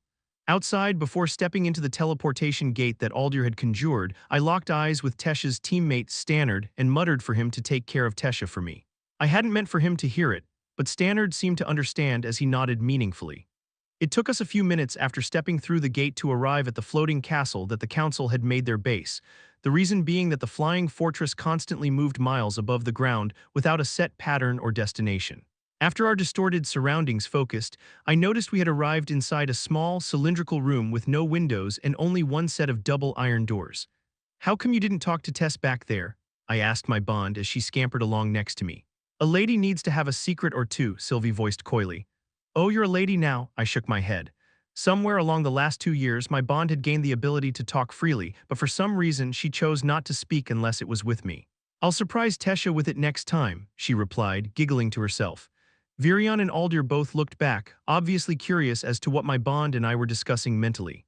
Talking wasn't the only ability that Sylvie had gained throughout her training, but because of her young age, most of the time was spent fortifying her body so that her mana and ether abilities wouldn't run amok. Lord Indrath had personally taught her how to strengthen her body, which was unique to the dragon race of Usuras. Apparently, almost all young Usuras faced the danger of their body being unable to withstand their innate abilities. "Well, since we're all here, let's go out," Virion announced with a smile. At the signal from the gateman, the large iron doors clicked and squealed with the lock mechanism going off. The groan of metal on gravel filled my ears as the thick metal exit opened from the center. I had expected a guard or two to be on the other side of the doors, but instead, a rather large dark bear towered over me. It gazed down viciously, the two white markings above its eyes shaping its expression into something of a scowl. It stood about 3 meters high, its hind legs rooted to the ground, and its chest exposed to reveal a tuft of white fur just below its neck.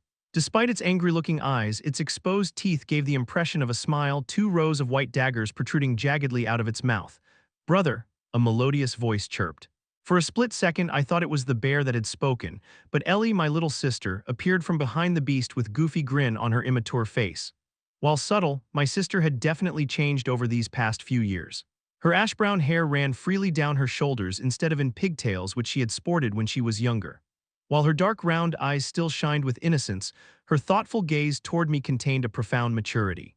"Ellie," I picked my sister up into a hug as she wrapped her arms around my neck and swung around me. "Arthur," another pair of voices called out. It was my parents. After putting her down, I turned to my parents. I stood still tense. Feelings of doubt and remorse kept me from giving my parents a hug. I didn't know how to greet them after how we last separated. "Come here, son." My father ran up and encircled me, wrapping me tightly in his arms. I don't understand," I stammered, taken aback by their actions. Thought what?" my father interrupted. "That just because you have memories of whatever previous existence you had, you could stop being my son," I chuckled as my father let me go. My mother, who had remained a few feet away, anxiously approached. My mind flashed back to how she had so desperately tried to deny everything, and I lost what little confidence I had to greet my mother. Each slow step she took toward me made the lump in my throat grow larger. I looked down as her foot was just inches away from mine. I couldn't look her in the eye. Suddenly, my mother clasped my hands tightly, bringing them close to her. "Give me some time," she whispered as drops of tears landed on our hands. "I'm trying, I really am. Just give me some time." As though a stone encasing shattered around my body, a wave of happiness and relief washed over me as I accepted her sincerity. "Of course," I nodded, unable to look at my mother for fear that I'd cry as well. Brother," my sister chirped as she held Sylvie in her arms. "Say hi to my boo." As my mother released me from her grasp, I cleared my throat and took another hard stare at the giant mana beast. "Your bee-boo," I repeated incredulously, looking at my sister and back at Virion and Aldir. I knew that the mana beast wasn't an enemy, but I hadn't realized he belonged to my family. "Yup," she nodded. "Boo, say hi to brother." Boo and I locked gazes for a second until the mana beast smirked at me. Raising a giant paw, Boo swung down at me. Raising an arm, I immediately willed mana into my body. At the force of Boo's attack, the ground below my feet cracked. I stared at my sister in shock with the bear's paw still weighing down on my arm. "I see that Boo has quite the temper." I grabbed the beast's wrist and pulled down, bringing him down to my eye level. "Boo just wanted to see if you were as strong as I told him you were. He's a bit competitive like that," she shrugged as her bond struggled to free himself from my grasp. "Bad Boo? Wait, Ellie, you can talk to this beast." "Are you bonded to it?" I sputtered. The strength of this mana beast had surprised me, but the fact that it was able to converse mentally with my sister meant that Boo was quite a high-level beast. "Lord Winsome didn't mention this," Virion asked from behind. "He gave this mana beast to your family as a gift before you guys departed to Ephiatis." "No, he did not mention anything of the sort." I shook my head, still in a daze at the turn of events. "So Winsome just handed this giant stuffed animal to my sister so what she can ride it out to battle." Boo let out a disgruntled sniff at my words. "Yes, I called you a teddy bear," I retorted, still holding onto his paw. "No, he was just a baby when Winsome gave him to us," my mother smiled. "Though I have to say Boo grew quite fast over these past 2 years." "I'll say," my father agreed, chuckling to himself. "Well, I'm sure you would like to catch up with your family, Arthur, but let's make it after our discussion," Aldir voiced in a serious tone. "Your family is living here for the time being, as I thought it would be in your best interest." "Right. Thank you," I nodded, turning back to my family. "I'll talk to you guys soon, okay?" I gave everyone, except for Boo, a hug and followed Virion and Aldir down the narrow corridor to the meeting room. Sylvie trotted close behind, taking another look back at Boo. "Do you want me to beat him up for you?" "I can take care of him myself," I smirked, reaching down to pet my bond. As we arrived inside the guarded room, we sat around a large circular table. It was only the 3 of us inside the rather blandly decorated meeting area, so there were quite a bit of empty chairs spaced throughout. "Just us?" I looked around. "What about the kings and queens and the lances? I thought I'd at least be seeing Directory Goodsky here." The Usura Aldir pulled back the hood that had covered most of his face to reveal his purple eye that glowed in the center of his forehead. He first looked to Virion and nodded at him. As Tess's grandfather turned to me, I noticed just how tired and burdened he looked compared to how he was before the war. "Cynthia is currently in a state of self-induced slumber to cope with the effects of the curse she had activated by disclosing intel on the Alacrians." "It's that bad?" I exclaimed. The report that Winsome had shown me did mention of the director's condition, but never to the point of her being in a comatose state. The elderly elf nodded solemnly. I'll show you where she's resting later, but I'm sure there are quite a few other things you're curious about. I nodded in reply as I went through all of the questions I had on my mind. For each question I bombarded the two leaders of this war with, they patiently answered back. I learned that, while my family was being held here for protection, the Helstia family had gone elsewhere. Vincent was using his resources in trade to assist the war efforts. It was a bit worrisome to think that they might become exposed to danger, but it seemed that the Helstias mostly stayed in the background, never getting involved anywhere close to where the real battles were. As for the former king and queen of Sapin, the two reported back to the castle every now and then, but they'd actually been spending most of their efforts in the kingdom of Darv, hoping to gain the allegiance of the dwarves for this war. While Curtis and Kathleen Glader did what Tess had done, joined or made a team to get some experience in real battle for the actual war. Has my father or mother ever thought about fighting in the war as well? I quizzed. Your father has, Virion answered, but I told him to restrain himself until either you returned or until Elinor is a bit older. He was insistent on helping out, but I made a strong case. Thank you. I can't imagine if my father had died in the war while I wasn't even here, I sighed. As Virion continued explaining the status of the war and much about the strategies implemented to keep the citizens safe, I silently listened, staring idly at my bond who was listening to him as well. Is something the matter, my boy? Virion queried. You've been awfully quiet. It's nothing, I smiled. Although I am a bit anxious to hear what you guys actually brought me all the way here for, seeing as you wanted to keep your own granddaughter in the dark about everything. And I know you didn't just bring me here so that I could meet my family. Yes, well, Tesha is ambitious and has trained diligently in order to make a contribution in this war, Virion's voice trailed off. But you still worry for her safety more than anything else, I finished for him. So that whole speech you apparently gave her on working her way up to the main battle was just a way to stall for time. Letting out a sigh, Virion nodded. Can you blame me? I shook my head. I would have done the same thing. How bad is this main battle anyway? I asked, shifting my gaze between the two figureheads of this war. As of now, the main fight is at the wall, where a fortress had been built that spans across the Grand Mountains. Not a single mutant or Alacrian soldier has been able to leave the Beast Glades so far thanks to this defense line. Despite the good news, Virion let out a deep breath. I'd like you to weigh in here just based on what we told you so far, Aldir voiced in a tone that suggested he was testing me. I thought for a moment. Let me see if I have this right.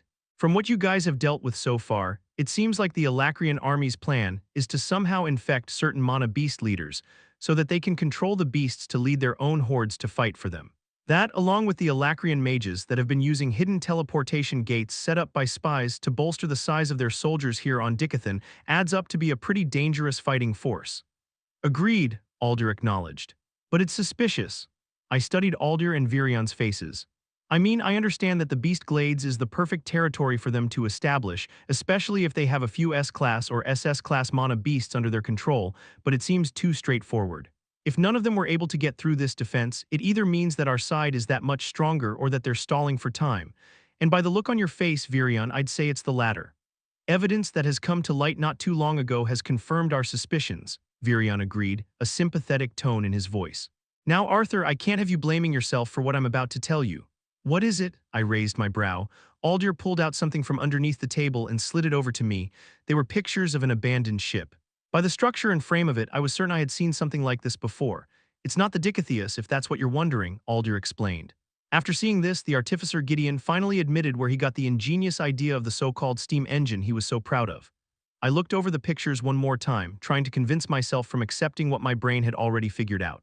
That was a ship built by the Alacrians using your designs, Virion revealed, his voice grim.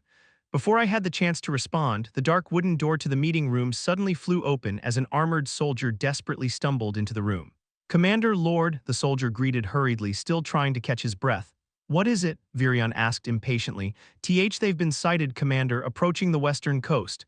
The soldier's voice quivered in restrained fear. The S8 ships, Chapter 138. To right my wrong, I bolted up from my seat at the soldier's news. Where exactly did you see them?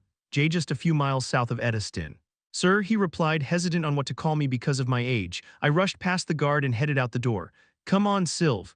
Wait, Arthur, what are you thinking? Virion called from behind, his voice laced with concern. I want to see exactly what sort of mess I made, I responded without turning back. Sylvie and I sped toward the teleportation gate room, dodging past several surprised workers and guards. Upon reaching the familiar double iron doors we had come through, we saw two guards that weren't there before guarding either side of the doors. Please open the doors, I requested, impatience evident in my voice. The male guard, clad in heavy armor with a longsword strapped to his back, and two smaller blades bound to both sides of his waist, stepped forward with a stern expression. All entries and exits are to be approved of by either Commander Virion or Lord Aldir. We haven't heard of your departure from either of them, so no can do, kid. Look, I just came back to this castle with Virion and Aldir. They know I'm heading out, so I insist that you let me through, I argued. Commander Virion and Lord Aldir, the guard reiterated. No matter how lofty you think you royal kids are, learn some respect for your elders. The female conjurer that looked to be middle-aged, dressed in a lavish robe and a hood that covered her hair, quickly intervened, hoping to quell the situation. She spoke in a gentle voice as if she was talking to a child. It's dangerous for you to go out alone in these times. Maybe if you have a guardian She stopped in her tracks as she choked on her last words. Both the guards crumbled to their knees as they clawed at their throats desperately. They gasped for air like fish out of water as I took another step forward, looking down at them with an innocent smile. It'd be wise of you not to patronize me. I withdrew the pressure I had released to make my point and helped them to their feet. Let's try this again. The two of them scrambled toward the door and released the lock. The heavy doors groaned against the gravel floor as I rushed through and made my way toward the center of the room. Sir, set the gate to Ediston, please, I requested, letting out a sigh. I felt a bit guilty for being so harsh toward people just doing their jobs, but my mood wasn't exactly stellar either. The elderly gateman exchanged hesitant glances with the disheveled guards, but otherwise relented. As the glowing portal buzzed and hissed, the view of Ediston came into focus. Without a word, Sylvie and I stepped through the gate once more, my heart thumping heavily the closer I got to my destination. Arriving at an unfamiliar room filled with guards on the other side, I stepped down from the elevated stage that held the gate, Sylvie just a few steps behind. Who let a child through the secured gates? The barrel-chested leader barked at the hunched gateman. He's from the castle, sir, he responded meekly, staring at me curiously. It was troublesome that everyone thought of me as just a child even though I was well into my teens. I was taller than many of the guards present, but my unruly long hair and adolescent appearance seemed to keep any of the soldiers from taking me seriously. Without the patience to explain my situation, I made my way toward the exit, walking past the large leader. Kid, what's your business here? Don't you know the state this city is in? The armor-clad soldier that stood at least a head above me gripped my arm tightly, jerking me back. Commander Virion sends me here. Now please open the doors before I make my own, I warned. The leader scoffed, rolling his eyes. Yeah, sure, Commander Virion sent the likes of some thin pretty boy here. I bet you're just a runaway noble brat that had a tantrum. Lest Scroum take the boy back through the gates. I don't need more civilians to be taken care of here. Letting out a sigh, I willed mana, allowing it to surge out of my body as I had done back at the castle. Many of the soldiers present were augmenters, so they knew exactly what was happening as everyone helplessly fell to the ground. The very air in the room froze as the soldiers stared wide-eyed in shock at one another. The gateman, being an ordinary civilian, couldn't handle the pressure and had been knocked unconscious. Sylve, let's get out of here. But the door, I glanced around the room to see some of the more capable mages already calling for backup. I'll make one, I replied curtly, not wanting to create an even bigger scene. Sounds good. The white fox-like body of my bond began glowing until she was fully enveloped in a shroud of golden light. With a thunderous burst of mana radiating out of her body, Sylvie's form changed into that of a pitch-black dragon. Over the past few years, her form had become much more distinguished and mature. Small details like the shape of her horns and her scales, which now looked like thousands of small polished gemstones, all made Sylvie appear fearsome yet ethereal. The soldiers that were still conscious let out stifled cries at the turn of events, but I didn't waste any time enjoying their distress. Lifting my hand, I coalesced the rampant mana gathered at my palm. Lightning surge, a barrage of blue lightning bombarded the ceiling above us, shaking the entire room. I jumped on top of Sylvie as she beat her wings to lift us up. As we shot through the hole I had created, the gasps and screams from the civilians and soldiers below us soon softened the higher we reached into the sky. The crisp winter air whisked past my cheeks as we ascended above the clouds until we could see the setting sun turn orange against the horizon. The beauty of Dicathen was in full view, laid out like a canvas below. I took a brief moment to relish the peaceful sight, from the snow-capped mountains and grassy plains to the sparkling ocean and lush forest, before directing Sylvie toward the south. Let's make it there before nightfall, I advised, leaning forward on Sylvie's large back. Roger, she chimed back, her voice still chirpy despite her intimidating appearance. The land sped past us in a colorful blur, as if the very background was being pulled out from underneath. I thickened the layer of mana around me to protect my clothes against the sharp winds. As we headed south, the sight of cities soon became visible the closer we headed toward the coastline. Let's get lower, Sylve, I transmitted, hunching my shoulders, my bond tucked in her massive wings as she fell into a steep dive toward the cliffs just above Trellmore City. We barreled through the clouds that obscured our vision, shooting down like a black meteor. As we descended, the glittering sea soon came into view, and along with it the direct effect of my thoughtless blunder. I cursed aloud at the nightmarish sight ahead, my words getting lost in the wind. As we landed on a vast, snow-covered precipice at the edge of the forest overlooking Trellmore City and the ocean, I jumped off my bond, cursing once more, this time my voice echoing around us as if mocking me. I could only stare in silence at scene. Hundreds of ships approaching from the glowing horizon, not more than a few dozen miles away from shore, making their forces stationed in the beast glades seem like nothing more than a speck. Virion's last piece of advice popped into my head at that moment. He told me not to blame myself, but it was all that I could do at this moment.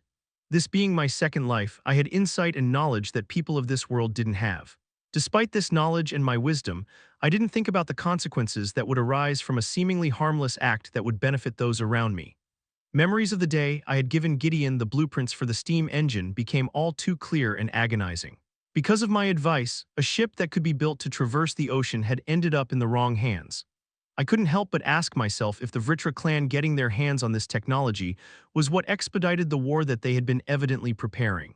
"This doesn't look too good," Sylvie muttered as she gazed at the ominous view ahead. "No, it doesn't, and it's my fault," I sighed, a mix of dread and guilt churning inside the pit of my stomach. I stared ahead, lost in a daze as millions of thoughts ran through my head. I had shed tears, sweat, and blood these past 2 years so that I could protect this land and the people in it, and to stop the Vritra from taking over this entire world. But it wasn't that simple anymore. Hopping back onto my bond, I gently patted her neck. "Let's go back, Sylv, we've got a war to win," I said through clenched teeth. I wasn't some righteous hero out to save the world. Hell, I couldn't even call myself a good Samaritan hoping to do his best to fight for his people. No, it was my fault that this war had progressed to this state. It was my fault that this fleet of ships was almost upon us, and it would be my fault when those ships arrive and cause havoc on this land. If I had a reason to fight, it would not be just to protect the few I held dear. It would be to right my wrong. CYNTHAGODSKY's point of view, I was in a room or area, some space covered in complete darkness with only a single beam of light shining down at me. "It is imperative that you give us as much information as possible," a deep voice spoke from the shadows. I felt my lips moving and my tongue forming words, but my voice would not come out. Instead, a sharp ring pierced into my brain. "Your knowledge can win us this war, Director," another voice, this one thin and hoarse, muttered from out of view. "Think of the millions of lives you can help save by cooperating." I agreed. I wanted to speak, but no audible sound could be produced. I fell to my knees as the ringing soon became unbearable, but the voices hidden in the shadows continued to pester me. They wanted answers regardless of cost. They were desperate, but so was I. "It's okay for you to die from the aftereffects of the curse. As long as we get the answers we need, your job is done," a particularly melodic voice cooed. I thought that the curse had been lifted by Lord Aldir. I wanted to protest, even though I knew that, deep down, my life had always been in danger. However, my voice betrayed me and the torturous sound overtook my senses. My vision turned white as the pain began lessening. I thought to myself that if this was what death felt like, I would welcome it wholeheartedly. I closed my eyes, yet my vision was still completely covered in a slate of white. I began to wonder what would happen next when a darkened figure soon approached me. Even as the figure got closer and closer, its features could not be distinguished. My only comfort lied in the fact that its outline seemed human. As the featureless figure arrived in front of me, it bent down and extended a hand to help me up. Truthfully, I was reluctant, even in whatever stage of death I was currently in. However, curiosity bested my mistrust as I held out my hand, waiting for him to take it. As our hands touched, the veil of shadow that had shrouded my mysterious helper disappeared. I squeezed harder, realizing that the one I had locked hands with was Virion. His hand was so warm, I wanted to reach out and embrace him, but my body wouldn't listen. Instead, I remained on the ground with his hand on top of mine. He held my hand so gently, like a newborn chick, as if my fingers would crumble at the slightest pressure. I wanted to grab a hold of him with my other hand, but again I could not move. "I never apologized to you," he began, muttering softly about how he hadn't stopped me, even when he realized what could happen to me. Virion's voice, normally so bright and confident, cracked and wavered as he spoke. I pried my gaze off of Virion's hand and looked up at my old friend. His face was blurry and I couldn't make out where his eyes were focusing on, but for some reason I could see the tears in his eyes so clearly. Suddenly, Virion released his grip, and he was again shrouded in darkness. As he walked away, I shouted at him to come back, but my voice didn't come out. The featureless shadow that Virion had reverted into stopped momentarily and spoke again. It was hard to hear and I couldn't make out some of the words, but I was comforted by them nonetheless. I no longer tried to shout at him to come back and accepted his departure. As his figure disappeared into the white abyss, the scene shifted to a memory that I had always taken comfort in came to life. It was just after the end of the war between humans and elves. Both sides had tremendous losses and had agreed upon a treaty. Virion, much younger at the time, was walking alongside me. The scene was exactly how I had remembered it, down to the field of wilted tulips that spread to our left. As we walked down the paved path, my body moved on its own, but I didn't mind. "What do you plan on doing now that the war is over?" Virion asked, his gaze fixated ahead. After the war was over, I had planned on quietly observing the state of the continent. That had been my duty after all. But since I couldn't exactly tell the king of the elves that, I just shrugged mysteriously and hoped my charms would change the subject. "I've known you for a few years now. Some of those years we were enemies and some we weren't, but out of these years I kept thinking to myself one thing." He held out a finger to emphasize his point. "Oh," my voice came out on its own. "And what was that? Your undying love for me?" "Sorry, but no," he chuckled. "Did you forget I'm married?" "That hasn't stopped any of the human nobles yet," my shoulders shrugged to feign innocence. "We elves are loyal," he replied, shaking his head. "But I digress. What I thought was that you'd make a great mentor and inspiration. Hell, I could see you as some head of a prestigious academy leading the upcoming youth to a greater future." "Well, that came out of nowhere," I responded, genuinely surprised. "What made you come to that conclusion?" "A lot of things," he winked. "But seriously, you should think about starting off as a teacher. I know you'll grow to love it. Maybe I'll just open up an academy of my own." My lips curled upward into a smirk. "I've taken a liking to Xyrus City." "An academy for mages atop a floating city," he pondered. "I like it."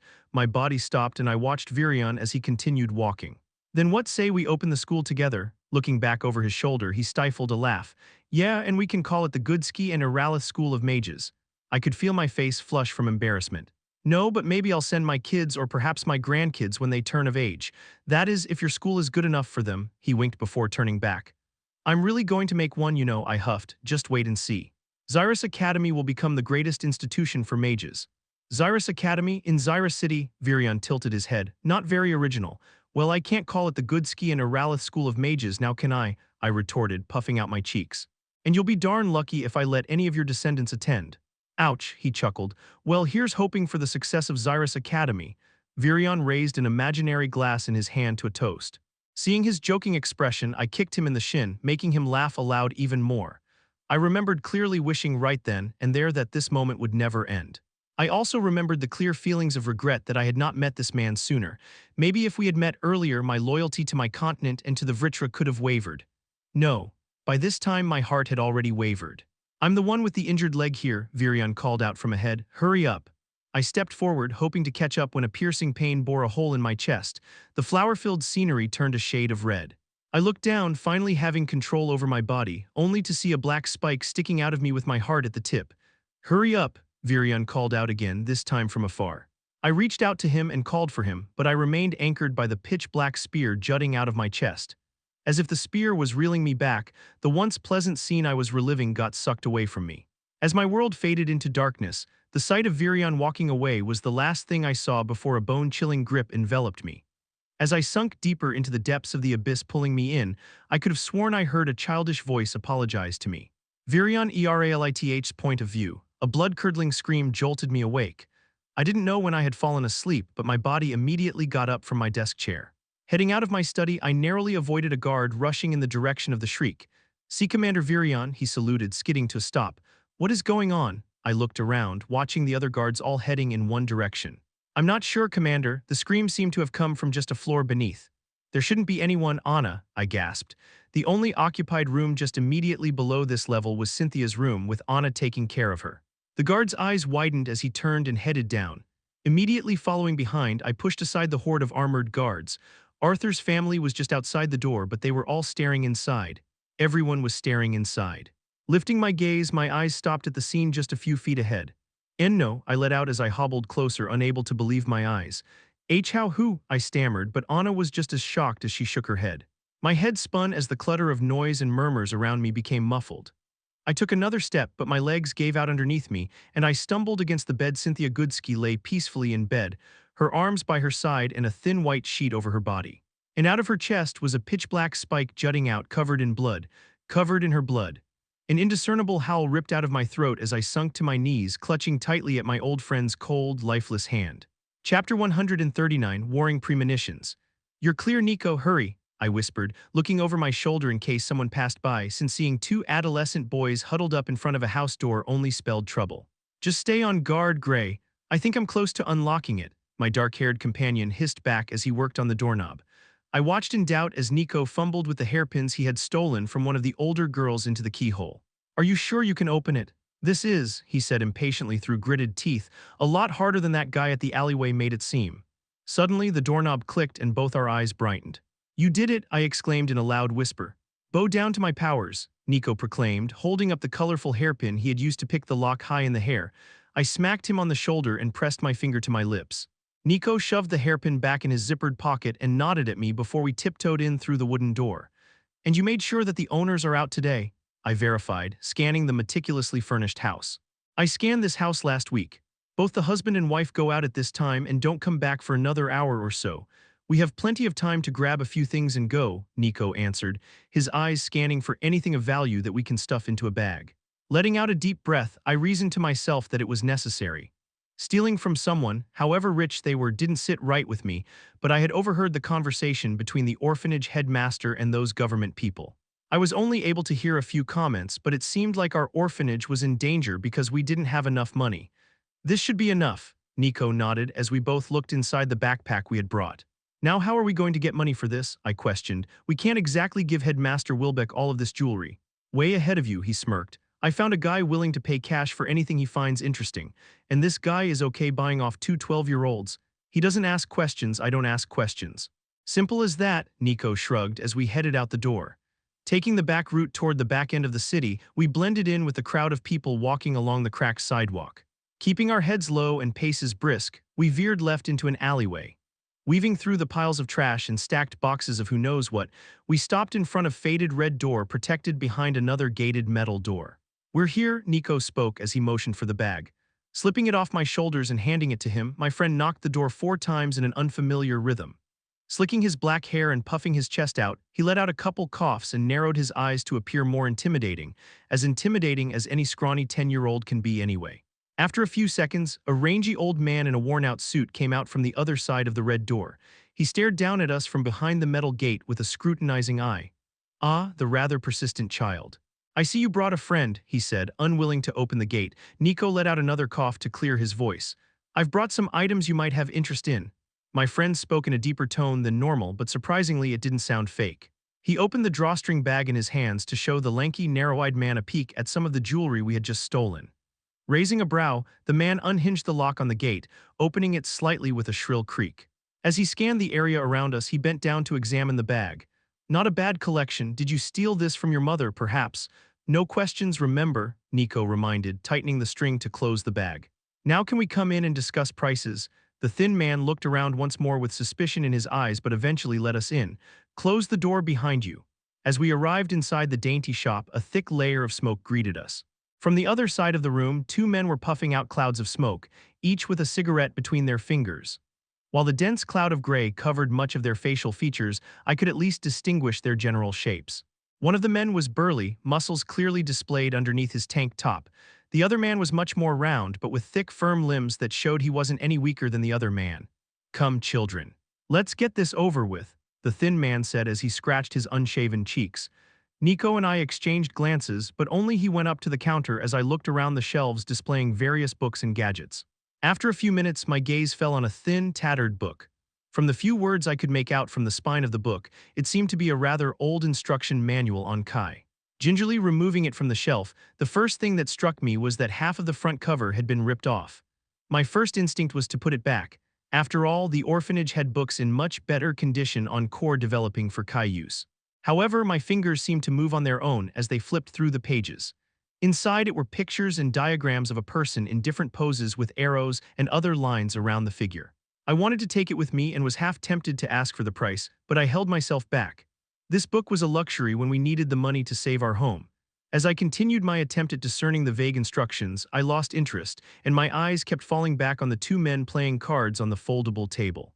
The 2 had been taking glances at Nico as he and the shop owner did business.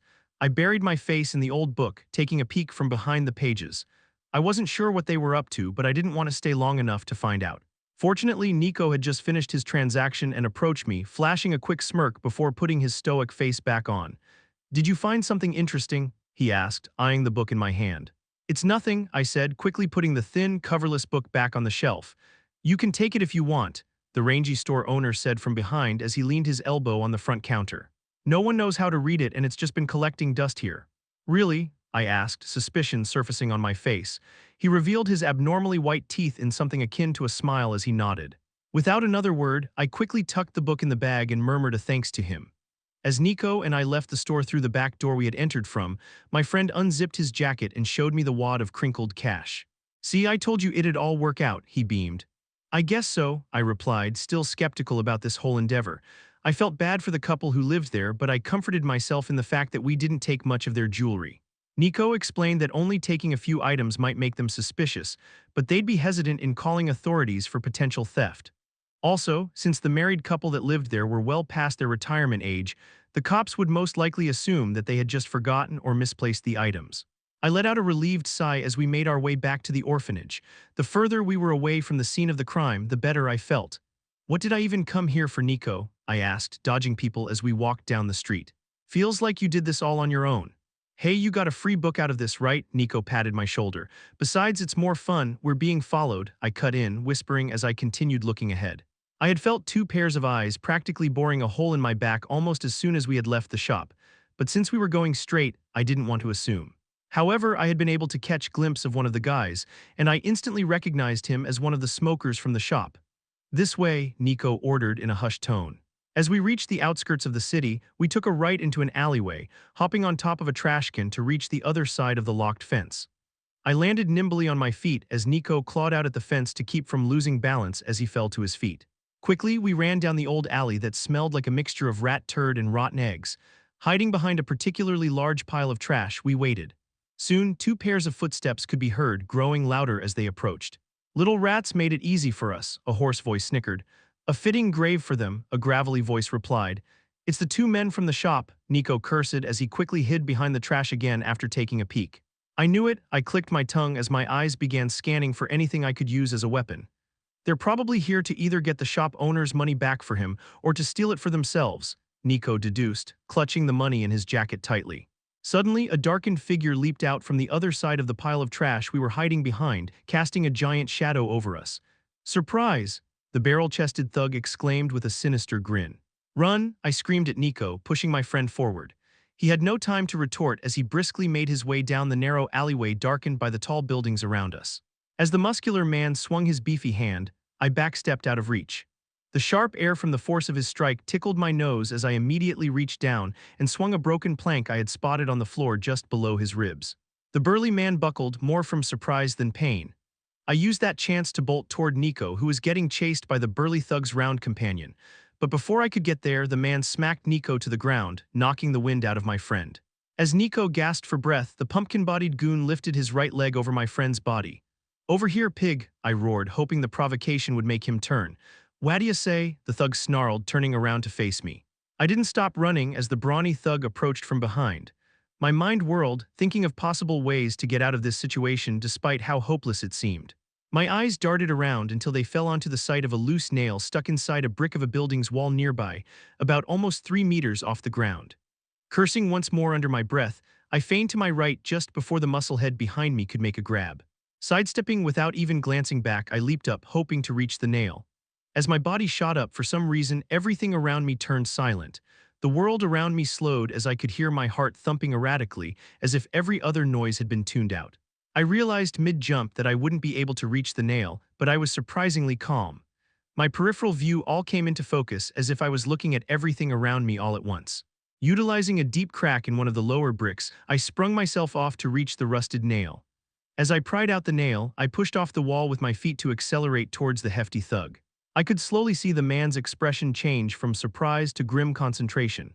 I could clearly see his right arm about to intercept my attack somehow, just from seeing the twitch in his right shoulder. I used my free hand to vault off of his right arm as it formed an arc toward me. In that same instant, I jabbed the nail in my hand directly into his eye, even feeling the sensation of the tip burying itself inside. At the shrill howl of the chunky goon, the world came back to normal.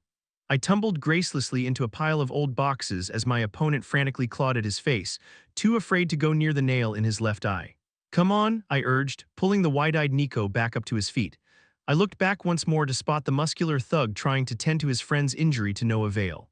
Out of breath and sweating out of every pore in my body, we collapsed behind a local convenience store just outside the city. As we leaned against the wall, too tired to care about how many drunks and homeless people vomited and peed here, Nico ripped off his jacket and lifted up his shirt to cool himself off. "That is what you came here for," he panted, smacking my thigh. "Oh man, if only you could have seen yourself, Gray. Your body flew around like those kings fighting in duels." I shook my head, still trying to catch my breath. "I don't know what I did, everything just started moving really slow." "I knew you had it in you," my friend breathed. "Remember that time Pavia dropped all those dishes next to you?" "Yeah. I caught them." "Why? You caught 3 dishes and 2 bowls, Gray," Nico exclaimed. "And you weren't even paying attention when she had dropped them." "I mean, catching something is one thing, but that has nothing to do with fighting," I argued, sagging further down against the wall. "You'll realize soon," he replied, too tired to keep disputing. "Now let's go. I don't want to be doing extra chores for being out past sundown." "Let's go," I agreed, jogging alongside him. We arrived at the old 2-story house that served as the orphanage just a bit before dinner, plenty of time to wash up and be on time without looking suspicious. Nico slowly opened the back door, wincing as the old hinge began creaking. Keeping the lights off, we tiptoed down the unlit hallway, and just as we were about to reach our rooms, the orphanage's headmaster's clear voice called out from the living room. "Gray, Nico. Can you come here for a moment?" she said in a quiet yet frighteningly stern voice. Nico and I traded glances, fear evident in both of our eyes. Nico quickly threw his jacket and drawstring bag into the room and closed back the door. "Do you think she already found out?" I whispered. "I'd normally say it'd be impossible, but it's headmaster we're talking about," Nico replied, his normally confident demeanor shadowed by dread. We arrived in the brightly lit living room, our clothes dirty and our hair and face unruly. Sitting in perfect posture on the couch was our headmaster, an elderly woman all the kids called the sorceress. Just next to her was a girl about our age with dusty brown hair that fell over her shoulders and a creamy complexion. She wore a luxurious red dress that not even the money we had just acquired could purchase. The headmaster regarded us with a raised brow but didn't question our disheveled state. Gently grabbing a hold of the unfamiliar girl's tiny hand, the two of them walked toward us. As the two approached, I couldn't help but shiver at the cold, emotionless eyes of the girl as she lifted her gaze to match mine. "Gray, Nico." The headmaster nudged the brown-haired girl softly. "I'd like you two to meet Cecilia. You 3 are the same age, so I hope you can show her around and become friends." Arthur Leywin's point of view, my eyes opened as if I had just blinked, yet it felt like I had been sleeping for days. I sat up in my bed, a mixture of feelings weighing down my shoulders. Why was this memory coming to me again after so long, I thought, my insides twisted in guilt at the thought of Nico and Cecilia. "Is everything all right?" Sylvie asked, curled up in her miniature form at the foot of my bed. "Yeah, I'm fine," I lied, running my fingers through my long, messy hair that now passed my chin. The dream had been so clear and accurate that it had felt like I was back on Earth in my previous life. I remained dazed, unable to get out of bed, when someone knocked at the door of my room. "Come in," I answered, thinking it was either my parents or my sister. However, a man that appeared to be in his late 20s, dressed in black clothes underneath a thin leather armor used by scouts, came in. He dipped his head in a respectful bow before relaying a message. "General Leywin, the meeting place of the Alacrian messenger has been decided. Commander Virion has asked me to inform you to get ready to meet with the messenger along with him and Lord Aldir." "Got it. I'll be out in 10 minutes, I replied, getting out of bed. "Shall I send over a maid to help you get ready?" he asked. I shook my head. "No need." "Very well." The man left after another bow, closing the door behind him. After quickly washing up, I tied back my hair at the crown of my head, leaving my bangs to fall just past my forehead. With my hair tied neatly and my body clothed in a fine white tunic trimmed with gold to complement the dark mantle I wore over it, I looked like a very dashing noble. I was still unused to the tightness of the pants in this world, but I had to admit that it offered great mobility and freedom when fighting. "A rather dapper appearance for one about to fight in a war," Virion remarked as I approached him and Aldir with Sylvie right beside me. While Aldir's wardrobe practically lit up from the amount of gold and gems it contained, Virion wore a simple black robe as he was still in mourning over Director Cynthia's murder. "Thanks," I winked, smoothing my sleeve. Only a few days had passed since that day, but Virion appeared to have aged a century during that time. By the signature black metal spike jutting out of Cynthia's chest, it was obvious that the assassination was done by one that possessed the powers of the Vritra clan. It was unlikely, that an actual clan member had performed the attack since that would jeopardize the No-Usra agreement in the war, but that didn't mean one of their descendants couldn't have done it. The only question that ate at my and Virion's mind was how they had done it. According to the guards and the nurse in her care, nobody had seen anyone leave or enter the floor, and the door that had been closed and locked hadn't been tampered with either. Everything but one fact remained a mystery, that somehow the Vritra was involved. "The ships are about a day away from reaching our shore, Arthur. Are you ready to meet this messenger?" Virion asked. "Are you ready?" I asked back, genuinely concerned. "You're not going to kill the messenger, right?" Revealing a faint smile, Tesh's grandfather shook his head. Aldir stepped forward in front of the glowing teleportation gate. "Good, then let us depart." Chapter 140, Ultimatum. Scenes of the memories I thought I had forgotten flashed in my head at every blink, haunting me in broad daylight as we prepared to make our way to the designated location where we would meet with the messenger. "Are you okay, Arthur?" Sylvie's concern touched my mind. "I'm fine, Sylv, other than the fact that you call me by my name now," I replied, scratching her small ears. "Grandfather said that it's important that I uphold the dignity of the dragons." My bond held her tiny snout up high, she sauntering beside me as we came out of the teleportation gate that Aldir had conjured. We just had arrived near a small fishing town called Slore, more than a dozen miles south of Ediston. "Well, I can't say you weren't cuter before when you used to call me Papa," I smirked. "Don't worry. I still see you as my Papa," she comforted, rubbing her side against my leg as we walked. "I still don't feel right about doing this meeting without any backup," Virion said warily. We were in a small clearing on a rise just above the town of Slore. The occasional moist breeze carried with it a strong smell of the sea, making me sticky despite the frigid air. "If this messenger has the audacity to act against us, I will have every right to intervene," Aldir assured, a slight smirk appearing from his lax expression as his single opened eye stared straight ahead. "With the way the Vritra's side has been planning everything, breeding Usra half-bloods, creating mutants with our continent's mana beasts, and now the ships, I can't imagine how long Agrona has been planning this. And I can't shake the feeling that this war is more of a game to him than some passionate endeavor. If Agrona was so easy to predict, he never would have gotten this far," Aldir acknowledged reluctantly. "Since he, like all the other Usras residing in this world, is prohibited to participate in this war directly, he's been coming up with ways to go around that by being the almighty hand that moves his chess pieces, at least for his side." "And who is the almighty hand that moves the pieces for our side?" Virion asked with a raised brow. "You are the one leading this war, are you not?" Aldir reminded. Virion shrugged skeptically. "That's what I tell myself at night." "All right," I intervened. "Is this the meeting place?" "Of course not," Virion let out a sigh, tying back his long white hair. "This is the farthest I can take us before we traverse to our real destination," Aldir clarified. "Our destination is in the middle of the ocean." "Lead the way," I gestured. Aldir's feet slowly rose from the ground as a milky aura covered both him and Virion. Soon, the aura lifted Virion into the air as well. Virion's lips shut tight as every muscle in his body tensed like a cat picked up by its scruff. As the two of them shot up above the clouds, Sylvie suddenly scampered towards the edge of the cliff. "Jump," Sylvie chirped as she suddenly leaped off the edge. Without a second thought, I followed my bond. As I propelled myself up off the steep edge, I took the time to admire the hawk-eye view of the bustling town directly below me. Just as my body began to descend, Sylvie's massive figure appeared below, scooping me up from the air with a snap of her powerful wings. I patted the base of her long black neck as we sped through the clouds. "Sylvie, did you gain weight?" I joked, spotting the two tiny figures of Aldir and Virion ahead of us. "That joke is getting old, you know," Sylvie grumbled. "Not to me." I let out a refreshing whoop at the top of my lungs that was blown away by the harsh wind slicing against us as we sped faster. Sylvie stayed a few dozen meters behind Aldir as we surfed the top of the clouds. This far up in the sky, the only sound that could be heard was the sharp whistle of air around us, making the journey peaceful despite the purpose of our trip. As I stared in a daze at the blue and white scene around us, my mind wandered back to Ephiatis after I had just finished my training. The brusque king of Usuras had wanted to see me before I headed back to Dicathen.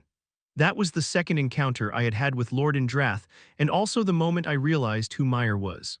The elderly Usura that had healed me and taught me how to read spells using Realmheart had been seated right next to the stone-faced Lord Indrath, with an amused grin on her now youthful face.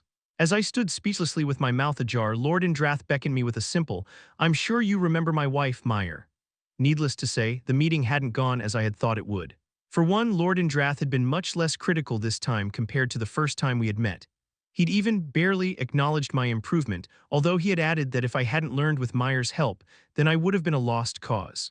Before leaving, Lord Indrath had left me with one piece of advice. What was odd was that he had activated his ether ability, freezing time for everyone present, even his wife, except for the two of us. As I stared blankly at the king of the Usuras as Meyer, Sylvie, and the guards remained static, he had left me with a cryptic message. It's wisest to close your heart to the elf princess. That was all he had said before withdrawing his powers and having the guards escort Sylvie and me back to Winsome and Ren, who were waiting for us outside. We're almost here, Sylvie announced, snapping me back to the present. Aldir and Virion had stopped above the clouds, waiting for us to catch up. I'm sure I don't need to say this to you, but I will anyway. No one knows how much the Vritra actually knows, so it'd be wise to keep your true strength hidden during this meeting. Aldir's voice rang uncomfortably in my ear, as if he was whispering right next to me. What about Sylvie? I shouted, unsure if Aldir would even hear me. Lady Sylvie will have to transform back into her miniature from, Aldir answered. I will carry you down, Arthur. I'll lay low for now, but I'm not going to stay hidden during the war. If I want to protect you, it'll be so with you on my back, Sylvie declared as she turned into her white fox form. Not long after I began free-falling, Aldir dipped underneath Sylvie and me, wrapping us in the same aura that was covering Virion. As we fell beneath the layer of clouds below us, plummeting through the blanket of white, the moisture in the air dampened our clothes, until we spotted the shimmering ocean gently rippling in all directions. Despite the phenomenal view of the never-ending stretch of water, my gaze instantly focused on the dark specks littered across the ocean to my right. About a few dozen miles north, I could see the fleet of Alacrian ships heading toward the shore near Ediston City, the capital of Sapin. Look below, Sylvie pointed out. Floating on top of the ocean was a pitch-black platform about the size of a small house. As we descended just a few dozen meters above Virion and Aldir, I could make out two small figures that had blended in with the platform they had been standing on from afar. Suddenly, a shiver ran down my spine. Every hair on my body stood on end, and I could feel my heart beating faster the closer we arrived toward the platform. They're there, I said aloud to no one in particular. But I don't think they're ordinary messengers.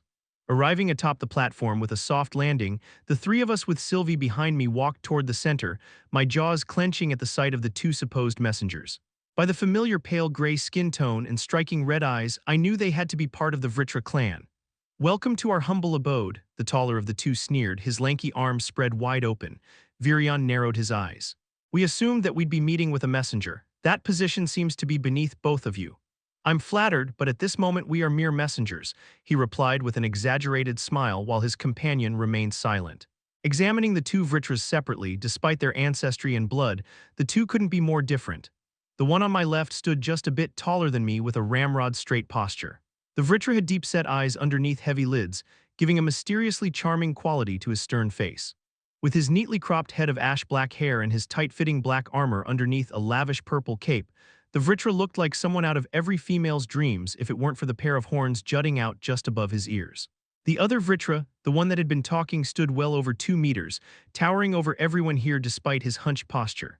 His long, thin arms dangled by his sides as though his arms had popped out of their sockets. This Vritra didn't wear armor. Instead, his body was wrapped completely in thick dark bandages underneath a shabby black mantle that perched on his shoulders. Messy bangs peeked out from underneath his tattered hood, accentuating his peculiar appearance. This was my first time face-to-face with a Vritra, so I was surprised to see how much smaller the horns of the Vritra, wearing the purple cape, was compared to the Vritra that had attacked Sylvia in the cave during my childhood. However, the fact that I couldn't sense the level that these two messengers were meant they were either purposely hiding their auras or were just that much stronger than I was. I am Silrit and this is Udo. It is an honor to meet you, Aldir. We retainers have heard much about the famous Usuras in Ephiodus. As if Virion and I didn't exist, Silrit's gaze locked onto Aldir's, but even that wasn't out of respect. I trust that you will uphold the pact and remain a non-combatant. I couldn't help but be surprised at how casually he had mentioned that he was a retainer. That meant that he was one of the leading figures in this war that were actually allowed to fight, just beneath the four scythes. Assuming that your side will do the same, then yes, Aldir answered, his stare just as piercing as Silrit's. It's a shame. I wanted to try fighting an Usura, but I guess I'll have to settle for slaughtering a few thousand of you lessers, the Vritra named Udo spat, locking his eyes on me. The lanky Vritra took a step toward me, craning his neck down with a sneer. I get why Mr. One-Eye and Grandpa Elf are here, but I didn't expect to see the boy wonder, Arthur Leywin, gracing us with his presence. I wasn't sure how the Vritras had heard of me, but I maintained my cool facade.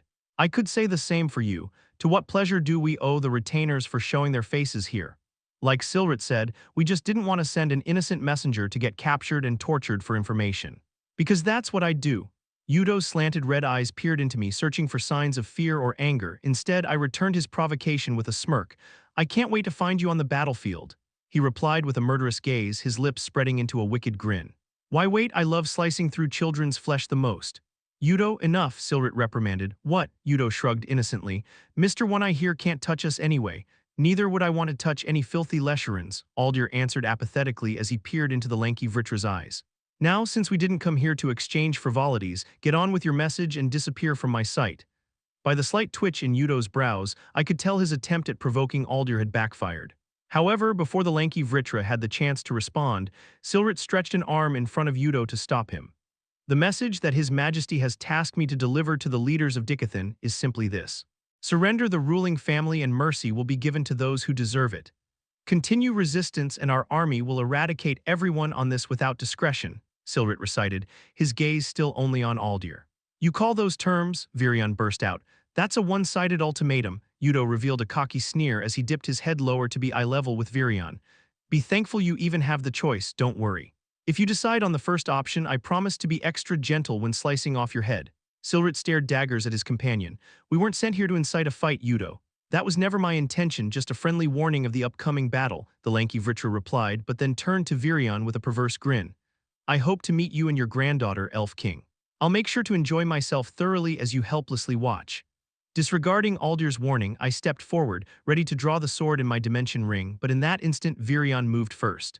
In a flash, his fist made contact with Yudo's jaw. Tesha's grandfather had already activated his second phase, a shroud of black covering his entire body and head, but I could still make out the rage in his eyes. Yudo's head immediately snapped back at the blow, lifting him off the ground and blowing off the hood that had been covering his head. "That kinda tickled," the lanky Vritra growled, cracking his neck. Yudo's nose jutted out at a weird angle, but my eyes were glued to his horns. It wasn't the shape or the size of his horns that had stunned me. No, it was the familiar chip on his left horn. The chip that the lance Aaliyah had made with her dying breath. Chapter 141, What War Means for Everyone. The haunting images of Aaliyah's bloody corpse, limbs brutally severed and core destroyed, flooded my mind as I stared at the chip in Yudo's left horn. Any form of inhibition that had kept me from killing the Vritra had disappeared as I advanced towards Yudo. "Was it you?" I asked, my voice dripping with malice as I approached Yudo. Sylvie's concern seeped into my head from behind, but it was no use. Each step forward I took, the self-control that had kept me from remaining neutral during this meeting faded. Mana surged out of my body like a storm, shocking the Vritras and snapping Virion from his outrage. "Were you the one that killed Aaliyah?" I went on, taking another step. "What was that, pup?" Yudo snapped, his eyes furrowed in impatience. "The lance in the dungeon that had all of her limbs cut off before dying," I clarified, my voice icy. "Was it you?" "Ah," the Vritra voiced, his lips curling upward. Just by the tone of his voice, I already knew the answer. Taunting Virion and using his granddaughter as fuel was one thing, but the fact that he was the one responsible for Aaliyah's horrible torture and death now gave gravity to his threats. He had to die. That pretty little elf. "What if it was me, brat?" Yudo smirked. I opened my mouth to respond, but Aldir gave me no chance to act on my impulses, appearing in front of me with a stern gaze. "This is what he wants you to do. Don't let him provoke you." I let out a deep breath. Of course I knew Yudo was provoking us on purpose. Anyone with half a brain could see that. As for whether it was with forethought or because he was just that impulsive, I had a feeling it was both. Swallowing the bitter taste in my mouth, I ignored Yudo. Facing Silrit, I asked, "Was there anything else that needed to be discussed, or was that predictable threat all that you came here to say?" "You will be given 2 days to decide," Silrit answered callously. "If the 3 royal families of Dicathen have not been offered by then, we will take that as your answer." I looked back at Virion, who had finally gathered himself. "We'll show ourselves out," Virion shot with a glare as he casually smoothed over the creases on his robe. As I turned around to leave with Virion and Aldir, Yudo's voice rang from behind. "You should have heard her scream," he laughed chillingly. "Almost made me want to not kill her. Keep her alive so I could continue making her scream, you know." I could feel my blood flowing faster as I stepped toward the edge of the platform, head pounding. Aldir caught my gaze as he prepared to lift me up with his aura, but I stopped him. Imbuing both ice, lightning, and wind attribute mana into my palm, I raised my arm and whipped around to face Yudo. The thin, translucent beam of fused elements pierced through the narrow gap between the 2 Vritras, creating a crackling gale in its path. As the ray shot past them and into the water, the ocean split from the force of my spell. The waves instantly froze over before a current of electricity shattered the ice into shards of sparkling glass. I could see Yudo's expression slowly crumple into that of doubt and shock. while even Silrit's cold face showed surprise as the shower of ice shards rained down on us. Whether or not we decide to go forth with the war, I really hope to meet you again, Yudo. I turned back around as the shadowy platform we had been standing on convulsed. As Aldir lifted Virion, Sylvie, and me into the air, I held back the urge to turn back around. Staring at Virion's face, lined with worry and frustration, I could tell he was thinking about the Vritra's words. "You're not really considering their offer, right?" I asked as we ascended above the clouds. "No, but if they were to keep true to their word, imagine how many innocent lives will be saved," Virion said, the creases between his brows thickening. I couldn't help but scoff. "That's a big if to be sacrificing you and your family's lives for." "Arthur's right," Aldir chimed in. "You know what becomes of the world under the Vritra's rule. Even Ephiodus won't be safe from harm if Agrona is able to populate 2 continents with races mixed with his blood. It'll be a matter of a few generations before they strike against the rest of the Usuras as well." "I know," Virion sighed. "I'm not looking forward to the protests that'll undoubtedly form from my choice, though." "You're going to tell everyone?" I asked, surprised. Tess's grandfather nodded solemnly. "Trust is a fickle serpent. Laboriously gained, yet so easily lost. It's necessary for the leader to be trusted by his people, but how much do you think they'll trust me after realizing that I'm basically using their lives as a gambling token?" "Not much," I admitted, still reluctant toward the idea. I wouldn't question Virion's decisions, though. As far as leading went, he had much more experience than I had, even with both lives under my belt. I could offer a different perspective, but ultimately I trusted his choices, as did Aldir. When the Usura had first come to Dicathen, killing off the Graysunders in one sweep as soon as he had arrived, I figured he would try and control Virion like some sort of puppeteer in the background. However, Aldir simply protected and advised Virion, never forcing him to take action. This said a lot about the respect the Usura had for him. As we flew back to the western shore, Virion coordinated plans with a mental transmission artifact for the public speaking that would supposedly take place tomorrow. Just from the bits and pieces of the conversation, I managed to pick up from Virion murmuring into the artifact. It seemed like all the major figures in the war would be present at the speech. The lances, the royal members of the 3 races, and other influential noble families were to be gathered and stand beside Virion as he made his speech as a sign of respect. We arrived back at the circular room in the castle through the teleportation gate in just a couple hours. Before exiting the bland brick chamber, Virion patted my back. "Get some rest, Arthur. Lord Aldir and I will handle the rest from here," the white-haired elf said with a tired smile. "I can help," I protested. "There's a lot you guys need to plan if the announcement is to be made tomorrow, right?" "Let me worry about that," he rejected. "Your family is here right now waiting for you. I'm afraid that after the true war begins, the amount of time you will be able to spend with your loved ones will be limited." "Listen to Virion," Aldir agreed. "Judging by your little parting gift to those Leshurans earlier, you've prepared your body. Now use this time to prepare your mind and heart." Tired and dirty from the journey, I didn't protest any further, and we went our separate ways. The living quarters in the castle were on the upper floors, where I was headed now. No matter how many times I came to this castle, it was impossible for me to imagine how large this floating structure must be to accommodate almost 100 people while still having space for luxurious amenities. Walking up the flights of stairs with Sylvie silently scampering behind me, I thought about how everyone's life would change during this war. Until now, the battles have been isolated past the Grand Mountains, never reaching civilization. There hadn't been any civilian casualties, only military ones. But once the ships landed on the western border, that would all change, and for the ignorant civilians, it would come as a surprise to them. I feared how the normal inhabitants, the non-nobles, would take Virion's announcement. At best, they would reluctantly accept, but at worst, protests would arise, and the citizens that the soldiers of Dicathen were trying to protect would betray us for the blind hope that the Alacrian forces would let them live if they cooperated. I exited the stairway on the 4th flight and made my way down the wide corridor lit warmly by orbs mounted on both walls. The corridor branched off into narrower hallways with doors every few feet or so. "How do you suppose we find our parents, Sylv?" I asked, veering right into a random hallway in hopes of running into someone that would know. "Searching for mana signatures seems over the top here and would probably alarm some of the mages," Sylvie chimed. "How about knocking on every door until we find someone that can tell us?" I took another right at a path and ventured further down until a familiar sight caught my eye. A wide archway led to a patio garden outside of the castle. I never thought I'd see such an open deck on a flying castle, but the vast orange sky of a beautiful sunset, dimmed by the transparent barrier surrounding it, illuminated the area. Playing on the neatly kept grass lawn were groups of children, some sparring with friends, others simply chasing each other. What made me stop was the sight of the towering dark brown bear playing amidst the scampering children. I spotted an uncomfortable Ellie just beside her bond, talking to some blonde-haired boy her age. Puffed out chest, chin held high, a fake smile that didn't reach his eyes. If I didn't know any better, I'd say he was trying to flirt with my precious sister. Stick him, Sylv, make him scream like a castrato, I grinned evilly. My vicious bond scampered to my sister, asking me in my head what a castrato was, when Ellie's mana beast picked up the blonde boy by the back of his collar and flung him away. The bear, I think Boo was his name, and I locked eyes for a brief second. I gave him a stern, approving nod as I raised my right thumb.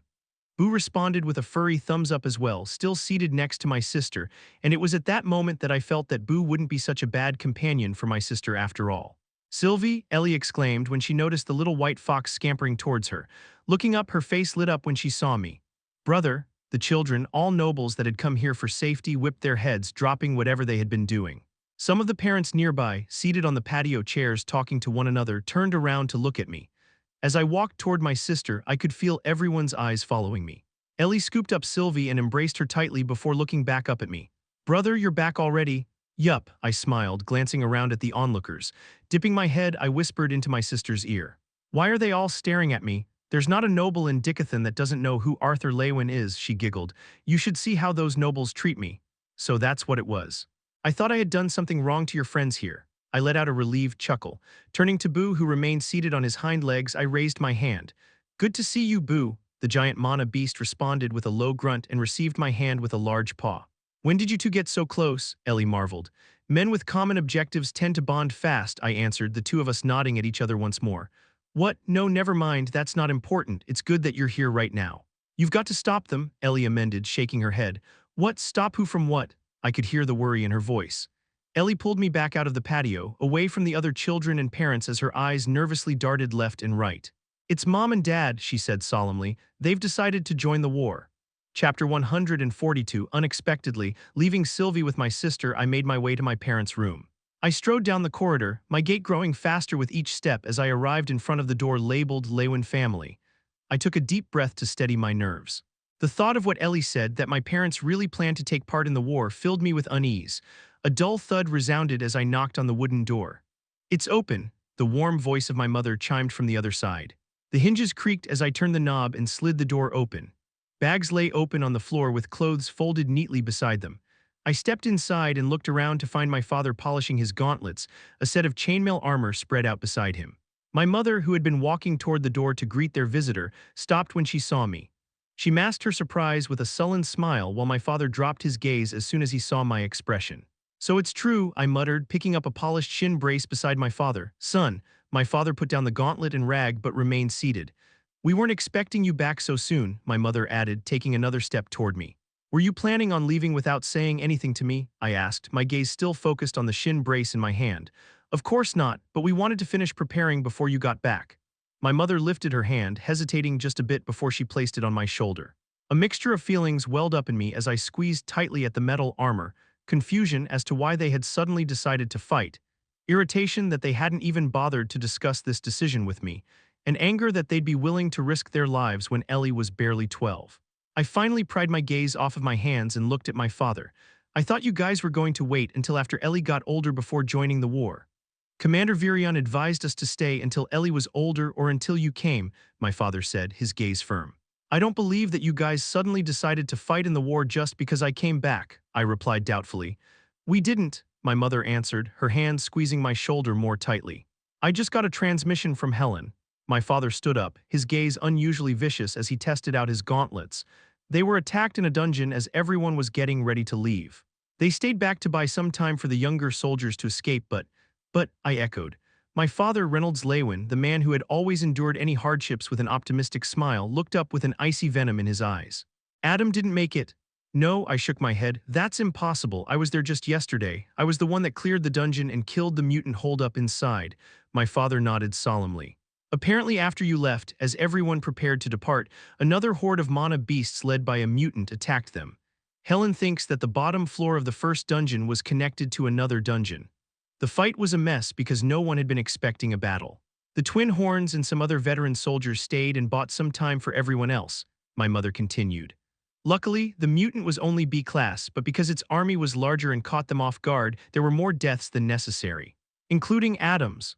A barren silence lingered in the room after my mother finished speaking. I couldn't believe that someone I had just seen yesterday was dead. Suddenly, a sinking realization made me bolt upright. Tess had been in that dungeon. Who else died? I asked. Despite my concern, I didn't want to seem insensitive of Adam's death by asking if Tess was okay. That was all I was able to hear from Helen.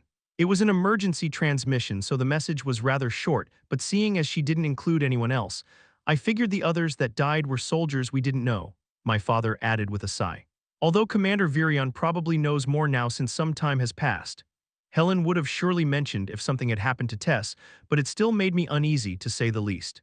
I'm sorry about what happened to Adam, I consoled my father. Adam wasn't my favorite of the twin horns, as I had found his quick temper and cynical sarcasm to be distasteful, but he had been loyal. Underneath his impatient and cranky exterior had been a trustworthy comrade that stood by my parents' sides while they were in the twin horns. I could now see why the atmosphere surrounding my father was so heavy. Don't misunderstand, Arthur. We're not doing this out of guilt. A soldier's life is always in danger, my father said. Even still, I said, shaking my head, I knew I was being unreasonable. My father had every right to fight the battles he chose.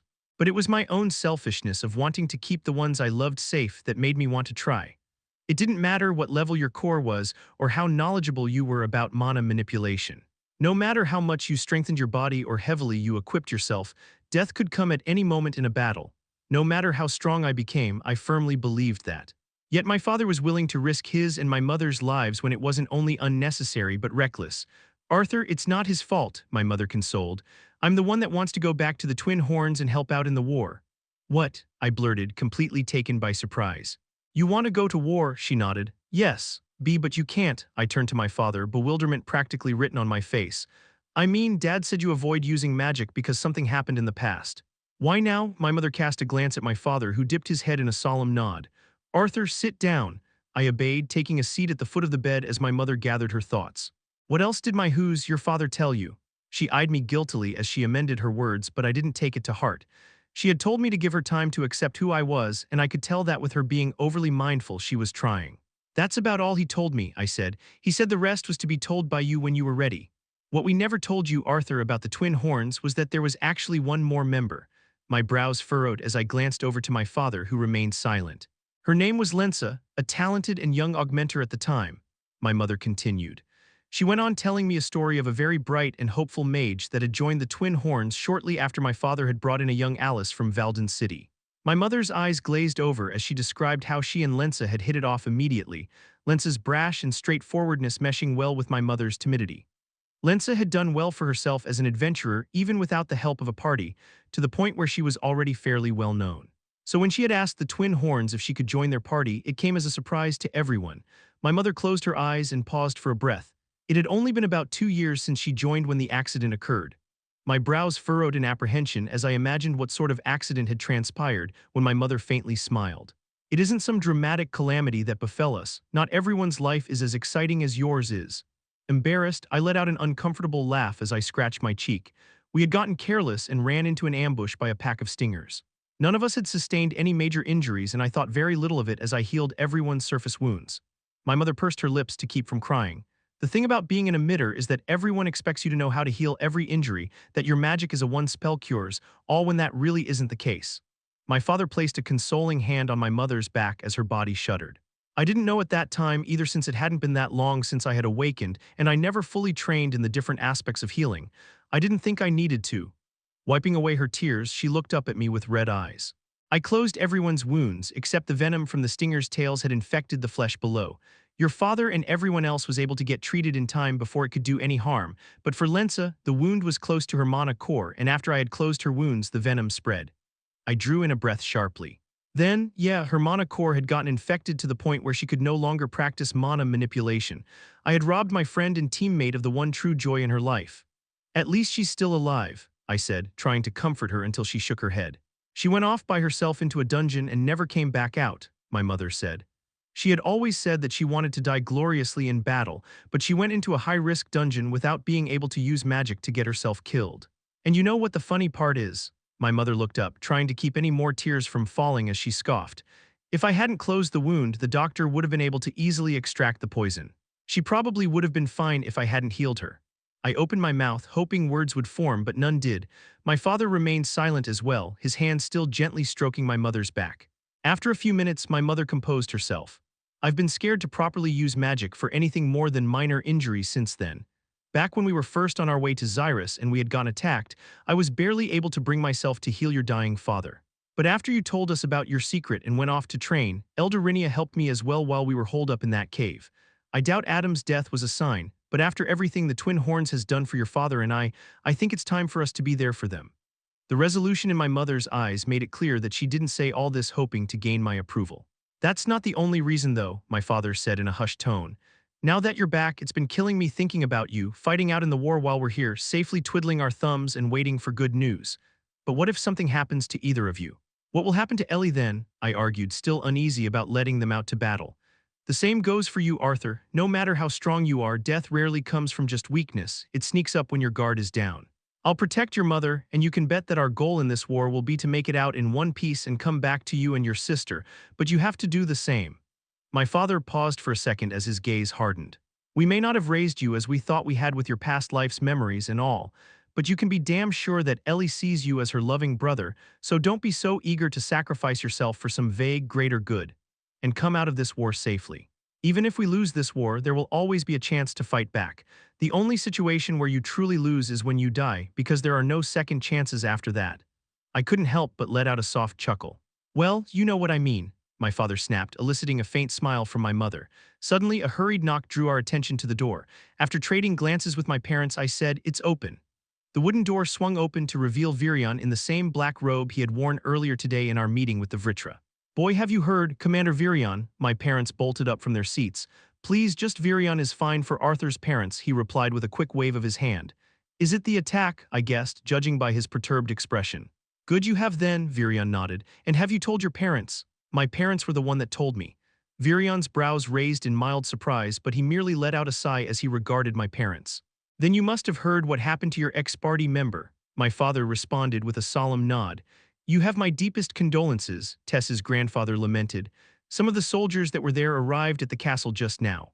I came to get Arthur, but I'm positive that at least the leader of the Twin Horns is here.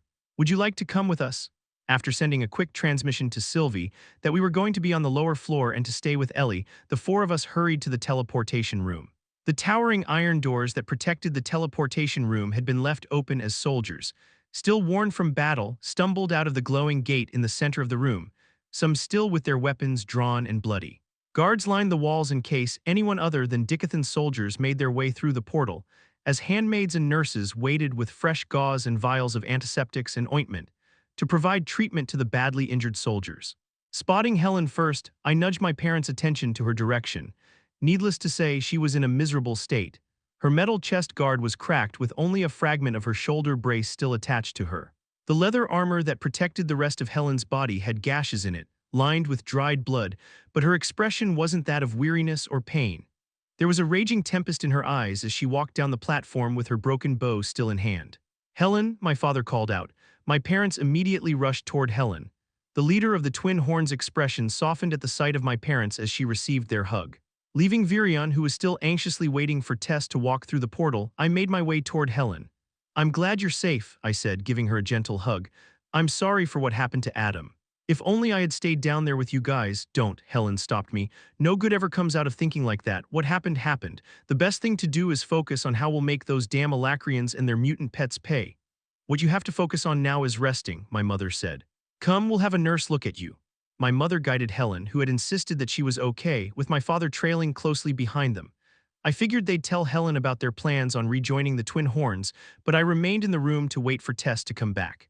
The soldiers that escaped had managed to reach one of the hidden teleportation gates within the beast glades, but without the time for a head count, and the fact that the horde of mana beasts might still ambush them outside of the dungeon made me worry the longer Tess didn't show up. Not more than a few minutes could have passed, but it felt like an eternity as unfamiliar faces staggered out of the teleportation gate.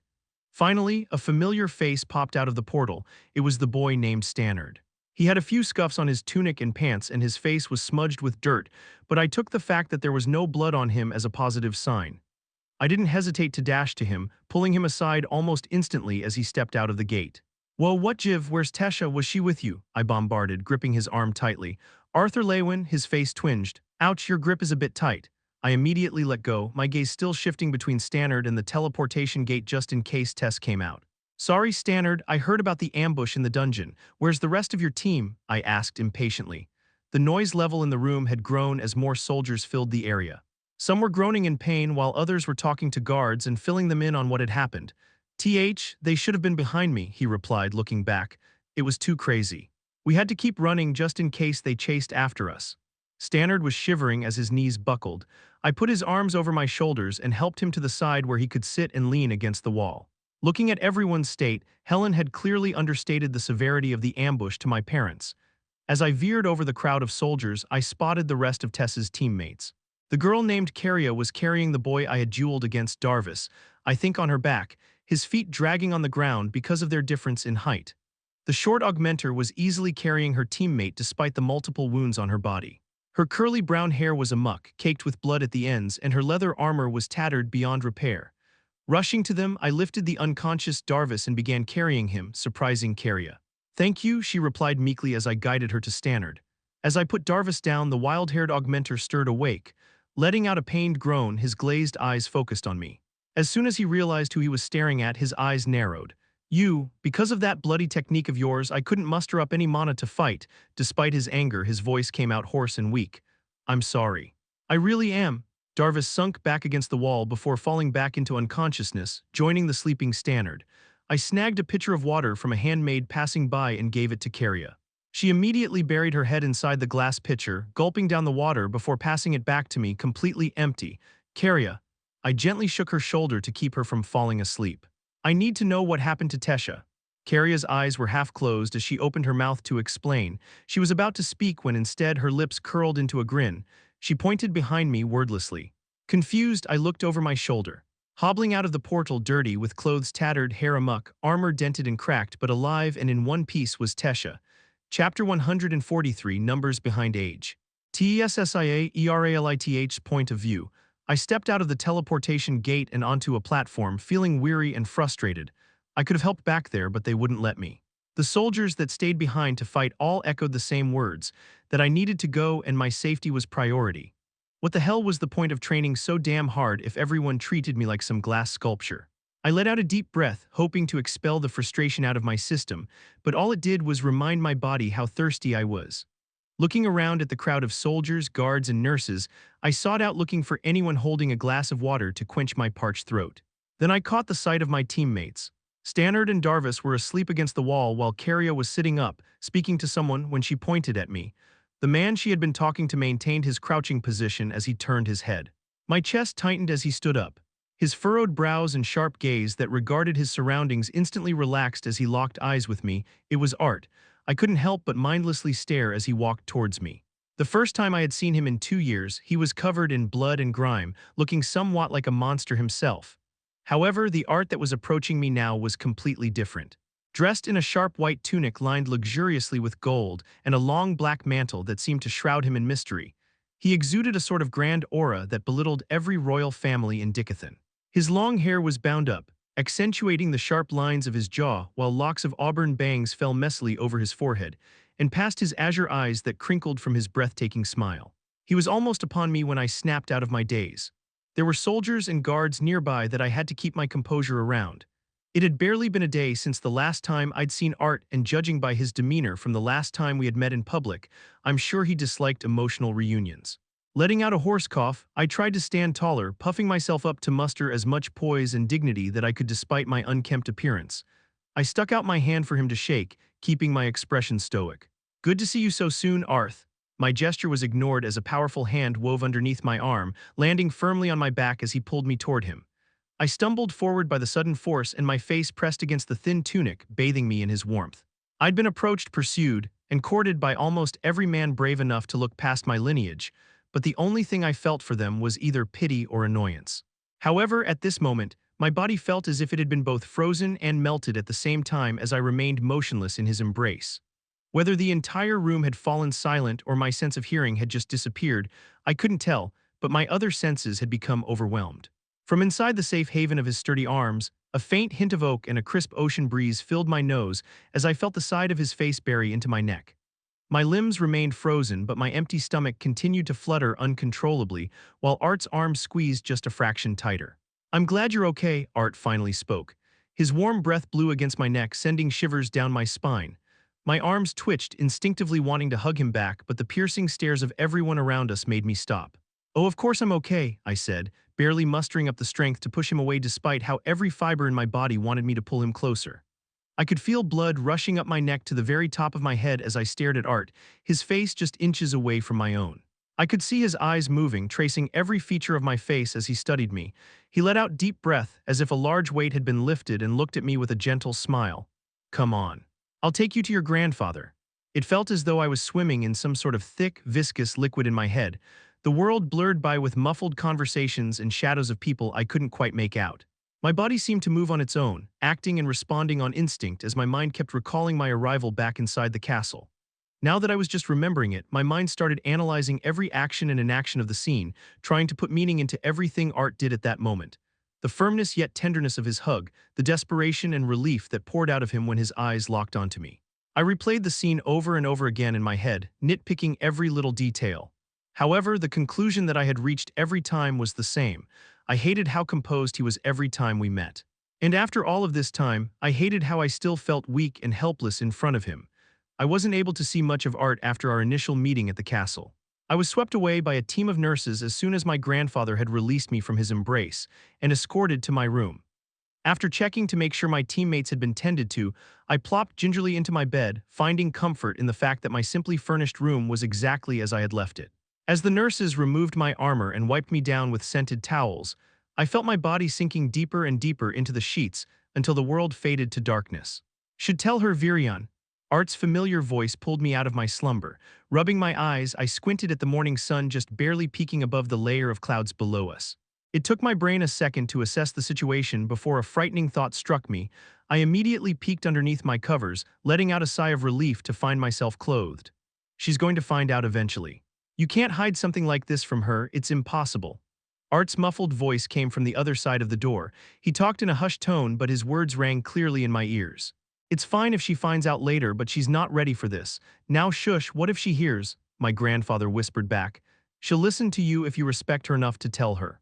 If she finds out from anyone else, what do you think she's going to do?" Art argued back, his voice growing sharper. "Damn you, boy, what if she decides to go, then what? We'll figure it out after hearing her response. Virion, you and I both know what your granddaughter is capable of once she puts her mind to something." "I know," my grandfather snapped back.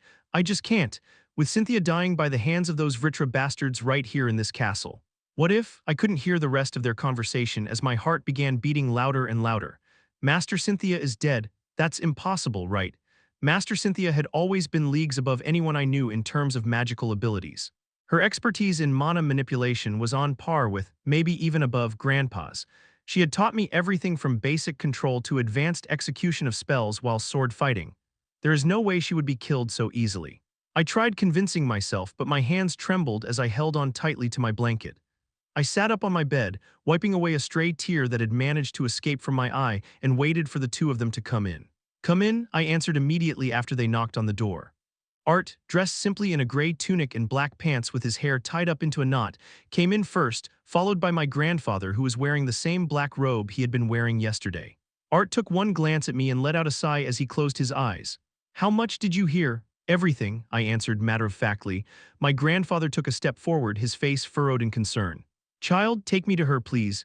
I cut him off, stepping out of bed to find something to wear over my nightdress. I stayed silent as we descended down the flights of stone stairs, the only sound coming from our echoing footsteps as my grandfather led the way and Art trailed closely behind me. My grandfather kept taking glances back, but didn't say anything until we reached the bottommost floor where the dungeons and cells were. "Why is Master Cynthia holed up in such a filthy and degrading place reserved for murderers and traitors?" I demanded. "We don't have a burial ground in this castle, Tesha. We're keeping her here until circumstances permit us to safely give her a burial," my grandfather answered patiently. "And the dungeon has been empty since the start of this war, after we moved all of the prisoners to more remote dungeons on the ground." The dungeon floor differed vastly from the rest of the castle. Fungus grew between the stone blocks and mold lined the wooden hinges that the illuminating artifact rested on.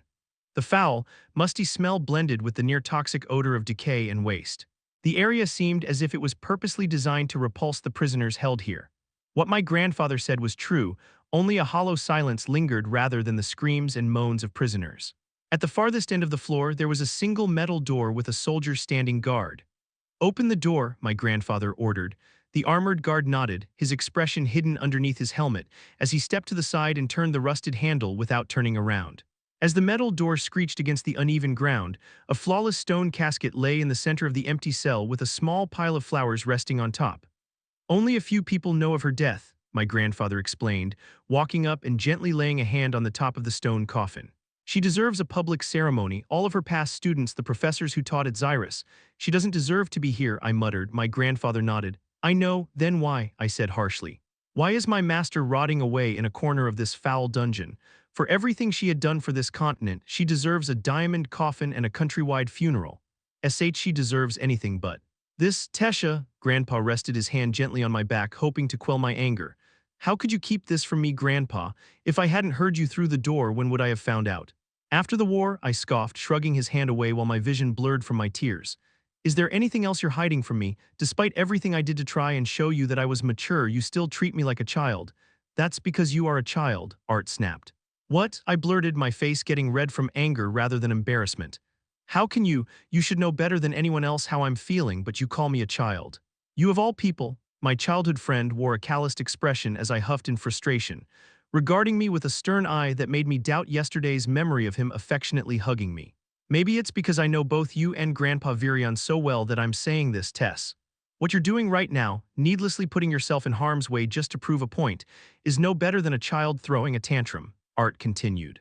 "Arthur," my grandfather cut in. "Enough. How dare you," I seethed, tears rolling down my cheeks. "If you took a minute to think this whole situation through, you'd realize why your grandfather had to keep this all a secret. What do you think would happen if you were to announce that someone was killed by our enemy in the supposed safest location in the continent?" Art said, his gaze unrelenting. "Well, I'm sorry that not everyone is as smart as you," I retorted. Art's gaze softened. "You're only 17, Tess, and you're only 16, yet Grandpa, Master Aldir, and even Master Cynthia never looked at you as a kid even though you're younger than me," I argued. "If they see me as an adult, that's something they've come to realize on their own, not by me deliberately trying to prove it," he answered. "How is that even fair?" I choked back a sob. "You get to do what you want because you're good enough, but no matter how hard I try and what I do, I'll always be some damsel in need of protection." "That's not it, Tesha. Your grandfather and I—" "What? You guys want me cooped up and isolated from anything potentially dangerous or potentially distressing so badly that you can't even tell me that my own master was killed?"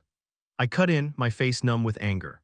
"Or is it because if we told you, the first thing you'd have in mind is facing the Vritra that killed Cynthia, trying to get revenge and getting yourself killed?" Arthur exploded. This was the first time I had heard him raise his voice to this extent, stunning not just me and Grandpa but the guards standing outside. You don't know that," I denied. "Don't I?" Arthur pressed. "Because I think I know for a fact that you acting this way isn't because Virion didn't tell you about Director Goodsky dying. You're not mad at him, you're mad at yourself for leaving your master to go prove to everyone how strong and helpful you'd be to the war. This isn't about—" I couldn't finish my sentence as I broke down, sobbing uncontrollably on my knees. "Arthur, I think you've said enough," my grandpa growled. "Guard, escort him out." I didn't look up to see Art leave. I didn't know what kind of expression he had on his face or if he was sorry. It was too much. "Tesha, let's take some time together to pay our respects to Cynthia. I'm sure that, more than having millions of people at a ceremony, she'd rather have the few she truly cherished mourning for her." Grandpa kneeled beside me, gently stroking my trembling back. "After this, I'll tell you everything." Mustering up a shaky nod, I let out a hoarse whisper. "Thank you." The both of us turned to face the smooth stone casket that my master resided in, waves of emotions continuing to toss and turn inside me. Chapter 144, Invaluable Allies. "I understand your problem, Gray, but I'm not sure if I'm the best person to help you with this," the headmaster said with a sigh. "No matter how lacking your Kai pool may be compared to most kids your age, you're still a child with plenty of time for that to change. However, and I say this as a general life lesson, if you find yourself lacking in resources, use what you have when you need it the most." I pondered over her cryptic solution to my Kai problem. "Thank you, Headmaster Wilbeck," I grinned before heading out the door. "Oh, and Gray," the headmaster called from behind her desk. I halted, peeking my head out of the doorway. "Yes, how is Cecilia getting along with you and Nico?" "Well," I paused. "Besides her little accidents, I'd say we're slowly getting through to her. She hasn't said a word to you too, has she?" Headmaster Wilbeck sighed. "Nope," I affirmed confidently, "not a single one." "Very well. I really do hope the two of you keep trying to break her out of her shell though. If anyone can do it, it's you two." I came back into her office. "Headmaster, Why are you pushing so hard for us to be friends with Cecilia? I asked. The headmaster's lips curled into a gentle smile as she stood up from her chair. That, my child, is a story that I'm hoping she'll tell you herself. Well, I mean, she looks normal enough, but everyone's scared of her because of those accidents that happen every once in a while. I scratched my head. I mean, Nico and I aren't scared or anything, but there are a few kids that have been sent to the infirmary because of her, so I just thought it'd be better to know more to help her. Walking around her table, Headmaster Wilbeck tousled my hair. Your job isn't to help her, it's to be her friend. Let me take care of helping her. Yes, mother, I saluted. The headmaster's gentle downturned eyes widened in surprise at my words. It's Headmaster Olivia or Headmaster Wilbeck to you, Gray. Her voice was firm, but her eyes betrayed her words. I didn't want to leave. I wanted to stay in her office and help her with the pile of papers that never seemed to diminish, but I knew she would never let me help. Like a broken record, she always said that it was her job, not mine. Dragging my feet out of the small office, I trudged down the hall toward my room. I often imagined my life as Headmaster Wilbeck's son. Her stern yet loving voice scolding me every time I got into trouble. I'd do what I could to help her around the house, do the dishes, take out the trash, and mow the lawn. And when she came home, I'd massage her shoulders that she always seemed to be rubbing painfully from stress. Nico said it was weird for me to do so much for my mother, saying that it was usually a daughter's job to spoil the mother, but I didn't agree. If I had someone like Headmaster Wilbeck as a mother, I'd make sure to pamper her. I'd help dye the white streaks of her brown hair, and once I was old enough, I'd make a lot of money and buy fancy clothes and even a car and house for her. Maybe that was the difference between someone that had known their parents like Nico and someone like me, who didn't have a single memory of what his parents looked like. Nico hated his parents, and any mention of his last name, Sever, would set him off like a fuse. As for someone like me who didn't have a surname, there was an odd comfort imagining being Gray Wilbeck, son of Olivia Wilbeck. The sharp creak of the floorboard underneath my feet snapped me out of my fantasy, and I sighed a breath of defeat. I kneeled down above the old misaligned floorboard and snapped it back in its place. Testing the floor with my feet, I let out a satisfied nod at the plank silence. Looking up, a group of kids were running through the hall, chasing one another. Gray, I'm going to tag you. A little girl named Theta giggled as she skirted toward me with her arms stretched out. Oh yeah, I stuck out my tongue. I bet you're not. Theta accepted the challenge as she picked up her pace. As soon as she was within range, she swiped at my waist, hoping to grab my shirt, but I easily twirled out of reach. I let out a victorious laugh. You're going to have to try harder then. I swayed to my right, just in time to avoid Odo's hand. The rest of the kids that Theta had been playing with joined in, deciding that they were all it in this impromptu game of tag. As the boys and girls flocked me with arms stretched wide to cover more ground, I easily dipped and weaved around them. They flailed their appendages desperately as they tried to utilize every part of their bodies in hopes to tag me, but it was useless. Theta and her friends got smart and circled around me, slowly closing in on me as they giggled excitedly. Once they got close enough, the kids got impatient and all sprung at me. Just as their hands were about to touch me, I jumped up and grabbed onto the broken chain that used to support an old chandelier before it had to be sold. Using the momentum of my leap, I swung from the chain, gripping tightly so I wouldn't slip. Theta, Odo, and their friends bumbled amongst themselves from missing their target. Swinging from the old chain, I landed a few feet away and planted my hands on my hips, laughing victoriously. You guys are 5 years too young to best the mighty Gray. Not fair, Odo groaned, rubbing his head. Yeah, you're too fast, Theta agreed, prying herself out of the tangle of kids. Shush. Only weaklings complain when facing defeat, I said, deepening my voice. Now off I go, my heroic powers are needed elsewhere. I dashed away as the kids laughed amongst themselves. The mighty Gray has arrived, I announced, opening the door to my room. Yeah, close the door on your way in, Nico replied, not even turning to look at me as he fumbled with something on his cluttered bed. The kids are more fun than you, I clicked my tongue. What are you doing anyway? Nico held up his right hand, covered in a fuzzy black glove with a proud grin on his face. You're into knitting now? I asked with a smirk, reaching for the glove. Nico stretched out his gloved hand, gripping my forearm. All of a sudden, a wave of pain radiated like an intense muscle cramp from Nico's grasp. My friend and roommate immediately let go with a smug look pasted on his face. Never underestimate the power of knitting. What the hell? My gaze switched back between his glove and my sore arm. Pretty neat, right? Nico stared contently at his gloved hand. After the whole run-in with those thugs, I was researching a way to defend myself in case something like that ever happened again. And after compiling my notes off a rather interesting book I found on conducting material, I was able to design this glove. How does it work? Why did my arm suddenly cramp up when you grabbed me? I asked, my fingers itching to grab a hold of Nico's newest creation. It's pretty cool actually, Nico said, slapping my hand away. There are these microfibers on the palm of the gloves that can conduct Kai to a certain degree. The microfibers elongate in reaction to my Kai and reach into the muscles when I grab someone. There's a small conducting stone on the inside of the glove that harnesses the Kai that I emit, and it shoots out through the microfibers and into my enemy's muscle, which in this case was your arm. That's pretty neat, but why don't you just learn how to fight like me? First of all, you never learned to fight. And I need to have toys like these because unlike someone, his eyes darted to me, I don't have the reflexes of some primitive carnivore. If I had to say, my reflexes range somewhere between a sloth and a turtle.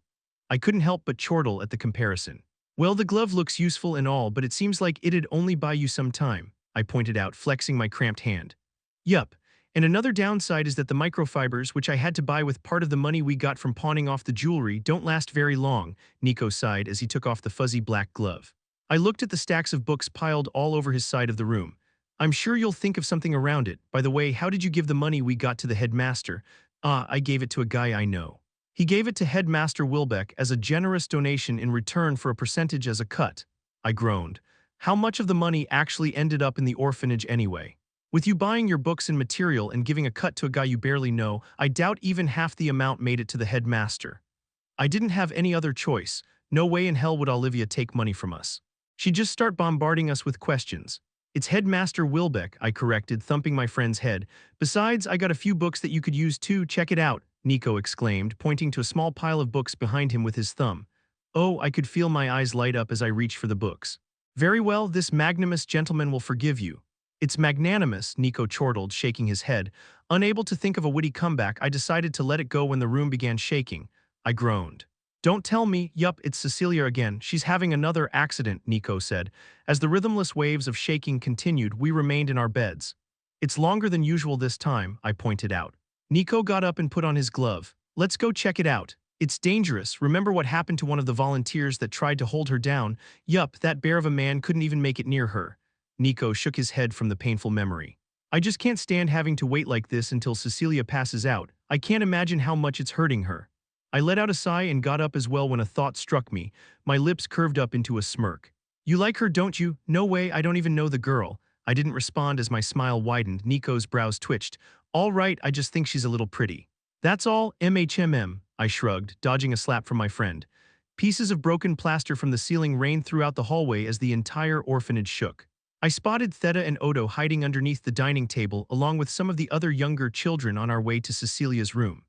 Veering left at the end of the hallway, Nico and I stopped in front of an iron door that stood isolated, away from all of the other rooms in the giant house. Headmaster Wilbeck was already there with a few of the adult volunteers that helped clean and maintain the orphanage. The shaking had intensified, and one of the volunteers named Randall, a kind and burly man in his prime that helped out with the garden, prepared to go inside as another worker was about to open the door. There was no way that Randall would be able to make it to Cecilia with the intensity of this outbreak. Snatching the glove off of Nico's hand, I bolted for the door. "Wah, Gray," Nico called out. Before anyone had a chance to react, I zipped past Randall and into the room as soon as the door opened. Once inside, my body sidestepped on instinct, barely dodging a force that sent Randall crashing against the corridor wall. I had heard about Cecilia's peculiarity, but going against it head-on made the stories sound like a bedtime story. Bracing myself, I ran toward the center of the large room where Cecilia laid, convulsing while a look of panic struck her face as she spotted me. This mysterious girl that Headmaster Wilbeck had brought was an irregularity amongst Kai users. While even the most capable practitioner would, at best, be able to produce a small gust of energy with his Kai, Cecilia was able to send torrents of Kai around her. That's how vast her Kai pool was. However, she wasn't able to control it, and from what the headmaster told me, the outbursts of Kai happened at the slightest provocation of her emotions. While many Kai users would see this power as a gift, for a teenage girl like her, I could only see it as a curse. Going solely on instinct, I was able to clumsily dodge the blasts of Kai that shot at me. One hit and I would be unconscious at the very least. Cold sweat rolled down my face as I played tag with a near-invisible force that had the power to break my bones like a twig. I felt a slight breeze, making me instantly roll to my left. A loud thud resounded on the wall behind me as I narrowly dodged another burst of Kai. I stretched out my gloved hand, hoping I would be able to reach her, when my instincts kicked in once more and I jumped clumsily to the right. Another thud echoed behind me as Cecilia's stray surge of Kai hit the wall. "Why you can't," Cecilia said through gritted teeth. "You'll get hurt." Her bed, which she was laying on, had been demolished as pillow stuffing and mattress foam lay scattered around the floor. I began crawling toward her, immediately rolling when I felt another burst of Kai coming. This time, though, the edge of the blast managed to skim my right arm. I let out a restrained yell as I forced myself to crawl faster, ignoring my throbbing arm. Desperately reaching out with my left hand, I willed what little Kai I could muster into the glove that Nico had made and prayed that my idea would work. I was able to place my palm just above Cecilia's stomach, where her Kai center was. Exerting all of my Kai, I felt Nico's glove throb. Cecilia let out a pained gasp, her almond-shaped eyes growing wide just before closing as she fell unconscious. Locks of Cecilia's blonde hair fell over her face as her flushed cheeks began draining to her original creamy color. I tried to stand up, but my body refused to listen from overexertion of Kai. How pitiful, I thought before joining Cecilia in her slumber.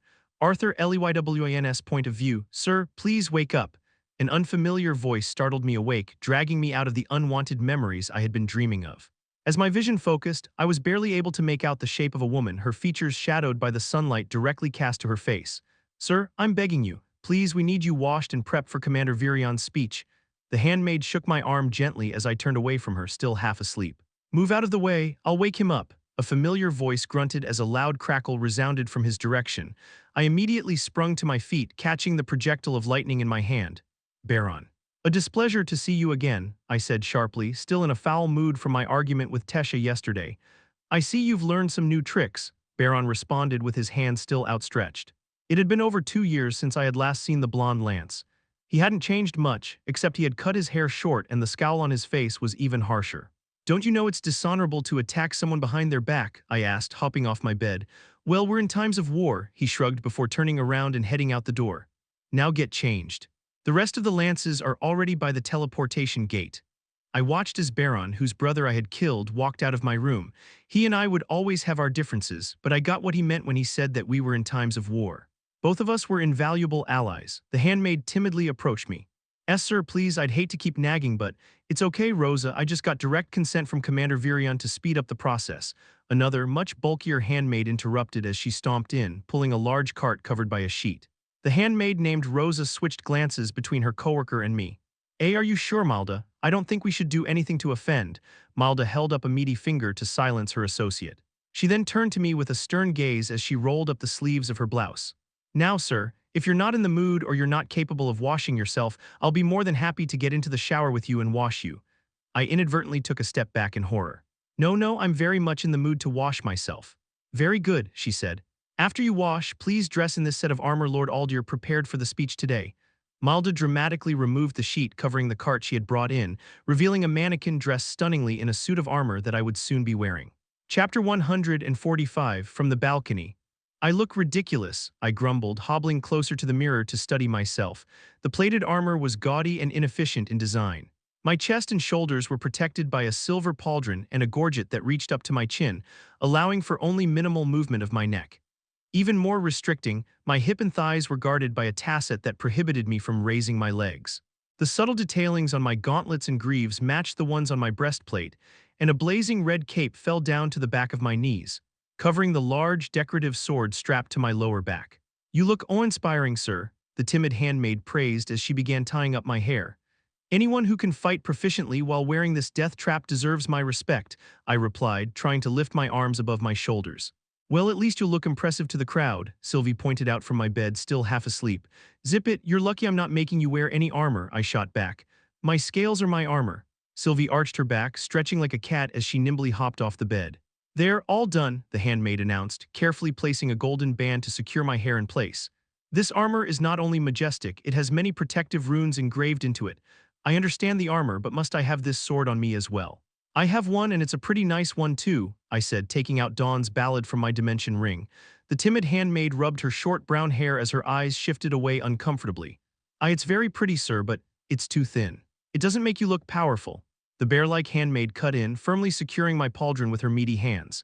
Perfect, you're all good to go. I gazed down at my teal-bladed sword, forged masterfully by an eccentric Usura, and slid it back into its sheath before taking a deep breath and putting it back into my dimension ring.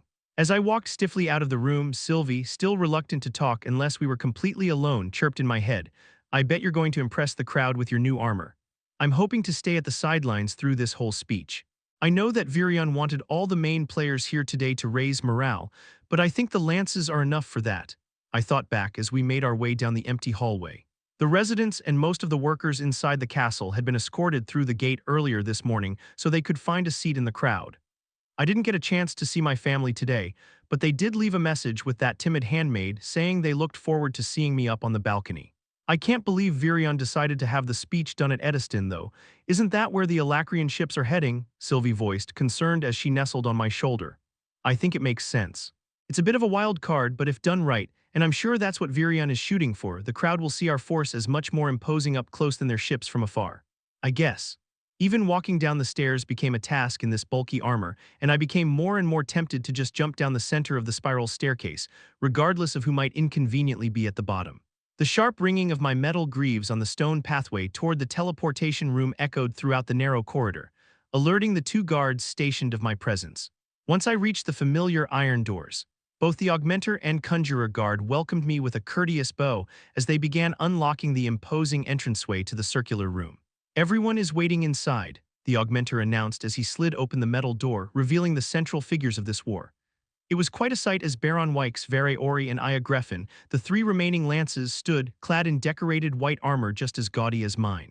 I noticed that Virion, who was closest to the teleportation gate, had shed his black mourning robe. Replacing it was a lavish olive tunic that draped down past his knees over a pair of silken white trousers. The tunic wasn't without noble adornment.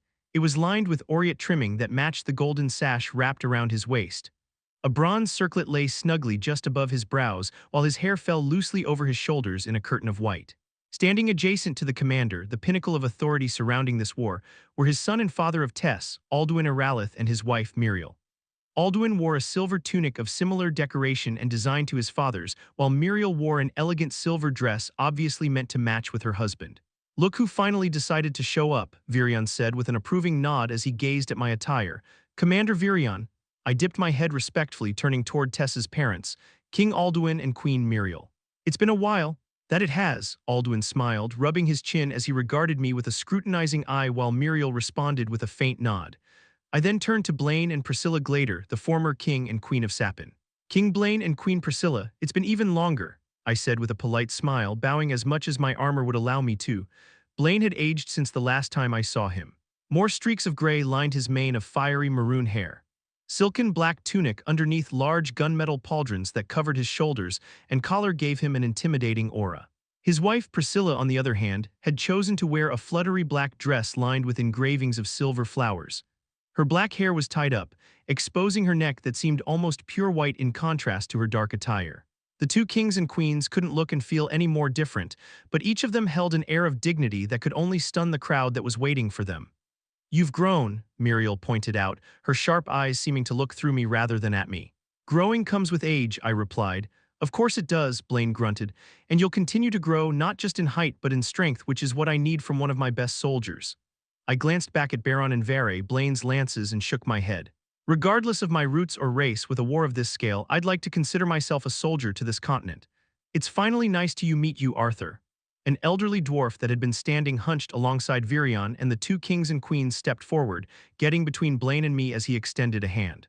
While he only came up to my sternum, he stood ramrod straight with his shoulders squared, making him seem taller than he actually was. He had a scar that ran down the left side of his face, running through his closed left eye all the way down to his jaw. However, the eye that was open exuded a gentle quality, undermining his rugged appearance. I accepted his large hand, noticing the sandpaper-like texture of his palms. "I apologize for my ignorance, but I don't think I've had the pleasure of meeting you." "My name is Radias, and no, you haven't," he chuckled, "but I've heard quite a bit about you from the letters that Elijah sent back." My eyes widened in realization.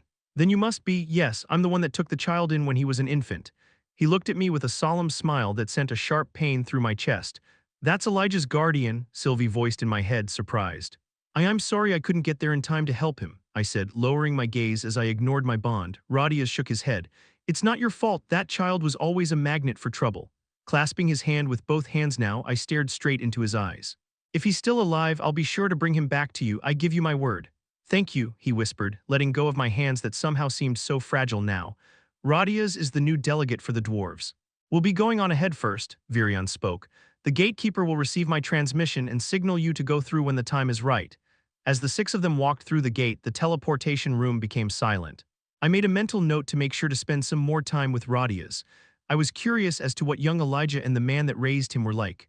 Suddenly, I felt a light tap on my shoulder, or rather, I heard a light tap on my shoulder plate. Turning around, I came face to face with the lance named xperrif. We've seen each other before, but I've never given you the pleasure of introducing myself. She smiled coyly, tucking her wavy black hair behind her ear as she dangled a hand for me to accept. My name is xperrif. There was something off about her voice, an enticing timbre of faint sweetness spoken in a volume where you wanted to lean closer to her to hear what she had to say. From the allure in her voice to way she carried herself that made her seem irresistible. Every motion she made with her hands and fingers made my eyes focus on them, but it didn't feel natural. I felt the magic in her voice. Well then, I smiled, taking a step back. It's a pleasure being formally introduced, xperrif. I knew she was waiting for a kiss on the back of her hand, but I grabbed her hand and shook it instead. I hope we can get along, she said, her smile unwavering as she snapped her hand back. Watching her turn around and stride back to her original spot, hips swaying, I couldn't help but grow uneasy. Apart from her pretentious seductiveness, just by being near her, I knew the remaining elf lance was no joke. I had seen for myself that Vere was stronger than Baron, but I'd yet to see Aya fight. From what I'd been told, and by her lance code, Phantasm, she was supposedly one of the deadliest of the lances. Being up close to her and having her stare at me, it was easy to see those claims weren't baseless. I see your training has gone well. You've just stepped out of the initiate silver stage and into mid-silver, Vere, who had been silently studying me, finally spoke. In contrast to Aya, Vere held herself in a very reserved and dignified manner. I had noticed that she had cut her long white hair short, just past her neck. Vere's bangs were pinned to the side, revealing a small scar just above her right brow that anyone could have missed if they weren't looking closely. Her dark brown eyes were sharp and pointed while her brows seemed to be perpetually furrowed as she continued peering at me. Sylvie hunched over, baring her small fangs at the lance. It's okay, Sylv. She's an ally, remember? I've yet a long way to go if I want to get into white stage, I said to Vere, prying my eyes away from her intense gaze. Not as long as you might think, the white-haired lance responded. What is that, gatekeeper? How much longer are we to wait? Baron interrupted as he impatiently tapped his armor-clad foot on the ground. General Baron, the elderly gatekeeper flinched. Commander Virion has not. I just received word from him now. Please enter. Baron made his way toward the teleportation gate first, eager to be out of this confining room. Well, that was uncomfortable, Sylvie thought. Tell me about it. I motioned for Aya and Vere to go ahead of me. The curvy elf threw me a wink as she swayed past me while Vere's expression remained stone as she looked at me and Sylvie. As I stepped through the teleportation gate, the scene around me blurred. Upon arrival, I couldn't help but cringe at the sudden difference in noise level. Cheers erupted from below as the castle or structure we were evidently in trembled. Sylvie and I had arrived in a large rectangular room that led out to the large balcony Virion, and the rest of the kings and queens stood, waving down at the crowd. It wasn't just them. Next to their parents were Tess, Curtis, and Catherine, all waving at the immense crowd that I could see even from back here. Please, generals, get ready to go on Commander Virion's signal, a thin handmaid instructed as she fixed Aya's hair which had gotten blown back by the frigid ocean wind. Generals, I asked to the handmaid, confused. Arthur, Lady Sylvie, I see that you both are finally here, a familiar voice called out from behind. Looking back over my shoulder, I spotted Aldir seated in front of a tea set, a cup in his hand while his third eye stared at me. I see that you're staying in the shadows, I greeted the Usra as Sylvie dipped her small head in a nod. That is my job, he said, holding up his cup in a solitary toast. Well, can you tell me what my job right now is? Because I'm not a lance, which means I'm not a general. Patience, you just have to wait 5 seconds, he said, pouring himself another cup from the pot. The cheers had died down by now as Virion began speaking. Many of you have traveled far to be here, and that fills me with pride. As you all may have noticed, standing beside me are your leaders, the very people that have protected this continent as well as the ones that will protect this continent in the future.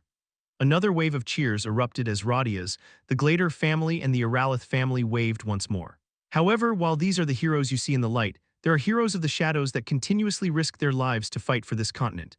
I'd like you all to help me welcome the lances of Dicathen. Vere, Aya, and Baron marched out to the edge of the balcony with their heads held high and shoulders square, while Virion and the royal families all turned to greet them. An even louder ovation exploded as the 3 lances came into view. The chaotic array of shouts and cheers soon became a collective chant that grew louder and louder. Lances, lances, lances. After minutes of continuous chanting, Virion raised a hand, silencing the hundreds of thousands, if not millions of humans, elves, and dwarves alike. Everyone. We are in a time of war, Virion spoke sternly after a moment of silence. I know that half of the lances are absent, and that is not by mistake. Some are in the middle of a mission and were not able to come. I exchanged glances with Aldir at Virion's lie, but I made no remark.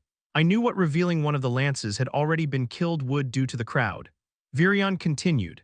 The lances have constantly shed blood and tears to keep Dicathen safe, but it is in these uncertain times that we can no longer just rely on the strong. We must fight together in order to keep our homes safe. At the inauguration of the lances almost 4 years ago, we made a promise saying the title of a lance would not be predetermined by birth or status, but earned through hard work, talent, and strength. Today is the marking of a new era, and with that new era comes new heroes. One such hero has been discovered and is here with us today.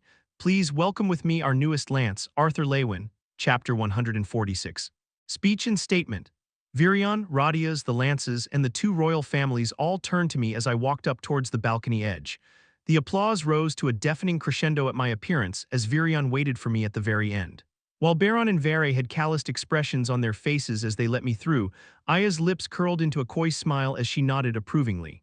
Tessa's expression was still brusque from yesterday's argument, while Cathleen's eyes creased in a rare smile. Her brother, Curtis, waved while his parents and the rest of the central figures on the balcony joined the crowd's applause. As I stepped foot out into the balcony, the morning sun shone brightly overhead, covering the world below in a blanket of light. As my eyes adjusted, I couldn't help but marvel at the sight. The millions of people, humans, elves, and dwarves alike, gathered together as if touching the horizon, clustered tightly, hoping to just be inches closer to their continent's leaders. An air of excitement, respect, and jubilance could be felt all the way up here. What? Virion smirked. Never had a crowd of over 1 million people cheer for you. I shook my head with a helpless smile on my face, thinking to myself how many times I had in my past life. Was this your idea? Why are you angry? Virion turned to the crowd, nudging me forward so the people below could get a better view of me. If it was anyone other than you, yes. Good, now keep smiling and wave at them. They can see you on a wide-scale projection behind us. Taking a quick glance at the enormous projection behind me, I couldn't help but think of Emily Watskin when she had disclosed to me in class that she was the one that designed this apparition. Looking back ahead, I raised an arm and waved to the mass, Sylvie following suit atop my shoulder. The thundering cheers slowly softened to a buzz of excitement as everyone except Virion and I stepped back toward the back of the balcony. Now, you wouldn't happen to have a speech ready for the upcoming war, right? You're kidding me, right? I struggled to maintain a calm smile. I want you to be the one presenting the announcement, Virion said, his voice unwavering as he handed me the voice-amplifying artifact he had clipped onto his collar. Virion, I can't. My voice faltered as the people below waited excitedly for someone to speak. I haven't even prepared myself to accept this position as a lance, let alone give a speech as one. I didn't want you to prepare. These are your people, Arthur. You grew up amongst them, and they'll listen to you with much more sincerity and empathy than if some spoon-fed noble spoke. That's only if I deliver a well-thought-out speech, I argued as I turned to shake Virion's hand as an excuse to prolong the inevitable.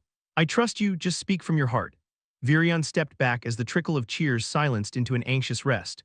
While even the closest people in the mass were no larger than the nail of my thumb from where I was standing, I was still able to find my parents amongst them with my sister riding atop Boo's large shoulder. The apprehension that came with unpreparedness dwindled as I locked eyes with my mother. Even with augmented vision, I was barely able to make out the gentle smile on her face, but that was enough. I knew what to say. Letting out a deep breath, I stood at the edge of the castle balcony and turned on the voice-amplifying artifact. A loud buzz resounded, telling me that the artifact was now on. I took another step forward, so I was leaning forward on the balcony rail, waiting patiently for the last of the cheers to subside. Despite my age, I've read countless books on this continent's history and economy. Yet in none of those books does it explain what makes their citizens love their country. Some historians have speculated that it's because they were born there that they have a natural inclination toward their homeland. One author by the name of Jespik Lemter argued that there is an intricate trickle-down effect that starts from the leaders being able to provide for their people, down to parents being able to feed their children. He stated that as long as that flow of security and livelihood is kept, natural loyalty to their providing country is kept. I tell you this because I disagree with both claims. I believe that loyalty isn't a calculated maneuver by the citizens, and neither is it so singular that lives can be risked based on the area someone was born in. I think it's rather presumptuous to even try to find a single, all-encompassing formula for loyalty. But one thing is certain, loyalty is always easier when times are easy. It's easy to cheer for your king when your children are well-fed and your land is prosperous. It's easy to rally behind an army when you know it's going to win. But this isn't like those times. Through this war, your loyalty to this country, to this entire continent, will be tested because there will be times when you'll be faced with a choice between dying with your people or hoping to live with your enemies. The air amongst the crowd darkened as my voice fell into a whisper, but I continued. The fact that I'm up here right now speaks for the choice that I'm going to make when that time comes for me, but it isn't because of my title as a lance. My loyalty wasn't bought, nor was it freely given. My loyalty to this continent and to everyone in it was nurtured from my childhood in the countryside, then as an adventurer, then a student, then a teacher, and now it'll be proven as a lance. Sure, this continent and its leaders have their flaws, but what no one can say is that they haven't tried. The joining of the three kingdoms to form the council would have been unheard of a few generations ago, yet the leaders of the three races put aside their pride and differences to unite and share the resources amongst one another to better this continent and those that live in it. While discrimination may still exist, this land we live in belongs to all of us, and just beyond this city is an army aboard over 100 ships approaching our shores. We've been given an option to either give up the lives of all the royal families that have served this continent in exchange for taking our land without a fight, or to presume with this war on a greater, much more devastating scale. Commander Virion was ready to give up his own life to protect this continent, to protect you, but I said it wasn't his call since this doesn't only affect his and his family's lives, but everyone's lives here. I turned around and motioned for Virion and everyone else to come forward. I would rather fight and risk dying for the life I've come to love here rather than betray my brethren in hopes of a promise that our enemies that have already separated families, may or may not keep. But I dare not speak for everyone in this continent. The only thing I can say with full confidence is that, if given the chance, every one of us up here will fight to our last breaths to protect this continent from the likes of those who dare invade us. It was utter quiet for what seemed like hours until a single voice broke the silence. Long live Dicathen! That single proclamation set off an eruption. As if the crowd of over 1 million people had choreographed their cheer, a thundering chant resounded, shaking the ground and very castle we were in. Long live Dicathen! Long live Dicathen! Long live Dicathen! I turned off the voice-amplifying artifact and let out a deep breath of relief when Sylvie hopped off my shoulder. As the cheer grew to its climax, my bond transformed from her pearly fox form into that of an almighty dragon. It was when she spread out her wings that I was shown once again how much she had grown over the years. Her wingspan surpassed the width of the balcony as gales blasted down at the crowd with each beat of her black wings. While I was startled that she would reveal herself now without giving me any notice, I played along and unsheathed the giant sword on my back and held it high in the air. Just as my bond faced the sky and let loose a thunderous roar that shook the very air around us, instilling fear and awe to the people gathered below us. Although Sylvie's meddling immediately disrupted the crowd's chanting, an even louder cheer erupted at our powerful display, I turned back around to see wide eyes at the turn of events. I thought you didn't have anything prepared, Virion said with a raised brow. I shrugged in response as Sylvie shrank back to her pup form and hopped onto my shoulder. I didn't. I did good, right? Sylvie chirped in my mind. You got the message across, show-off, I replied, tousling the fur on my bond's little head. Curtis came up to me beaming in excitement. That last bit was terrific. I mean, I heard that Sylvie was a dragon from the students that were there at school when we were attacked, but… The prince let out a wistful sigh as he shifted glances between Sylvie and me before stepping forward to wave at the captivated mass roaring our names. After several minutes of receiving the crowd's cheers, we slowly retreated back into the castle. As I walked back, I couldn't help but notice Tess stride off, heading back toward the teleportation gate we had come from without a word to any of us. I take it that Tesher is still mad at me, I asked Virion, who was walking alongside me. Mad, frustrated, annoyed, offended, I'm not sure which, but I do know that whatever she's feeling towards you isn't good, he chuckled. Now I'm sure you have some things to take care of with your family, but I need you back at the castle as soon as you're done. I'll be back at the castle as soon as I send my parents off, but I'm still not sure whether it'd be best to keep my sister in the castle or have her go with my parents, I said. There are quite a lot of children and mothers that are going to be in the castle. Some of them are even teachers at magic academies, so it might be beneficial for her to stay there, but that's only if she's okay with being separated from you and your parents, he noted. Yeah, you have a point, I'll try to convince her. Virion nodded as he dug into the inside pocket of his robe. There's one last thing that you need to think about. He pulled his hand out and opened it in front of me to reveal a black coin the size of his palm. The coin glimmered at the slightest movement, drawing my attention to the complex engravings that were etched all over it. This is one of the artifacts that were handed down to me. I had given this and the other artifact to my son when I resigned from the throne, but after Aaliyah's death, he gave this back to me, saying I should choose the next lance. I stood there silently for a moment, mesmerized by the oval coin that seemed to pulse in Virion's hand. So this is the artifact that Aaliyah had. Yes, bonding it with your blood and mine will trigger it, giving you the boost that allowed all the other lances to break into the white stage. I know you're not an elf, but I'd be honored if you'd serve as a lance under me. My hands twitched, tempted to accept his gift that would give me a better chance to fight the four scythes and their retainers. Letting out a sigh, I shook my head. I'll fight for you even without this bond, but I can't take this. I may regret it, but it doesn't feel right for me to cheat my way into the white stage. I'll get there on my own. Good choice, the familiar, hoarse voice of a certain Usura chimed in from behind me. I looked back over my shoulder to see the purple-eyed Usura walk over, his arms behind his back. Lord Aldir, Virion bowed curtly, his palm still open for the Usura to see. Aldir lifted the coin from his hand and studied it with a downward glance. While this artifact may give you a tremendous boost in strength, it greatly inhibits the potential to grow further.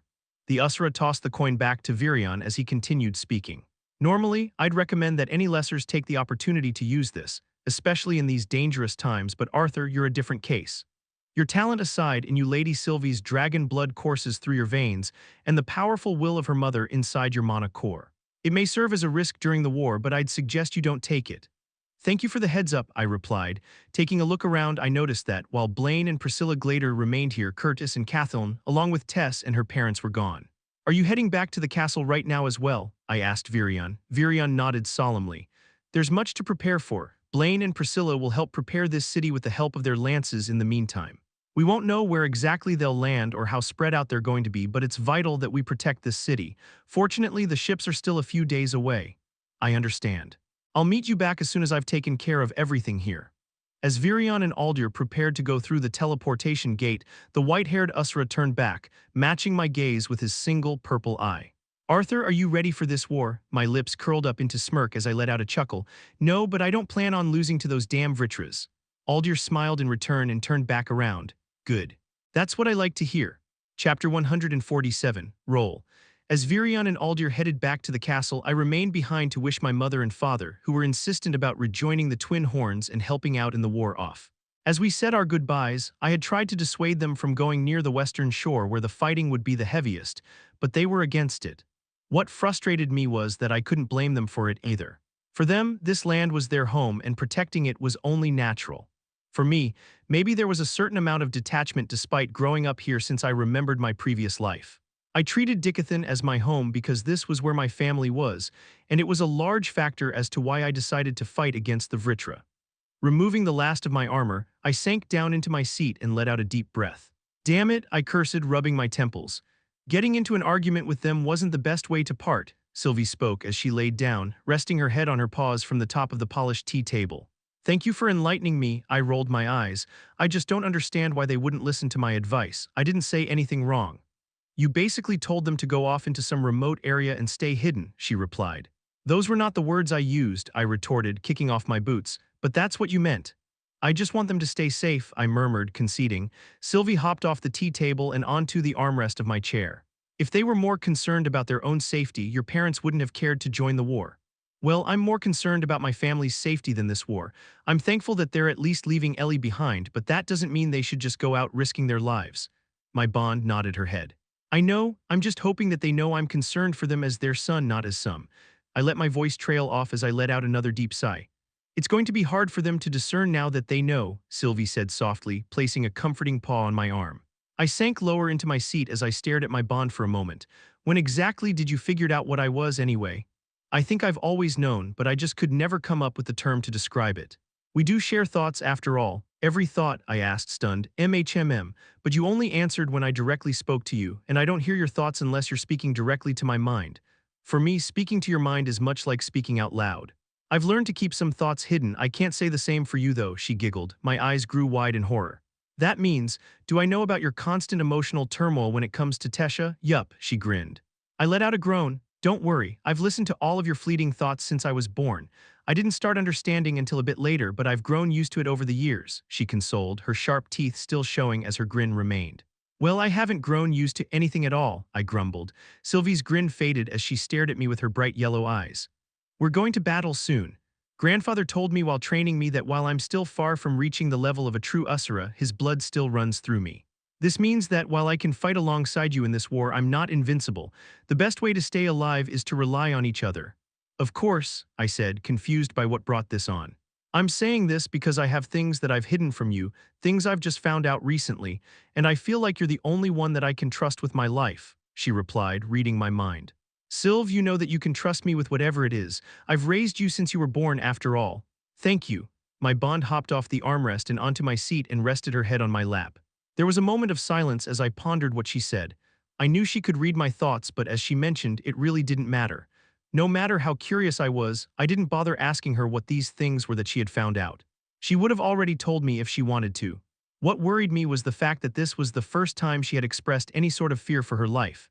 Despite our numerous encounters with dangerous situations, she had always remained strong and fearless, but now I could feel her apprehension toward this war.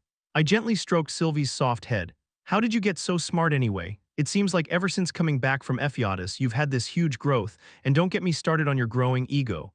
You're just bitter because you're taking life advice from a fox younger than you. And I've always been a fast learner. Why do you think I always stayed on top of your head? So you were learning by observing our surroundings? I asked.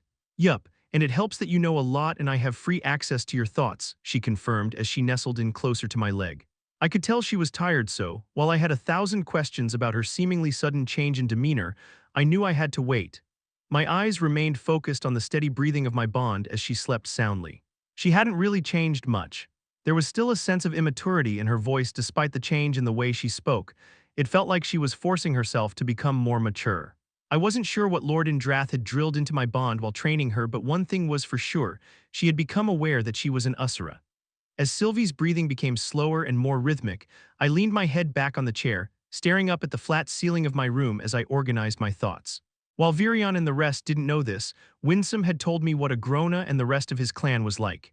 He and the rest of the Vritra had been experimenting on what the Usuras called lesser races even before they had escaped to Alacria.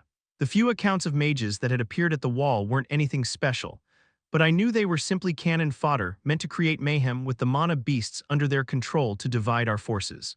If what Winsome said was true, then the horde of ships approaching our shores would include mages with Usura blood coursing through their veins, and this was centuries ago. I could only imagine how much they had progressed since then and what they would do to the people of Dicathen if the Vritra won this siege.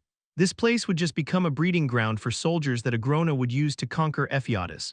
Arthur, the hoarse baritone voice snapped me out of my thoughts. Isn't there some sort of etiquette to knock when entering someone's room, or at least using the door for that matter? The tone of your response tells me things didn't go well with the business that you had to take care of, Aldir said as he calmly took on the couch across from me.